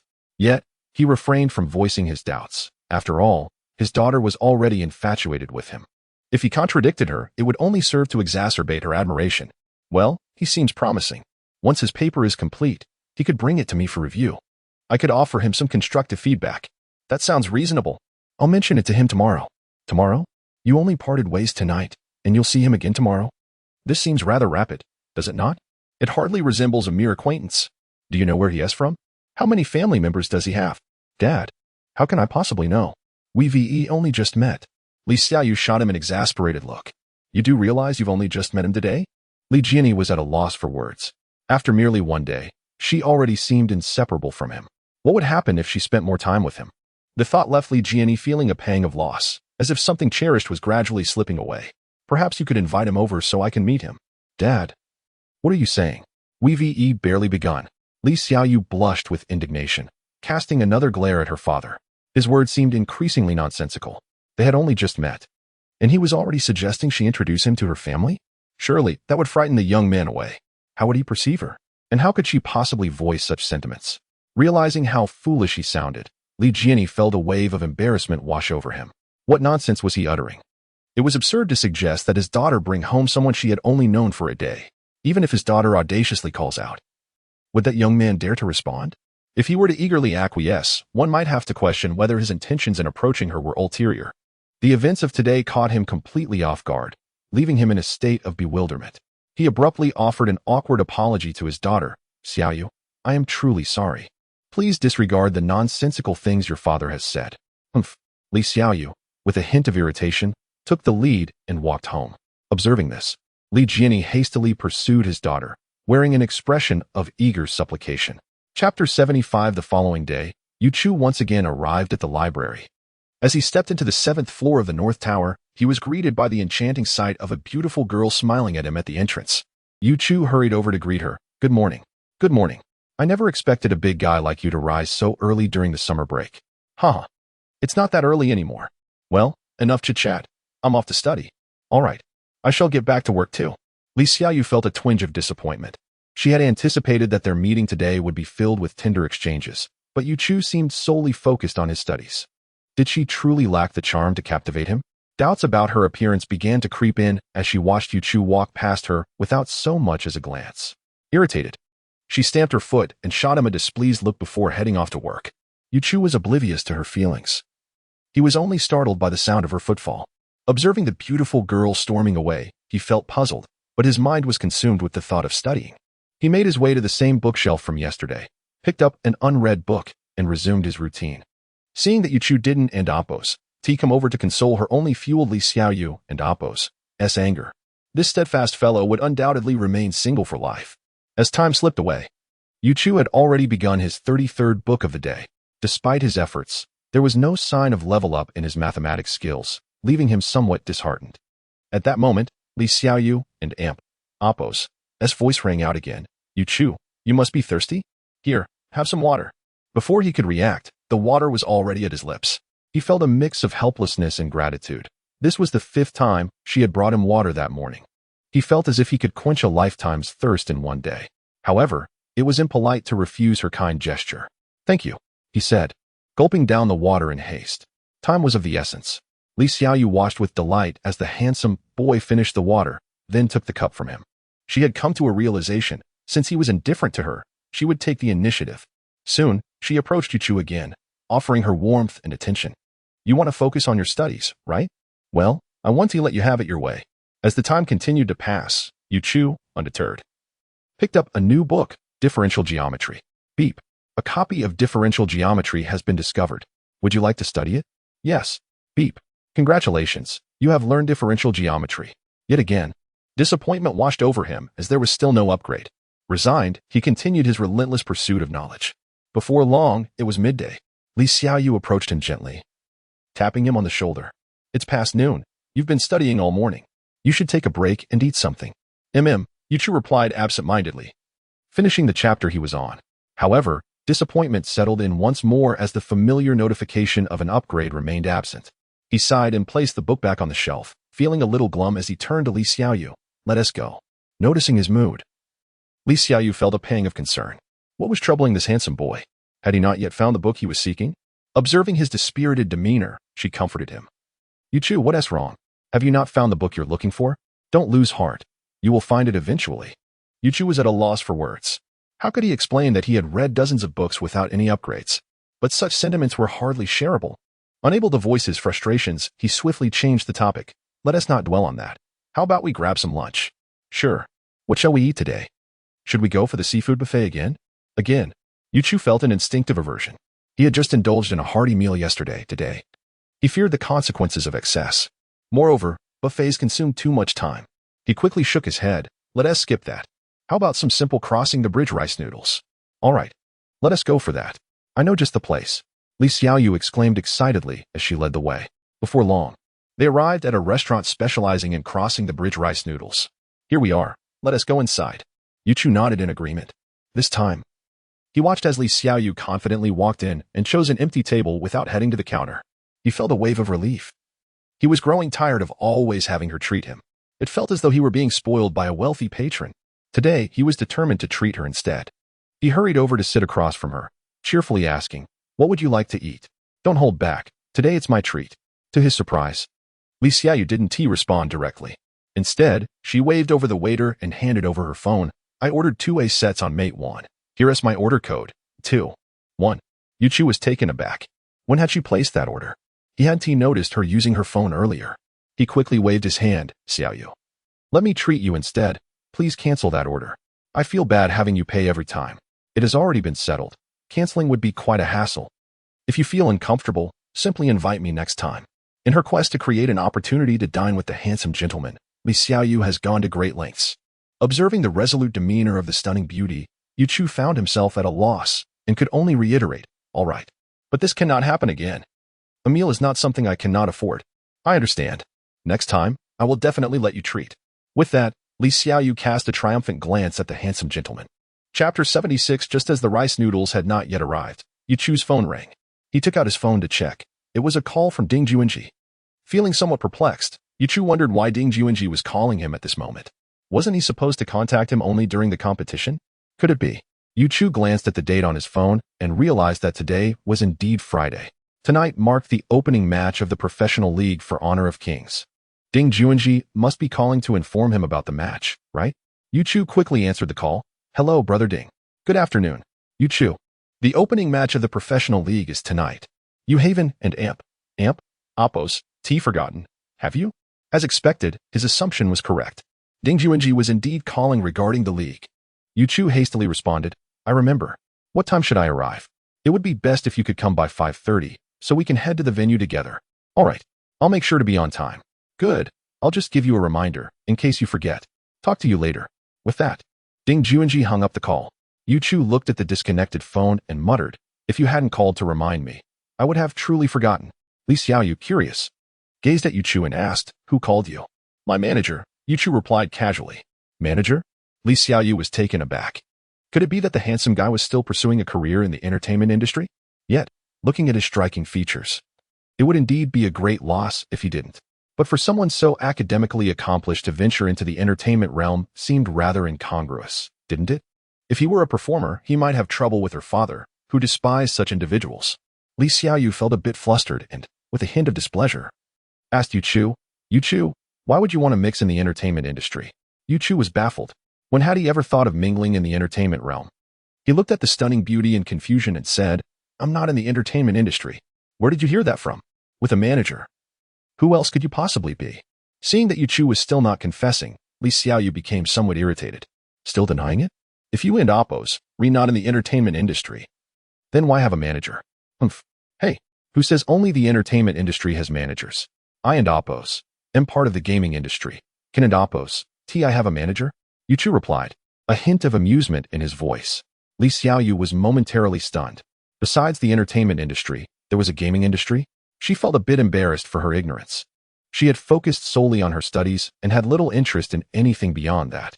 Knowing about the entertainment industry was already quite impressive. She brushed her long hair to cover her embarrassment and said, "Hee hee. So there is a gaming industry? What do you do in that industry?" "Play games. You know Honor of Kings, right?"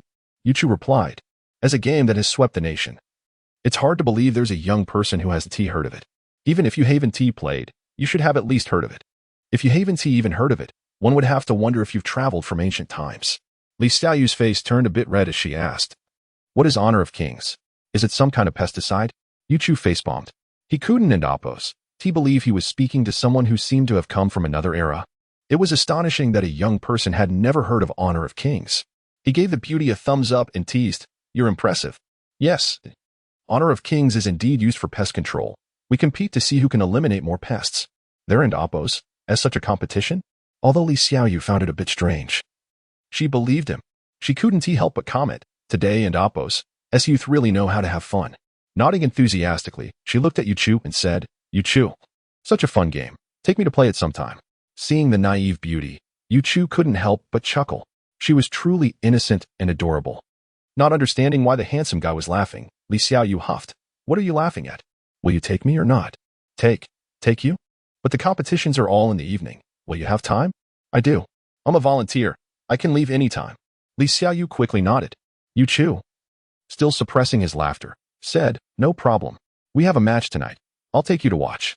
"Great." Li Xiaoyu was filled with excitement for the evening's match. At that moment, the rice noodles arrived. A bowl of noodles accompanied by over 20 dishes of side ingredients. Yuchu felt that the sides outweighed the noodles. To be honest, a bowl of noodles costing dozens of yuan didn't seem worth it. But considering the exorbitant rent in a CBD like Zhujiang New Town, it was understandable. The price encompassed not only the cost of ingredients but also rent, labor, utilities, and other high expenses. Given all that, it was reasonable. Yuchu turned to the still lost in thought beauty and said, "Hurry and eat. I need to go back to studying after this. There's not much time left before the match tonight." "Humph." Li Xiaoyu huffed in displeasure. This Yuchu was such a bookworm, always buried in his studies. With such a beautiful girl in front of him, he didn't know how to appreciate it. He truly deserved to be single for life. However, Yuchu was too engrossed in his noodles to notice the change in her expression. Seeing Yuchu devouring his food, Li Xiaoyu sighed helplessly and picked up her chopsticks, beginning to eat as well. But she took her time, deliberately choosing to eat slowly to annoy him. "You wanted to eat quickly? Well, I'll take my sweet time. Let us see how you handle that. Are you going to run off and leave me behind? If you dare, I'll make you regret it." Yuchu was wholeheartedly indulging in his bowl of rice noodles, swiftly finishing it off. He wiped his mouth and was about to beckon the stunning beauty to leave when he was taken aback to see that her bowl of rice noodles remained untouched, still brimming with food. A wave of despair washed over him. How long would this take? He urged, "Xiaoyu, could you eat a bit faster?" She replied affirmatively. Yet her pace in consuming the food seemed to slow down to an agonizing crawl. Witnessing the beauty's demeanor, Yuchu felt a surge of frustration building within him. Chapter 77. Just when Yuchu was on the brink of insanity, the beautiful woman finally set down her chopsticks. She leisurely wiped her mouth and shot a provocative glance at Yuchu. Not a hint of anger could be found on Yuchu's face. This serves as a reminder, never offend a woman, for the consequences can be dire. "Can we leave now?" "Come, Shachuzi, let us return to the palace." Yuchu could only facepalm in exasperation. Has this stunning beauty watched too many palace dramas? She must be daft. In an effort to appease her and prevent further trouble, Yuchu complied with her whims, clapped his hands, and adopted a servile demeanor, saying, "Your Highness, please." Li Xiaoyu, taking on the role quite convincingly, walked ahead. Yuchu sighed resignedly and followed her. Upon returning to the library, he declared, "I shall read now." Without waiting for a response from the beautiful woman, he hastily entered the book repository. Yuchu was determined not to squander any more time. He rushed back to the shelves and resumed his reading. Observing the handsome man's urgency, Li Xiaoyu could only sigh in resignation. Yet she didn't dwell on it. She needed to finish her task swiftly. That evening, they were to watch the pest control game together. Time slipped by imperceptibly. Yuchu felt as if he were losing his mind. The book in his hands. He had lost count of how many he had read. At least 30 or 40, surely. But to his dismay, the coveted upgrade notification remained elusive. Transitioning from associate professor to full professor was evidently not on the same plane. He had read more than countless volumes since his last promotion, yet still no upgrade. Yu Chu was thoroughly frustrated. It appeared that elevating his mathematics to the highest level was far from the simplicity he had envisioned. If moving from associate professor to professor was this arduous, one could only imagine the chasm separating a professor from an academician. It must be an endless abyss. Just as Yu Chu was engulfed in confusion, the beautiful woman approached him again, rousing him from his reverie. Yu Chu, look, it's already past 6. When will you take me to see the pest control game? What is the pest control game? Yu Chu had been so preoccupied with his upgrade woes that he momentarily failed to grasp her words. However, he quickly caught the essence of her inquiry and asked urgently, "What time is it?" "It's 6:15. What's wrong?" Li Xiaoyu glanced at her phone again, puzzled. Yu Chu felt like a fool. He was late. But he was perplexed. At this hour, why hadn't Ding Juanji called him? Yu Chu curiously fished out his phone to check. 18 missed calls? How had he not felt a single one? He slapped his forehead. It dawned on him that, in pursuit of a quieter reading experience, he had silenced his phone. Yu Chu quickly returned Ding Juanji and Amp. Oppo's call. The phone connected swiftly, and Ding Juanji and Amp.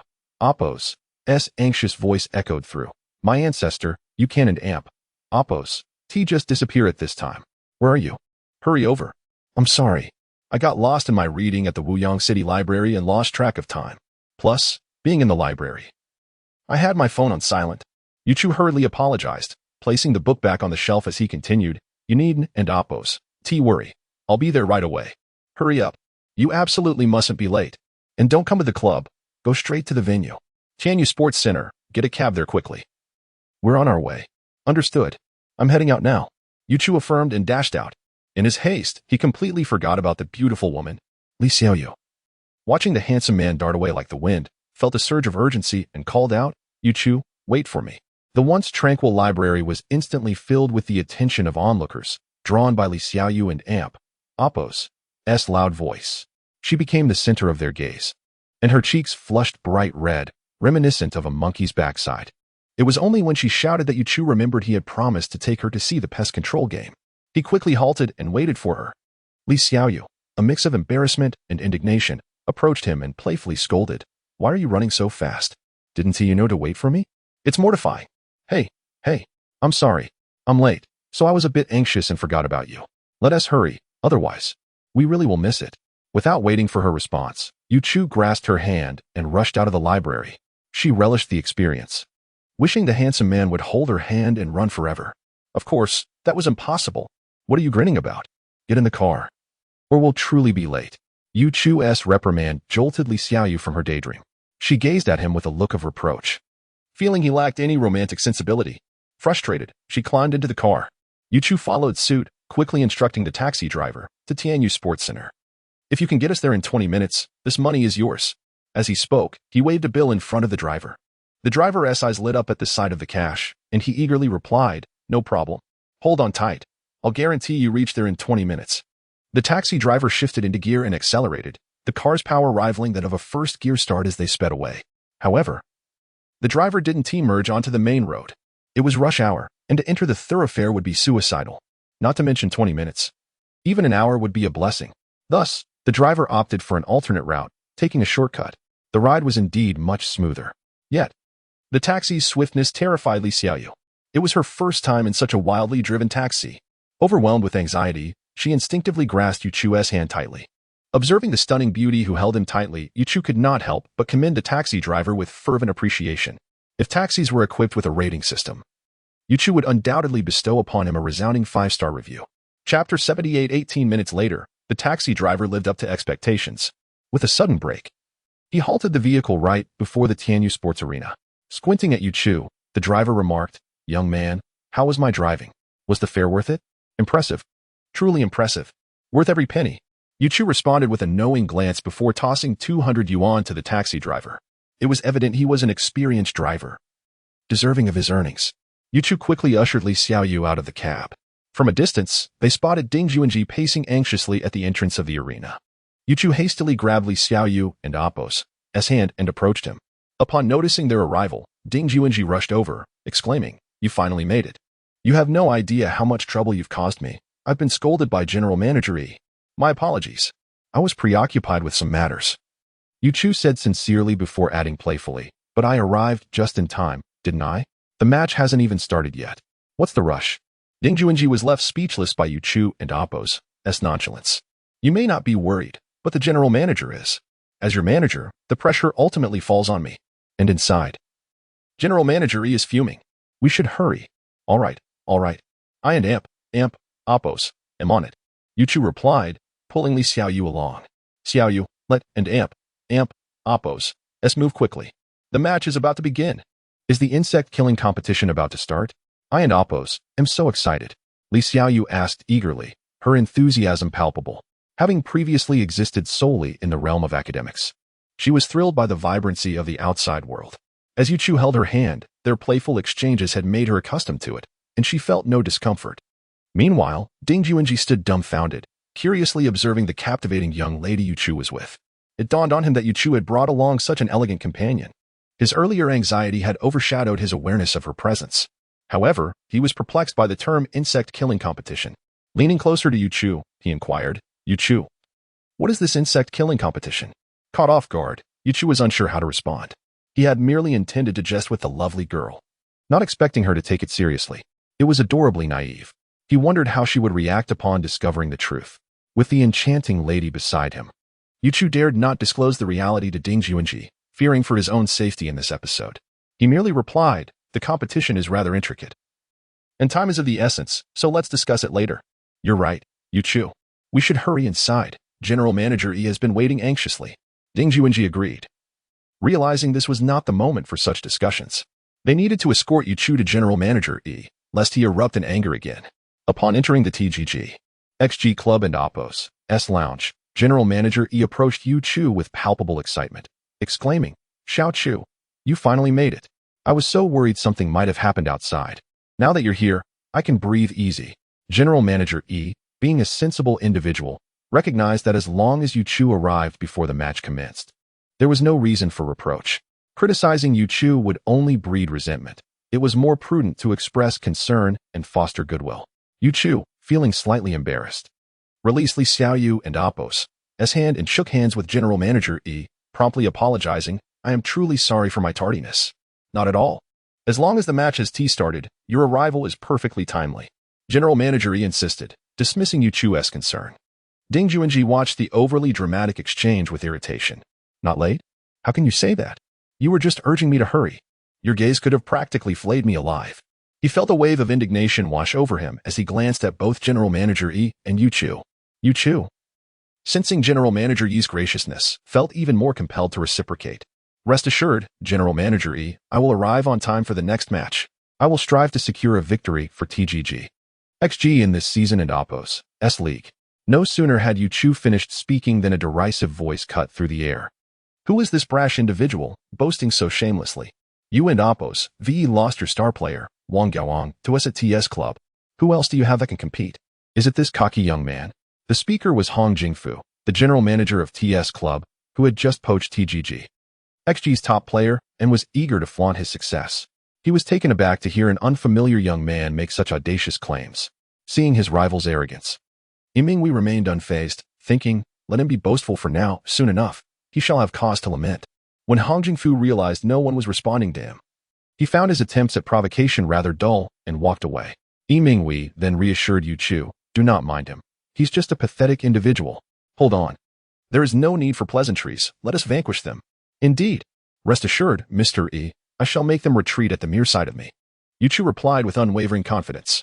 Chapter 79. Ever since Li Xiaoyu entered the gymnasium, she sensed something was amiss. Wasn't this supposed to be an insect extermination competition? Why were there no extermination tools or insects in sight? In the center of the gymnasium, however, there was a stage, flanked by 5 tables on either side, each equipped with a mobile phone. The more she observed, the more perplexed she became. Just as she was about to inquire with Yu Chu, the lights in the entire gym suddenly dimmed. Li Xiaoyu was startled by this sudden turn of events. Fortunately, just as she began to panic, a warm hand grasped hers once more. A voice that exuded a sense of security resonated. Xiaoyu, come sit over here. The competition is about to commence. Okay, Li Xiaoyu responded, following Yu Chu's lead to take a seat. Indeed, the competition was about to start. A beam of light illuminated the center of the stage, where a host in a tailored suit stepped forward. Ladies and gentlemen, welcome to the 0th Annual Pesticide Professional League, hosted by Tingxin Games. We extend our gratitude to Tingxin Video and Tingxin Live. Hearing the host's words left Li Xiaoyu even more bewildered. The situation seemed increasingly incongruous. She leaned towards Yu Chu and whispered, "Yu Chu, what is going on? Isn't this supposed to be an insect extermination game? Where are the pesticides? The insects?" Yu Chu felt a wave of embarrassment wash over him. "Sigh. I shouldn't have made such a jest. Look, karma has caught up with me. But one must face reality. Since I can't continue the ruse, I must come clean. This pesticide is actually a mobile game and has nothing to do with insect extermination. Kiki, I was just joking with you." Li Xiaoyu looked at him incredulously, her expression reflecting disbelief. "You big liar. You've led me in circles." She was incensed. "Humph. You dare to deceive me. I shall ignore you." "Hey. Don't be upset. I merely intended to joke with you. Who knew you would take it so seriously?" "Humph. And you still have the audacity to say that. I am truly angry." After saying this, Li Xiaoyu crossed her arms and turned her head away, sulking silently. Yu Chu was at a loss. Having never dated before, he was unsure how to placate a girl. Not knowing what else to do, he decided to apologize. If offered a durian, he would kneel without hesitation. "I'm sorry. It's all my fault. I shouldn't have deceived you. Please forgive this pitiful creature, my adorable little princess." Li Xiaoyu glanced at him from the corner of her eye and, seeing his woeful demeanor, couldn't help but stifle a laugh. "Seeing how pitiful you look, I'll forgive you, but you must promise not to deceive me again, understood?" "I understand. I swear I will never deceive you again. If I do, may lightning strike me." Yu Chu had already surveyed the clear sky, which was quite suitable for making such a vow. "Now, let us welcome the TGG, XG team and the TS team to the stage for our opening match." The competition was about to commence, and the host had called the two teams to the arena. However, Yu Chu was solely focused on winning Li Xiaoyu and Appo's favor, oblivious to everything else. Ding Juanji noticed that the other players had already stood up, preparing to ascend the stage. Yet, Yu Chu was still engrossed in flirtation with the lovely girl, showing no signs of readiness to compete. Ding Juanji sighed in exasperation. Is Yu Chu here to compete, or to woo the ladies? The players preparing to take the stage also sensed something was amiss. Where was the ace? The player who should have been at the forefront of their team was nowhere to be found. They began searching for their star player. To their astonishment, the ace they awaited was still flirting. They couldn't help but grumble. "We were hoping for you to lead us to victory, yet here you are, charming the ladies." Even Yi Minghui, witnessing this scene, couldn't help but twitch his lips. He was left wondering what sort of person he had hired for $1 million. Always either late or flirting during the competition. Yet, he remained silent and merely gestured to Ding Juanji. Ding Juanji could only chuckle ruefully. "All right. It's your turn to take the stage. You can flirt later." "Oh, is it my turn? All right. I'll be right there," Yu Chu replied. Then turned to Li Xiaoyu and said, "I'm heading on stage now. You just wait here for my triumphant return. But don't be too arrogant as if you're guaranteed to win," Li Xiaoyu retorted, her face flushed with embarrassment. She had let others mistakenly think she was Yu Chu's girlfriend, and her cheeks reddened at the thought. But seeing that Yu Chu didn't object only made her blush deeper, with a hint of joy. As for Yu Chu, he chose not to contradict her. He would soon show her what it meant to be invincible. His presence on stage was merely a formality. There was no one formidable to contend with. When Yu Chu led his team onto the stage, it immediately sparked a commotion in the audience. Who is this? Has TGG, XG replaced their seed player? Indeed. Where's Wang Gaoang? I came here just to see him compete. This is strange. How could TGG, XG employ an obscure individual as their seed player? Exactly. TGG, XG is bound to perform poorly this time, potentially falling out of the top 10. Look over there. Isn't that Wang Gaoyang? But why is he on the TS team? Has Wang Gaoang been poached by TS? As the audience murmured, Wang Gaoang approached the stage, saw Yu Chu. And his expression froze, his hands trembling involuntarily. The shadow cast by Yu Chu was indeed too great, a seemingly insurmountable opponent, unexpectedly encountering him in the very first match. How could Wang Gaoyang not tremble? Yet he concealed his apprehension adeptly, ensuring that no one else could perceive his anxiety. He still needed to carve a niche for himself in this industry and could not allow others to witness his moment of weakness. The other members of TGG and XG cast scornful glances at Wang Gaoang upon their arrival. Yu Chu refrained from unnecessary banter and promptly called everyone to take their seats in preparation for the competition. A defeated opponent was not worthy of his words. Chapter 80. The competition unfolded precisely as Yu Chu had envisioned. Within just 5 minutes of the match, Yu Chu had already set aside his phone. For the opposing team had surrendered. The teammates sharing the stage with Yu Chu were now truly experiencing the magnitude of his prowess. They were still processing what had transpired when the announcements began to ring out. First blood. Double kill. Mere seconds later, the calls continued. Triple kill. Quadra-kill. Pentakill. Ace. At this moment, everyone present was left in a daze, their first reaction being, could he truly be this formidable? Doubt clouded their minds as they stared incredulously at the godlike young man before them. The members of the TS team stood on the stage, their hands trembling in disbelief. Utterly stunned. Especially Wang Gaoyang, who once again felt the overwhelming strength of Yu Chu. It was as if he were an invincible being, unbeatable, whether alone or against 5 opponents. Just moments ago, the TS club and AMP, Oppo's, manager, Hong Jingfu, who had been so arrogant, rushed onto the stage in a frenzy, desperately questioning his players. What is wrong with you? You surrendered after just 5 minutes. Have you all lost your minds? There is only one strong player. Avoid him and attack the others. He pointed accusingly at Wang Gaoyang. Wang Gaoyang, I brought you here at great expense, and this is how you repay me? Surrendering before the match even began.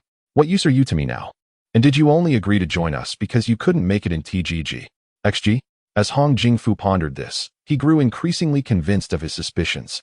After all, how had they managed to recruit him only a few days ago? At that moment, he had felt inexplicably thrilled, without considering the potential pitfalls that lay ahead. Faced with such an accusation from his new boss, Wang Gaoyang's face turned crimson. He stammered, at a loss for words. He had concealed certain truths from his new employer, and now that they had come to light, he found himself speechless. In stark contrast to the tense atmosphere enveloping the TS team, the audience was already in a fervor, exclaiming, "Incredible! I barely saw what happened, and the match was over." Same here. I just looked down for a sip of water, and he already had 3 kills. One bewildered spectator, still wiping his hands with a tissue, added, I'm worse off. I stepped out to use the restroom and returned to find the match concluded. Can someone explain what just happened? Who won? Nearby, an enthusiastic audience member pointed at the stage, declaring, Does it even need saying? Just look at the TS team. They resemble lost dogs. It's clear they've lost spectacularly. No less, entirely wiped out by one player. Who is this person? Even Wang Gaoyang has deserted them. I haven't heard of any formidable figures in TGG. XG. The astonished spectator lamented missing such an extraordinary moment, thinking he needed to supplement his stamina, having faltered at a critical juncture. The enthusiastic onlooker continued. Wang Gaoyang may have left, but TGG. XG has found a young prodigy capable of dominating even him. I can't help but suspect that Wang Gaoyang left TGG. XG because of this incredible player. Indeed, your reasoning is quite plausible. With the emergence of such a formidable talent, this season's league championship seemed all but assured for TGG. XG. The organizers were equally taken aback, particularly the game commentators. In the final 2 minutes of the match, they were left utterly stunned. So absorbed were they in watching the game that they forgot to commentate. By the time they realized what was happening, the match had already concluded. They felt as though they had barely begun their introductions before the event reached its conclusion, leaving them with no opportunity to contribute. This was undoubtedly the quickest and simplest commentary of their careers, as they had barely managed to utter a few words before the match ended. What more could they say? At this moment, the host finally emerged from his stupor. Not by his own volition, but rather summoned by the event's director. He had been so awestruck that his jaw had nearly dropped. This was the most exhilarating match he had ever witnessed, bar none. Observing the director's darkened expression, the host hastened to the stage to salvage the situation. Ladies and gentlemen, was that match not absolutely thrilling? Who could have anticipated the appearance of such an extraordinary talent today? Let us extend a warm round of applause for this newcomer. Yu Chu. The host initiated the applause, and soon the entire arena erupted in thunderous cheers, a cacophony of sound that reverberated throughout the venue. Yu Chu stood, waving his hand in acknowledgement of the crowd and Oppo's admiration. Only then did he realize that his nickname was YC, a casual abbreviation of his name. Was it truly that easy to adopt such a moniker? Observing Yu Chu, now the center of attention, Minghui felt an immense sense of satisfaction. The investment of 500,000 was proving to be exceedingly worthwhile. As for Yu Chu's minor flaws, Minghui had completely forgotten them. In light of Yu Chu's brilliant performance, those shortcomings paled in comparison. He cast an appreciative glance at Ding Juanji, who was now teary-eyed with emotion. So. Ding Juanji was overwhelmed to the point of speechlessness. After enduring so many hardships, he had finally found a moment of triumph. The incredible talent standing before him was unearthed by his own efforts, a source of pride that he would carry for a lifetime. Although she did not fully comprehend the events, Li Xiaoyu recognized Yu Chu's victory. Watching him on stage, accepting the applause of the crowd, it was evident that he must be extraordinarily talented. Li Xiaoyu was utterly exhilarated. She never imagined that Yu Chu and Apos' earlier proclamation of a triumphant return was devoid of any falsehood. It certainly made him the center of attention for everyone. What else could signify a glorious homecoming? What, then, would be considered as such? Li Xiaoyu and Apos' heart brimmed with joy. Yu Chu and Apos' assertion that he would no longer deceive her was indeed genuine.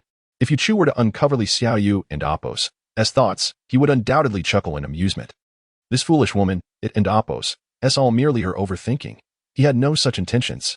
Chapter 81. All right. Everyone, please quiet down. Now, I ask the two formidable teams, TGG and XG, to exit first as we continue with the competition. The host noticed that the applause was dwindling, signaling that it was his time to take the stage once more. Yu Chu waved his hand in gratitude to the audience and made his way back to the resting area of TGG and XG. As he stepped inside, a fragrant figure rushed towards him, gazing at him with admiration. Yu Chu, you are incredible. I never expected you to excel in both academics and gaming. Oh, it's nothing special. Just playing around to pass the time, Yu Chu replied nonchalantly.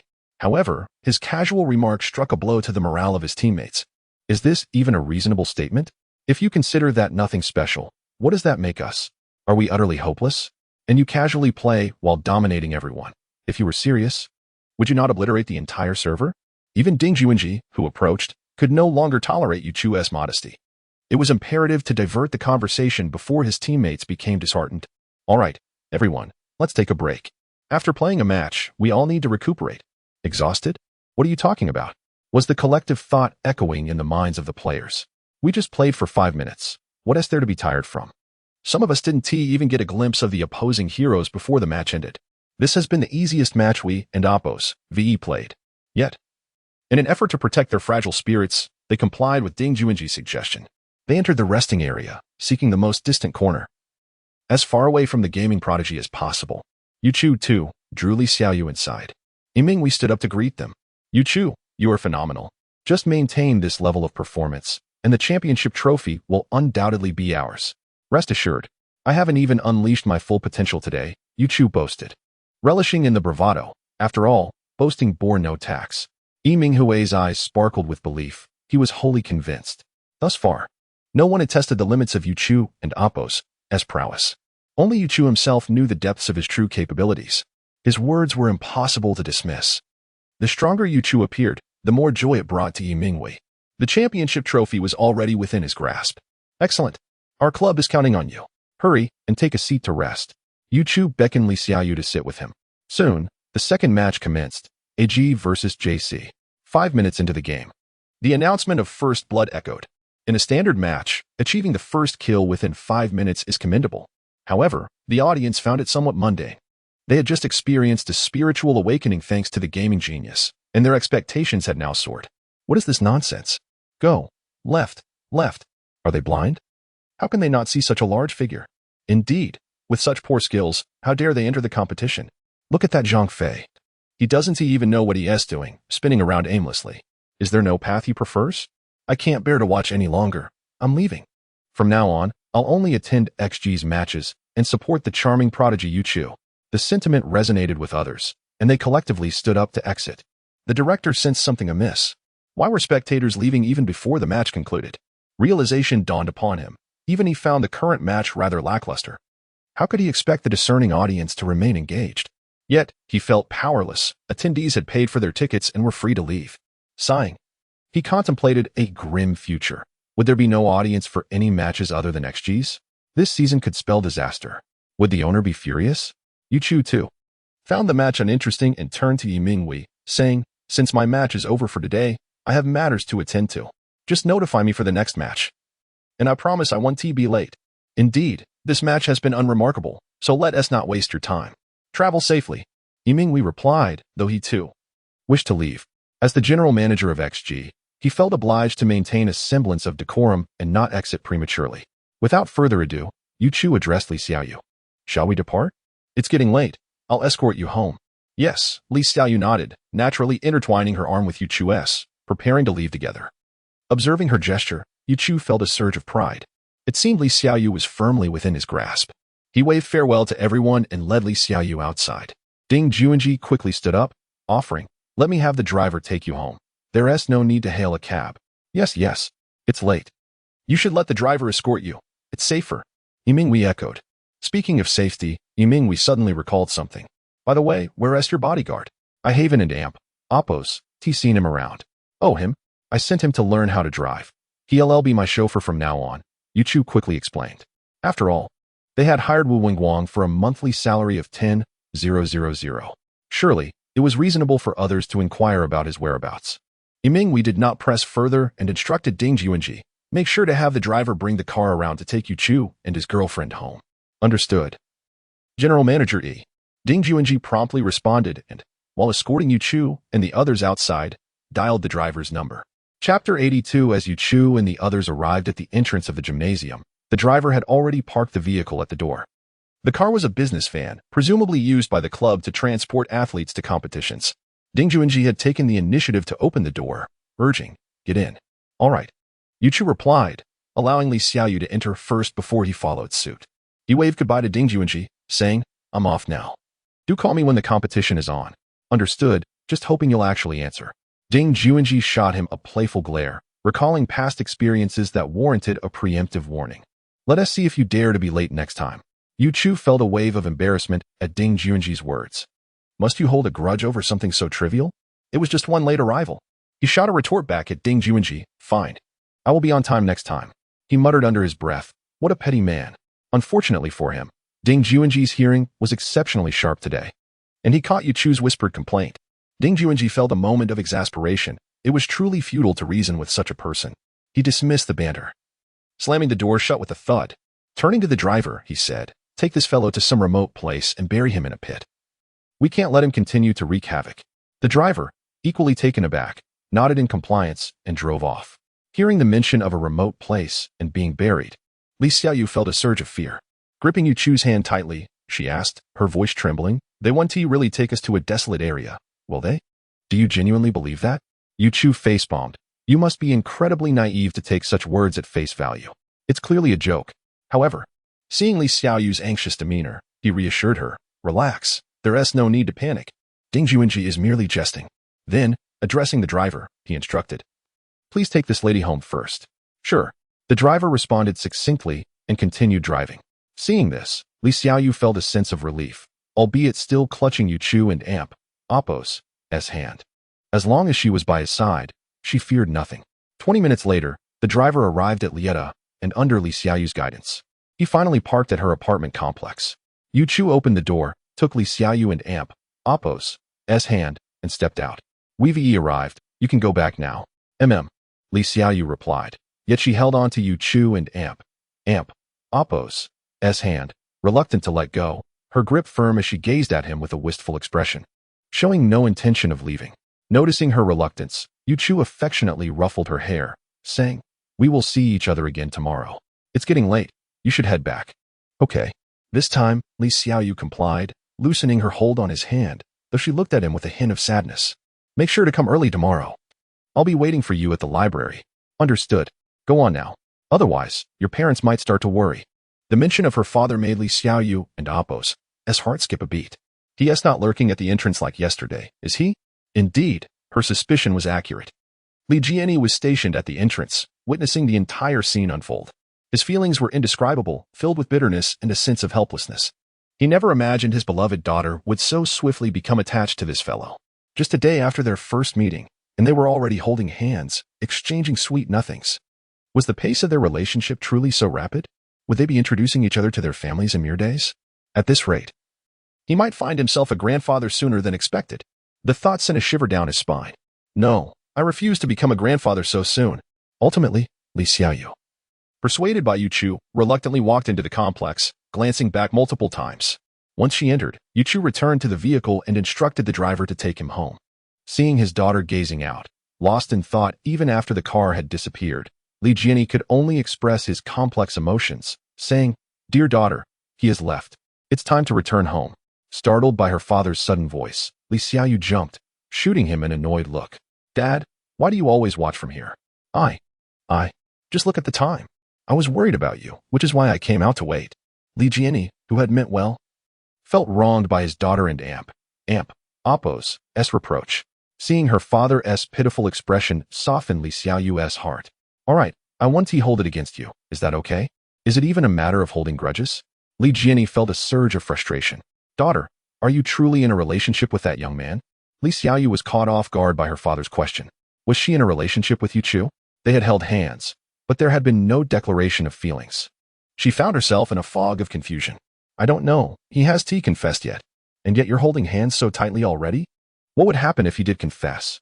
Li Jianyi dared not contemplate the implications. It seemed necessary to have a serious discussion with his daughter to put the brakes on this whirlwind romance. My dear daughter, as a young lady, you must learn to exercise restraint. You cannot simply yield to every whim of a boy. But we haven't done anything. Is that really nothing? You're already holding hands. Li Jianyi was at a loss for words when faced with his daughter's innocence. He could only speak earnestly. Daughter, you two are not officially a couple yet. He shouldn't be holding your hand. Girls must learn to say no. Oh, I understand. Next time. I simply want to hold his hand. Is the initiative still yours? Li Jianyi felt a surge of frustration welling up within him, nearly choking him. It appears that the safety education at home regarding their daughter is insufficient. Upon returning, he must ensure that her mother provides her with a thorough lesson. The importance of safety education cannot be overlooked. Chapter 83. Yu Chu returned home and, after a brief conversation with Li Xiaoyu, retired early for the night. However, the online world was ablaze with excitement. Shui Yuzi, a prominent gaming influencer, had just attended the inaugural match of the Professional Mobile Legends tournament. He felt that his attendance was immensely rewarding, especially due to the remarkable performance of the rookie, YC from Team XG, whose prowess was unparalleled and utterly dominant. Upon returning home, he quickly transferred the photos he captured at the event to his computer and published an extensive blog post titled, The Emergence of the Super God Rookie YC in the Mobile Legends Professional League. One player annihilates the opposing heroes in just 5 minutes. Within moments of sharing, his post ignited a frenzy among his followers. Such a prodigy exists? I deeply regret not being there. Is there a video of the match? I wish to witness this deity's brilliance. Responses flooded in. Yes, here's the link. HTTP. Incredible. I've seen it. And now I question my existence. How can someone be this strong? Upon investigation, this god YC must not be from Earth. Perhaps he hails from the TMMD planet to save humanity. Indeed, Earthlings are too inept at gaming. We truly require the intervention of beings from TMMD. The buzz was not limited to Shui Yuzi alone. Numerous gaming influencers echoed his sentiments, either sharing their own articles or directly reposting Shui Yuzi and Appo's blog. Consequently, the online atmosphere grew increasingly vibrant. Yet, Yu Chu remained blissfully unaware, lost in a deep slumber. The following day, Yu Chu made a point to rise a tad earlier. He had promised Li Xiaoyu the night before that he would arrive at their meeting place promptly. One must honor their word, after all. In his haste, he skipped breakfast and dashed out the door. Son, are you not having breakfast? But all that greeted her was the sound of the door slamming shut. Wang Chifeng shook her head in confusion. She could not fathom what had come over her son lately. His behavior had become increasingly erratic. She even contemplated whether to take him to a psychiatrist to see if there was hope for him. Yu Chu hurriedly boarded the subway. Fortunately, it was Saturday, and the crowds had diminished significantly, sparing him the embarrassment of being jostled around. By 8:30, he had emerged from the subway station and hastened toward the library. From a distance, he spotted Li Xiaoyu waiting, her gaze fixated on the direction of the subway station. As he sprinted toward her, he waved enthusiastically. Upon seeing Yu Chu, breathless and drenched in sweat, Li Xiaoyu's heart swelled with concern. She quickly produced a tissue to dab the perspiration from his forehead. You needn't rush. I'm not going anywhere. Look at you, drenched in sweat. Hee, I just wanted to see you sooner. Upon hearing his words, Li Xiaoyu beamed with delight, her cheeks flushing a deeper shade of red. Seeing you rush over, I assume you skipped breakfast? Yu Chu sheepishly nodded. Li Xiaoyu rolled her eyes in mock exasperation. I knew you would do this. Luckily, I came prepared. With a flourish, she produced a breakfast she had brought along and handed it to him. I anticipated this. Sew it up. You were so kind to me. Yu Chu grinned as he accepted the meal. He was pleasantly surprised by Li Xiaoyu's thoughtful gesture, which made his heart flutter. Without hesitation, he opened the breakfast package, revealing a cup of soybean milk and a pan-fried bun. He took a bite of the bun and, While chewing, inquired, "Have you eaten yet? Would you like one?" "No thanks, I've already had my fill." "Enjoy yours, but take your time. You've got oil on your lips." Li Xiaoyu chided gently as she reached for another tissue to wipe the grease from the corner of his mouth. Watching her fuss over him like a caring partner, Yu Chu felt an overwhelming sense of happiness. Was this the essence of being in love?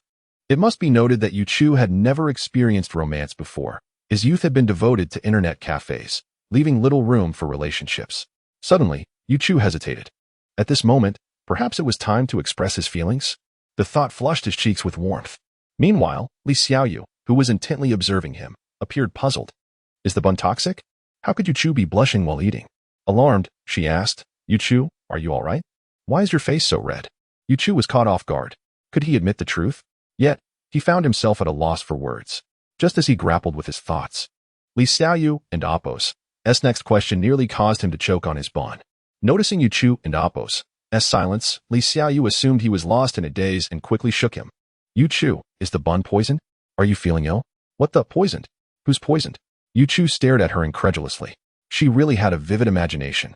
The half-eaten bun he was chewing lodged in his throat, causing him to cough violently. Li Xiaoyu, panicked, rushed to pat his back in an attempt to dislodge the obstruction. Thankfully, after several coughs and her supportive pats, he managed to expel the remnants of the bun. Taking a deep breath, he finally regained his composure. Seeing that he was all right, Li Xiaoyu, who had been terrified just moments ago, felt a wave of relief wash over her.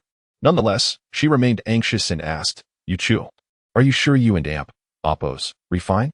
Should I take you to the hospital?" "No need. I just swallowed wrong. I'm fine now." Yu Chu waved his hand dismissively. However, Li Xiaoyu was still puzzled and pressed. "Aren't you still feeling unwell? Perhaps we should visit the hospital for a checkup." Yu Chu felt as though he might be experiencing a heart attack. Perhaps it would be wise to visit a hospital and see if he could be salvaged. Encountering such an audacious girlfriend, he was uncertain whether to laugh or to weep. Wait, he hadn't even confessed yet, so she couldn't be considered his girlfriend. Yu Chu managed a wry smile, stating, "I am not poisoned. The pan-fried buns are not toxic, and they are actually quite delicious." His words left Li Xiaoyu perplexed, prompting her to inquire hastily, "Not poisoned? But why didn't you answer me when I asked you earlier?" Chapter 84. Just a moment ago, I was contemplating whether to confess my feelings to you, yet here you are, audaciously suspecting that I might be poisoned. Yu Chu ultimately decided to voice his true thoughts, treating it as a mere test. He intended to first observe Li Xiaoyu's expressions before proceeding with his next move. Yu Chu began to discreetly watch for any changes in Li Xiaoyu and Apos' demeanor. Upon hearing Yu Chu and Apos' words, Li Xiaoyu felt her cheeks flush, quickly turning a brilliant shade of red. Was he truly about to confess his feelings to her? Her heart raced like a startled fawn, brimming with anticipation yet overwhelmed with nervousness. Li Xiaoyu remained silent, bashfully tugging at the hem of her clothes, occasionally stealing glances at Yu Chu, observing her reaction. Yu Chu felt certain of his course of action. If he were still uncertain at this point, it would surely reflect poorly on his emotional intelligence. He gently took one of Li Xiaoyu's hands, gazing deeply into her eyes, and softly inquired, "Xiaoyu, would you consider being my girlfriend?" Li Xiaoyu responded quietly. Her face flushed as she turned her gaze away, unable to meet Yu Chu's eyes. The long-awaited confession had finally arrived. If her father were to find out, he would surely be devastated. Is it too soon? You and Apos' only known each other for 3 days. Seeing Li Xiaoyu and Apos' affirmation, Yu Chu was overjoyed. Pulling her into a warm embrace, holding her tightly, they became enveloped in a blissful moment, reluctant to part from each other. Ultimately, it was Li Xiaoyu's bashfulness that led her to push Yu Chu away, for they had attracted too many onlookers, their eyes fixed upon the pair. Initially lost in joy, they had not noticed the stares, but soon enough, Li Xiaoyu felt the weight of those curious gazes upon her. How could she withstand such scrutiny? Blushing fiercely, she quickly urged, "You should finish your breakfast. The library is about to open." "Yes." Yu Chu too became aware of the piercing gazes, his cheeks burning with embarrassment. Hastily, he took a sip of soy milk to mask his awkwardness. Once more, he picked up a pan-fried bun and offered it to Li Xiaoyu. "Would you like one?" This time, Li Xiaoyu did not refuse, though she did not reach for the bun. Instead, she leaned closer, taking a delicate bite. Yu Chu was momentarily taken aback by her action, but joy surged within him. Had they already reached that level of intimacy? He felt no disdain, taking the bitten bun and devouring it in a few quick bites. "All right, let us head to the library." "Wait, let me wipe your mouth first. It's all greasy." Li Xiaoyu quickly retrieved a tissue and cleaned the remnants of soy milk from the corners of Yu Chu's mouth. Now we can go. I'll just throw this trash away first. Yu Chu surveyed the area and spotted a trash bin not far away. He hurried over to discard his waste, then returned to grasp Li Xiaoyu and Appo's hand. Let us go. Li Xiaoyu gazed at Yu Chu with affectionate eyes, allowing him to lead her into the library. They ascended to the 7th floor of the North Tower, but this time, unlike before, he held someone's hand. Releasing Li Xiaoyu's hand, he gently caressed her hair. Now, I must focus on my studies. You go tend to your matters. Li Xiaoyu nodded, her gaze still filled with affection.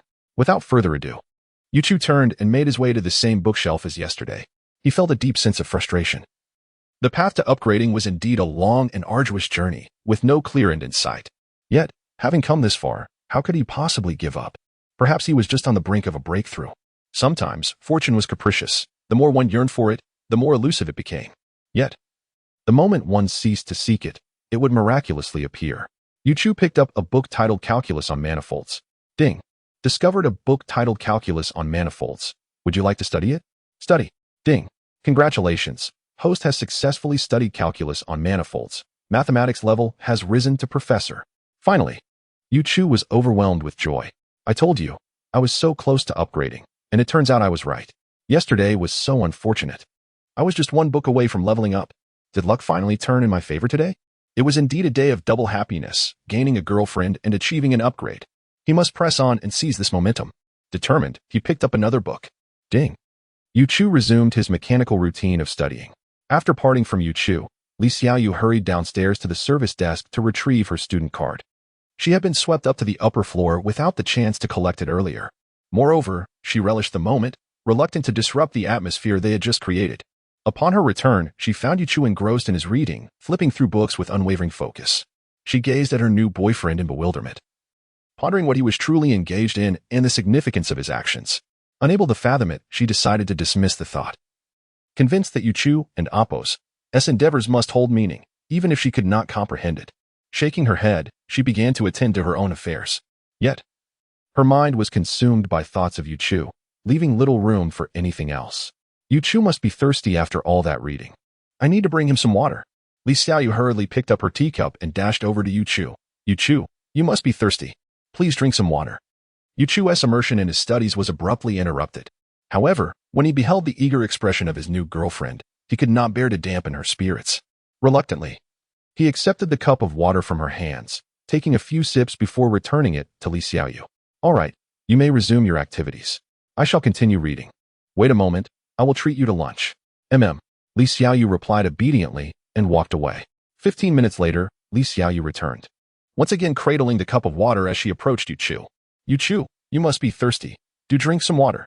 Observing his girlfriend's increasingly fervent attentiveness, Yu Chu felt a surge of frustration. Was it impossible for him to enjoy a moment of quiet while reading? Is this the nature of women in love? Now, as he contemplated his regret, he wondered if it was still not too late. Chapter 85. In recent days, Yu Chu has been reveling in the attentive care of his new girlfriend, Li Xiaoyu, while simultaneously grappling with the relentless challenges posed by the system. Perhaps he had truly exhausted his luck on that fateful day. It has been 3 days since he ascended from the level of mathematician to professor. Yet there seems to be no sign of progression. Initially, upon achieving the title of professor, Yu Chu believed he had reached a sufficient pinnacle and had no desire for further advancement. However, upon reviewing the proof of the Goldbach conjecture, he found himself perplexed by certain aspects. No wonder this conjecture has eluded proof for so long. Given the circumstances, Yu Chu felt compelled to return to the library and delve deeper into his studies. Yet, despair loomed over him like an abyss. Day after day, it felt like an insatiable void. Had it not been for the warm presence of his devoted little cotton-padded jacket, who provided him with tender care, he feared he might have already succumbed to despair. Today, he could no longer suppress his frustration and confronted the system, demanding, "System, what is going on? This feels like an endless abyss. Is it not possible to provide a reference point to inform me how much longer I must toil before I can advance? The world is waiting for my salvation. I cannot squander my time indefinitely." The system replied, "Host, please rest assured, this earth remains secure, and there is no immediate need for your intervention. Focus on elevating your own level. Furthermore, attaining the title of academician is the pinnacle of human civilization and Appo's academic hierarchy and is not easily achievable. Do not confine yourself to outdated knowledge found in this library. It may no longer serve you well. I recommend seeking out some cutting-edge journals, as they may yield different insights. Yu Chu felt a surge of indignation welling up within him. This wretched system. If these books were of no use to him, why had it not stated so earlier? He had wasted several days here in vain. It was utterly infuriating. Suddenly, the system's voice resonated once more. Task activated. Please elevate your mathematical level to that of academician within 24 hours. The activation of a task once more astonished him. Ever since the college entrance examination, he had not received any tasks. Who would have anticipated that today would mark the return of such a challenge? Yet, the requirement of accomplishing it within 24 hours, what absurdity was this? Could this even be deemed a feasible task? Anxiety began to creep in as he pondered how he could possibly complete it. Moreover, where could he find these journals? Yu Chu began to scour the entire bookshelf. 1 shelf, 2 shelves, 3 shelves. He meticulously examined every shelf dedicated to mathematics, only to find himself disappointment. Not a single journal graced the shelves, only books. Just then, his gaze caught sight of his girlfriend, who was secretly observing him. Of course, Li Xiaoyu volunteered at the library and would likely possess more knowledge about it than he did. He quickly waved at her with a beaming smile. Li Xiaoyu, who had been stealing glances at her boyfriend, felt a rush of excitement upon seeing him beckon her over. This was the first time Yu Chu had actively called her over during these past few days. She had been experiencing a whirlwind of emotions, joyful to see her beloved every day, yet frustrated that Yu Chu seemed entirely absorbed in his studies, neglecting her presence. She could not fathom why, in the early stages of their romance, he seemed less inclined to cherish every moment together. Nevertheless, this invitation filled her with delight. She felt as though the clouds had parted to reveal the moon. Her boyfriend had finally remembered her. She hurried over, her face alight with hope, and inquired, Yu Chu, do you need something from me? Oh, it and amp, oppos, that's nothing urgent. I was just wondering, since you know the library so well, are there any journals related to mathematics here? Li Xiaoyu's heart sank with disappointment upon hearing his request. She felt deflated, as if all her excitement had evaporated. She had anticipated a romantic outing, perhaps to watch a movie or go shopping together, only to be met with yet another inquiry about books. Yu Chu noticed her sudden change in demeanor and felt perplexed. Just moments ago, she had seemed perfectly fine. With concern, he asked, Xiaoyu, are you all right? Is something bothering you? You're the one who should be concerned. Li Xiaoyu shot him a look. Regaining her composure, she replied coolly, I'm fine. About that mathematics journal you inquired about. A public library like Wuyang City Library wouldn't subscribe to such specialized journals. These professional journals tend to be quite expensive and attract few readers. So ordinary libraries generally do not carry them. They might have popular science journals, but you can forget about the specialized ones. Yu Chu felt a wave of despondency wash over him. Where could he possibly find these journals? He was utterly lost. Yet, Li Xiaoyu's next words rekindled his hope. Noticing his downcast expression, she felt a pang of sympathy and continued mysteriously, I know where you can find such journals, but it depends on whether you dare to go. Where? Tell me quickly. It's not that I'm boastful, but there is truly no place in this world that I would shy away from, Yu Chu declared confidently, thumping his chest. As long as he could access those journals, he would brave any peril. Seeing Yu Chu's unwavering confidence, Li Xiaoyu couldn't help but chuckle, teasingly asking, are you truly certain you would dare to go there? Hurry and tell me. I'm eager to go right away. Yu Chu urged her with great urgency. I'm in a race against time. Several days have already been squandered, and he is unwilling to waste another second. Li Xiaoyu gazes at her boyfriend with a peculiar expression. Just wait until I reveal it. Let us see if you still possess such courage. She is eagerly anticipating her boyfriend's reaction. With a playful smile, she declares, since you've prompted me, I shall speak. Go ahead. You do tend to ramble. Hee hee. Those journals are right in my father and amp, Oppos, office. Do you dare to go? Of course I dare. Why would and amp, Oppos, ti. Yu Chu replied without a moment and amp, Oppos, hesitation. But midway through his words, he froze. Your father? No way. Is this a serious matter? Chapter 86. Yu Chu was seriously doubting whether he was experiencing auditory hallucinations. Uncertainly inquiring, I didn't team is here, did I? You're going to see your father? Yes. Li Xiaoyu replied with a radiant smile, nodding at her boyfriend. She was utterly pleased. Everything unfolded just as she had anticipated. Her boyfriend had transformed from confidence to sheer terror. Indeed, Yu Chu was terrified. He was genuinely frightened by his girlfriend's words.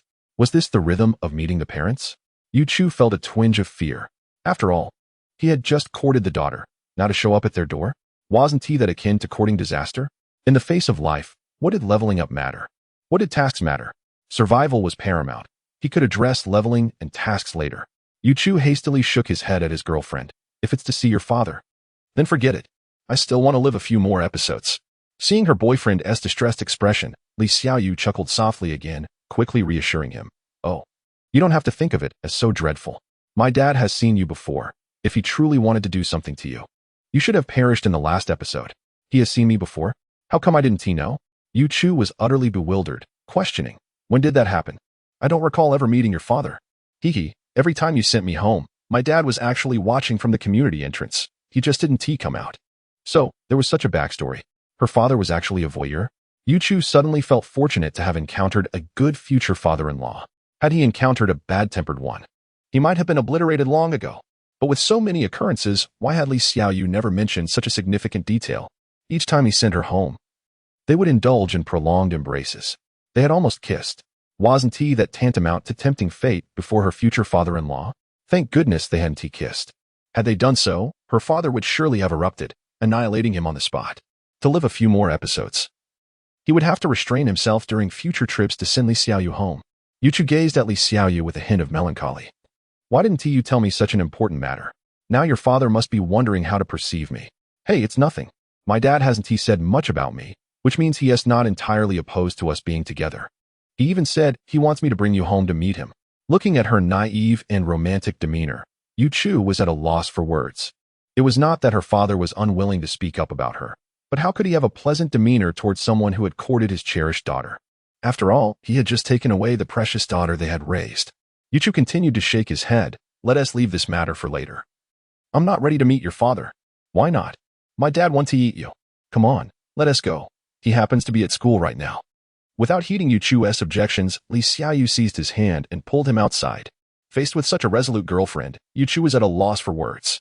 If he refused to go, it would seem as though he had something to hide. So be it. What was it to meet the parents? Was he afraid of anyone?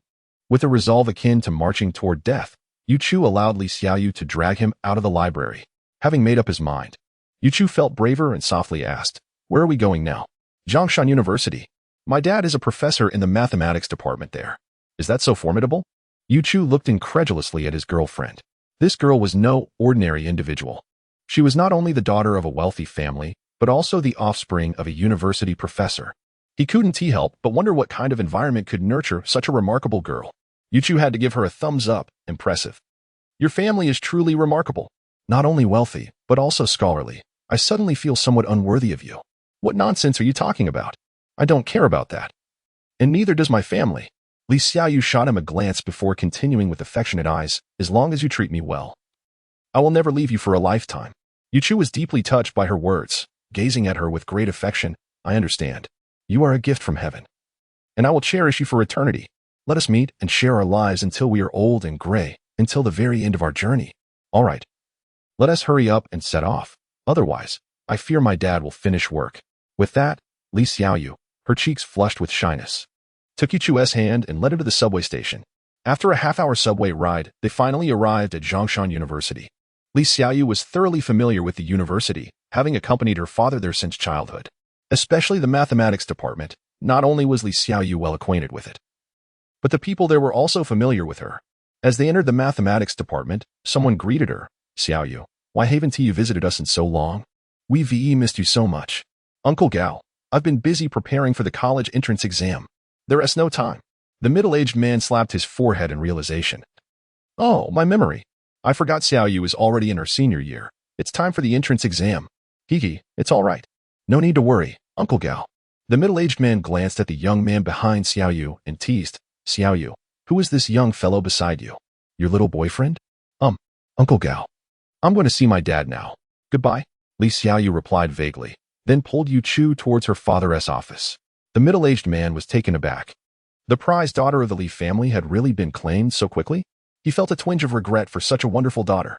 He had originally intended to introduce his son to her, allowing his son to court her. Who knew it would be snatched away so swiftly? It seemed his son was not destined for that fortune. Li Xiaoyu pulled Yu Chu into her father and Appo's office, opening the door without so much as a knock. For Li Xiaoyu, was there truly a need to knock on her father's door?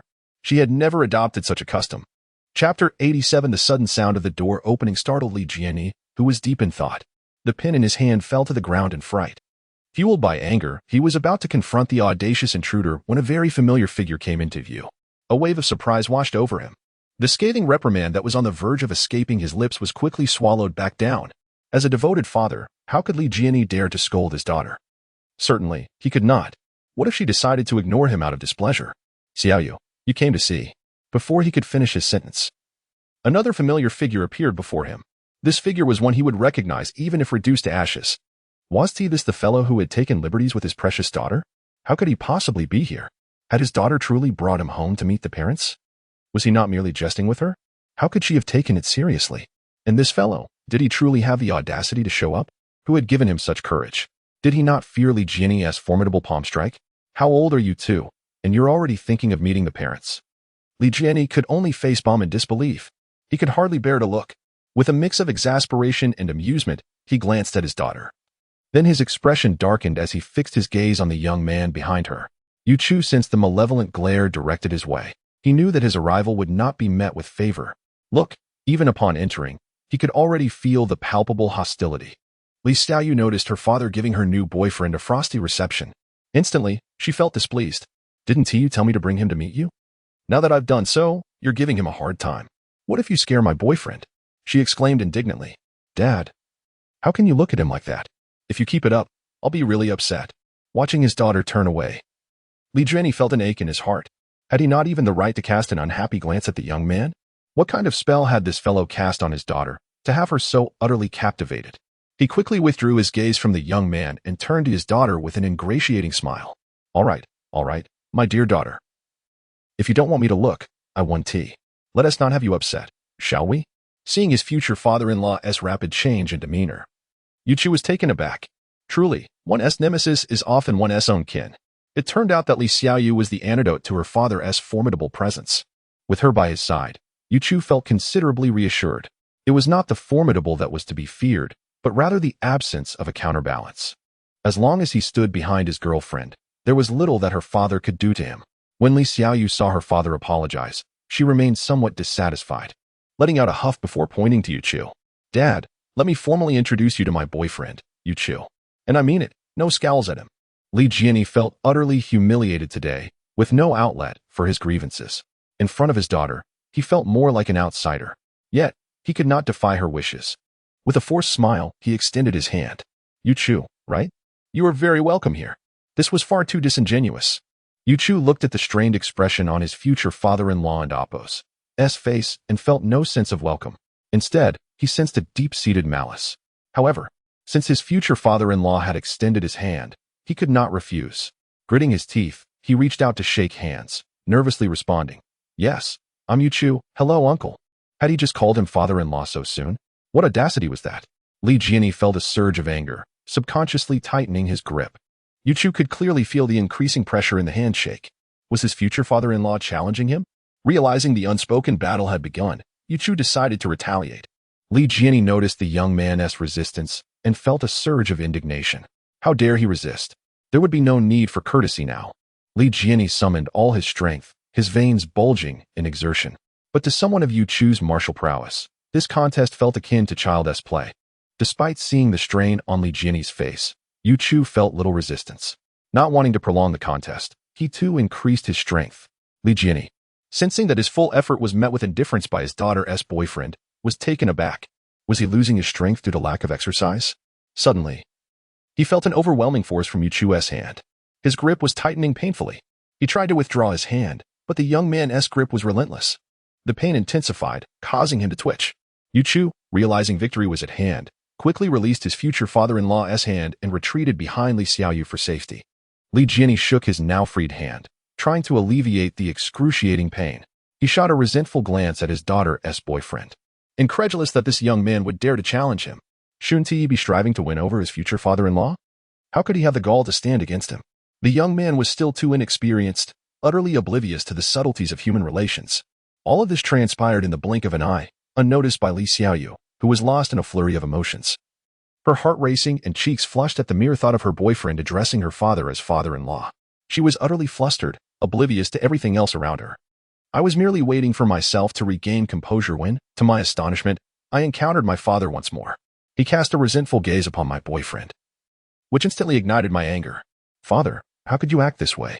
Did you not just promise to refrain from showing my boyfriend any disdain? Chapter 88. Did I promise? Li Jianyi felt a wave of anguish wash over him. His palm throbbed painfully, and his heart felt as though it were suffering from an immense, crushing blow, bleeding incessantly. He gazed incredulously at his daughter. Was this truly the same obedient girl he once knew? Could she not see that her boyfriend had just squeezed her father's hand with excruciating force? She had allowed her boyfriend to mistreat him, and he felt as though he had no right to express his anger. Did he possess not even a shred of human dignity? Li Jianyi silently condemned the injustice he was enduring, yet he dared not voice his thoughts.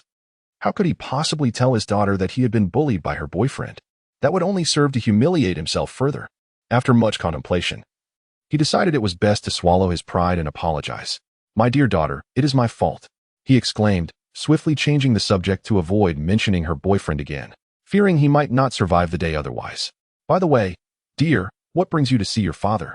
He felt a pang of despair. Was this yet another instance of him bearing the brunt of blame? Had he done anything wrong? He truly felt at a loss. Li Xiaoyu, unfazed by his turmoil, continued. Dad, my boyfriend, Yu Chu, wants to borrow some mathematics journals. I brought him here. Li Jianyi was taken aback. So, his earlier worries had been unfounded. His daughter had not brought her boyfriend home to meet the parents. This was somewhat more acceptable. If she had introduced him after knowing him for only a few days, that would have raised serious concerns. Besides, how could one meet the parents in an office? Such a meeting should rightly occur at home. He realized he had been overthinking the situation. However, Li Jianyi was genuinely surprised that her boyfriend was so dedicated to his studies, even coming to him to borrow journals. This was the only commendable trait he could discern in the young man. It is a good thing for youth to embrace learning, otherwise, they risk squandering their prime years on frivolous pursuits. With a look of astonishment, Li Jianyi asked Yu Chu, are you truly interested in borrowing mathematics journals? Can you even comprehend them? Yes, uncle, I do wish to borrow some mathematics journals. I initially intended to find them at the Wuyang City Library, but I had no luck. Xiaoyu mentioned you had some, so she brought me here. Oh, I see. How could a public library like the Wuyang City Library possibly house such specialized journals? You have come to the right place. But I fear you might struggle to understand them, Li Jianyi said, casting a skeptical glance at Yu Chu. Before Yu Chu could respond, Li Xiaoyu interjected, Dad, do not underestimate Yu Chu. Remember what I told you last time? He is incredibly capable. There is nothing he cannot grasp. Li Jianyi felt another wave of frustration. Was he not even allowed to question his daughter's boyfriend? But this was a matter of principle, and he felt he could not yield. My daughter, I do not look down upon him. Mathematics is not as simple as you think. It requires more than just good memory. It demands profound mathematical reasoning. So, not understanding it is not shameful. Li Xiaoyu huffed in dissatisfaction but refrained from arguing further. Yu Chu realized it was his moment to shine and quickly replied, Uncle, rest assured, I do understand some basic mathematical concepts. Such bravado. If you are so confident, I shall pose a question. Should you solve it? My door will always be open to you. You may come whenever you wish. Very well, uncle. Pose your question. Yu Chu replied with unwavering confidence, which stemmed from his mathematical prowess. His status as a professor was no mere title. He had earned it through dedication. All right, since you are so self-assured, I shall present a problem, Li Jianyi declared, picking up a piece of chalk and approaching the blackboard. An office belonging to a mathematics professor could not possibly lack a blackboard. He wrote the problem on the board, differential geometry of submanifolds in four-dimensional Minkowski space. This was a topic Li Jianyi had been researching recently, though his daughter's matters had clouded his thoughts, leaving him with no clarity on the subject. Since Yu Chu claimed to be so adept, he would see if he could truly solve it. His expectations were not high. He merely sought a hint of understanding from the young man to acknowledge his capabilities.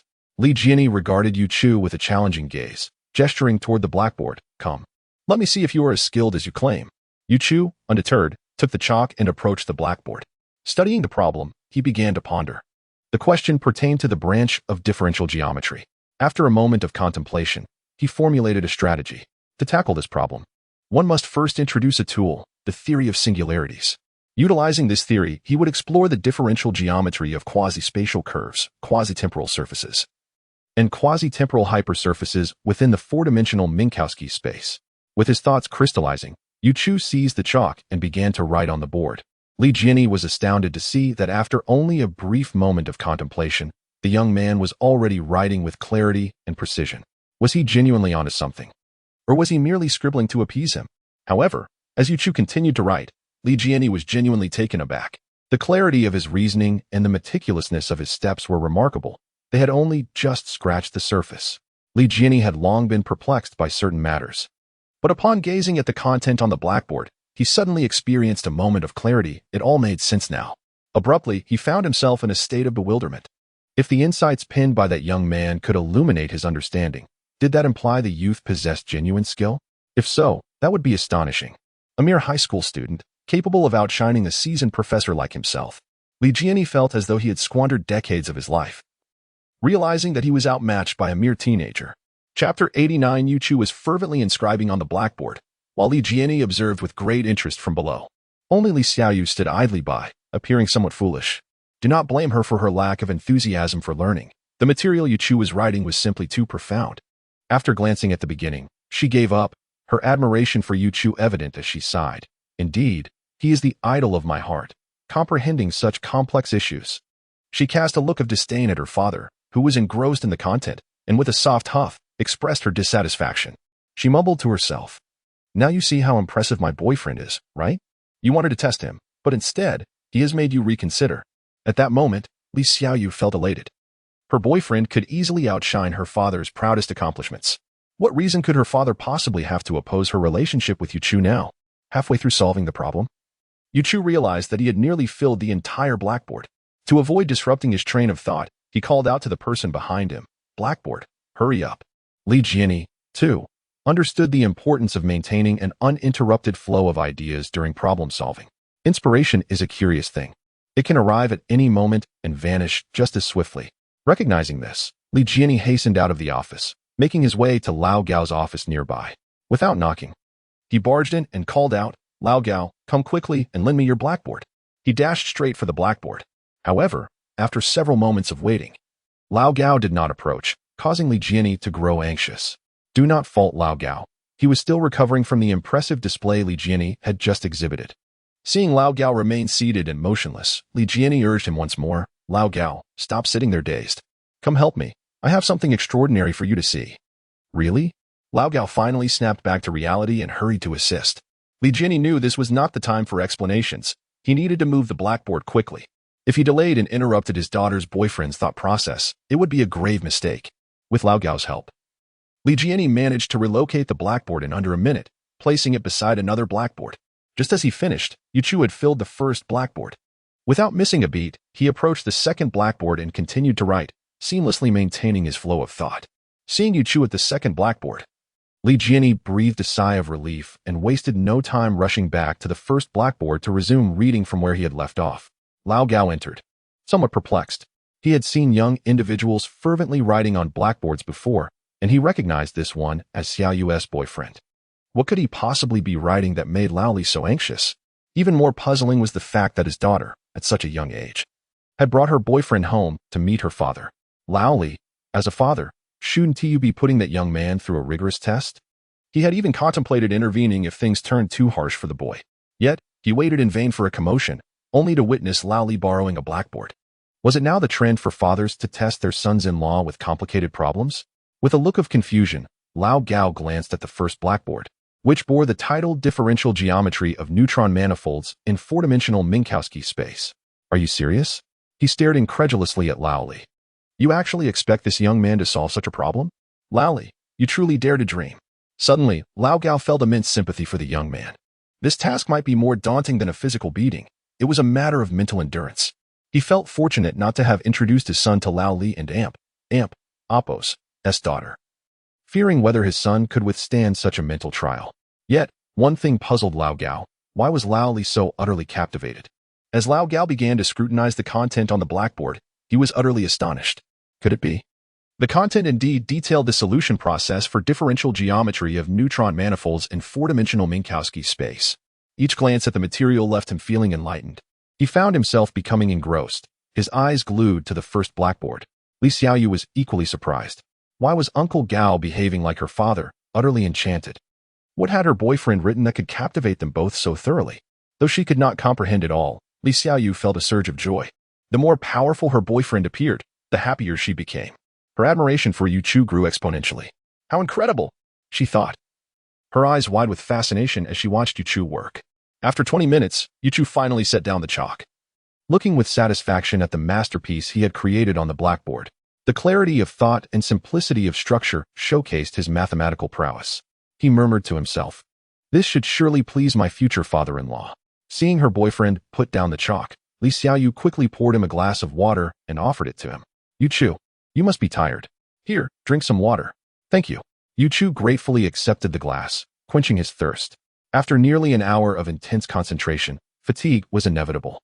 Although Yu Chu was a martial arts master, he was not made of iron. He, too, could feel tired.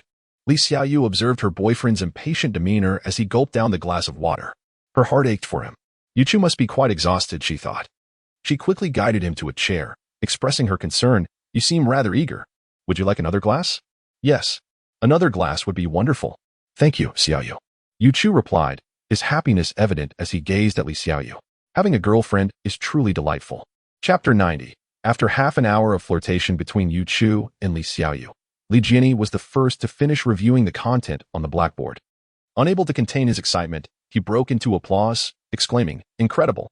Not only has it been solved, but the reasoning is remarkably clever. I cannot compare." Hearing her father's words, Li Xiaoyu felt a surge of pride and playfully approached him, teasing, "Dad, what do you think? Are you impressed now? Do you feel overshadowed?" Li Jianyi instinctively nodded but soon realized his response was inappropriate. He quickly wore a perplexed expression, casting a resentful glance at his daughter. "You ungrateful child. How could you say such a thing about your father? Even if it's true, must you speak so bluntly? Surely, I deserve some dignity." Reluctantly, he replied, "I suppose he is impressive, fine. But how can we measure it? Impressive is impressive, and unimpressive is unimpressive. All right, I admit he is quite remarkable. Satisfied?"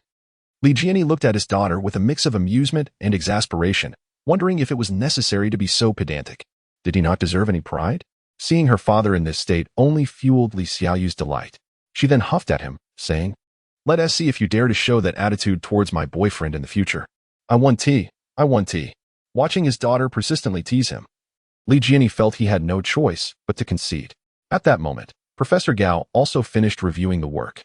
He approached Li Jianyi with a look of disbelief, praising, "Truly impressive. The solution process is exceptionally precise and clever. I lament my own inadequacy." He nudged Li Jianyi with his shoulder and added softly, "Oldly, where did you find such a talented son-in-law?" Upon hearing Professor Gao and Amp Oppo's words, Li Jianyi and Amp Oppo's eyes widened. How could he know this young man was his daughter and Amp Oppo's suitor? "What son-in-law? Nonsense," he retorted. "He is merely a friend of my daughter." Professor Gao chuckled, still in denial. "When I saw your daughter earlier, she had already acknowledged him. Don't you wish to recognize him as your son-in-law? Or shall I take him for my daughter instead?" Professor Gao had both a son and a daughter. "What are you saying?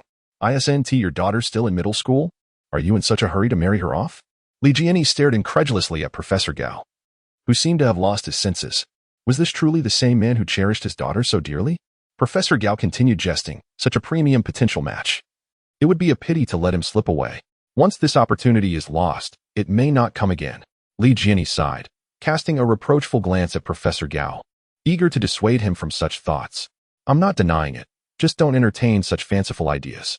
He belongs to my daughter. Just look at her. Do you think you can compete?"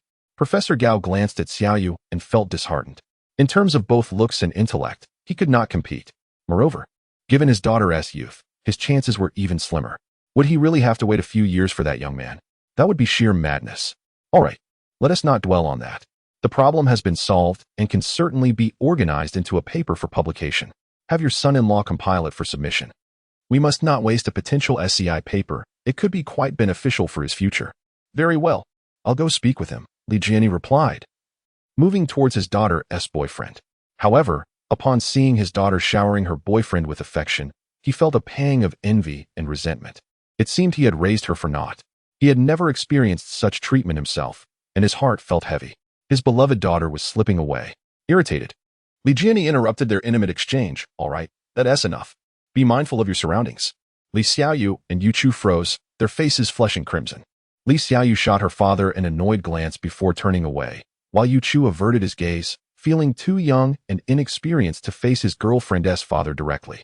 He realized he had no self-control, nearly forgetting to rein in his affections in front of his future father-in-law. Worry crept into Yu Chu's mind. Would his future father-in-law lash out at him?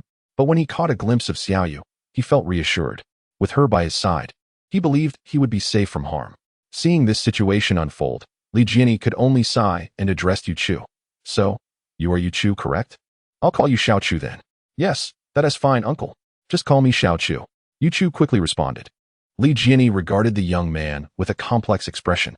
Xiao Chu, let us return to the matter at hand. Your solution process was remarkable. Both Professor Gao and I agree it can be organized into a paper for publication. Therefore, when you have the time, please compile it for submission to an SCI journal. I'm quite busy at the moment. Besides, I don't need it. If you like, consider it a gift to commemorate our meeting. Yu Chu's words astonished both Li Jiani and Professor Gao. Busy? You, just finishing the college entrance exams, facing a 3-month vacation, claim you are busy? And do you realize the value of an SCI paper? It is a powerful tool that can clear many obstacles from your path. To dismiss such an opportunity was beyond comprehension. What was this nonsense about a meeting gift? Was it common to offer a paper as a greeting? Both Li Jiani and Professor Gao felt they had gained a new perspective today. This young man could potentially be the lifelong partner of his daughter. They could not allow him to miss out on such an opportunity. Li Jiani hurriedly urged with heartfelt sincerity, Yu Chu, this is no trifling matter. Publishing an SCI paper will greatly benefit your future academic career. Do not lightly relinquish such an opportunity. No need for that. Yu Chu replied dismissively. I am currently organizing a paper on number theory, which is my primary focus. My paper would be effortlessly accepted by any journal. With a look of disdain, Yu Chu once again declined, while also explaining his forthcoming actions. Chapter 91. Beside them, Li Xiaoyu became increasingly anxious. This thesis was crucial for her boyfriend and Appo's future. How could he so carelessly abandon it? She hurriedly joined the persuasion efforts, urging, Yu Chu, you should listen to my father. He has your best interest at heart. Yes, I understand, uncle. It and Appo's, as for my own good. But you've seen how busy I've been these past few days, haven't you? I simply don't have the time to work on this. Oh, fine. As long as you know what you're doing. Li Xiaoyu sighed in resignation, giving up on further persuasion. However, Li Jiani was bewildered. Is that it? Is this how it ends? He gazed incredulously at his daughter. Aren't you going to try a bit harder? He had felt a surge of hope when he saw his daughter join in the persuasion, thinking, if she speaks, surely he will listen. Yet, to his surprise, his daughter could not sway her boyfriend either. Instead, she only managed to convince him to abandon the discussion. My daughter is spoiling this fellow too much. She has completely lost her own judgment. She will surely regret this later. Frustrated by the lack of progress, Li Jiani snapped. Why can't you understand? You keep saying you're busy with some number theory problem, but what exactly is it? Why are you so obsessed? It's simply that any integer greater than 5 can be expressed as the sum of 3 prime numbers. I'm in the process of proving it. Yu Chu replied nonchalantly.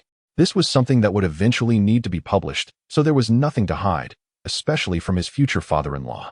Although Li Jiani was a mathematician, he was not entirely focused on every aspect of the field. He felt a sense of familiarity with the proposition Yu Chu mentioned, but could not immediately recall its significance. Meanwhile, Professor Gao, who specialized in number theory, was visibly unsettled. The statement that any integer greater than 5 can be expressed as the sum of 3 prime numbers, how could he not know what that is? He was intimately familiar with it, having once foolishly attempted to challenge this very problem in his youth, only to have reality slap him in the face. He had spent 3 months grappling with it, ultimately questioning his own intellect, before he finally gave up, regaining some confidence only after solving other challenging problems. Thus, he advised everyone not to tackle issues far beyond their capabilities, lest they become disheartened. Professor Gao approached Li Jiani again, giving him a thumbs up and softly saying, Old Li, your son-in-law is extraordinarily ambitious. To challenge such a global problem at such a young age is commendable. Yet, I must urge you to advise him not to aim too high. This issue is not something just anyone can solve, unless he is a once-in-a-millennium mathematical genius. You should not waste his time. A global problem? Li Jiani was still puzzled, unable to recall the specifics of the issue. Curiosity piqued, he turned to Professor Gao. Old Gao, could you enlighten me on what this problem pertains to? Is it truly that difficult? Professor Gao stared at him in disbelief, exclaiming, Old Li, are you sure you studied mathematics? You don't recognize the Goldbach conjecture? Is it truly that difficult? Li Jiani felt a wave of embarrassment wash over him. With just a hint, he suddenly remembered, The problem was indeed the Goldbach conjecture. He lightly tapped his forehead, thinking, am I losing my mind? How could I forget something so simple? He cast a forlorn glance at his daughter, blaming her for the chaos of recent days that had left him feeling mentally stifled. Li Jianyi did not respond to Professor Gao, but instead stared incredulously at his daughter's boyfriend. Are you serious?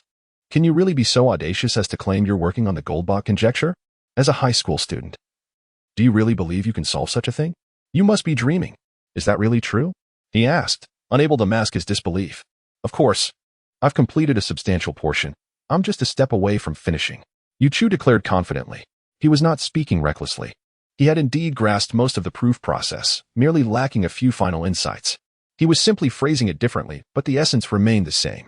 Li Jianyi and Professor Gao were again left speechless. Their first reaction was to think, this young man is incredibly boastful. The casual manner in which he spoke made it seem as if he were discussing a trivial problem, as if he had solved a mere 11. How could he dare claim to have made significant progress? Li Jianyi's impression of his daughter's boyfriend plummeted. Arrogant, presumptuous, utterly oblivious. He was convinced that this fellow would inevitably face a significant setback, given his daughter's demeanor. Persuading her to distance herself from this young man would be a formidable challenge. He could only attempt to counsel the young man to reconsider his ambitions. Yu Chu, Li Jianyi said earnestly, one must be grounded in reality. Do not aim too high. When tackling problems, seek those within your capacity. Do not chase the unattainable, as it will ultimately lead to your downfall. As someone who has walked this path, I assure you that academia is not as simple as you might think. Please heed my advice and abandon this pursuit. Focus instead on organizing the problem you just solved and aim to publish an SCI paper. That is the choice you should make. Yu Chu looked at them with a sense of resignation. He had anticipated their skepticism. However, he did not wish to elaborate further. After all, what was there to explain? When the time comes, all that is needed is to publish the paper and let the facts speak for themselves. Uncle, you need not worry. I will meticulously prepare the paper and seek your guidance. If you find it lacking, I shall remain silent and heed your every word. Well, that sounds much better. In the end, Li Jianyi, feeling helpless, conceded that since persuasion had failed, this was the only course of action left. Chapter 92 Uncle, it and Oppos. As about time. Shuden and Oppos, do you show me some journals? Yu Chu and Oppos' anxiety was palpable. A considerable amount of time had already elapsed since she arrived. The incessant questioning and problem-solving had consumed over an hour without her even realizing it. Beside her, Li Xiaoyu wore a look of quiet resentment as she gazed at her father. Yes, Dad, hurry up. Look at the predicament you and Oppos VE created. Yu Chu merely wanted to borrow a few journals, and instead, you're quizzing her. Dad, this is utterly excessive. Li Jianyi's expression had already turned ashen as he observed his daughter's escalating frustration. What sort of daughter had he raised? It seemed he had failed miserably in his parenting. With a resigned sigh, he mused that at his age, it was likely too late to cultivate another child. All right, little Chu, how many do you wish to have? The more, the better. Yu Chu responded eagerly. The system was insatiable. Who knew how many journals would satisfy its demands? Although Li Jianyi found her eagerness somewhat puzzling, he chose not to question it further. He simply nodded. In that case, the basic journals in my office certainly won't suffice. Let me take you to the mathematics department's reading room. There are plenty of journals there. More than one could ever read. Great. Let us go there. Thank you, Uncle. Upon hearing that there would be more journals than she could possibly read, Yu Chu felt an inexplicable thrill. This was precisely what she desired. If she could elevate her mathematics level to the highest rank, all her problems would be resolved. Seeing Yu Chu and Oppos' uncontainable excitement, Li Jianyi shook his head and continued. Then let us proceed. Yu Chu nodded vigorously. The esteemed Professor Gao, sensing that his presence was no longer necessary, bid farewell to Li Jianyi. Old Li, I'll take my leave now. He then turned to Xiaoyu and her boyfriend, Xiaoyu. Do come by often. And you too, little Chu, visit us more frequently. Both Li Xiaoyu and Yu Chu could only nod in acknowledgement. Professor Gao departed first, leaving Li Jianyi to escort Yu Chu and his daughter to the mathematics reading room. As he opened the door, he addressed them. This is the mathematics reading room. You may go in and peruse the materials. Remember to tidy up after you're done. There is no one here to assist you. Understood, Uncle. Yu Chu nodded fervently. Li Xiaoyu then assured her father, Dad, don't worry. Have you not seen what I've been up to lately? I'm a library volunteer. Organizing books is my forte. You can rest easy. Hearing his daughter's words, Li Jianyi felt a surge of frustration. What have you been doing lately? Apart from hastily bringing home a boyfriend, I haven't noticed you doing much else. Sighing in exasperation, he waved his hand and exited the reading room. Now, seeing his daughter made him irritable. To prolong his own life, it seemed best to leave for now. Once Li Chu noticed her boyfriend's father had departed, she felt free to act without restraint. She approached the journal shelves and picked up a copy of Mathematical Journal 04. Ding. Discovered a copy of Mathematical Journal 04. Do you wish to study it? Study. Ding. Congratulations. Host has successfully studied Mathematical Journal 04.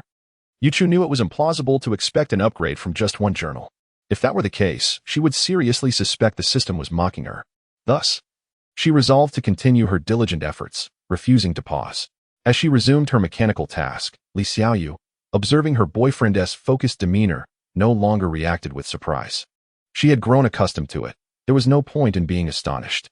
She firmly believed her boyfriend was concealing something from her, but she chose not to pry. For now, her priority was to support him in any way she could, fetching water when he was thirsty, organizing his scattered books, and so forth. Time slipped away. Second by second, Yuchu finished one shelf after another. Just as he began to feel numb from the repetition, the long-awaited notification finally rang out. Ding. Congratulations. Host has studied a copy of Annals of Mathematics April edition. Mathematics level has been elevated to academician. Ding. Congratulations. Host's English proficiency has reached mastery. Ding. Congratulations. Host has completed the upgrade task. Reward. 1 lottery draw opportunity. In an instant, Yuchu's eyes sparkled with excitement as he returned the journal to its shelf. Li Xiaoyu noticed a change in her boyfriend. He was no longer dull but seemed to regain a flicker of vitality. Eagerly, she asked, Yuchu, did you find something good? Yes. Yuchu nodded vigorously before exuberantly lifting her up and spinning her around. Caught off guard by the sudden whirl, Li Xiaoyu blushed deeply but did not resist. She genuinely wished for her boyfriend to be happy. His joy was her joy, and his sorrow was her sorrow. However, their tender moment was abruptly interrupted by a cough. Turning in unison, they discovered Li Xiaoyu's father standing at the door, having appeared without their notice. Yuchu couldn't help but comment, confirmed. This girlfriend's father is indeed a voyeur, always lurking silently and observing. Li Xiaoyu, feeling a mix of embarrassment and anger, addressed her father, Dad, what brings you here? Faced with his daughter's question, Li Jianyi was at a loss for words. Aren't you two here to study? Why are you hugging and holding each other? Is this a place for romance? Do you not realize this is a public space? Should you not be mindful of your surroundings? Sighing heavily, Li Jianyi lamented his daughter's behavior that day. He could only manage a wry smile. It's nearly noon. I thought I'd check if you two were hungry and if you wanted to grab a bite. Li Xiaoyu let out a soft sound of acknowledgement then. With genuine concern, inquired of her boyfriend, Yuchu, are you hungry? Yuchu merely responded with a gentle affirmation, observing the future father-in-law and Appo's countenance, which had turned darker than the bottom of a pot. He felt an overwhelming sense of anxiety. Chapter 93. Li Jianyi found himself in a state of despair, having resigned himself to the futility of treatment. Well, why don't you join me for a meal at the cafeteria? He suggested. Xiaochu, you wouldn't mind accompanying your uncle to the cafeteria, would you? Not at all. Uncle, you're joking. I'm perfectly fine with a casual meal. No need for formality. Yuchu dared not oppose him. After all, who was she to object when faced with two affluent individuals from Leda? Thus, Yuchu, along with Li Xiaoyu and her father, shared a rather awkward meal at the cafeteria. The atmosphere was charged with discomfort as Li Jianyi and Appo's colleagues arrived one after another, playfully teasing him. Their banter only deepened the awkwardness for both Yuchu and Li Jianyi. Consequently, the meal passed in a blur, with everyone too preoccupied to savor the food, and they soon exited the cafeteria. Yuchu's mind was solely focused on returning home to complete his paper. Xiaoyu, I must get back to work on my thesis. Let and Appo's call it a day for now. Once I and Appo's VE finished, I promise to come find you. All right. Upon hearing her boyfriend mention his pressing task, Li Xiaoyu refrained from further insisting, responding gently, aware of the situation and Appo's gravity. Yuchu then addressed her father, Uncle, I shall take my leave now. Go ahead, Li Jianyi replied nonchalantly, though internally, he harbored skepticism about Yuchu's claim of needing to finish a paper. If he was determined to pursue his path without heed, perhaps a few hardships would serve him well in the future. Without further ado, Yuchu waved goodbye to Li Xiaoyu and her father, departing without a backward glance. Meanwhile, Li Xiaoyu stood rooted to the spot, gazing longingly at her boyfriend and Appo's retreating figure, unable to tear her eyes away for even a moment. Li Jianyi, unable to endure the sight any longer, intervened. All right, he's out of sight now. What are you still looking at? Shall we head back to the office or home? Home, of course. What is so entertaining about your office? Caught off guard, Li Jianyi felt a wave of disbelief wash over him as he looked at his daughter. How things had changed. The little girl who once clung to him was now dismissing his workplace. With a disappointed sigh, he said, if that's the case, you can head home on your own. I want to accompany you. Dad, don't worry. I'm grown up now. I can manage by myself. With that, Li Xiaoyu turned and left without a second glance. Watching his daughter walk away so resolutely shattered Li Jianyi's heart. With a resigned shake of his head, he trudged back to the office. Yu Chu, feeling a surge of urgency, opted against taking the subway. Instead, he exited the campus and hailed a cab home. Upon arriving, he opened the security door and stepped inside. Wang Chunfang had just finished her meal and was about to watch some television before taking a short nap. Suddenly, the sound of the door startled her. In a daze, she wondered who could be returning at this hour. Her husband was at work, so it couldn't and Oppos, be him. Her son, who was frequently out late, likely wants tea back yet either. But soon, the answer revealed itself. Her son had returned. Curiously, she asked, Son, aren't you going to the library today? Why are you back so early? I went earlier, but I have some matters to attend to now, Yu Chu replied curtly, making his way to his room without any intention of engaging in further conversation. Wang Chunfang, observing her son's hurried demeanor, felt increasingly puzzled. His recent behavior had become increasingly erratic, and she resolved to discuss it with her husband upon his return to see if their son could still be salvaged. Once in his room, Yu Chu eagerly powered on his computer and created a new document titled, Any integer greater than 5 can be expressed as the sum of 3 prime numbers. Author, Yu Chu Abstract. Any sufficiently large integer can be represented as the sum of 2 primes or the sum of 1 prime and 1 semi-prime. Keywords, number theory, almost prime. Without hesitation, Yu Chu opened the system-generated document, engaging in a flurry of copy and paste. However, a paper is not merely about concluding. One must also cite references. Since the provided proof lacked citations, Yu Chu meticulously added them one by one. For a paper exceeding several pages, this task could be daunting, yet to enhance the paper's rigor, Yu Chu persisted. Fortunately, he had elevated his mathematical understanding to the highest level. Barring any extraterrestrial interference, his skills could easily surpass those of ordinary mortals. Thus, the progress was quite smooth. And by the afternoon and Oppos' end, Yu Chu had organized the entire manuscript.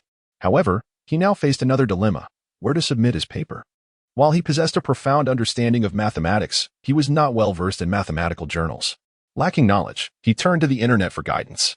He opened a search engine and entered top-tier mathematics journals. Such an impressive paper deserved the best possible platform for submission. The search results appeared promptly. But Yu Chu was left speechless as the top 10 entries were all advertisements. He marveled at the absurdity of it. Such a niche subject could attract advertisements. Truly, business opportunities are ubiquitous. There exists no realm untouched by commerce. Disregarding the ads, Yu Chu continued scrolling until he finally stumbled upon the desired information at the bottom of the page, a blog post introducing the 4 titans of the mathematical realm. The premier journals, Annals of Mathematics, Inventions Mathematicae, Acta Mathematica, and the Journal of the American Mathematical Society. Chapter 94 with unwavering resolve. Yu Chu swiftly made his choice, the Annals of Mathematics. It had to be the most distinguished, given its top ranking. Once again, Yu Chu entered Annals of Mathematics into the search bar of Qiandu, and within mere milliseconds, the results appeared. Fortunately, renowned publications like the Annals of Mathematics were beyond the reach of deceit, a fact that stemmed from several prior discussions Yu Chu had with regulatory authorities, which had compelled the platform to exercise some restraint. In the past, there was little that it would shy away from. For the right price, it would sell anything, even one's undergarments. Thus, a few search results were hardly a challenge. Yu Chu clicked onto the official website. As an international journal, the site was entirely in English. However, Yu Chu's proficiency in English had, almost unconsciously, reached an advanced level. Reading in English felt as natural to him as his mother tongue, without a moment's hesitation. Suddenly, a thought struck him. His paper was written in Chinese. Could it be submitted to an English journal? Surely not. Would foreign scholars comprehend Chinese? That would be disastrous. Had all his prior efforts been in vain? Yu Chu felt an overwhelming urge to slap himself for his lack of foresight. What was he thinking, working without a plan? Now, he would have to translate everything anew. What a waste of time. With a resigned sigh, Yu Chu temporarily abandoned the idea of submitting his work. Even if he sent the manuscript, a paper in Chinese would likely be disregarded at first glance. Thus, he opened a new document, embarking on the arduous task of translation. Despite his remarkable skills in English and mathematics, translating even a single page would consume several hours, let alone completing the entire paper. Overwhelmed by the task, Yu Chu pressed on, determined to persevere. After 5 hours of relentless effort, punctuated only by a brief meal, Yu Chu returned to his room. Unwilling to squander a single moment, he gazed upon his flawless paper with a sense of satisfaction. It was finally complete, and barring any unforeseen complications, ready for submission. Once more, Yu Chu accessed the homepage of the Annals of Mathematics to review their submission guidelines. Authors are encouraged to submit their papers electronically in PDF format to the Annals editorial office at Annals Math, Princeton, EDU, or via the Mathematics Electronic Archive, AR14. If the paper is submitted through AR14, please send us an email with the submitted AR14 number. What, pray tell, was this AR14? Yu Chu encountered an unfamiliar term and quickly consulted Qiandu once more. It turned out that AR14 served as a safeguard against the potential theft of ideas prior to formal publication. By uploading a preprint to AR14, authors could establish proof of their paper's originality with a timestamp. Little did he know that there were so many intricacies involved in publishing a paper.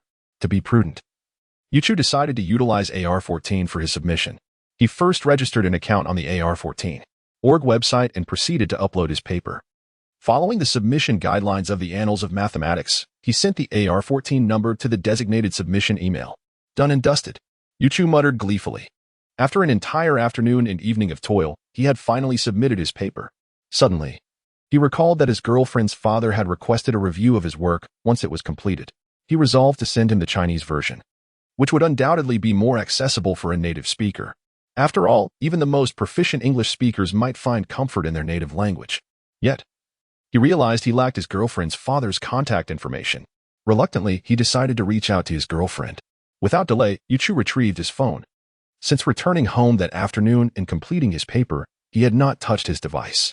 Upon opening it, he discovered a plethora of unread messages. He could easily surmise that they were from his girlfriend, Li Xiaoyu. This little enchantress had become increasingly clingy, pestering him even after a brief separation. It was a condition that needed remedying. Upon reviewing the unread messages, he found that 8 out of 10 were inquiries about whether he had finished his work. Glancing at the clock, he noted it was nearly 11 o'clock. Had his girlfriend gone to bed? Nevertheless, he decided to respond. I just wrapped up. I hadn't picked up my phone, so I missed your messages. I apologize. It was best to issue an immediate apology, given that he had left her hanging for so long. The intricacies of a woman and Oppos, as heart are not easily understood. Who knew what mischief she might be conjuring up in his absence? Yu Chu and Oppos, as hunch proved correct. Li Xiaoyu was indeed furious. She had sent him numerous messages, yet received no reply. Her mind was a whirlwind of confusion. What was Yu Chu up to? Was his paper still unfinished, or was he perhaps preoccupied with other pursuits? The more she pondered, the more agitated she became, on the verge of resorting to voodoo dolls in her frustration. Just as she felt herself nodding off, the long-anticipated chime of her phone rang out. Li Xiaoyu quickly grabbed her device, her heart racing with anticipation. It was a message from Yu Chu. A wave of delight washed over her. This rascal had finally replied. Upon seeing Yu Chu, I immediately sent a message to apologize to myself. The grievances and frustrations I harbored against Yu Chu dissipated in an instant. Not only did I feel no anger, but instead, I was filled with concern and initiated a video call. When my girlfriend answered the call, I was greeted by the sight of a beautiful young lady clad in whimsical cartoon pajamas. She was utterly adorable. My mouth nearly watered at the sight. I quickly wiped away the drool and greeted the camera. Xiaoyu, it's so late. Are you still awake? Humph, I was just waiting for you. Who knew you would be so late and not respond to my messages? Li Xiaoyu retorted, visibly annoyed. Chapter 95. Upon seeing his girlfriend pouting, Yu Chu replied with an innocent expression. I never anticipated you would still be waiting for me. Had I known my dear little one was lingering so late for my return, I would have certainly set my work aside to lull you to sleep first. Sweet words are never in excess, especially for a girl in love. Showering her with endearing phrases is never a misstep. As expected, the moment Li Xiaoyu and Oppos' lips, which had been puffed up in annoyance, broke into a smile, she relented. She playfully huffed. Humph, you only know how to say nice things to coax me. Immediately after, Li Xiaoyu stifled a yawn. Noticing this, Yu Chu hastily urged, look at how tired you are. You should hurry to bed. All right, I'm off to sleep now. I truly can't hold on any longer.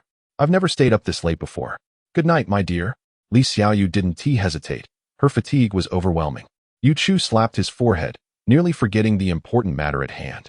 He continued, "Oh, I almost overlooked the main point. I've completed that paper. I don't have your father and Appo's contact information, so I'll send it to you, and you can forward it to him." "Oh, you finished it so quickly? Just send it over, and I'll pass it to Dad." While yawning, Li Xiaoyu responded. Yu Chu promptly sent the document to Li Xiaoyu, stating, "After you forward it to your father, make sure to go straight to sleep." "Understood," Li Xiaoyu said without further ado, ending the video call. She then casually forwarded the document to her father before peacefully drifting off to sleep. Meanwhile, Li Jianyi, who was preparing for bed, was startled by the sudden ringing of his phone. He wondered who could be contacting him at such a late hour. He picked up his phone to check and discovered it was a message from his daughter. Why would his daughter, who was in the same house, choose to message him instead of speaking directly? Curiosity piqued. Li Jianyi opened the message, only to find a file attached. Now this was intriguing. What could his daughter possibly want to send him at this hour? As he examined the document, he found himself perplexed by the content. Any integer greater than 5 can be expressed as the sum of 3 prime numbers? Could it be? Was this future son-in-law serious? No, what future son-in-law? They hadn't even taken that step yet. For now, he could only refer to him as his daughter and Appo's boyfriend. Upon glancing at the file name, Li Jianyi deduced that it must have been sent by his daughter's boyfriend, as they had discussed this matter just that day. How could he have forgotten so quickly? He had earnestly advised the young man several times, but to no avail. He never expected this boyfriend of his daughter to send the paper over so promptly. Li Jianyi held little interest in the paper, not because of any disinterest in the Goldbach conjecture, but because he found it utterly unbelievable that a high school student could solve such a significant global problem. Surely, any reasonable person would find it hard to believe. Thus, he had little inclination to read it. However, a flicker of curiosity lingered. What exactly had this young man concocted to amuse him? "Fine, for my daughter's sake. I shall reluctantly glance at it," he said to his wife. "I'll be in the study for a while. I'll return shortly. I can't fathom why a mathematics professor like myself would have endless tasks at this hour. People might think I'm in a managerial position," his wife grumbled, but eventually succumbed to sleep, reminding him, "Remember to turn off the light when you leave." Li Jianyi cast a resigned glance at his wife. Could he be blamed for this? It was, after all, their daughter who had stirred up this trouble. With a wry smile, he exited the room, turning off the light on his way. Upon entering the study, he powered on his computer and opened the file sent by his daughter. As he perused the document, he was momentarily taken aback. The paper was quite well structured. It contained all 3 essential elements: title, abstract, and keywords. None were missing.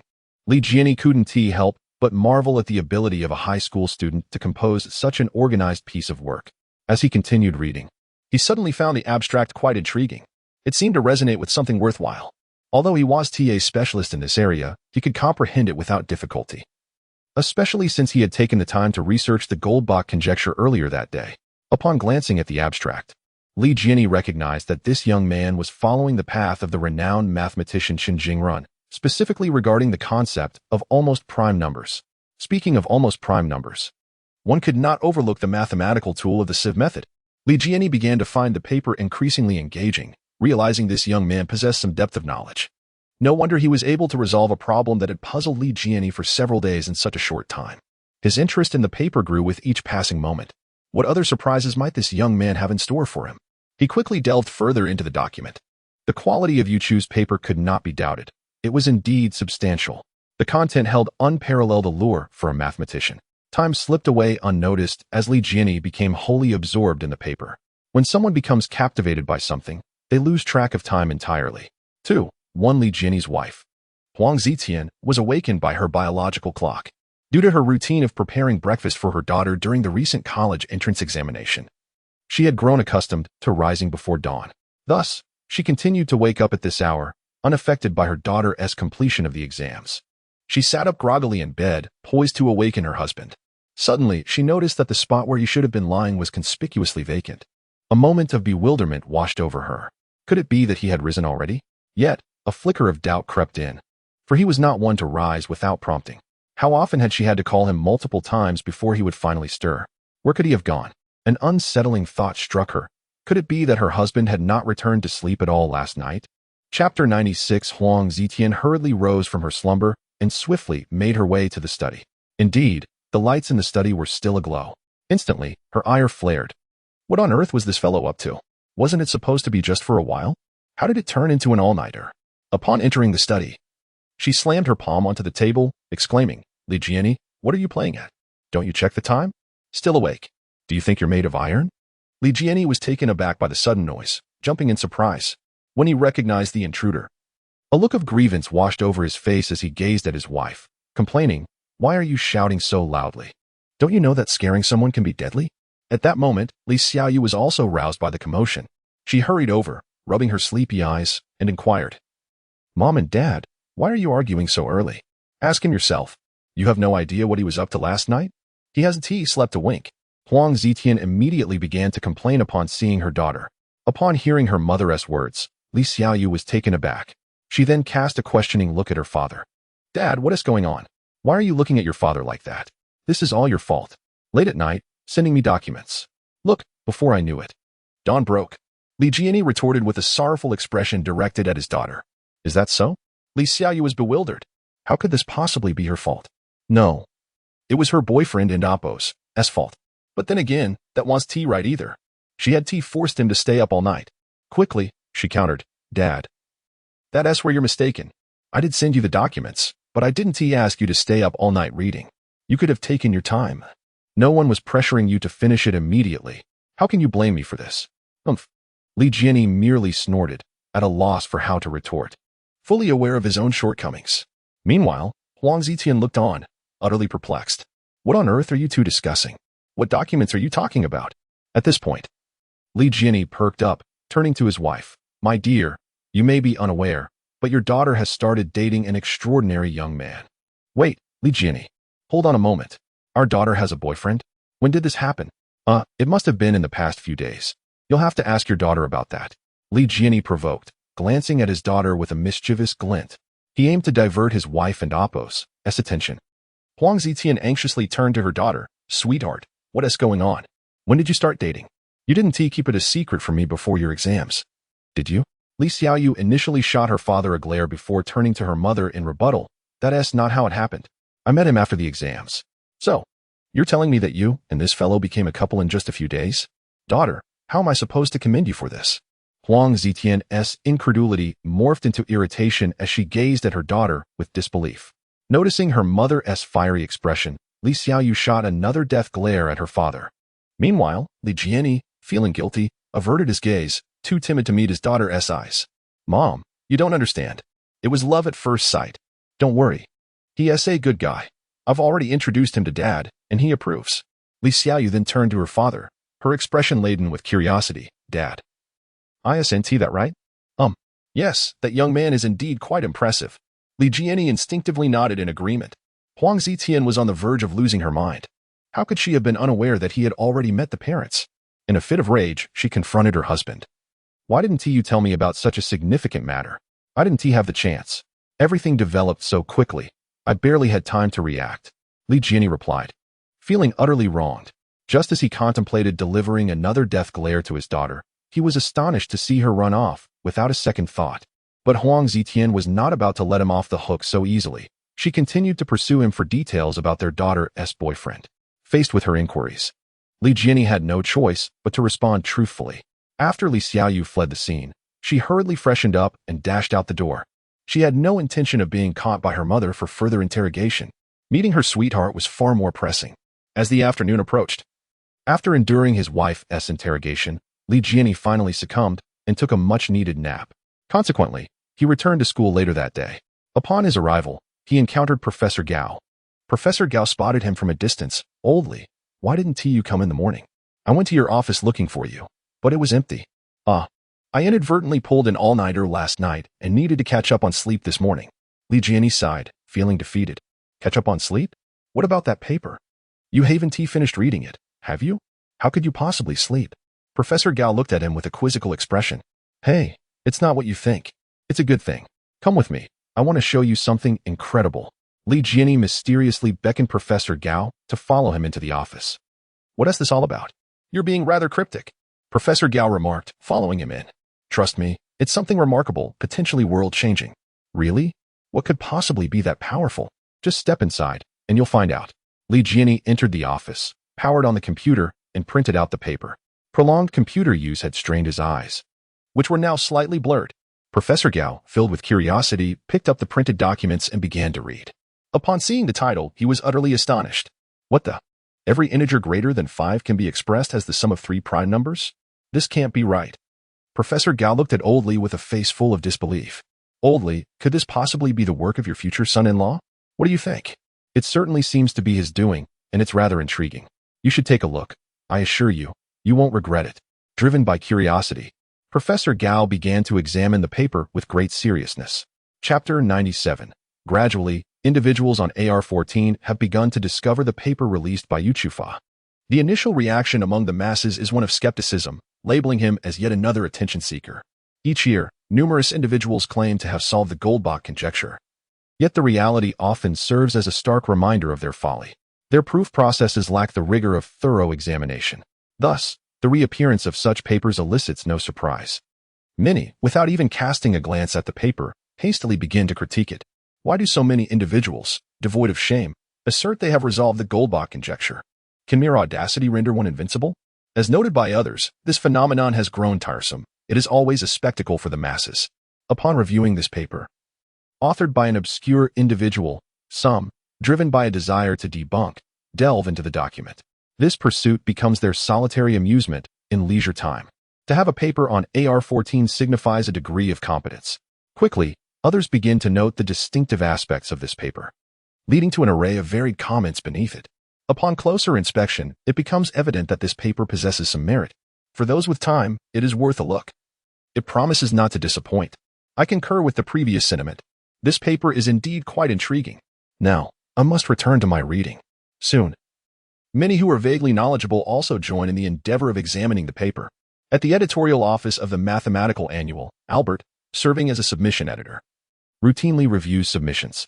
He recently noticed a paper asserting that any integer greater than 5 can be expressed as the sum of 3 prime numbers. He was astonished to find yet another paper concerning the Goldbach conjecture. Just days prior, he had received a submission about it as well. However, that paper was unreadable, filled with nonsensical claims. The author had concocted a universal tool, claiming to prove anything. Was this individual treating others as fools? Albert promptly discarded that submission into the trash and added the author to his blacklist. Unexpectedly, just 2 days later, he received another manuscript claiming to have proven the Goldbach conjecture. He was utterly incredulous. Yet, adhering to professional protocol, Albert accessed AR-14, locating the paper through its submission number. Upon entering, he discovered that this paper had garnered dozens of comments. Such a popular topic undoubtedly attracts attention. Hence, a multitude of comments is to be expected. Albert's habit is to first peruse the comments. If the remarks are predominantly negative, he deems the paper unworthy of further attention. Conversely, if there are commendations, he may take a closer look. Given the overwhelming volume of daily submissions, he cannot afford to examine each one in detail. Doing so would result in perpetual overtime. Thus, he selectively reviews those of apparent value. Upon examining the comments, Albert found, unsurprisingly, that the first 10 were disparaging. He had mentally sentenced this paper to oblivion. However, upon reaching the 11th comment, he was taken aback by a positive review. As he continued to scroll down, he was increasingly astonished by the growing number of favorable remarks. Albert was bewildered. What was happening? Could it be that the paper was genuinely commendable? Or, he dared not contemplate further. Albert hastily opened the paper and, after reading the introduction, was utterly astounded. This cannot stand. He must urgently present it to the chief editor. Albert swiftly downloaded the paper, forwarded it to the chief editor, and printed it out, rushing to the editor's office without knocking, barging in with the manuscript in hand. Editor, a monumental discovery, he exclaimed. What significant discovery warrants such haste? Chief editor Nicholas Katz inquired, his expression one of displeasure as he regarded Albert. In his excitement, Albert remained oblivious to the editor's mood shift and fervently replied, Editor, you may find it hard to believe, but this time, it truly seems someone has solved the Goldbach conjecture. Katz's pupils widened in disbelief as he stared at Albert. You jest? Editor, how could I jest about this? The AR-14 is a buzz. Many are studying this paper, asserting its considerable research value. Some even suggest that the Goldbach conjecture may finally be proven. I too have read the beginning and found it intriguing. We must take this paper seriously. Katz pondered for a moment before asking. This individual submitted the manuscript to our Mathematical Annual, correct? Indeed. It was submitted here. Then, please send a reply. notifying him that we have pre-accepted the paper and it will soon enter peer review. The editor's assertion was absolutely correct. The answer to this global issue must be published in our mathematical annual. I will arrange it immediately. Albert enthusiastically concurred, then dashed out of the editor's office to send the email. Katz observed the youthful Albert rushing away and shook his head. This Albert is still too young. He approaches every task with such impulsiveness. He then picked up the paper and began to examine it diligently. Back at his office, Albert promptly composed a response to the submitting email. Dear Mr. Yu, we are pleased to inform you that your paper has entered pre-acceptance status and will soon undergo peer review. Please await the final results. After clicking send, Yu Chu, who was engrossed in furthering his research at the library, remained blissfully unaware that his paper had already stirred considerable excitement within the mathematical community. He is simultaneously flirting and leveling up. It is utterly implausible for him to concern himself with whether there are new emails. Chapter 98. The day of reckoning has arrived, the release of the college entrance examination results. Yu Chu, as usual, found himself at the library with his girlfriend, Li Xiaoyu, engaging in tender exchanges while simultaneously preparing for their studies. When the library closed for the day, they made their way home together. By the time Yu Chu returned after escorting Li Xiaoyu, it was nearly 10:00 and Oppo's clock. Upon entering the house, Yu Chu greeted his parents and prepared to take a shower and retire early. However, his father called out to him, Son, I just saw on the news that the college entrance exam results have been released. Have you checked your score? Oh, I haven't and amp, Oppo's, T checked yet. If you had and amp, Oppo's, T mentioned it, I would have completely forgotten today was the day. Yu Xian sighed in exasperation, realizing that his son had no expectations regarding his results. To Yu Xian, it seemed that whether or not Yu Chu checked his scores made little difference, although he held no hope for his son. He thought it prudent to at least check the results, perhaps a miracle might occur. Son, you should check it. No matter the score, I won't blame you. In truth, Yu Chu was already well aware of his score. He knew it would be neither more nor less than the result he had assessed. How could there be any discrepancies in a score that had been verified by the system? Observing his son's nonchalant demeanor, Yu Xian felt a pang of distress. It was evident that Yu Chu was painfully aware of his disappointing performance. Wang Chunfang, unable to bear the tension, chastised her son. Why are we wasting time? Just check. All right. Just a moment. Let me find my examination admission ticket, Yu Chu replied, hastily retreating to his room to retrieve it.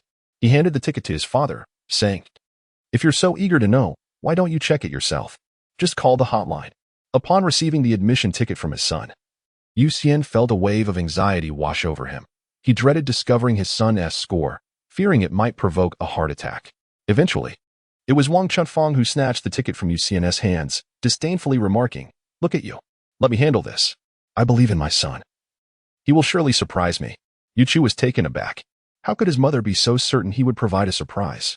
Meanwhile, Yu Xian couldn't help but scoff. Surprise? More like a shock. Wang Chunfang dialed the examination score hotline. Fortunately, it was past the peak time for inquiries, allowing her to connect swiftly. Had she called right after the results were released, she would have likely faced an endless loop of busy signals. After inputting the admission ticket number, the voice on the other end began to announce the scores. Yu Xian, pen in hand, sat beside her, ready to record. Chinese, 0 points. Wang Chunfang's hand trembled involuntarily as she cast a reproachful glance at her son. Oh, this child. Truly, he has gifted us a tremendous surprise. No, a fright. The voice continued announcing results, mathematics, English, science. With each subsequent score, her hand shook even more from the shock. Mathematics, full marks. English, full marks. Science, full marks. Wang Chunfang gazed at her son with incredulity. This time, it was indeed a surprise, no longer a fright. Yet, she found it difficult to comprehend. She could somewhat accept the 0 in Chinese, given that her son's performance in that subject was typically dismal, barely above single digits. However, to see full marks in the other subjects was beyond her understanding. It was a stark contrast to his usual performance. Noticing his wife's stunned expression directed at their son, Yu Xian grew anxious and inquired, Wife, what's the verdict? How many points did he score? Chinese, 0 points. Wang Chunfang reflexively began to relay the results. 0 in Chinese. Upon hearing this, Yu Xian's anger flared, and he interrupted, Wait a moment. I need to get a stick first. Horrified, Yu Chu quickly interjected, Dad, don't be hasty. Let Mom finish reporting the remaining scores before you decide whether to fetch that stick. Fine, I'll see what you scored next. That might dissuade me from the idea of fetching a stick. Yuxian glared at his son, yet he heeded the advice and chose to wait. Yuchu urged his mother, "Mom, hurry and tell Dad the rest of the scores, or you might just have to take care of your injured son in the hospital." "Oh, he wouldn't dare. If he so much as lays a finger on my son, I'll teach him a lesson in no time." With that, Wang Chefang shot a fierce look at her husband, leaving Yuxian feeling utterly wronged. Seeing her husband's pitiful expression, Wang Chefang felt compelled to say something to lift his spirits.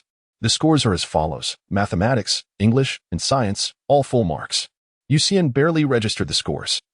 His pupils widened with each announcement. When he heard science, his eyes nearly bulged out of their sockets. If a doctor were to examine his eyes at that moment, he would undoubtedly declare, "Yuxian." Time of death. Yuxian looked at his son as if he were a monster. Was this really the same academically challenged boy he had raised? How could this be so astonishing? Had his son cheated? But where could he have possibly cheated to achieve full marks? He simply could not accept this reality. "Are you sure you didn't team us here or mistype the admission number?" Yuxian questioned his wife. "Do you think I'm foolish?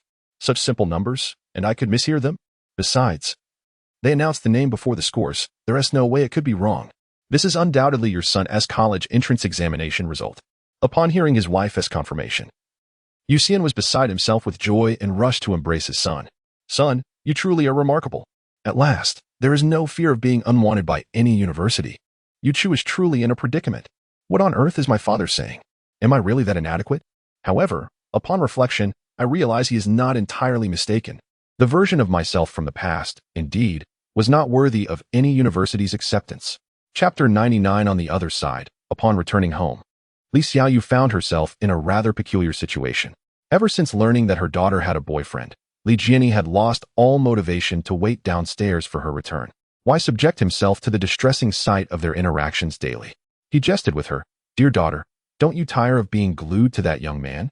You rush out every morning and return late every night. Is that how a father should speak of his daughter?" She retorted defiantly, "I enjoy being with him, so what?" Li Jiani felt a sense of frustration mounting within him. Meanwhile, Huang Zitian glanced at her daughter with exasperation. This girl seemed to have forgotten her own surname since entering into this romance. If it weren't for her husband singing praises of their daughter's boyfriend, she would have insisted on discussing the matter with him. After all, today was significant. The results of the college entrance examination were being announced. A glance at her daughter's expression confirmed her suspicion. Indeed, she had completely forgotten this crucial event. "Dear daughter, do you remember what day it is today?" Huang Zitian inquired. "What day?" Li Xiaoyu asked, puzzled. "Is it your birthday, Mom?" "No, that was just a short while ago." "Is it Dad and Appo's birthday then?" "No, that's in October." After a moment of contemplation, she abandoned her guesses, clinging to her mother's hand with a pout. "Mom, what day is it today?" Huang Zitian sighed, realizing her initial thoughts were correct. Her daughter had forgotten the announcement of the examination results, a matter of great importance. It seemed that besides her boyfriend, nothing else captured her attention. "Today is the 22nd. Does that ring a bell?" "The 22nd? Li Xiaoyu pondered for a moment before finally recalling. "Mom, today is the day the exam results come out. I need to check my score right away." She lightly slapped her forehead, flustered and unsure of where to begin.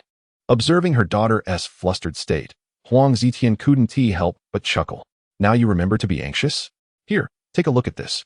She produced a slip of paper, waving it in front of Li Xiaoyu. "Calm down. We've already checked your scores, and they are all noted here." Li Xiaoyu's eyes sparkled with excitement as she reached for the paper, her heart racing. "Mom, how did I do? Can't you read it yourself?" Huang Zitian laughed. Handing the paper to her daughter, Li Xiaoyu took the slip and scrutinized it closely. The total score. She felt a surge of joy. It's about the same as my usual performance. I suppose that means I maintain stability."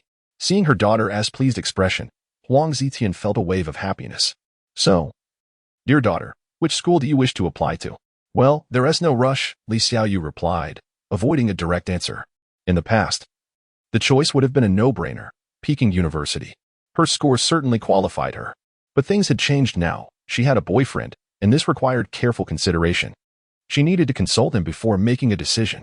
Even if they couldn't attend the same school, they should at least be in the same city. Long-distance relationships were unacceptable to her. What if her beloved was lured away by someone else? At that moment, Li Jiani interjected curiously, "Dear daughter, how did that young man? Yuchu fare? Which school does he wish to attend? Perhaps we could persuade him to join our institution?" Li Jiani had his own ulterior motives. Over the past few days, he had been collaborating with a colleague on Yuchu and Appo's research paper, which they believed might hold the key to proving the Goldbach conjecture. If this were true, it would be a groundbreaking event. Should Yu Chu's talent be recognized, he would become a coveted asset, with prestigious universities like Princeton and Cambridge vying for his attention. Thus, Li Jiani hoped to attract him to Zhongshan University before his potential was widely acknowledged, marking the beginning of a new era for the mathematics department. Whether he could pull this off depended on his daughter. Noticing her father's incessant inquiries about her boyfriend while neglecting her own situation, Li Xiaoyu felt a twinge of jealousy. "Who is your real child here?" she thought. Despite the slight annoyance, she replied, "How should I know? We both forgot about the results today." "Well, you should hurry and call in to find out," Li Jiani urged, his eagerness palpable. Li Xiaoyu, bemused by her father's intensity, retrieved her phone and called Yu Chu via video chat. At that moment, Yu Chu was enduring his father's emotional outpouring, caught in a whirlwind of affection and tears. He felt compelled to comfort the elderly man, embracing him as he wept uncontrollably. Just then, the shrill ring of his phone offered him a reprieve. He pulled out his phone and saw it was a video call from his girlfriend. Quickly, he answered, "Xiaoyu, what's up? Did you miss me so soon?" "Humph. Who's missing you?" "No, it's my dad who wants to speak with you." Yu Chu's heart raced as a wave of anxiety washed over him. "Don't scare me like that. What does he want?" "He wants to know your score and whether you're considering attending his school." "My score? Didn't I tell you already? It's neither too high nor too low. But does this mean I can get into Zhongshan University?" Upon hearing her boyfriend's remark, Li Xiaoyu suddenly recalled that he had previously mentioned scoring 0 in Chinese, a rather astonishing revelation indeed. Who would have thought such an eccentric claim could hold true? Yet, what perplexes her further is his unwavering confidence in his ability to achieve a score. Truly, he is a man shrouded in mystery. Chapter 100 beside him. Li Jiani had already heard the scores of his daughter and Apos' boyfriend. Indeed, the scores seemed rather low and might not meet the admission threshold of Zhongshan University. But was this truly the crux of the matter? Even if he scored a 0, with that paper in hand, he could choose from any university in the world. No. He could not delay any longer. Li Jiani felt an urgent need to act swiftly. He seized his daughter's phone, exclaiming, "Xiao Chu." Meanwhile, Yu Chu was playfully bantering with his girlfriend when the scene abruptly shifted to her father. He was taken aback. His hand trembled as he held the phone, stammering, "Future father-in-law? Uncle, hello." Yu Chu was so nervous that he inadvertently referred to Li Jiani as his future father-in-law, but thankfully he corrected himself in time. However, this slip was not only heard by Li Jiani, but by everyone present, including Li Xiaoyu and her mother, as well as Yu Chu's parents, Wang Chunfeng and Yu Xian, who exchanged astonished glances, seemingly questioning one another. When did our son start dating? It appeared that even the future father-in-law had been met. Were they now expected to prepare a betrothal gift? Wang Chunfeng suddenly experienced a moment of clarity. No wonder our son has been coming home late every day. It seems he has been courting someone. It was evident to her that her son's future father-in-law had business with him. Wang Chunfeng and Yu Xian decided it best to refrain from questioning their son at that moment, opting to wait until he finished his call. The prospect of retribution was already prepared for him. Li Jiani, not holding a grudge against the earlier slip of the tongue, quickly inquired, "Xiao Chu, would you be interested in attending Zhongshan University? Is my score sufficient?" Yu Chu, puzzled, asked, "Is my score adequate?" Li Jiani confidently reassured him, "You need not worry about that. As long as you agree to attend Zhongshan University, your score is not an issue. There are generous scholarships available. And pursuing your master and Apos' and doctoral degrees consecutively is entirely feasible. You can set your own terms." Such favorable conditions left Yu Chu momentarily speechless. What could they possibly see in him? Suddenly, an idea struck him. Could it be that the paper he had his girlfriend pass to her father was the reason for this interest? The more he pondered, the more plausible it seemed. Speaking of which, he wondered about the status of the paper submitted to the mathematical journal. Had it been accepted? Since submitting it, he had not kept track. As Yu Chu continued his contemplation, Wang Chunfeng and Yu Xian were filled with ecstatic delight. Zhongshan University, the finest university in Nanwei province. This was a school they had never even dared to dream of.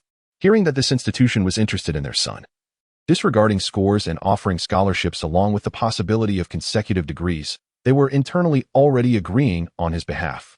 With such splendid conditions, how could he refuse?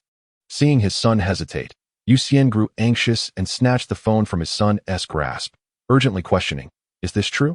They are considering scores. And there's a scholarship along with consecutive degrees?" The sudden shift in demeanor startled Li Jiani, who exclaimed in surprise, "Are you Xiao Chu's father?" "Yes. I am Yu Chu and Apos' father. Who are you?" Can you truly take Yu Chu into Zhongshan University? Yu Xian was solely focused on whether his son could attend Zhongshan University. Li Jianyi, feeling somewhat awkward, was at a loss for how to introduce himself, but ultimately replied, I am the father of your son's girlfriend and a professor in the mathematics department at Zhongshan University. As long as Xiao Chu agrees to attend our school, you need not worry about anything else. Leave it all to me. Xiao Chu is my daughter's boyfriend. I would never harm him. Yu Xian gazed in astonishment at his future in-law. What kind of sorcery had this rascal employed to charm the father of his girlfriend to such an extent? Without any formal agreement, he was already seeking benefits on his behalf. All right, I will give my consent, as long as you can secure his admission. Should we not consult Xiao Chu's opinion first? Li Jianyi expressed a desire to have Xiao Chu agree himself for greater assurance. But Yu Xian was resolute, stating confidently, there is no need for his opinion. In this matter, he has no say. If he does not agree to this, does he still expect to aim for the stars? Very well. I will promptly pursue this matter. Xiao Chu's father, await my good news. Yes. Then I shall rely on you, future in-law. Li Jianyi was taken aback, unsure how to respond. His daughter and Yu Chu had yet to establish anything formal, yet here he was already referred to as a future in-law? Who gave him such audacity? It dawned on him that Xiao Chu's audacity was evidently inherited from his father. However, Li Jianyi held a favorable view of Xiao Chu, recognizing his potential as a son-in-law. Thus, he did not contest, instead responding courteously, no need for formalities. Let us proceed as discussed. I shall attend to this matter. All right. And with that, the call ended. Yu Xian returned the phone to his son, who gazed at his father in disbelief. Dad, you cannot do this. I have yet to make a decision. How can you decide for me?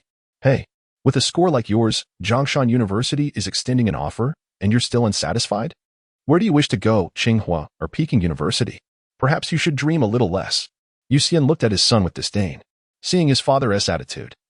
Yu Chu felt a surge of indignation and retorted, Dad, do not belittle others. They are interested in me because of a paper I wrote. That is why they offer such favorable conditions. Once my paper is published, I would not be limited to Tsinghua or Peking University.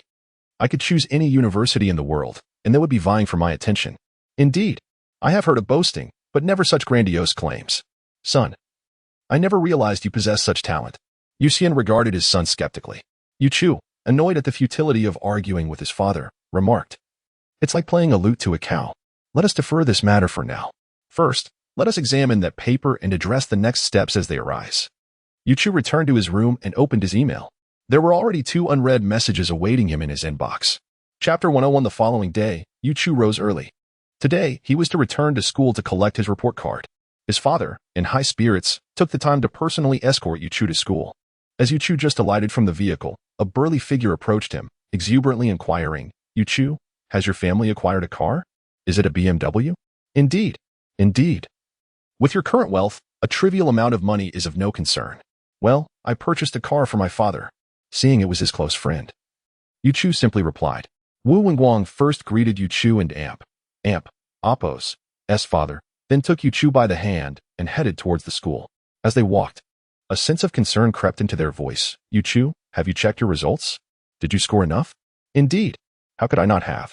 I even exceeded the required marks by a little. By a little? Wu Wenguang instantly felt unwell, and do not assume that I am unaware of this meme. I also enjoy browsing Douyin. You know. Nervously, she inquired, Yu Chu, what is your score? Surely, it can't be just 10 minutes and 8 seconds, can it? That would be rather unfortunate. I performed so poorly yet still managed to achieve a score. Observing my close friend, Yu Chu, I am left utterly speechless. What does this even mean for me? Without Wu Wenguang's reminder, Yu Chu would never have thought of that reference. Therefore, I advise everyone to refrain from excessively indulging in humorous content, as it can be quite mind-numbing. Yu Chu has lost interest in him. Let us go. You will soon understand. It 1 TB inferior to yours, rest assured. Oh. Wu Wenguang responded twice, but did not pursue further inquiries. Yu Chu and Wu Wenguang entered the classroom, where many people had already gathered. Only then did I notice that the class representative, Li Mingyang, had already arrived and was eagerly fawning over Huang Wenqian. Judging by his exuberance, it seems he must have performed quite well on the exam. When Yu Chu discovered Li Mingyang also became aware of him. Li Mingyang, his eyes sparkling with excitement, dashed to Yu Chu and Appo's side and exclaimed loudly, Our prince of scores has arrived. So, have you checked your results? Did you achieve a perfect score? In an instant, all the classmates' gazes converged upon Yu Chu, stifling their laughter with pursed lips. Yu Chu did not mind at all. Instead, he replied with a cheerful smile. I checked, and it's just a tiny bit more. A little more? It couldn't possibly be reaching 10, could it? Yu Chu was once again taken aback. I never anticipated the detrimental influence of doing. It has become exceedingly pervasive. Anyone can conceive of this meme. Therefore, let us cherish life and steer clear of doing. Yu Chu could not be bothered with him. Feel free to click wherever you wish. If you were curious, won't you discover the answer when the report card is released shortly? Humph. Seeing that Yu Chu no longer paid him any attention, Li Mingliang could only return to Huang Wenqian's side with a sense of disinterest. Xiao Qian, just look at this underachiever Yu Chu. He surely couldn't score even 100. It baffles me how these underachievers could possibly attain such abysmally low scores. Surely, even by mere guesswork, their performance should not be so dismal. Huang Wenqian, however, chose to ignore Li Mingliang, this unscrupulous person. She harbored a deep disdain for those who maliciously spoke ill of others behind their backs. Huang Wenqian, filled with excitement, left Li Mingliang and approached Yu Chu. Yu Chu, how did you fare in the exam? Did you achieve a good score? Huang Wenqian teased. She still recalls the last gathering when Yu Chu personally told her that he had achieved a remarkable score. Yu Chu gazed at Huang Wenqian with a look of astonishment. How could she possibly know the score he achieved? Yu Chu had already forgotten that he had once mentioned his exam results to the class monitor. This cannot be held against him. Time has elapsed for quite a while. How could he possibly remember everything? Yu Chu responded with calmness. Indeed, I did take the exam. Then, with a mischievous grin, he jested. But monitor, how could you possibly know? Have you been spying on me? How absurd. What nonsense are you spouting? Do you not recall the last time we dined together, when you mentioned to me that you had received your exam results? Oh, now it comes back to me. So it turns out, I had thought that the class monitor was merely the worm in my belly. Otherwise, how could they possibly know my score? Upon receiving such a reminder from the class monitor, Yu Chu also recalled the matter at hand. Huang Wenqian shot Yu Chu an exasperated glance. She discovered that this young man had become increasingly amusing in his conversation. Most notably, he had grown bolder than ever before. In the past, this fellow would stammer for an eternity before managing to release even a single fart in my presence. Yet now, the situation has transformed. He boldly dares to jest about himself. I am uncertain whether what he claims is true. After all, I merely achieved a modest score myself. A student who barely scrapes through university suddenly asserts that he has attained a commendable grade. She could hardly believe anything at this point. This was entirely contrary to the laws of nature. At that moment, the homeroom teacher, Mr. Huang, entered with a stack of report cards in hand. Overall, she is in quite a good mood. In her class, there were 2 students who scored above 2 points. This achievement is already quite commendable for the secondary schools in these towns. What astonished her even more was that a former classmate, once considered an underachiever in university, had unexpectedly emerged as a formidable contender, a true dark horse, as dark as one could possibly imagine. A student who has never scored above a certain number suddenly achieves an astonishing score. Is this not exceedingly dark? It surpasses the depths of a black hole. Such an occurrence is entirely contrary to the laws of nature. What astonished her the most was that score, 0 in Chinese. As the homeroom teacher and Chinese language instructor of this class, she found herself at a loss, unsure whether to weep or to laugh. Why is it that I scored a mere 0 in the subject of Chinese, which I taught myself, while achieving full marks in all other subjects? Is this fellow simply displeased with me? Is one deliberately aiming for a score of 0, merely to vex oneself? Upon witnessing this result, she, as a language teacher, found herself at a loss for words to express her emotions. Upon entering the classroom, Teacher Huang cast a complex glance at Yu Chu, then smiled and waved his hand, urging everyone to settle down. Please, let us have some quiet. I am delighted to see everyone once more. Regardless of whether one has performed well or poorly in the examination, all should remain at ease. Now, we shall distribute the report cards. Here, I would like to extend my special commendation to 2 students. In our class, only these 2 have achieved scores exceeding the rest. One of them is undoubtedly our class leader, Huang Wenqian. She achieved a remarkable score, and I extend my heartfelt congratulations to her. Teacher Huang, observing Huang Wenqian, was the first to initiate a round of applause.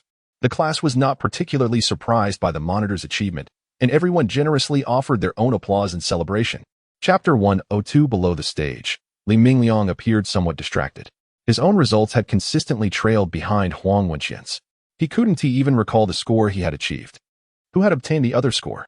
Just as his mind was engulfed in confusion, Teacher Huang waved his hand to silence the room and continued, Here, I would like to extend special commendation to a student, Yu Chu. He has secured the 2nd highest score in our class. A resounding round of applause followed. Yet the classroom fell into a profound silence. Students exchanged bewildered glances, all questioning whether they had misheard. Particularly, Li Mingyang stared blankly at Yu Chu, unable to accept the shocking reality. A perennial underachiever had somehow outscored him. He would sooner believe that the world was ending than accept that Yu Chu had attained such a score. His initial reaction was that Yu Chu must have cheated. Yes, that had to be it. He resolved to report Yu Chu for exam fraud as soon as he got home. Li Mingyang was becoming increasingly obsessed with devising a plan to expose Yu Chu's supposed dishonesty. Noticing the prolonged silence and the dazed expressions of the students, Teacher Huang, feeling helpless, reiterated, "Let us give a warm round of applause for Yu Chu." Although the students were reluctant, they nonetheless offered their sparse applause. Witnessing the meager response, Teacher Huang sighed in resignation. It seemed he was not the only one struggling to come to terms with this revelation. Yu Chu and Apos, as sudden leap forward, must have dealt a significant blow to everyone's morale. Did Yu Chu himself not feel the weight of this pressure? He recalled Yu Chu's report card, which bore a glaring 0 in Chinese. She felt a surge of anger, as if she wanted to wield a mighty sword and confront Yu Chu directly. Yu Chu, reveling in this moment, cast a triumphant smile over the crowd. "How does it feel to mock me every time? Now, look who and Apos S turned the tables." Sitting beside Yu Chu, Wu Wenguang gazed incredulously at his desk mate, harboring serious doubts about whether his friend had somehow become a vessel for a system. The novels often depicted protagonists who, through such systems, transformed their fortunes and triumphed over adversity. With a conspiratorial whisper, Wu Wenguang leaned closer to Yu Chu and asked, "Yu Chu, have you become a host for a system?" Yu Chu was taken aback, staring at his friend in astonishment. How could Wu Wenguang possibly know his secret? Had he inadvertently revealed something? The thought sent a chill down his spine. Could he really risk being exposed?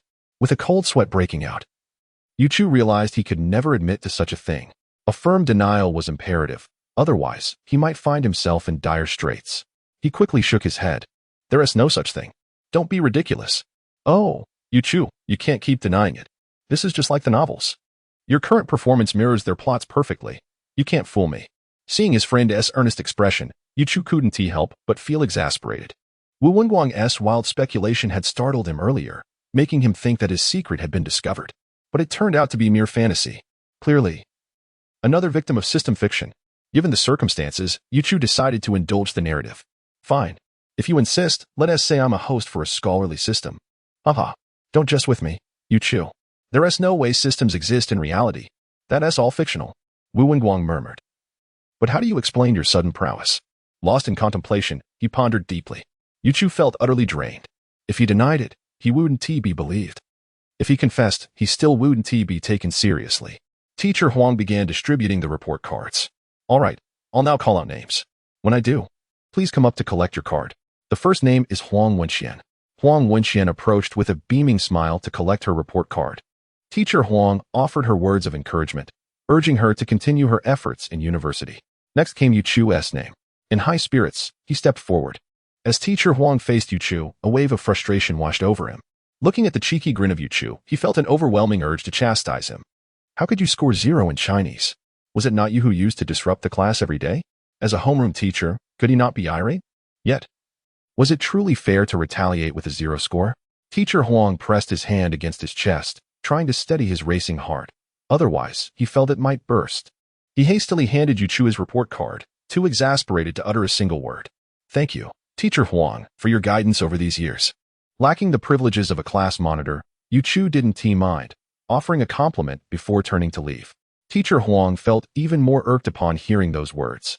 His body began to tremble slightly as he leaned against the podium, barely managing to keep himself upright.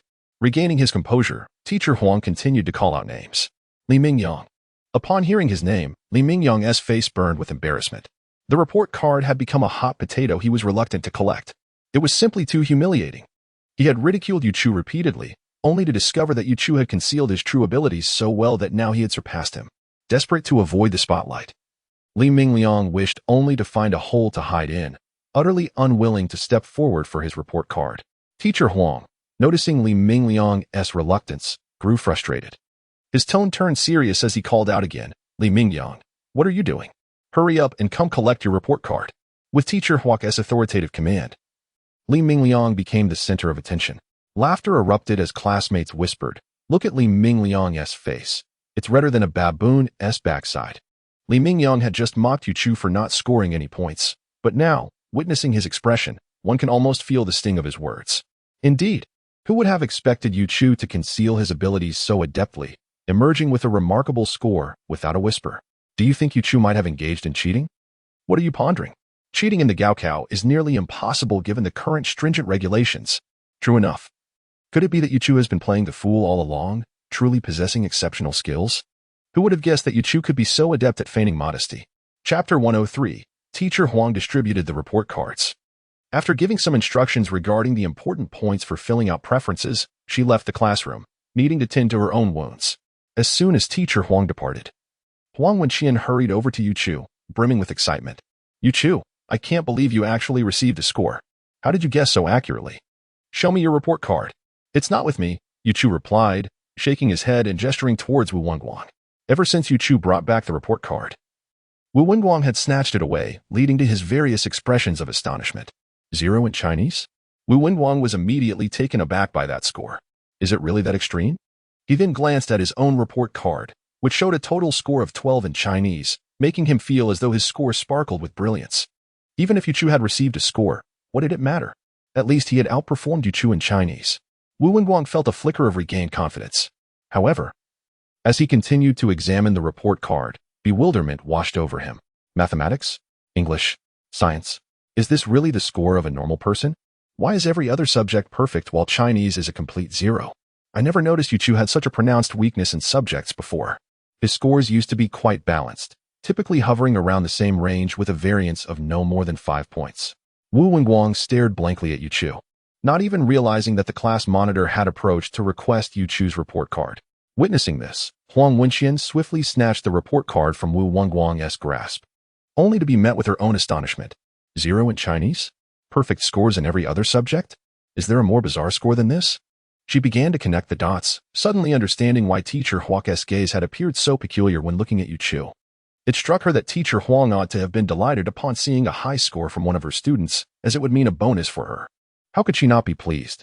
As she contemplated Teacher Huang's earlier expression, Huang Wenqian chuckled and teased Yu Chu. Yu Chu, did you score 0 in Chinese as a form of revenge against Teacher Huang? I'm not as petty as you think, Yu Chu retorted. But how do you explain that every other subject is perfect while Chinese is a 0? Huang Wenqian gazed at Yu Chu incredulously, pressing for an answer. This question left Yu Chu at a loss for words.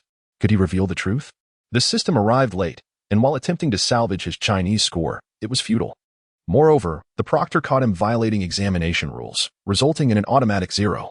It was a tale of woe, since he couldn't divulge the truth. He resorted to fabricating a story, an area in which he excelled. Let us just say the proctor caught me for breaking exam rules and awarded me a 0 in Chinese. Otherwise, I would have been the top scorer. Yu Chu's words were a blend of truth and fabrication. This little white lie was solely for the proctor's consumption, allowing him to boast. After all, at that moment, no one was privy to the true circumstances. With perfect scores in all other subjects, it was a score that could easily deceive anyone. Upon hearing Yu Chu's explanation, both Huang Wenqian and Wu Wenguang were taken aback. They never anticipated that such an incident could occur during Yu Chu's examination. Wu Wenguang seized Yu Chu's arm, indignantly saying, "You must tell me which proctor was so shameless as to frame you. I'll give him a piece of my mind." Hey, let us not act like thugs. We must maintain civility. Besides, how would I know who that proctor was? I've never seen him before. Looking for him would be akin to searching for a needle in a haystack. Yu Chu looked at the agitated Wu Wenguang, feeling quite pleased with himself. See? I've managed to deceive one person. Huang Wenqian, however, expressed her regret. What a pity. A top scorer has slipped right past me. All because of that proctor. Yu Chu grinned at Huang Wenqian, feeling even more triumphant. Look, I've deceived another. This demonstrated that the stories he spun held considerable credibility. Well, it has become a fact now, so there is nothing more to say. Yu Chu, you are quite magnanimous. If I were in your shoes, I would have made a scene since this concerns one's lifelong future. By the way, Yu Chu, now that you've scored so well, which school are you considering? I haven't decided yet, but my father wants me to attend Zhongshan University. Zhongshan University? Is your score sufficient for that? Although this year the math exam was particularly difficult, lowering the scores significantly, Zhongshan University's cutoff has never been low. Huang Wenqian gazed at Yu Chu incredulously. Are you serious? Your score seems insufficient. Oh, that score is secondary. As long as I desire it, Attending Peking University or Tsinghua University is not out of reach. Such audacity. Huang Wenxian's immediate reaction was to think Yu Chu had become quite the braggart. Did he believe that boasting didn't incur any costs? Why not throw in Harvard, Cambridge, or Princeton while you're at it? Seeing Yu Chu's arrogance, Huang Wenxian felt it necessary to offer some advice as a concerned classmate. If Yu Chu's blind confidence led him to miss out on admission opportunities, it would be an utter shame. Yu Chu, I advise you to be pragmatic and not aim too high. Choose a school that aligns with your scores to increase your chances of admission. All right, I understand. I will consider it seriously when the time comes, so rest assured. Yu Chu was too weary to explain further. Some matters, once voiced, would be met with disbelief, leading others to assume he was merely boasting. Just like this time with his examination results. He had repeatedly claimed he would score well, yet not a single person believed him. Last night, Yu Chu had already checked his email. His paper had officially been accepted by the Mathematics Annual and would be published in a special issue within a few days. This time, the Mathematical Annual has dedicated a special issue exclusively for Yu Chu's paper. Such an honor is only bestowed upon significant discoveries. The resolution of the Goldbach conjecture, a globally renowned problem, certainly merits this recognition from the Mathematical Annual. Chapter 104, Mathematics Institute of Zhongshan University, Office of the Dean. Dean Zhang Yuanda is receiving Professors Li Jiani and Gao Yangpeng. He finds it quite curious that both Professors Li and Gao have come together today, appearing rather burdened. Have they encountered a formidable challenge that requires his assistance? As he pours them a cup of tea, he jestingly remarks, Professors Li and Gao, what brings you both to my humble office today? Li Jiani and Gao Liangpeng exchanged glances, and it was ultimately Li Jiani who broke the silence. Dean Zhang, are you aware that a paper concerning the Goldbach conjecture has recently been uploaded to AR-14? Of course I am. How could I possibly be oblivious to such a significant event? The mathematics community has been buzzing about it for quite some time. Surely, no one within our field remains unaware. Numerous eminent mathematicians have already acknowledged the authenticity of this paper and declared that the Goldbach conjecture has been proven. Zhang Yuanda began to reminisce, recalling the last time the Mathematical Annual had issued a special edition for a single paper. This author is indeed remarkable to have resolved the Goldbach conjecture. The mere mention of this topic ignited a fervor within Zhang Yuanda. This occurrence holds immense implications. As the Dean of the Mathematics Institute, how could he not be informed of such a pivotal matter? At this moment, Gao Liangpeng could no longer contain himself. The secret had been weighing heavily on his heart. Dean Zhang, I must tell you, I have met the author. Can you believe it? Really? Zhang Yuanda gasped in astonishment. Gao Liangpeng cast a meaningful glance at Li Jiani before continuing. Just a few days ago, he visited our institute. Is that so? A genius of such caliber graced our institute. And you, old Gao, failed to inform me of such an important event? Alas, what a missed opportunity. Zhang Yuanda sighed in regret. Seeing the dean's expression, Gao Liangpeng felt a wave of satisfaction. In truth, it was not difficult to meet him. One merely needed to extend an invitation, and that individual would readily oblige. Who is this person, possessing such formidable influence? Zhang Yuanda inquired anxiously, his curiosity piqued. How could someone capable of solving the Goldbach conjecture be so easily accessible? Surely, this must be a jest. Gao Liangpeng did not answer directly. Instead, he gestured toward Li Jiani. Confusion washed over Zhang Yuanda. Why are you directing your attention toward Professor Li? Old Gao, please do not keep me in suspense. Who possesses such remarkable power? Zhang Yuanda pressed. Gao Liangpeng gestured towards Li Jiani once more, stating that person is none other than Professor Li himself, who is both distant yet close at hand. Zhang Yuanda was taken aback, gazing incredulously at Li Jiani. When did Professor Li acquire such prowess?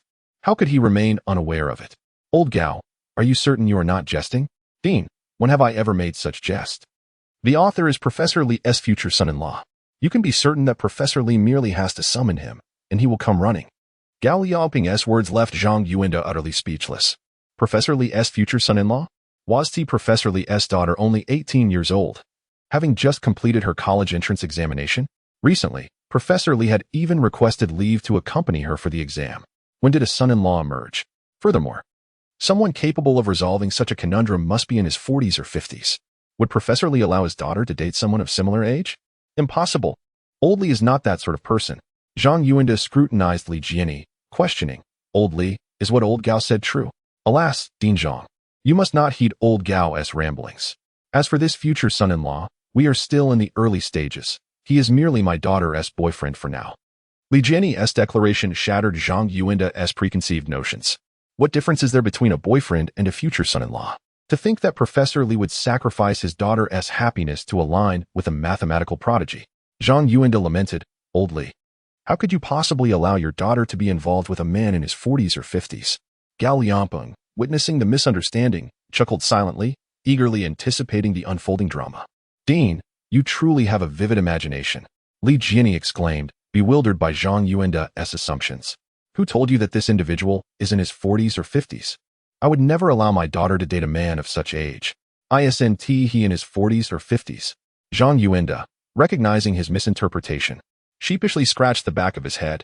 "No, that individual is the same age as my daughter. Both are 18. "Really? How can that be? Old Li, are you certain the person you know is indeed the author?" Zhang Yuanda was now utterly flabbergasted. Gao Liangpeng interjected, "There can be no doubt. They share the same name." Most importantly, when the paper was uploaded to AR-14, he simultaneously sent a Chinese version to Old Li. "In recent days, I have been diligently studying this paper with Old Li. Old Gao, such a significant matter. Why did you not inform me sooner? We have been engaged in research for several days, and yet today you choose to share this with me. Are we not aware of the authenticity of this paper? An 18-year-old claims to have proven the Goldbach conjecture. If I were to mention this to you at the time, would you have believed it? It is indeed hard to fathom." Zhang Yuanda replied awkwardly. Chapter 105. Zhang Yuanda suddenly had a thought. Since this author was of the same age as Professor Li's daughter, could it mean that this individual had just completed the college entrance examination? Upon realizing this, Zhang Yuanda could no longer maintain his previous composure. If this person were to be recruited into the mathematics department of Zhongshan University, it would herald an era of global dominance for the department. The excitement in Zhang Yuanda's eyes as he looked at Professor Li was palpable. "Professor Li, since this individual is your son-in-law, as a professor at Zhongshan University, you must bring him into our department. Do not fear that we will treat your son-in-law unjustly. We will absolutely offer him the finest conditions. He can stipulate whatever terms he desires. I would even consider stepping aside as the director for him." Li Jianyi observed Zhang's anxious demeanor and felt a wave of relief wash over him. He had anticipated this response. As long as the university leadership was not foolish, they would strive to bring such a talent to their institution, rendering any further persuasion unnecessary. With a nonchalant tone, Li Jianyi replied, "Director Zhang, I have already spoken with him in advance." Before Li Jianyi could finish, the impatient Zhang Yuanda interrupted. "So, what did your son-in-law say? Has he agreed?" Each time Li Jianyi heard the term son-in-law, it irked him immensely. However, this was not the time to dwell on such matters. They needed to finalize the situation with the son-in-law. "Ahem, not son-in-law. For now, he is merely my daughter's boyfriend." Li Jianyi felt they were straying off course. "He has not agreed."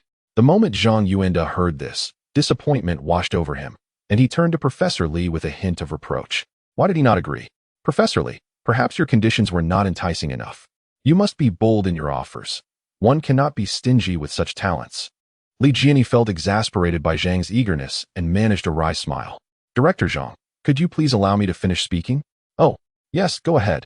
Zhang Yuanda realized he had been too anxious and hasty. Sighing, Li Jianyi continued, "Although he has not agreed, his father has given his approval. He urged me to expedite the matter. This is also why Old Gao and I came to find you." "Wonderful. Excellent, Old Li. You have done remarkably well to establish this familial connection so swiftly. This time, success is almost guaranteed." Zhang Yuanda was now brimming with excitement, envisioning the dawn of victory. He felt this matter could not be delayed any longer. It needed to be confirmed immediately. However, this decision required the principal's authority. Zhang Yuanda, as merely a department head, did not possess the power to make such significant decisions. They needed to approach the principal without delay to finalize the details. "Old Li, Old Gao, come with me to the principal's office at once. We must report this matter to the principal today and finalize all the details to prevent anyone else from getting ahead of us." "Understood." Li Jianyi and Gao Liangpeng recognized the urgency and felt that no time could be wasted. Time waits for no one. Who knows if other universities have already discovered Yuchu's whereabouts? If someone else got there first, they would be left in despair. Their suspicions were not unfounded. Other universities were indeed searching for this author. Not only universities, but the entire mathematical community was on the lookout for this individual. The author had become something of an enigma, having left no trace or contact information. At this time, the only people who could potentially reach this author were the editors of the Mathematical Annual and those privy to the situation, like Li Jianyi. At the editorial office of the Mathematical Annual, Chief Editor Katz looked at Albert with a face full of disappointment. Have you still not made contact with the author? Katz was also feeling the pressure, since the submission of this paper to the Mathematical Annual became public knowledge.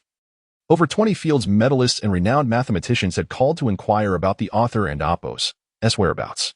The inability to reach the author was causing him considerable distress. Now, every time the phone rang, his heart raced. Thus, he continued to urge Albert relentlessly. Editor Albert responded, somewhat dejected, "No, I have sent him over a dozen emails, but they have vanished into the void without a trace of response." He was nearing the brink of madness. Chief Editor Katz continued to pressure him to contact the author and arrange subsequent publication matters. Who would have known that this author would be so elusive? They submitted their work, but left no contact information beyond an email. Emails went unanswered, as if this person had never existed. This individual had resolved such a significant issue but seemed oblivious to the global implications of their work. At such a critical juncture, they had chosen to go missing. Meanwhile, in the conference room of the mathematics department at Peking University, Dean Li sat at the head of the table, surrounded by a group of expert professors. With a sigh, he asked, "Have we still not identified the author?" "No, we have no leads whatsoever. Apart from a name, there is no information to pursue. Indeed, while the name suggests it could belong to a citizen of Longhua, we cannot ascertain if he is an authentic Longhua national or merely of Chinese descent. The difficulty in investigation is immense. I have inquired through friends at the Mathematical Annual, but they too have no idea of the author's whereabouts. Only that he has an email. How could such a remarkable individual be so unreliable as to leave no contact details? If you were a true Longhua national, it would bring great pride to our mathematical community." Sighs filled the conference room, echoing the collective frustration. It was a rare opportunity to encounter such an extraordinary talent of Chinese descent, yet they could not ascertain his whereabouts. The sentiment of helplessness permeated the air. This lamentation was not confined to the mathematics department at Peking University alone. Institutions such as Tsinghua, Fudan, and Blue Sky universities have also echoed similar sighs of despair. They too are troubled by the quest to discover this mathematical prodigy. Chapter 106. In the President's Office of Zhongshan University, President Zhao Minkai is receiving Dean Zhang, Professor Li, and Professor Gao from the mathematics department. Upon seeing the three of them arrive together, Zhao Minkai is taken aback. Could it be that the mathematics department has achieved something remarkable? As he gestures for them to take a seat, his curiosity gets the better of him. Dean Zhang. Professor Li, Professor Gao, what brings you all to my office today? As the leader, Zhang Yuanda takes the initiative to respond. President Zhao, we have a matter of great importance to report to you. Observing Zhang's solemn demeanor, Zhao Minkai grows anxious. Could it be true that the mathematics department has indeed made a significant breakthrough? He presses for details. What great achievement has your department accomplished? Please, do share. Achievement? What achievement? Zhang Yuanda is momentarily taken aback by Zhao Minkai's question. Suddenly, he realizes that the president has misunderstood the situation. He quickly clarifies, President Zhao, the matter we wish to report is not related to our mathematics department. Zhao Minkai is bewildered. You, as the dean of the mathematics department, and two professors, have come here in such a formal manner, and yet you are not here to discuss your department's affairs? What is it that you wish to report? Aren't and Apos, to you overstepping your bounds? After a moment and Apos, as contemplation, Dean Zhang organizes his thoughts before responding. President Zhao, are you aware of the recent uproar in the mathematics community? Is it about the proof of the Goldbach conjecture? Zhao Minkai can only think of this. He had been oblivious to the happenings in the mathematics world, as he is not a mathematician himself. His only prior awareness came from receiving several unexpected calls from other presidents inquiring about someone named Yu Chu. Initially, he paid little attention, but the frequency of these inquiries piqued his interest. He soon learned that a significant event had transpired in the mathematics field. One of the three great conjectures had been solved, and the solver was an individual named Yu Chu. However, the author seemed to have vanished, leaving only a name and an email behind. Seeing that President Zhao is informed about this matter, Dean Zhang feels a surge of excitement, as it would make persuading the president much easier. Since you are aware of this, I want and Apos, start from the beginning. Let me tell you directly about the author. Author? Is this author affiliated with the mathematics department? Zhao Minkai's composure crumbles. His voice trembles slightly as he asks, Dean Zhang, you don't mean to tell me that the author is actually from your department, do you? What audacity! If this individual were from the mathematics department, why would they need to come seek him out? Surely, it would be he who would be pursuing them. Dean Zhang rolls his eyes at President Zhao's naivete and quickly shakes his head. President Zhao, the author is not from our department. However, If you are willing to meet certain conditions, we can recruit him to our mathematics department immediately. Not from our department? Hearing the first half of Dean Zhang's statement fills Zhao Minkai with regret, but the latter half astonishes him. He grips Dean Zhang's arm tightly, his voice filled with urgency. What? You have found the author? The whole world is searching for him, and you have located him? Indeed. Not only have we found him, but he is also a relative of our department. After pondering for a moment, Zhang Yuan muses that a future son-in-law could be considered a relative, as Professor Li's son-in-law is indeed the mathematics department's son-in-law. If Li Jinyi were to discover Zhang's line of thought, he might very well throw a brick at him. Zhao Minkai is once again taken aback by Dean Zhang and Appo's revelation. Although the author is not from the mathematics department, he is still connected to them by family ties. With a face full of skepticism, he asks, Dean Zhang, are you certain there is no mistake? Or could it be a case of sharing the same name? President Zhao, there is no need for concern. We have confirmed this repeatedly. We wouldn't and Appo's joke about something so serious. Really? Zhao Minkai, overwhelmed with unexpected joy, can hardly believe the truth and seeks confirmation once more. Dean Zhang responds with enthusiasm. This is indeed the case. In fact, the author is Professor Li's future son-in-law. Upon hearing the term future son-in-law again, Li Jinyi feels a pang of annoyance. He increasingly dislikes how people refer to this individual as his future son-in-law. Though he has grown fond of this future son-in-law, he cannot help but dwell on the fact that his daughter is only 18 years old, and there remains a long way to go before marriage becomes a reality. Being constantly reminded of this future son-in-law is rather irksome. Meanwhile, Zhao Minkai gazes at Professor Li in astonishment, asking, Professor Li, Dean Zhang isn't jesting, is he? That Yuchu is truly your future son-in-law? President Zhao, do not listen to Dean Zhang and Appo's exaggerations. Yuchu is merely my daughter and Appo's boyfriend. He is far from being a son-in-law. Zhao Minkai and Appo's initial reaction is to question the difference between a boyfriend and a future son-in-law. However, now is not the time for such trivial distinctions. He hastily continues. Professor Li, is your future son-in-law really the author Yuchu? If you are asking this, I can assure you that it is indeed the case. Professor Gao can also attest to this. He has met my daughter's boyfriend. Yes, indeed. I can confirm this. Professor Gao adds. The first time I met him, Professor Li was testing his future son-in-law with some challenging problems. President Zhao, not being a mathematician, may not fully grasp the complexity of the issue at hand. But Dean Zhang certainly does. Yet, Yuchu managed to solve it effortlessly. His cleverness is astonishing. Both Professor Li and I feel quite humbled. Moreover, after publishing his paper on the Goldbach conjecture, he specifically sent a Chinese version to Old Li, and we have been diligently studying it these past few days. It was only later that we learned he had also published the English version in the Mathematical Annual and uploaded it to AR-14. Professor Gao's words once again left Dean Zhang and Principal Zhao astounded. Chapter 107. As Yuchu left the school, he was summoned by Li Xiaoyu. How could he possibly refuse a movie invitation from his girlfriend? Upon arriving at Wanda Cinemas, he found Li Xiaoyu waiting at the entrance. He hurried over, took her delicate hand, and smiled. Sorry to keep you waiting. No worries, I just arrived as well. In truth, Li Xiaoyu had been there for quite some time. Her school was conveniently nearby, unlike Yuchu's, which was located several dozen kilometers away in the suburbs. It was quite impressive that he managed to arrive so quickly. As they walked towards the counter, Yuchu inquired, What movie are we watching? Let us watch Avengers Endgame. I've already purchased tickets for the couple seats. Upon saying this, Li Xiaoyu's face flushed with a lovely hue. Yuchu was at a loss for words at how considerate his girlfriend was, having chosen a film that he would enjoy. Great. What time does it start? The screening is at 10:30, and it's about to begin. All right, let us grab some snacks. The film is quite lengthy. What do you want to eat? Just a cup of lemon tea for me, and a portion of popcorn. You can choose the rest. Okay, Yuchu replied. Then turned to the vendor in the snack area and ordered 1 cola, 1 lemon tea, 1 popcorn, and 2 small cakes. That should do.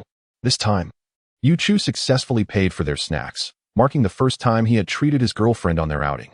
With a wealthy girlfriend, he couldn't help but entertain the thought. I no longer wish to strive. I want to retire.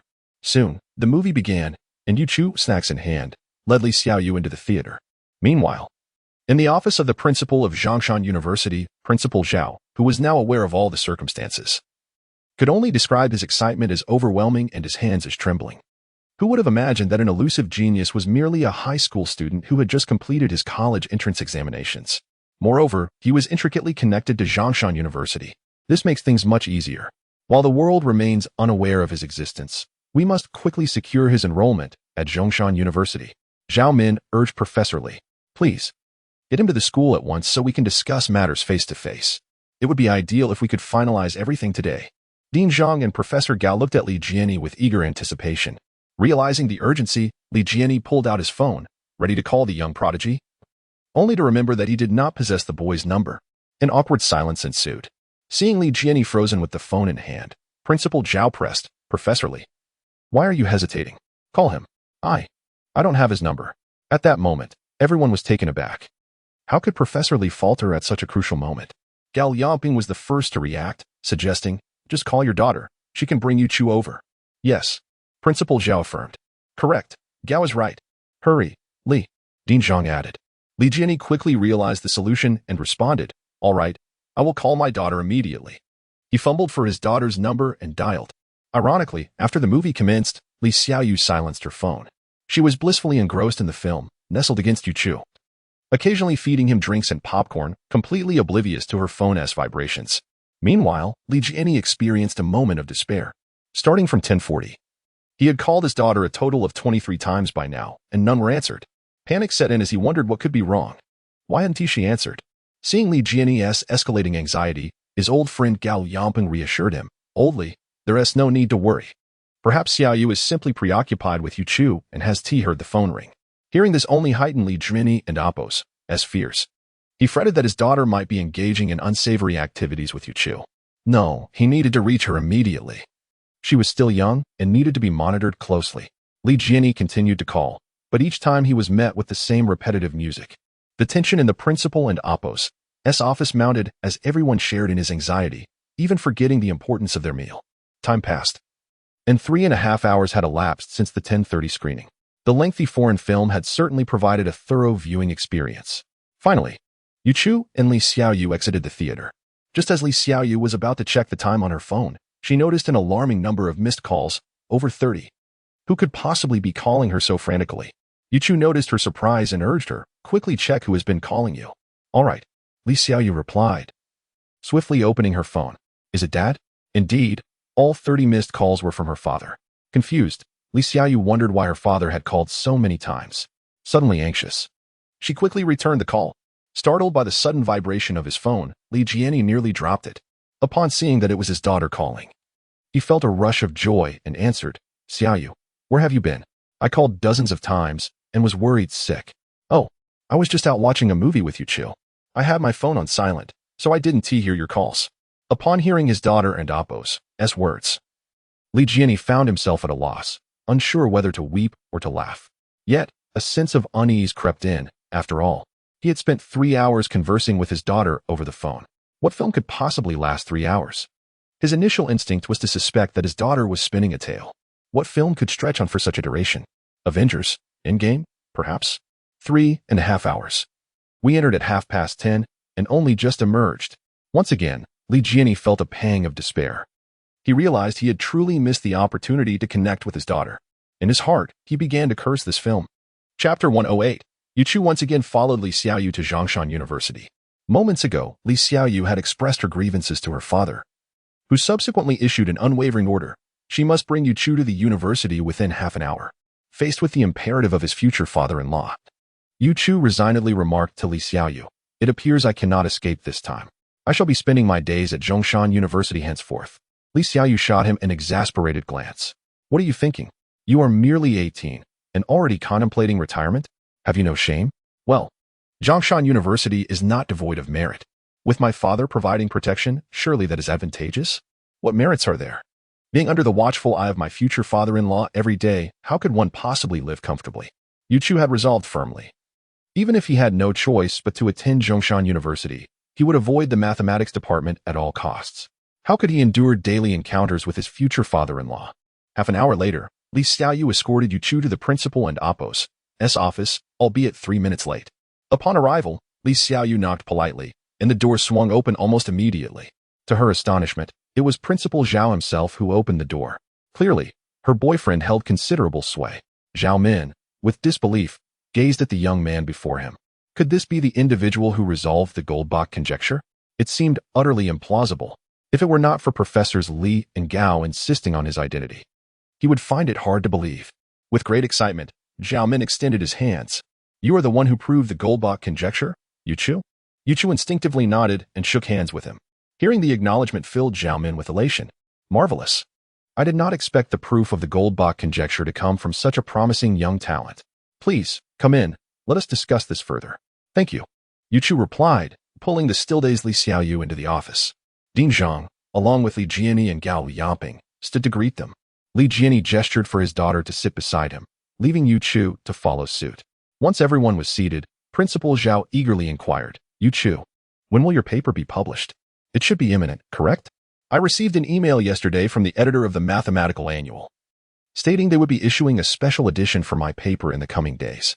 Upon hearing Yu Chu and Appo's response, Zhao Min and Appo's anxious heart calmed significantly. His question held deeper implications. It was a test to discern whether Yu Chu was indeed the genuine author. After all, how could a mere youth possess knowledge of the Mathematical Annual's plans for a special edition? He had gleaned such information through discreet inquiries among fellow principals. Zhao Min's revelation that the Mathematical Annual would be publishing a special edition for Yu Chu's paper astonished Ding Zhang, Li Jiani, and Gao Liangpeng. They regarded Yu Chu with incredulous expressions. It had been years since they had witnessed the publication of a special edition for anyone. Zhao Min was now convinced that this young man was indeed the author, and it was time for her to boldly make an offer. She smiled warmly at Yu Chu and asked, What are your thoughts on joining Zhongshan University? You may set your own terms. Well, I haven't given it much thought. To be honest, Zhongshan University is not my ideal choice. Zhao Min and the others grew anxious upon sensing his reluctance. Realizing it was time to present an enticing proposal, Zhao Min insisted, Do not underestimate Zhongshan University. Our institution holds considerable strength nationally. Should you choose us, we can offer you a scholarship of 100,000 yuan and 500,000 yuan in research funding. Yu Chu hesitated slightly. While the offer was appealing, it still fell short of his expectations. Observing his indecision, Zhao Min sweetened the deal further. We will provide you with a flat as a residence. And after 5 years at the university, it will belong to you. This proposal delighted Yu Chu.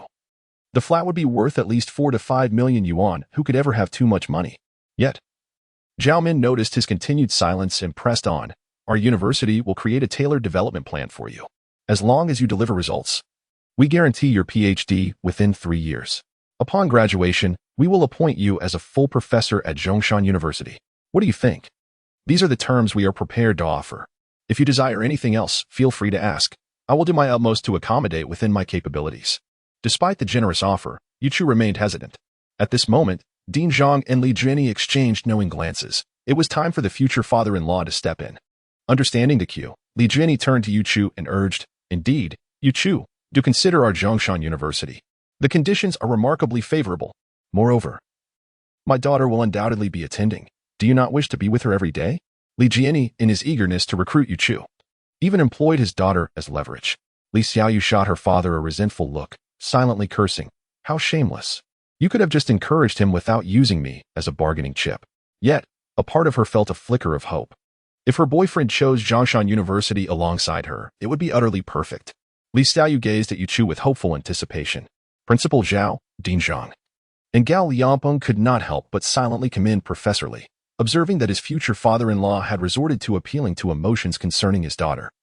Yu Chu felt a wave of helplessness.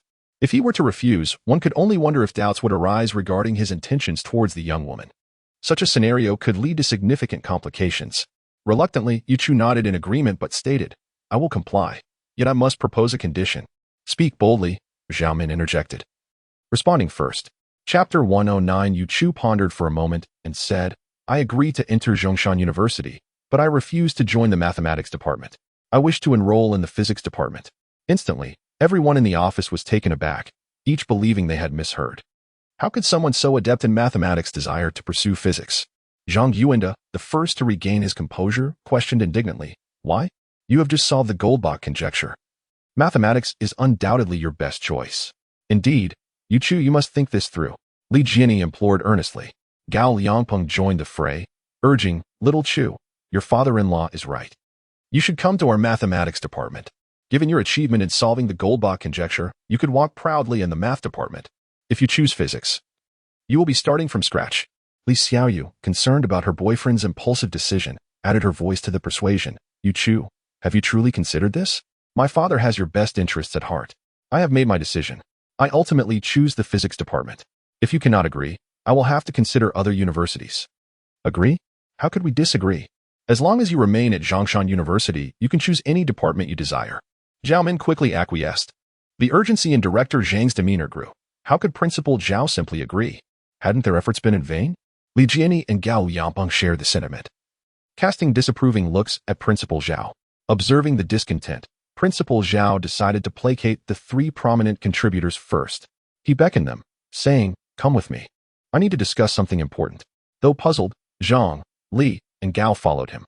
Yu Chu, slightly bewildered, remained silent. Once outside the office, Principal Zhao closed the door and quietly addressed the trio. "There is no need for such concern. Our primary task is to ensure we retain him for now. Moreover, do not fret excessively. A person in Oppos, as focus is finite. He has devoted most of his energy to mathematics. Pursuing physics will be exceedingly challenging.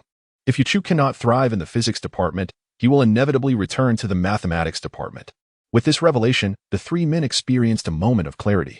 Director Zhang remarked, "Principal Zhao is absolutely correct. We must first secure his presence at Zhongshan University, and he will likely return to the mathematics department in due course." Li Jiani concurred. "All right, if Principal Zhao believes this, I have no objections." Gao Liaoping added, "As a mere bystander, I certainly have no objections." "Then let us return," Principal Zhao declared. Zhao Min led Zhang and the others back to the office, where they took their seats. Principal Zhao turned to Yu Chu. "All right, little Chu. Do you have any further requests? If so, please voice them now so that we can finalize the details and sign the contract today. Nothing more. This is acceptable." Yu Chu replied, feeling satisfied. One should not be excessively greedy. Principal Zhao rose, elated, and exclaimed, "Excellent. I will have my secretary draft a training contract immediately." With that, Zhao Min exited the office to find the secretary. Half an hour later, he returned with the signed contract, beaming with delight. The matter of such significance had finally been resolved, allowing him to relax and curiously inquire, "Little Chu, could you share why you chose the physics department?" Principal Zhao's question captured everyone's attention, as it was something they all wished to ask. Yu Chu feigned profundity. "My future belongs to the vast cosmos. Physics will enable me to unravel the mysteries of deep space. I aspire to soar among the stars one day." Everyone was utterly bewildered. Was there an even more absurd reason? They thought to themselves, "You should not be studying physics. You ought to research spacecraft, as that would more readily facilitate your dream." They regarded Yu Chu as though he were a curiosity. All except Li Xiaoyu, who gazed at her boyfriend with wide-eyed admiration, filled with unwavering confidence in him. She believed that whatever he aspired to achieve, he would surely realize. She envisioned a future where she and Yu Chu soared through the starry skies together. Just as Yu Chu was about to elaborate on his celestial ambitions, Principal Zhao and the others, having grown famished, showed no inclination to discuss his plans. Zhao Min turned to Zhang and the others. "You must be starving. Let us go celebrate with a meal." "Indeed, this is worth celebrating." Director Zhang quickly agreed. "Yes, we are absolutely famished," Li Jiani added, patting his empty stomach while casting a reproachful glance at his daughter. Gao Liaoping chimed in. "We certainly deserve a good meal after all this effort. We gain nothing." Yu Chu felt a wave of embarrassment wash over him and consoled himself. "It's not as if I asked you to work so hard. Had you not been so busy, perhaps I would have had better options." Principal Zhao approached Yu Chu and greeted him. "Yu Chu, shall we go out for a meal together?" Yu Chu, without a moment and Oppos, as hesitation, declined, saying, "No, thank you. What is there to enjoy dining with a bunch of old men?" Chapter 110. Upon receiving his report card, Li Mingyong hurried home. An idea struck him. Thus, one could seek out a prominent figure, invest a sum of money, and have this individual unveil the cheating scandal involving Yu Chu, thereby inciting a public uproar. At that point, it would be fascinating to observe Yu Chu's downfall, as it would undoubtedly lead to utter disgrace. Let us act without hesitation. Li Mingliang has long been attentive to a prominent figure known as Exposure Platform. This individual consistently reveals a myriad of diverse matters. I am uncertain whether he charges for his services. I have previously heard of certain prominent figures accepting payment to disparage individuals. I wonder if this Exposure Platform is similar as well. Give it a try, and you'll find out. Li Mingliang hurriedly sent a private message to that influential figure, inquiring if they could assist in exposing an individual who had cheated on the college entrance examination. If you agree, I shall offer you the sum of $0.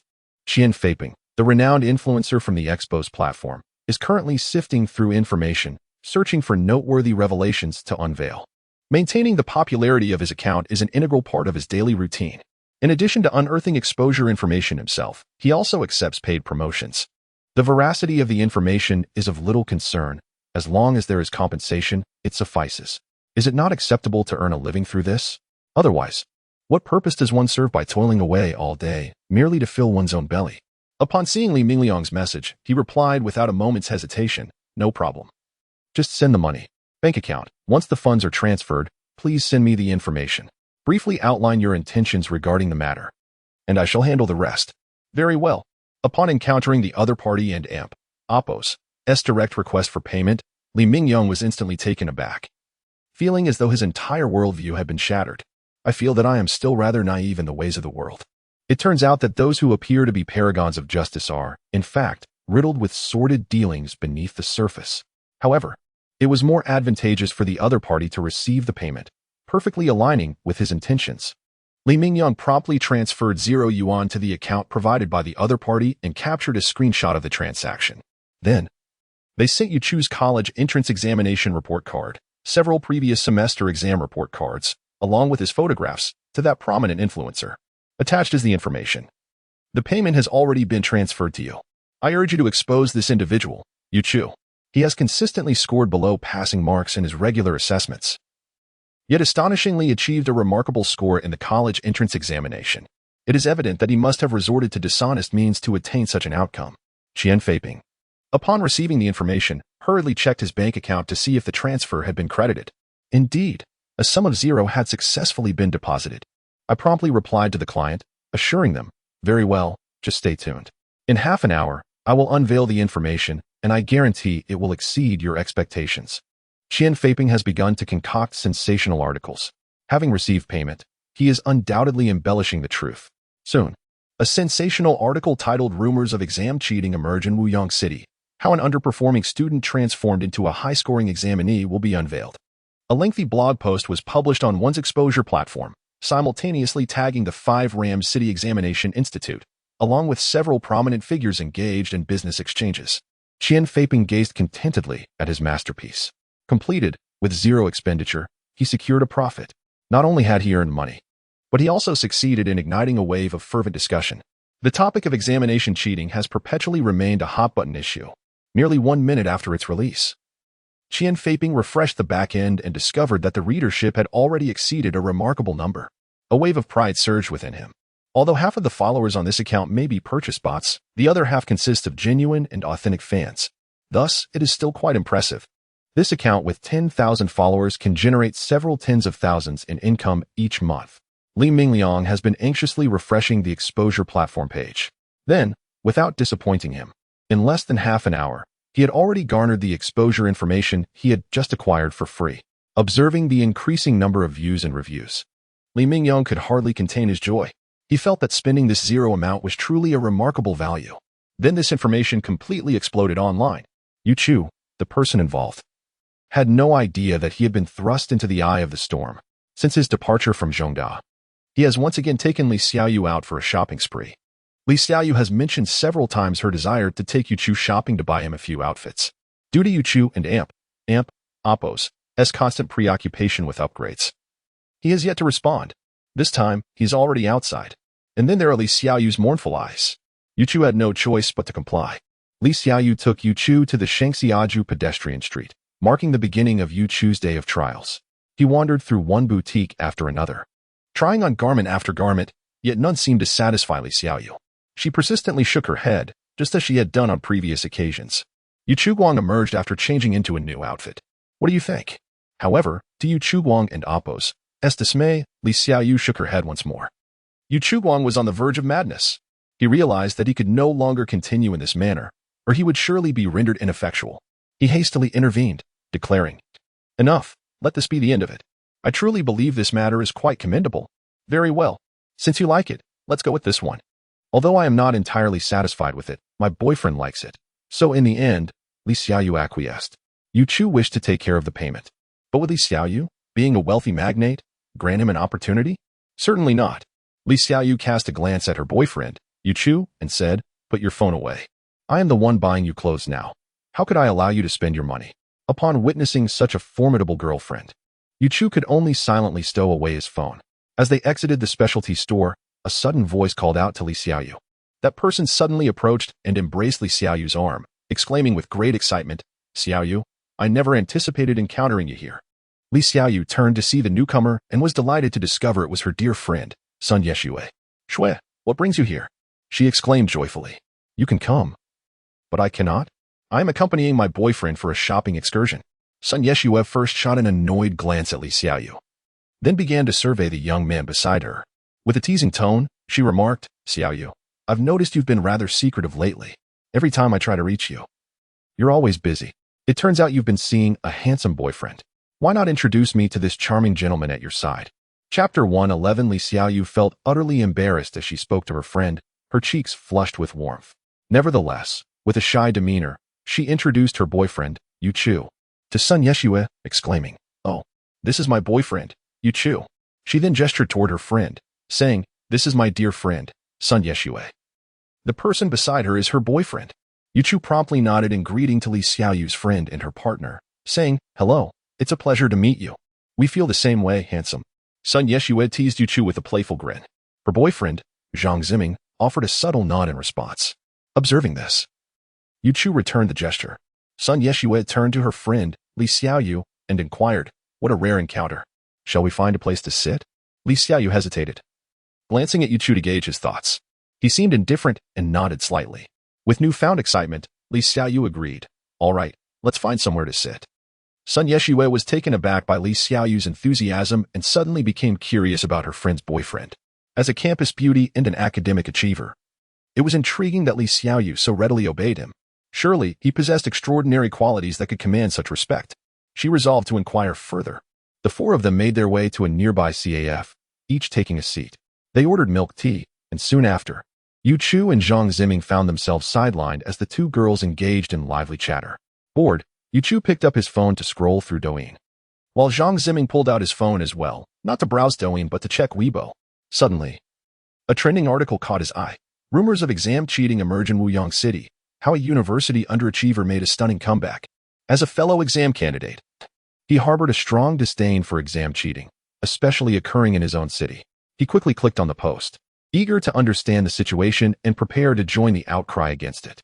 However, a familiar face in a photo stopped him in his tracks.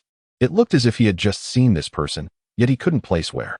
Suddenly, his gaze shifted to the boy sitting across from him, and he froze. The individual in the photo was none other than the boy seated opposite him. What a coincidence! He couldn't believe that this striking young man was embroiled in a cheating scandal. Curious, Zhang Ziming interrupted his engrossed girlfriend, who was deep in conversation. "Hey, you need to see this." Sun Yeshue, slightly irritated by the interruption, responded, "What's wrong? Can't you see I'm chatting with my friend? Just take a look at the shocking news. Hurry." Zhang Ziming insisted, handing her the phone. Bewildered, Sun Yeshue accepted the phone and began to read. The information left her utterly astonished. She compared the photo repeatedly, glancing back and forth at her friend's boyfriend. Indeed, the handsome young man before her was the same individual in the image. Sun Yeshue was left dumbfounded. She had never imagined that such a charming person could be an academic underachiever and involved in exam cheating. Instantly, her perception of Li Xiaoyu's boyfriend plummeted, and concern for her friend arose. Was Li Xiaoyu being deceived by this young man? Noticing her friend's constant scrutiny of her boyfriend, Li Xiaoyu felt a sense of unease and quickly inquired, "Shui, what an amp? Oppos, s wrong? Is it customary to stare at someone else and amp, Oppos, s boyfriend like that? Xiaoyu, come here. I need to talk to you," Sun Yeshue said, abruptly standing and walking toward a corner. This left both Li Xiaoyu and Yu Chu bewildered. Eventually, Li Xiaoyu followed, questioning, "Shui, what is going on? How well do you know your boyfriend?" Sun Yeshue asked seriously. Although perplexed by the question, Li Xiaoyu replied, "I suppose I know him fairly well. I'm aware of most things about him." "Are you sure he hasn't Oppos? He deceived you?" Sun Yeshue pressed. "What do you mean by deceived? Shui, what are you trying to say?" Li Xiaoyu asked anxiously. Sun Yeshue, looking at her friend with sympathy, handed her the phone, saying, "Take a look at this." With a furrowed brow, Li Xiaoyu accepted the phone and began reading. Her demeanor shifted dramatically. She became visibly agitated, her voice trembling as she exclaimed, "This is slander. My boyfriend could never be an academic underachiever. He's an academic star. This is all unfounded." witnessing her friend's reaction. Sun Yeshua felt a pang of pain. It seemed that Li Xiaoyu had fallen victim to a cruel deception. Just as Sun Yeshua pondered how to comfort her friend, Li Xiaoyu stormed back, indignantly clutching the phone. Realizing the situation, Sun Yeshua rushed to catch up, but it was too late. Li Xiaoyu had already handed the phone to her boyfriend. Returning to Yu Chu's side, she thrust the phone at him, fuming. "Yu Chu, look at this. Someone is slandering you." Intrigued, Yu Chu took the phone and read the article. After finishing, he was taken aback. He couldn't believe someone would accuse him of cheating on the exam, and the claims were quite elaborate. Had the article not been about him, he might have almost believed it himself. With a nonchalant demeanor, Yu Chu advised Li Xiaoyu, "Don't let it upset you. These individuals are merely clowns, unworthy of your anger. The truth speaks for itself. What is genuine cannot be disguised, and what is false cannot become true. Only you could be so magnanimous as to let them off the hook," Li Xiaoyu replied, her anger subsiding slightly thanks to her boyfriend's words. Sun Yeshua was taken aback by the calmness exhibited by the couple, particularly by Li Xiaoyu's boyfriend. Such a significant event has transpired, yet one remains remarkably composed. I cannot help but express my admiration with a single character. However, she is also somewhat troubled. Observing her close friend utterly infatuated with her boyfriend is quite disheartening. How can she persuade her friend to reconsider and turn back to a more prudent path? Chapter 112, Examination Institute of Wuyang City, Director and AMP, Oppo's S office. The secretary was briefing Director Zhao Xing'an about a public sentiment issue online. "Director Zhao, there is a public sentiment emerging online, claiming that there has been an incident of examination cheating in Wuyang City." "Oh, such a thing actually exists?" Zhao exclaimed, his indignation palpable. "Investigate it thoroughly. I absolutely refuse to allow such an occurrence of examination fraud under the clear skies." In a fit of anger, Zhao slammed his hand on the table and stood up, shouting. Seeing his agitation, the secretary hurriedly attempted to calm him. "Director Zhao, please do not be so worked up. Allow me to finish." "Very well, then speak." Zhao relented, taking his seat once more. The secretary continued, "Director Zhao, do you recall during the examination grading when there was a candidate who scored full marks in 3 subjects but received a 0 in 1? Of course, I remember vividly. Initially, I thought we had a perfect score achiever, only to discover that he received a 0 in Chinese. In my decades at the Examination Institute, I have never encountered such an extraordinary score. It is quite unfortunate. This candidate has an extreme bias in his subjects. Otherwise, he would surely have been a top scorer. We even specifically verified this candidate and Oppo's S examination paper, but found no issues." Zhao continued, "The reason for his 0 in Chinese was due to violating examination regulations, which led to the penalty." Zhao sighed in regret before asking, "By the way, wherein and Oppo's, we discussing cheating? Why bring up this candidate?" Director Zhao, "The online sentiment claims that this candidate is the one who cheated. People are continuously tagging our examination institute and demanding an investigation." The secretary replied, a hint of discomfort evident in his tone. Upon hearing this, Zhao was astonished. "This candidate has been reported, but we already conducted a thorough investigation and found nothing. It can only mean he is being falsely accused. However, since public sentiment has reached our institute, we must respond with an announcement." Zhao promptly instructed the secretary. "Then you should issue a statement. Release all the details from our previous investigation." "Understood, Director Zhao. I will issue the announcement right away." With that, the secretary hurriedly left the room. He proceeded to the publicity department of the Examination Institute, urging them to disseminate the announcement swiftly. In no time, the Wuyang City Examination Institute's official Weibo account released a clarification statement. "We have seen the concerns raised by netizens and are organizing an investigation. After reviewing examination footage and papers, we found no evidence of cheating by this candidate." Qian Feiping soon discovered the clarification announcement from the Wuyang City Examination Institute. However, he was not one to concede easily. After all, those who received payment were expected to deliver results impeccably. He quickly reposted the Examination Institute's announcement on Weibo, adding his own comment, "I express serious doubts." Instantly, dozens of comments emerged beneath Qian and Oppo's S repost, expressing skepticism towards the investigation and Oppo's S outcome. How could they have completed the investigation so quickly? I seriously doubt the integrity of this Examination Institute. Onlookers, stay tuned for further developments. Qian Feiping reveled in the overwhelming support reflected in the comments, feeling a swell of triumph. He muttered under his breath, "These fools are so easily deceived. With just a little guidance, they all go mad." Meanwhile, Yu Chu returned home. Upon entering, He presented the contract signed with Zhongshan University to his father. "Dad, take a look at this. What is this?" Yuxian asked, perplexed as he received the document from his son. "The contract from Zhongshan University that you wanted." "Really?" Yuxian's eyes brightened as he quickly opened the contract to examine it. Scholarship of 100,000. Research funding of 200,000. His astonishment grew with each passing line, leading him to suspect that his son had brought home a counterfeit contract. With his son and Appo's scores, he wouldn't even meet the minimum requirements. Why would Zhongshan University offer such generous conditions? Unless they had lost their senses. Yuxian gazed at his son with incredulity. "Son, are you certain you're not joking? Is this contract genuine?" "Of course it's real. Do you think I have nothing better to do than fabricate a fake contract?" Yuchu replied, exasperated at his father and Appo's lack of trust. Has basic trust between people disappeared? You are my own father. If you can and Appo's to even trust your son, whom can you trust? Despite Yuchu's earnestness, Yuxian found it hard to accept the reality. It simply seemed impossible for such an occurrence to happen to his son. Wang Chefang, witnessing the intense exchange between the father and son, grew curious and snatched the contract from her husband and Appo's hands to read it herself. She too was left in shock. This cannot be real. Wang Chefang scrutinized her son with disbelief. Recently, he had surprised her time and again, suddenly studious. Spending time in the library, achieving unexpected scores in exams, and now bringing home such an impressive contract. Wang Chefang was at a loss for words. Was this son still the same child she knew? Seeing his parents' astonished expressions, Yuchu sighed and said with a hint of melancholy, "Don't be fooled by the lavishness of this contract. If I wait a bit longer, I might receive even better offers from other universities willing to pay me handsomely to attend their institution.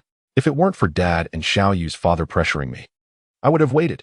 Yuxian, incensed by his son and Appo's audacity, retorted, "Son, when did you become such a braggart?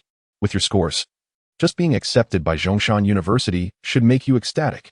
Wang Chunfang cast a bemused glance at her son, exclaiming in exasperation. She realized that not only had he changed in various aspects, but his talent for boasting had also significantly improved.